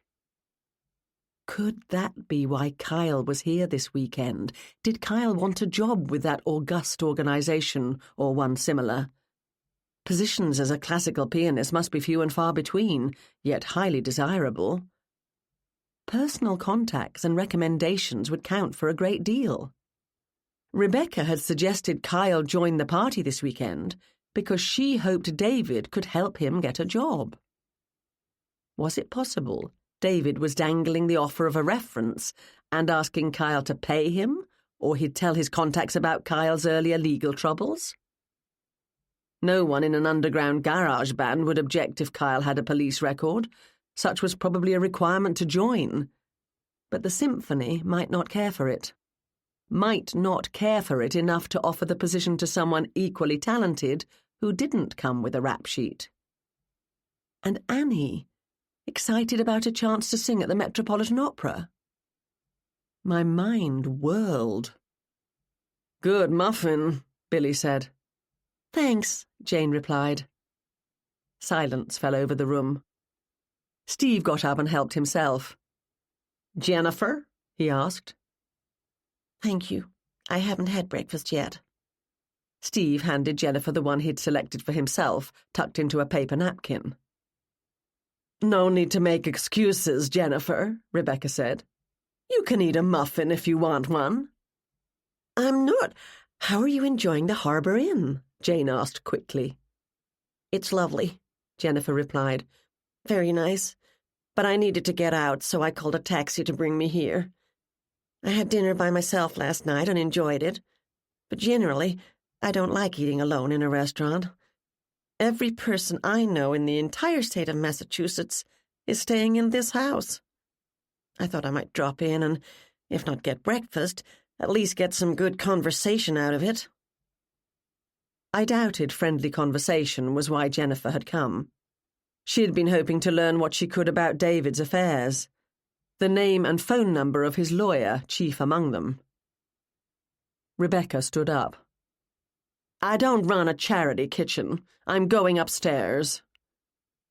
"Don't go on my account." Jennifer put the uneaten muffin on the table next to her and got to her feet.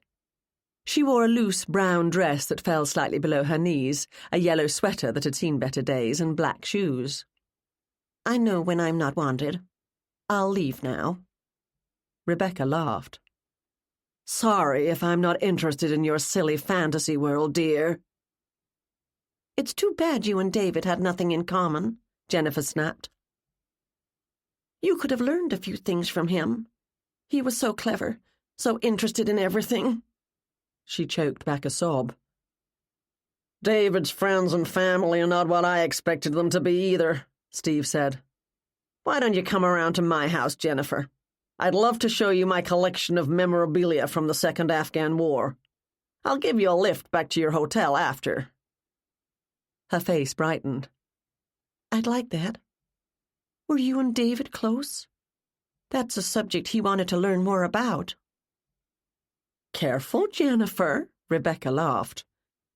"We don't want any misunderstandings here. I hope war memorabilia is not a modern version of seeing my etchings." Steve stiffened. "I'll have you know I'm a respectable married man. Your comment is insulting." Jennifer burst into tears.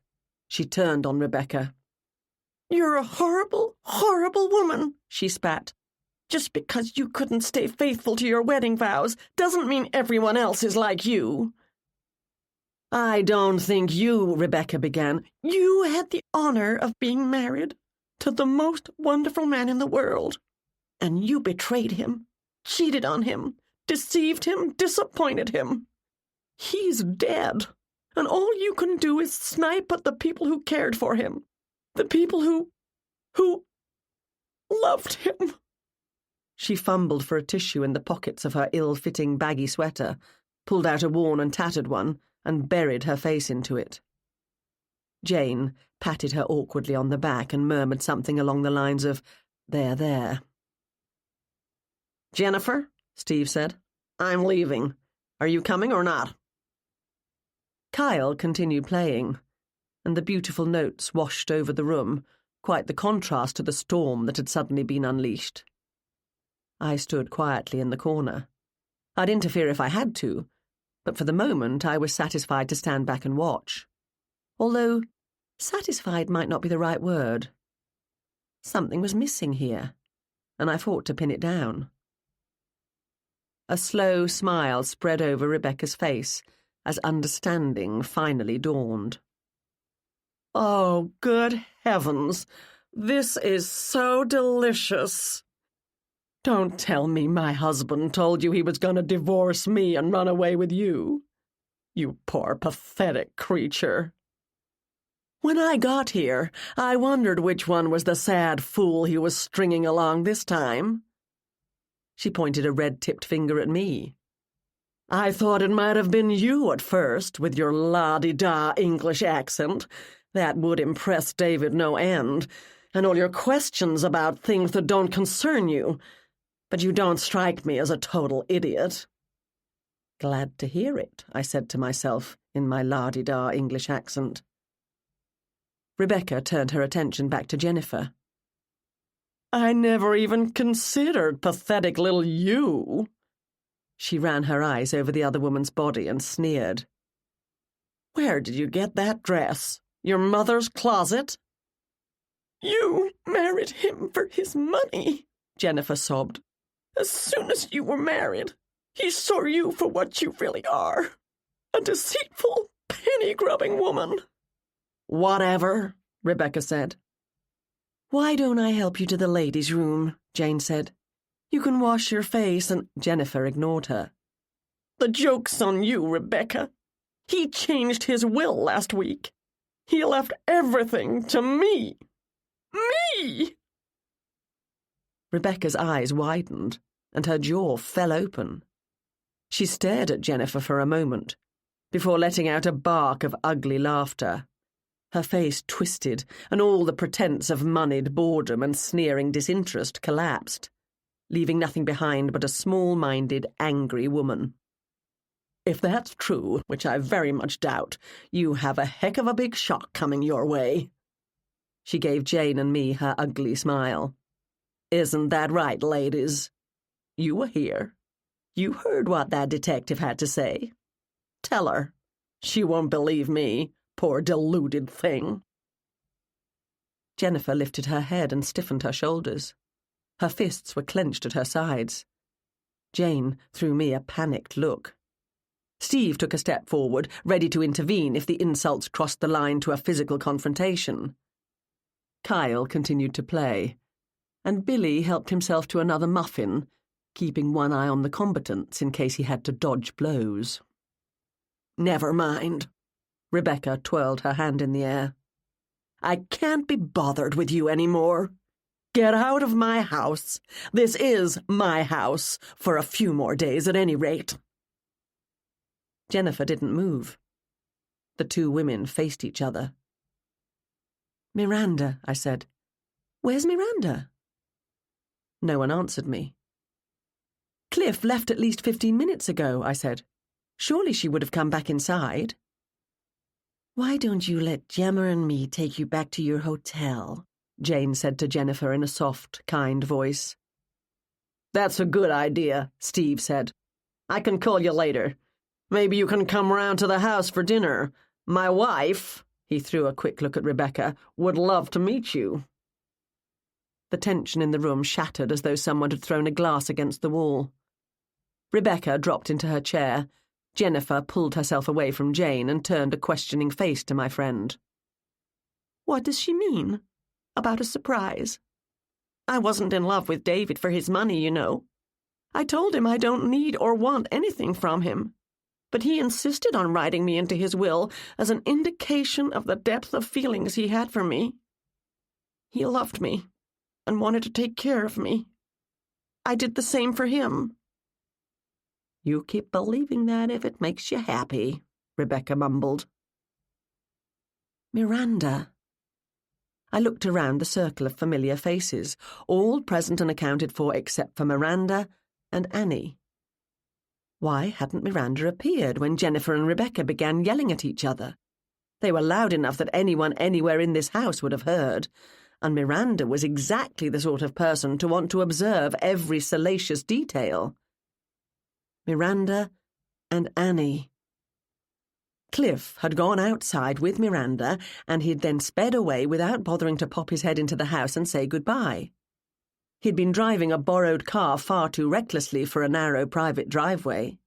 He'd either been in a heck of a hurry or in a blind rage. After he left, Miranda might have been upset enough to come inside and slip up to her room unnoticed. But where was Annie? Annie, the opera singer. Annie, the poor relative. Annie, expected to play the role of housemaid for her uncle and who knows what other humiliations in the past. If I believed, as I now did, that David had dangled the threat of a job recommendation withheld over Kyle, what might he have done to Annie? It didn't matter if he had asked the Metropolitan Opera not to hire her.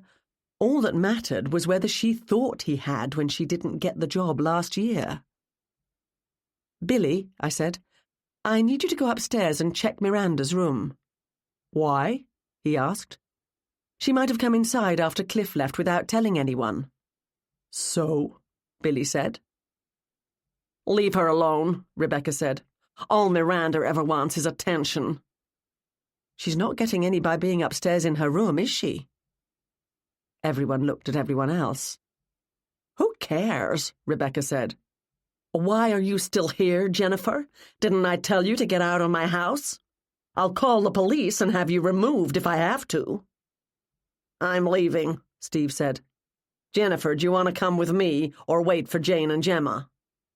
"Billy, check Miranda's room," I said. "I'd like the rest of you to stay here. Jane, come with me." "I don't take orders from you," Rebecca said to my rapidly retreating back. "I'll be in the morning room. I left my magazine there. The rest of you can do whatever you want. I'm beyond caring about any of you." Jane trotted after me down the hallway and into the kitchen. "You think something's happened to Miranda?" "I think it's highly uncharacteristic of her not to want to have a front-row seat to Jennifer and Rebecca's quarrel." I opened the back door and stepped outside. "What?" Jane said. But I held up one hand. The music room windows were open, and the sound of continued arguing came from within. Kyle had stopped playing, and his voice was among them. High in the branches of an ancient oak, a crow called to another. Raindrops dripped from holes in the gutters. Otherwise, all was quiet. Then, a voice came from behind the hedge surrounding the kitchen garden. "You've misunderstood me." "Miranda." I put my finger to my lips, and taking care not to make any sound, walked down the path, dodging puddles drying in the warm sun. I sensed, rather than heard, Jane behind me. I don't think so, Annie said. We can come to an understanding. Let me assure you I'm not lying awake at night worrying over who killed David. I'm glad to be rid of him. You did me a favor. You have a funny way of returning a favor, as you put it. All I'm asking for is a cut, Miranda said. In exchange, I won't tell the police about that nasty little dart I saw in your backpack on Friday evening. Jane threw me a wide-eyed look. Always snooping, aren't you? Annie said. You never know when it's going to pay off. And this time, it did. I was so curious about the dart and the metal tube with it, I took a picture, just in case it turned out they were important. That metal tube I saw looked an awful lot like the one the police showed us a picture of. They never actually said how David died, how he could have been murdered in the library in the middle of the day in the presence of that nosy Englishwoman and her ditzy baker friend. Beside me, Jane sucked in a breath. Yet no one heard a thing, and the killer got clean away. A dart. Such a small thing. So dangerous in the right hands. In your hands, Annie. I have no comment on any of that. But even if it's true, I've got nothing to cut you in on. Not at the moment. But you will. When David's estate's finally settled. That's why you killed him, isn't it? You knew he never intended to leave any more than required by law to Rebecca, leaving the bulk of it to you and Billy.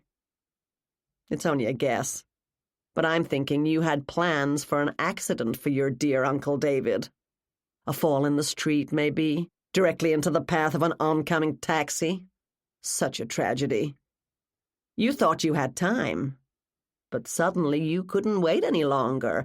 You had to get it done before he contacted his lawyer and wrote in that ridiculous Jennifer. David had nothing but a mountain of debt to leave to anyone, Annie said. That news came as much of a shock to you as to the rest of us. Fabric rustled as Miranda moved. I could read it all over your face. There'll be something, maybe not as much as you'd been hoping for, but something. David wasn't a total fool, as you well know. He'll have kept some assets safe. Enough for you to share with me. Now, let's go inside. It's getting chilly out here. Whatever money I might or might not inherit from David, I'm not letting you hang that nasty accusation over me for the rest of my life, Miranda. You'll never let it go. Never. I turned to Jane, touched my finger to my lips again, and indicated making a phone call.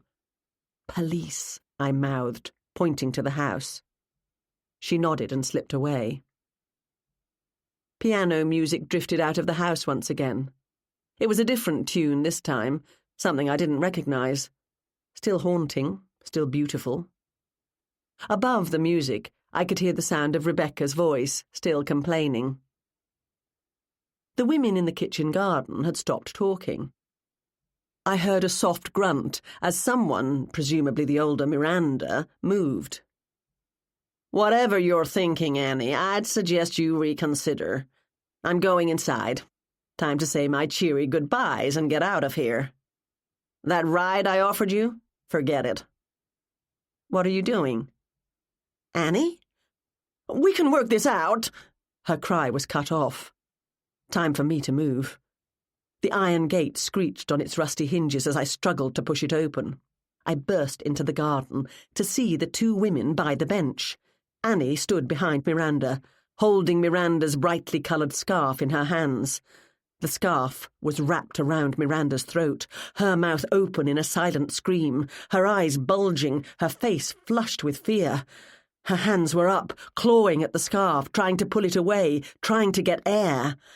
Annie's eyes also bulged, but with rage and a touch of madness as she tightened her grip.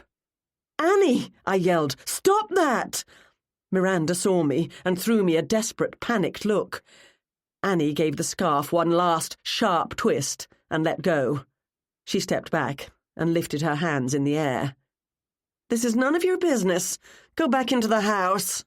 Her voice was steady. Miranda tore the scarf off and dropped to her knees, gasping, sucking in air. I took a step forward. I held my own hands out and I kept my own voice calm. "The police have been called. We'll go into town and talk it all over. I heard some of what you said. Miranda was going to blackmail you, wasn't she? I'll tell the police it was her fault." Annie nodded. "I only want what's mine. I sucked up to him for years. Years. I didn't even care about his money. All I ever wanted was to sing on a big stage, to take my rightful place. He could have helped me with that. But he didn't. He could have put a word in for me last year. He said he would, but he didn't. He said I wasn't ready. I needed more time. Time? I'm running out of time. He promised to send me to Italy after Christmas, so I could spend a year in Europe, taking lessons from the best teachers, audition at the great opera houses, buy the right clothes, travel in the right circles. He'd provide me with introductions to all the right people." Tears welled in her eyes and dripped slowly down her cheeks. She made no move to wipe them away. "Miranda was wrong. I knew he was in serious financial trouble, but I acted as though I didn't. I'm a good actress, as well as a great singer. I fooled you, too, didn't I? It came as no shock to hear that Uncle David was almost out of money. His offer to me was nothing but a sham, a pretense, a way of keeping me doing his bidding as long as he could. I had to get rid of him before all the money was gone.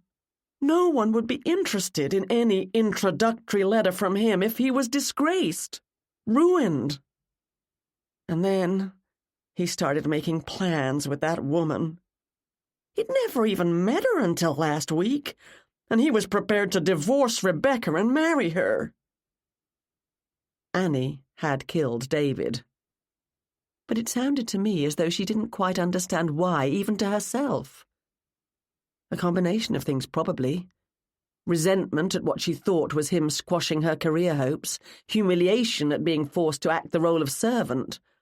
Finally, his plans to marry the unassuming, pleasant Jennifer and dump the hated Rebecca, which would leave Annie without a role to play in his life, as much as she hated that role. It sounded as though David had hung the promise of future favours over Annie for years.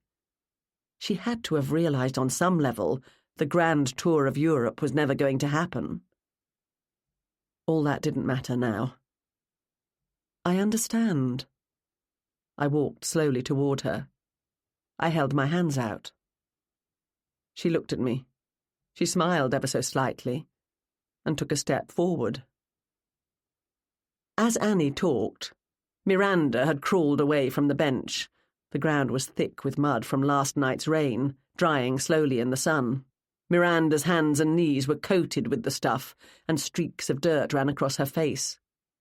She grabbed a wooden trellis, supporting nothing but dead vines, and hauled herself upright.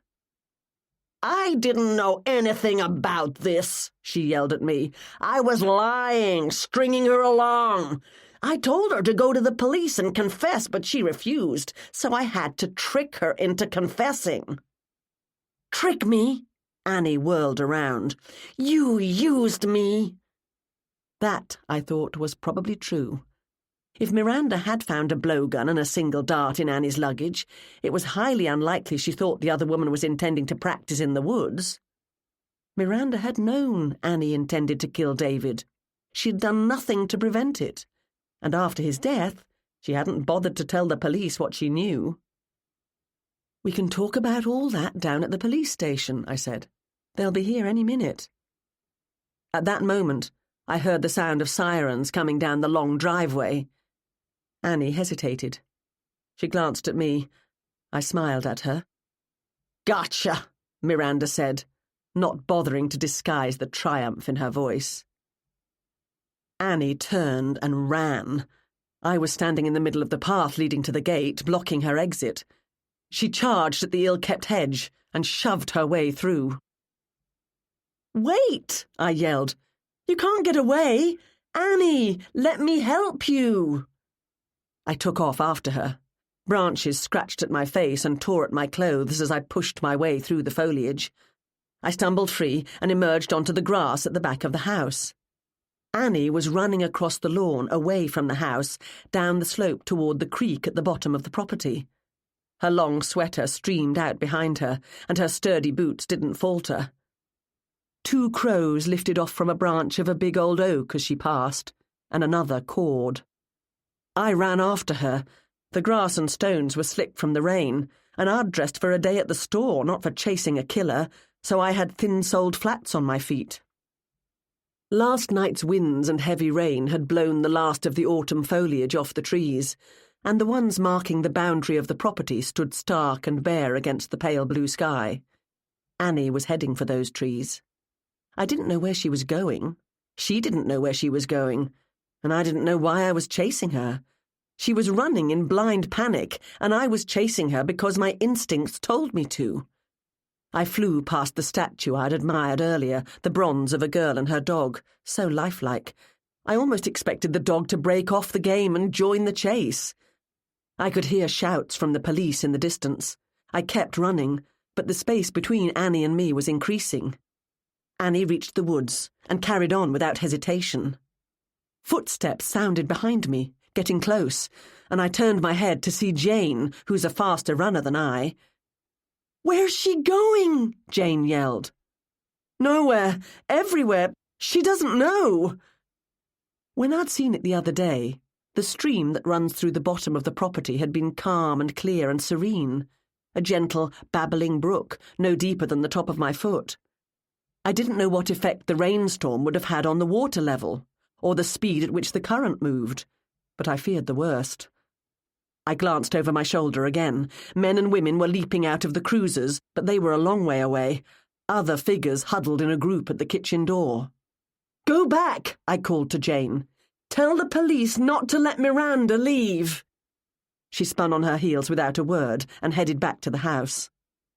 Ahead, I could see Annie's red sweater moving through the line of trees. I called to her, but she didn't turn. She must have heard me, because she put on a burst of speed. She was younger than me, probably in better shape and wearing better shoes. The distance between us was increasing, but she had nowhere to go. This property was fenced. In some places the fence was broken or falling down, but it would take time to find a weak spot to break through, and time to get over or through it. I heard the sound of rushing water, and I stepped out of the line of trees, gasping for breath. Annie had stopped at the edge of the flooded creek and was watching the fast-moving water, seeking the best place to cross. "The police have arrived," I said, my voice calm and steady. "Why don't we go up to the house and join them?" She slowly turned to face me. "He wasn't a nice man." No. He wasn't. The creek had risen with the rain and burst its banks. The water was no longer clear, but dark with mud and debris. I couldn't see the bottom. The water rushed over rocks and grass and swirled around the base of trees. Eddies flowed and whirlpools sucked water. Annie stood at the edge of the bank, her feet sinking into the mud. She looked into my eyes. She touched her forefinger to her temple, and then she stepped backward. Chapter 17. I pulled off my shoe and then my sock. I gave the sock a good twist and watched muddy water drip to the ground. That was cold. 2 officers led Annie away. Her hands were behind her back, her head down. She didn't protest, and she didn't struggle. "Be sure you get her into a pair of dry socks as soon as possible," I called after them. "Why did you chase her, Gemma?" Ryan Ashburton crouched on the grass in front of me. "That was a foolish thing to do. She might have had a weapon, and you knew we had arrived. We're not in the wilderness here. She wasn't going to get away." Pure instinct, I suppose. I pulled off my other shoe and sock, and then I held one hand out. Ryan stood up and pulled me to my feet. I glanced at the stream. I thought the water was deeper than it turned out to be. Annie had taken 2 steps backward into the swirling water and sunk all the way up to her ankles. I'd taken 1 step and held out my hand. She took it and allowed me to lead her to dryish land.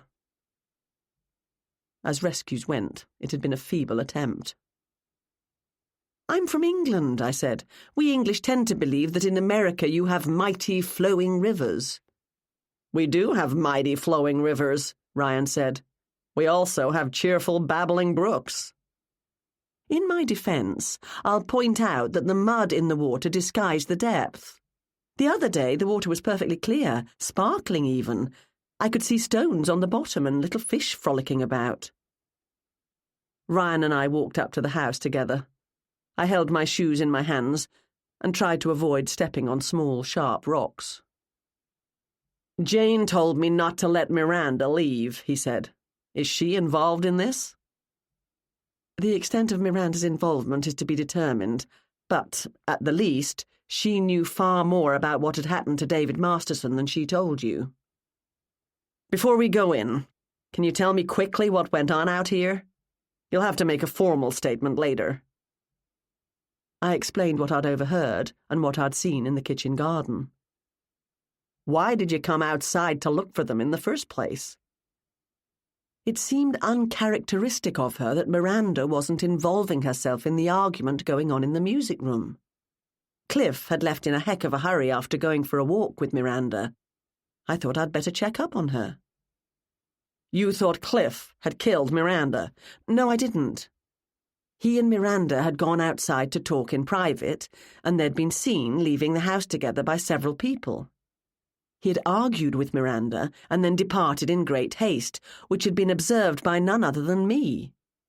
If she was found dead shortly after, the police might come to the logical conclusion that he had killed her, meaning it was the perfect time for Annie to make her move." "How do you know it was Annie?"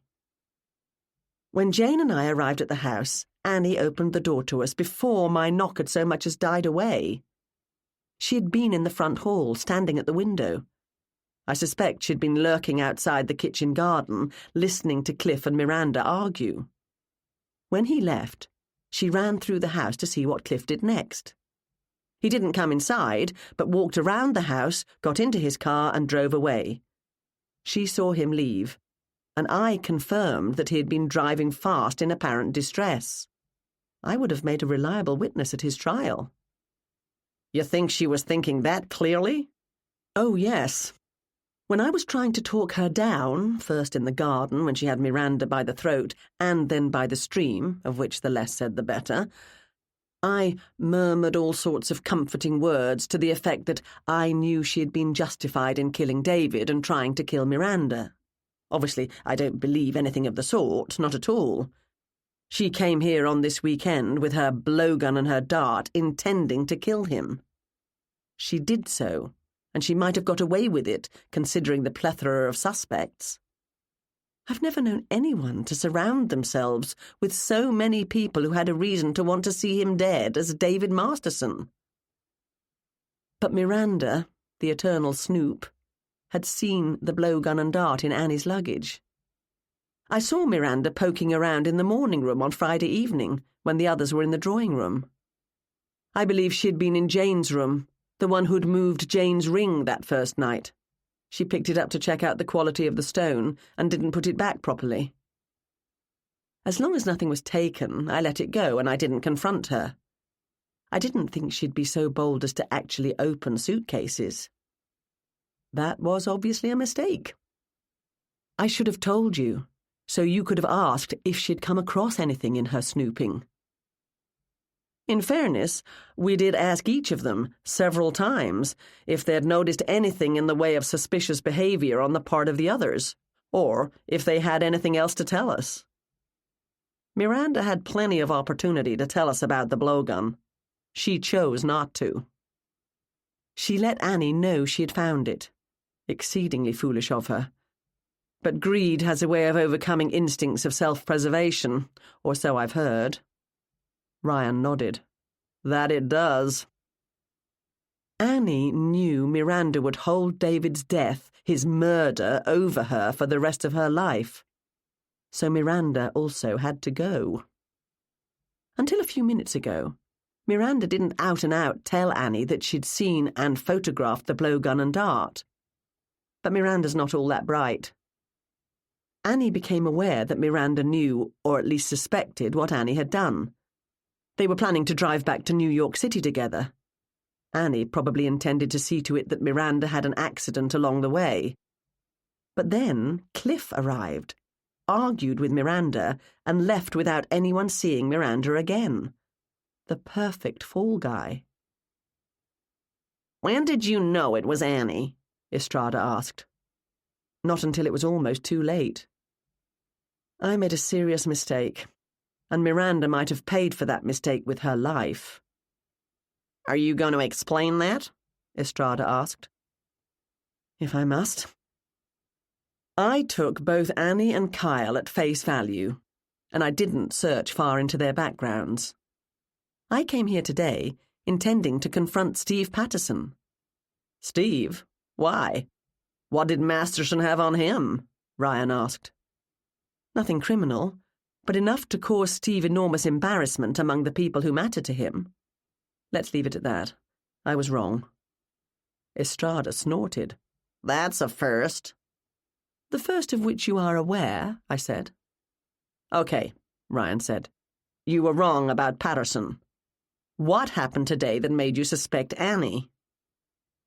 "She's an opera singer, good enough to audition at the Met." Estrada and Ryan exchanged glances. "So?" Estrada said. "The blowgun has been worrying me a great deal. We know the weapon's easy enough to get. I'm assuming you had no luck tracing the one that was used." Ryan shook his head. "Nothing that would tell us who had bought that particular one." "Or the strychnine?" "Again, no," Estrada said. "Will you please get on with it, Gemma? We don't have all day here." "I wouldn't mind sitting out here all day." The kitchen step was warm beneath me. The sun shone on my face. The air was refreshingly cool and crisp. I wiggled my bare toes. "I love autumn in New England, don't you?" Estrada growled. I knew Annie's in show business, but I thought she was an actor. I couldn't find traces of her career online, and so I assumed she had a stage name, which she does. I let it go and didn't keep searching. A blowgun can be difficult to use with precise accuracy, particularly one so small. In this case, the dart had come through the tear in the screen of the door, crossed the 25 or so feet of the library floor, and hit the target in the exact spot intended, the side of his neck.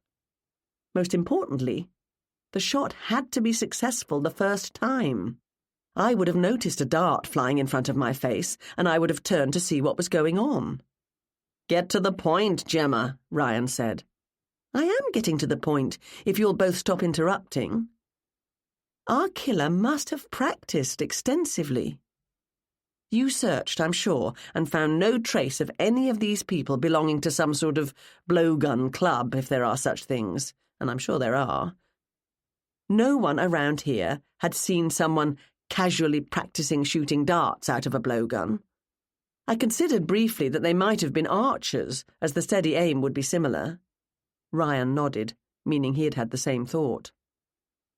I'd initially concluded that the shooter was most likely a man, as men have greater lung capacity than women. But breath control can be learned, can't it? The shooter had to have, considering the small length of the blowgun and the distance the dart had to travel, extraordinary breathing power. Ryan and Estrada glanced at each other, and I saw comprehension dawn on them both. "Such as a Met-worthy opera singer," Estrada said. "Exactly. And that was why I suddenly realized I had to find Miranda. Because Annie, the opera singer, had been watching Cliff leave, and she was not in the music room listening to everyone argue. As for where she got the strychnine, I'll suggest you contact farm and supply stores in Kansas and ask about purchases of wild animal control substances. Whether Annie had the idea of using the blowgun and dart back in the summer or not, murder has been on her mind for a long time. I pushed myself to my feet. Shall we join the others? Chapter 18. So David was blackmailing them all? Essentially, yes. Why would he gather together all those people who hated him for his house party? Because he was manipulative and mean. Miranda said he liked making people dance to his tune. If I had to guess, I'd say he knew his power trip was coming to an end. He was running out of money and out of excuses to keep borrowing. So he threw the last he had into making this grand gesture of playing host at a country house property. We were relaxing on the deck of the Blue Water Cafe, gathered around a big table next to the railing. We had drinks in front of us, along with platters of calamari, bruschetta, and a bucket of mussels and clams. Below us, harbour seals played in the cool waters, and in the distance, lights shone from boats bobbing at anchor. Heat lamps were turned on, and we were bundled up in thick sweaters with blankets over our knees. Andy would be closing the deck after the weekend. He'd come out of the kitchen to join us and sat next to Jane, holding her hand under the table. I grinned at Ryan and helped myself to a piece of bruschetta. We haven't asked Steve, Cliff, or Miranda what he had on them, as that appears to be not relevant to his death, Estrada said. So why don't you tell us, if you know? Do you doubt I do? Sadly, no. I shook my head and helped myself to a crispy piece of calamari. I want to know why I'd been invited, Donald said. And Arthur. David didn't even know us, not personally, much less have blackmail material on us. He might have been mean and manipulative, I said. But David Masterson was, we mustn't forget, a Sherlockian. I believe the original idea for the weekend was to have a meeting of the like-minded in a mutually enjoyable environment. Then, once his financial world began crashing down around him, he decided it would be a nice idea to remind the others that he could ruin them if he so chose. As a bonus, Steve and Cliff do have some Sherlockian knowledge, so he could indulge his passion at the same time as he made his victims squirm. We know Miranda was paying him off, and you'll find that Cliff was too. Ryan, you said David had unaccounted-for deposits going into his bank account. Ryan nodded. The blackmail payments. Steve doesn't have the kind of money that would help David out of his financial difficulties. Probably not Cliff either. It wasn't about the money for David. It was about holding the threat of disgrace and ruin over their heads and making them dance to his tune. You'll likely find that some people who weren't at this weekend were also being blackmailed. It's entirely possible David's victims thought they were finished paying up. But blackmail never stops, does it? The blackmailer gets greedy and can't let go of the pressure. As I tried to tell my editor, when he said we were to keep mention of Suffolk Gardens house out of the paper, Irene said. He wouldn't listen to me. But it became a moot point after the chief of police's statement about the events surrounding David's death and Annie's arrest, didn't it? She chuckled. I wish I could have seen Daniel Steiner's face when he heard it on the radio. Naturally, the paper printed the chief's statement in full. Let's hope that was sufficient to dissuade Steiner from taking up the life of a blackmailer, Donald said. If you've decided those matters are irrelevant to the case against Annie, then I'll keep what I know to myself, I said to Ryan and his partner. It's mostly speculation anyway. Miranda had been paying David so he wouldn't reveal what he knew about her son Mark. I have no interest in finding out what Mark's secret is, so I hadn't looked into him, and I wouldn't ask Ryan if he knew. David might not have been blackmailing Annie, but he did enjoy holding the promise of helping her with her music career over her head, and he was intending to do the same for Kyle. The only one of them who seemed to owe nothing to David was Billy, although he resented having to play the poor relative. You might drop a word to your friends at the NYPD to look into Cliff Mann's antique business, I said. It's not entirely above board. Cliff came back to the house to ask Miranda to give him a letter he had sold to David, which David had given to his mother and, after her death, to Miranda as a memento. A letter supposedly written by Emily Dickinson. That would be nice to have, Jane said. Not in this case, I said. Supposedly is the operative word. I can't see Miranda as a collector. When David died, the first thing that crossed Miranda's mind would be that she could now sell the letter. That would require it being examined, and Cliff couldn't have that. They argued about it, and Cliff stormed off. I remembered Friday night, when I'd heard someone telling David that they wouldn't have come if they knew he was going to be there. I now believed that had been Miranda, complaining about Cliff. Even before David's death, Cliff had been pestering her about wanting that letter back. Jennifer? Jane asked. What about Jennifer? You saw her earlier, Gemma. What did she have to say? After Annie had been arrested and the others had given their statements, Jane and I had been allowed to return to town and our businesses. Steve had given Jennifer a lift back to the Harbour Inn. Shortly before closing, she came into the Emporium and we'd chatted while she browsed. Annie's role this weekend initially was to play the housekeeper. In that position, she put the towels in the bathrooms, made the beds, tidied the rooms. Wouldn't help in the kitchen, Jane muttered. Which meant she was in and out of people's bedrooms. She and Billy came in Billy's car, and they got to the house on Friday before the guests arrived.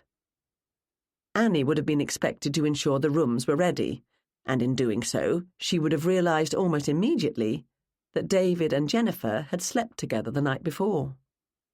Once she knew that, she would have wanted to know more.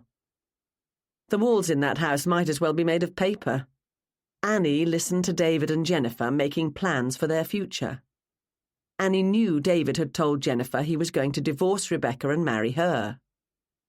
I believe he intended to do that, and Annie must have believed it too. Why? Jane asked.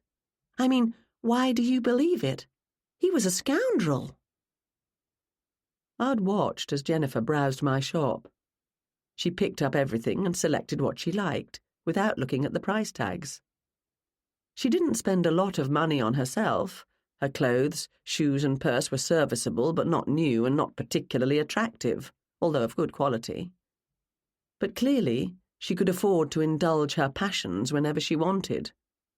Period clothes of the quality and detail she had brought for the weekend are not cheap.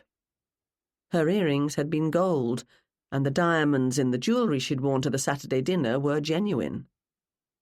She'd given me an address in Beverly Hills to have her purchases sent to. Your parents home? I asked her. Yes. I've decided to go to London after all. To take the trip David and I intended to take together. Maybe I'll spend some time in Europe, too. After that, I'll go back to California and back to working at my dad's publishing company. She was having dinner at Steve's that night, she told me, where they would have a lively, spirited discussion about the Second Afghan War and Dr. John Watson's part in it. Tomorrow, she'd be gathering all her courage around her and booking a flight to England. I gave her the contact information of my friend Grant Thompson, who'd recently moved to London to be with my older sister, and suggested she give him a call. Grant was a true Anglophile, and he'd be delighted to show an American first-timer the sights of his beloved adopted city. Jennifer, I said now, is financially comfortable.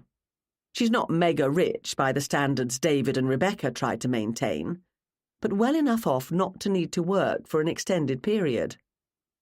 Her family lives simply, and they taught her to live simply, but they have a great deal of money. When Jennifer told me she had rewritten her will to mention David, I wondered why a single childless woman of her age, with a job in publishing and a rented flat, would even have a will, and so I checked into her. You can be sure David did the same. Yes, he intended to divorce Rebecca, who'd rapidly run through her own inheritance, and marry Jennifer and her trust fund. Annie had been intending to get rid of David when and if the chance presented itself, but she realized that if she was to get anything from him, she had to act now. I looked between Ryan and Estrada. Am I close? Annie's not talking, Ryan said, but we'll get her. We have the pictures Miranda took of the blowgun and the dart in Annie's luggage. We've no proof yet that Annie put those things there, but we'll get it. The NYPD have found mysterious holes in the walls in the corridor of her apartment building, Estrada said. Tiny holes, about the size of a dart. Her apartment itself isn't very big, nowhere near the size of the library at Suffolk House. Neighbors say they've wondered what she was doing out in the hallway at night. The dress she wore as the housekeeper was baggy enough to conceal the blowgun, I said. Slip it down the side, tuck it into her knickers, secure it with the belt, and no one would notice. Annie had no need for a hollow walking stick or lady's parasol. As for why she used a blowgun in the first place, please let me know when she confesses. I'm very interested in that. Do you suppose, Gemma, Donald asked, she was making a direct reference to the sign of 4? I believe so. If not the book itself, some reference to Holmes at any rate. David's mother was an enthusiastic patron of the arts, and she donated a lot of money to theatrical and musical companies. David did not. David spent his money on Sherlock Holmes first editions and Sherlockian country house weekends. I suspect Annie resented his devotion to Holmes, and she wanted to express her contempt for that passion. She really is a very confused young woman. Don't tell me you feel sorry for her, Estrada said, and you hope we go easy on her. Sorry for her? Not in the least. Plenty of confused young women are out there, and they don't go around killing people and attempting to frame others. I thought she was genuinely grieving for David, but I now believe I was mistaken. An opera singer is also an actor, and she's a good one. I took a sip of my wine and glanced around the table at the faces of the people I loved and cared about. Even Louise Estrada. So, Jane, Andy, let's talk wedding plans. If Suffolk Gardens House is still available in the spring, it would be a lovely setting. I am never, ever stepping foot in that place again, Jane said firmly. Perhaps we could use it for the January 6th dinner. A gleam popped into Donald's eye, and he rubbed his hands together. It will be even more atmospheric in winter. Roaring fireplaces, drafty halls, creaking floorboards, dark, moonlit nights. Count me with Jane, Ryan said. I'm not working in that kitchen while you and Arthur entertain your friends, Donald.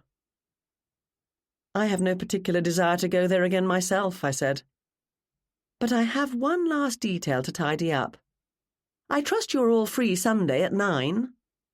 I smiled at everyone. No one smiled in return.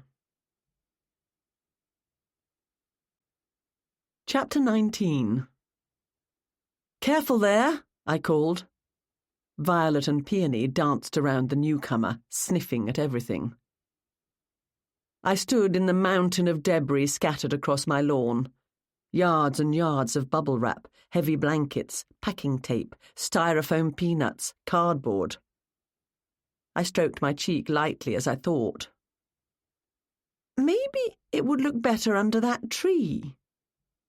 Ryan Ashburton leaned his hands against his knees. Absolutely not, he gasped. We're not moving it again, Gemma. But no buts, Jane said.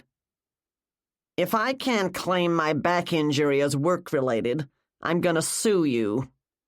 Louise Estrada put both knuckles in the small of her back and leaned against them with a groan. Okay, I said.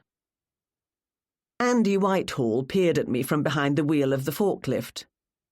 You mean we're done? Thank heavens. Sorry about those bushes, Gemma. It's been a while since I drove one of these. My neighbour, Mrs. Ramsbatten, had pulled a garden chair out of her shed and set it up on her lawn, where she sat drinking iced tea and cheering us on. Heads had popped out of nearby houses to watch, and more than a few people wandered over to offer the benefit of their advice. A rental truck filled my driveway, and the forklift had dug up a good part of the lawn, destroyed some flowering bushes, and barely avoided taking out the steps to the mudroom. My friends were exhausted and dirty, Louise Estrada was threatening to sue me, and my dogs were wary. I was delighted. The bronze statue of the little girl and her dog sat in the centre of the backyard. Next week, I'd buy a bench to put next to it. I'd create a pleasant oasis where I could sit and read on a warm summer's day. I'd done my research into the sculptor and the cost and value of similar bronze work before calling Daniel Steiner and offering to buy the statue. I'd gone in low, giving my opening bid, expecting he'd drive a hard bargain. Instead, he'd said, "Come and pick it up, anytime. But you have to bring your own crew." I'd gathered my crew, rented a truck and forklift, and we'd spent most of Sunday morning packing the thing up, moving it and unpacking it. "As fun as this has been," Jane said, "not. I have to get to Mrs. Hudson's." "It's unlikely crime stopped in West London while you moved your piece, Gemma," Estrada said. "So I have to go to work too." "Lemonade first?" Leslie Wilson came out of the back door, bearing a pitcher tinkling with ice and a platter of homemade chocolate chip cookies. Everyone gathered around and helped themselves. We sipped and munched and studied the statue. "I almost expect them to move," Andy said at last. "Violet wants to join in the game," Jane said.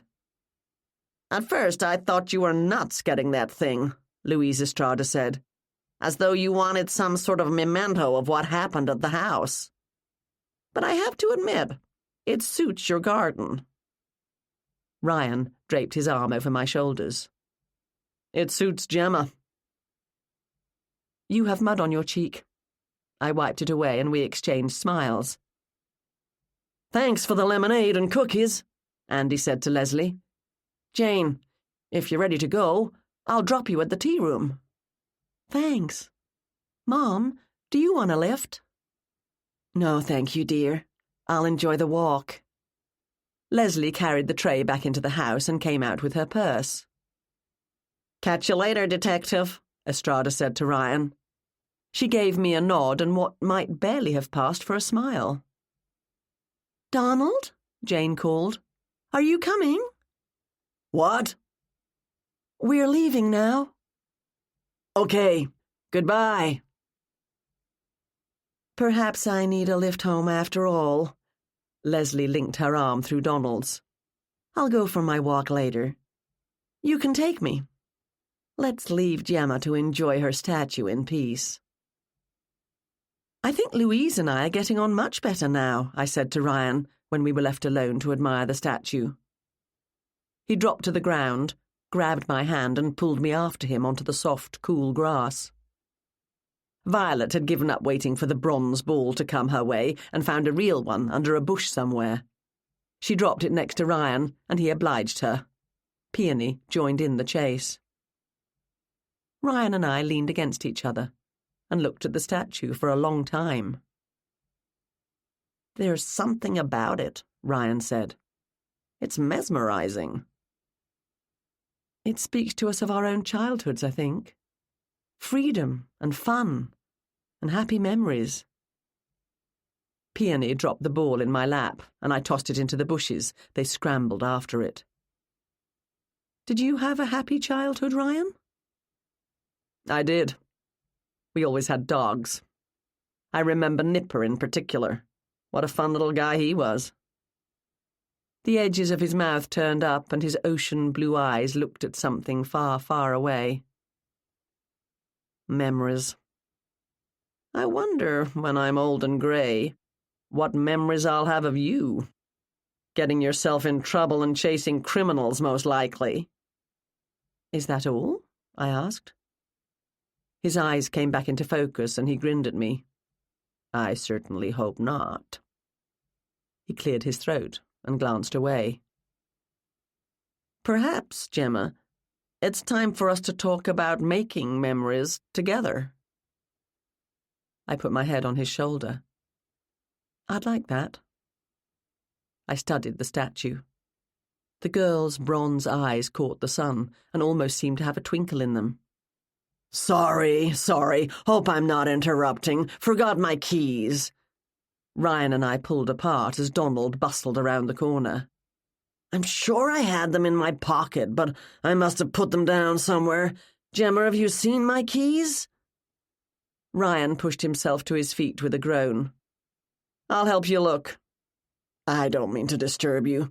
They must be around here somewhere. I searched the front of the house already. I stood up. Don't worry about it.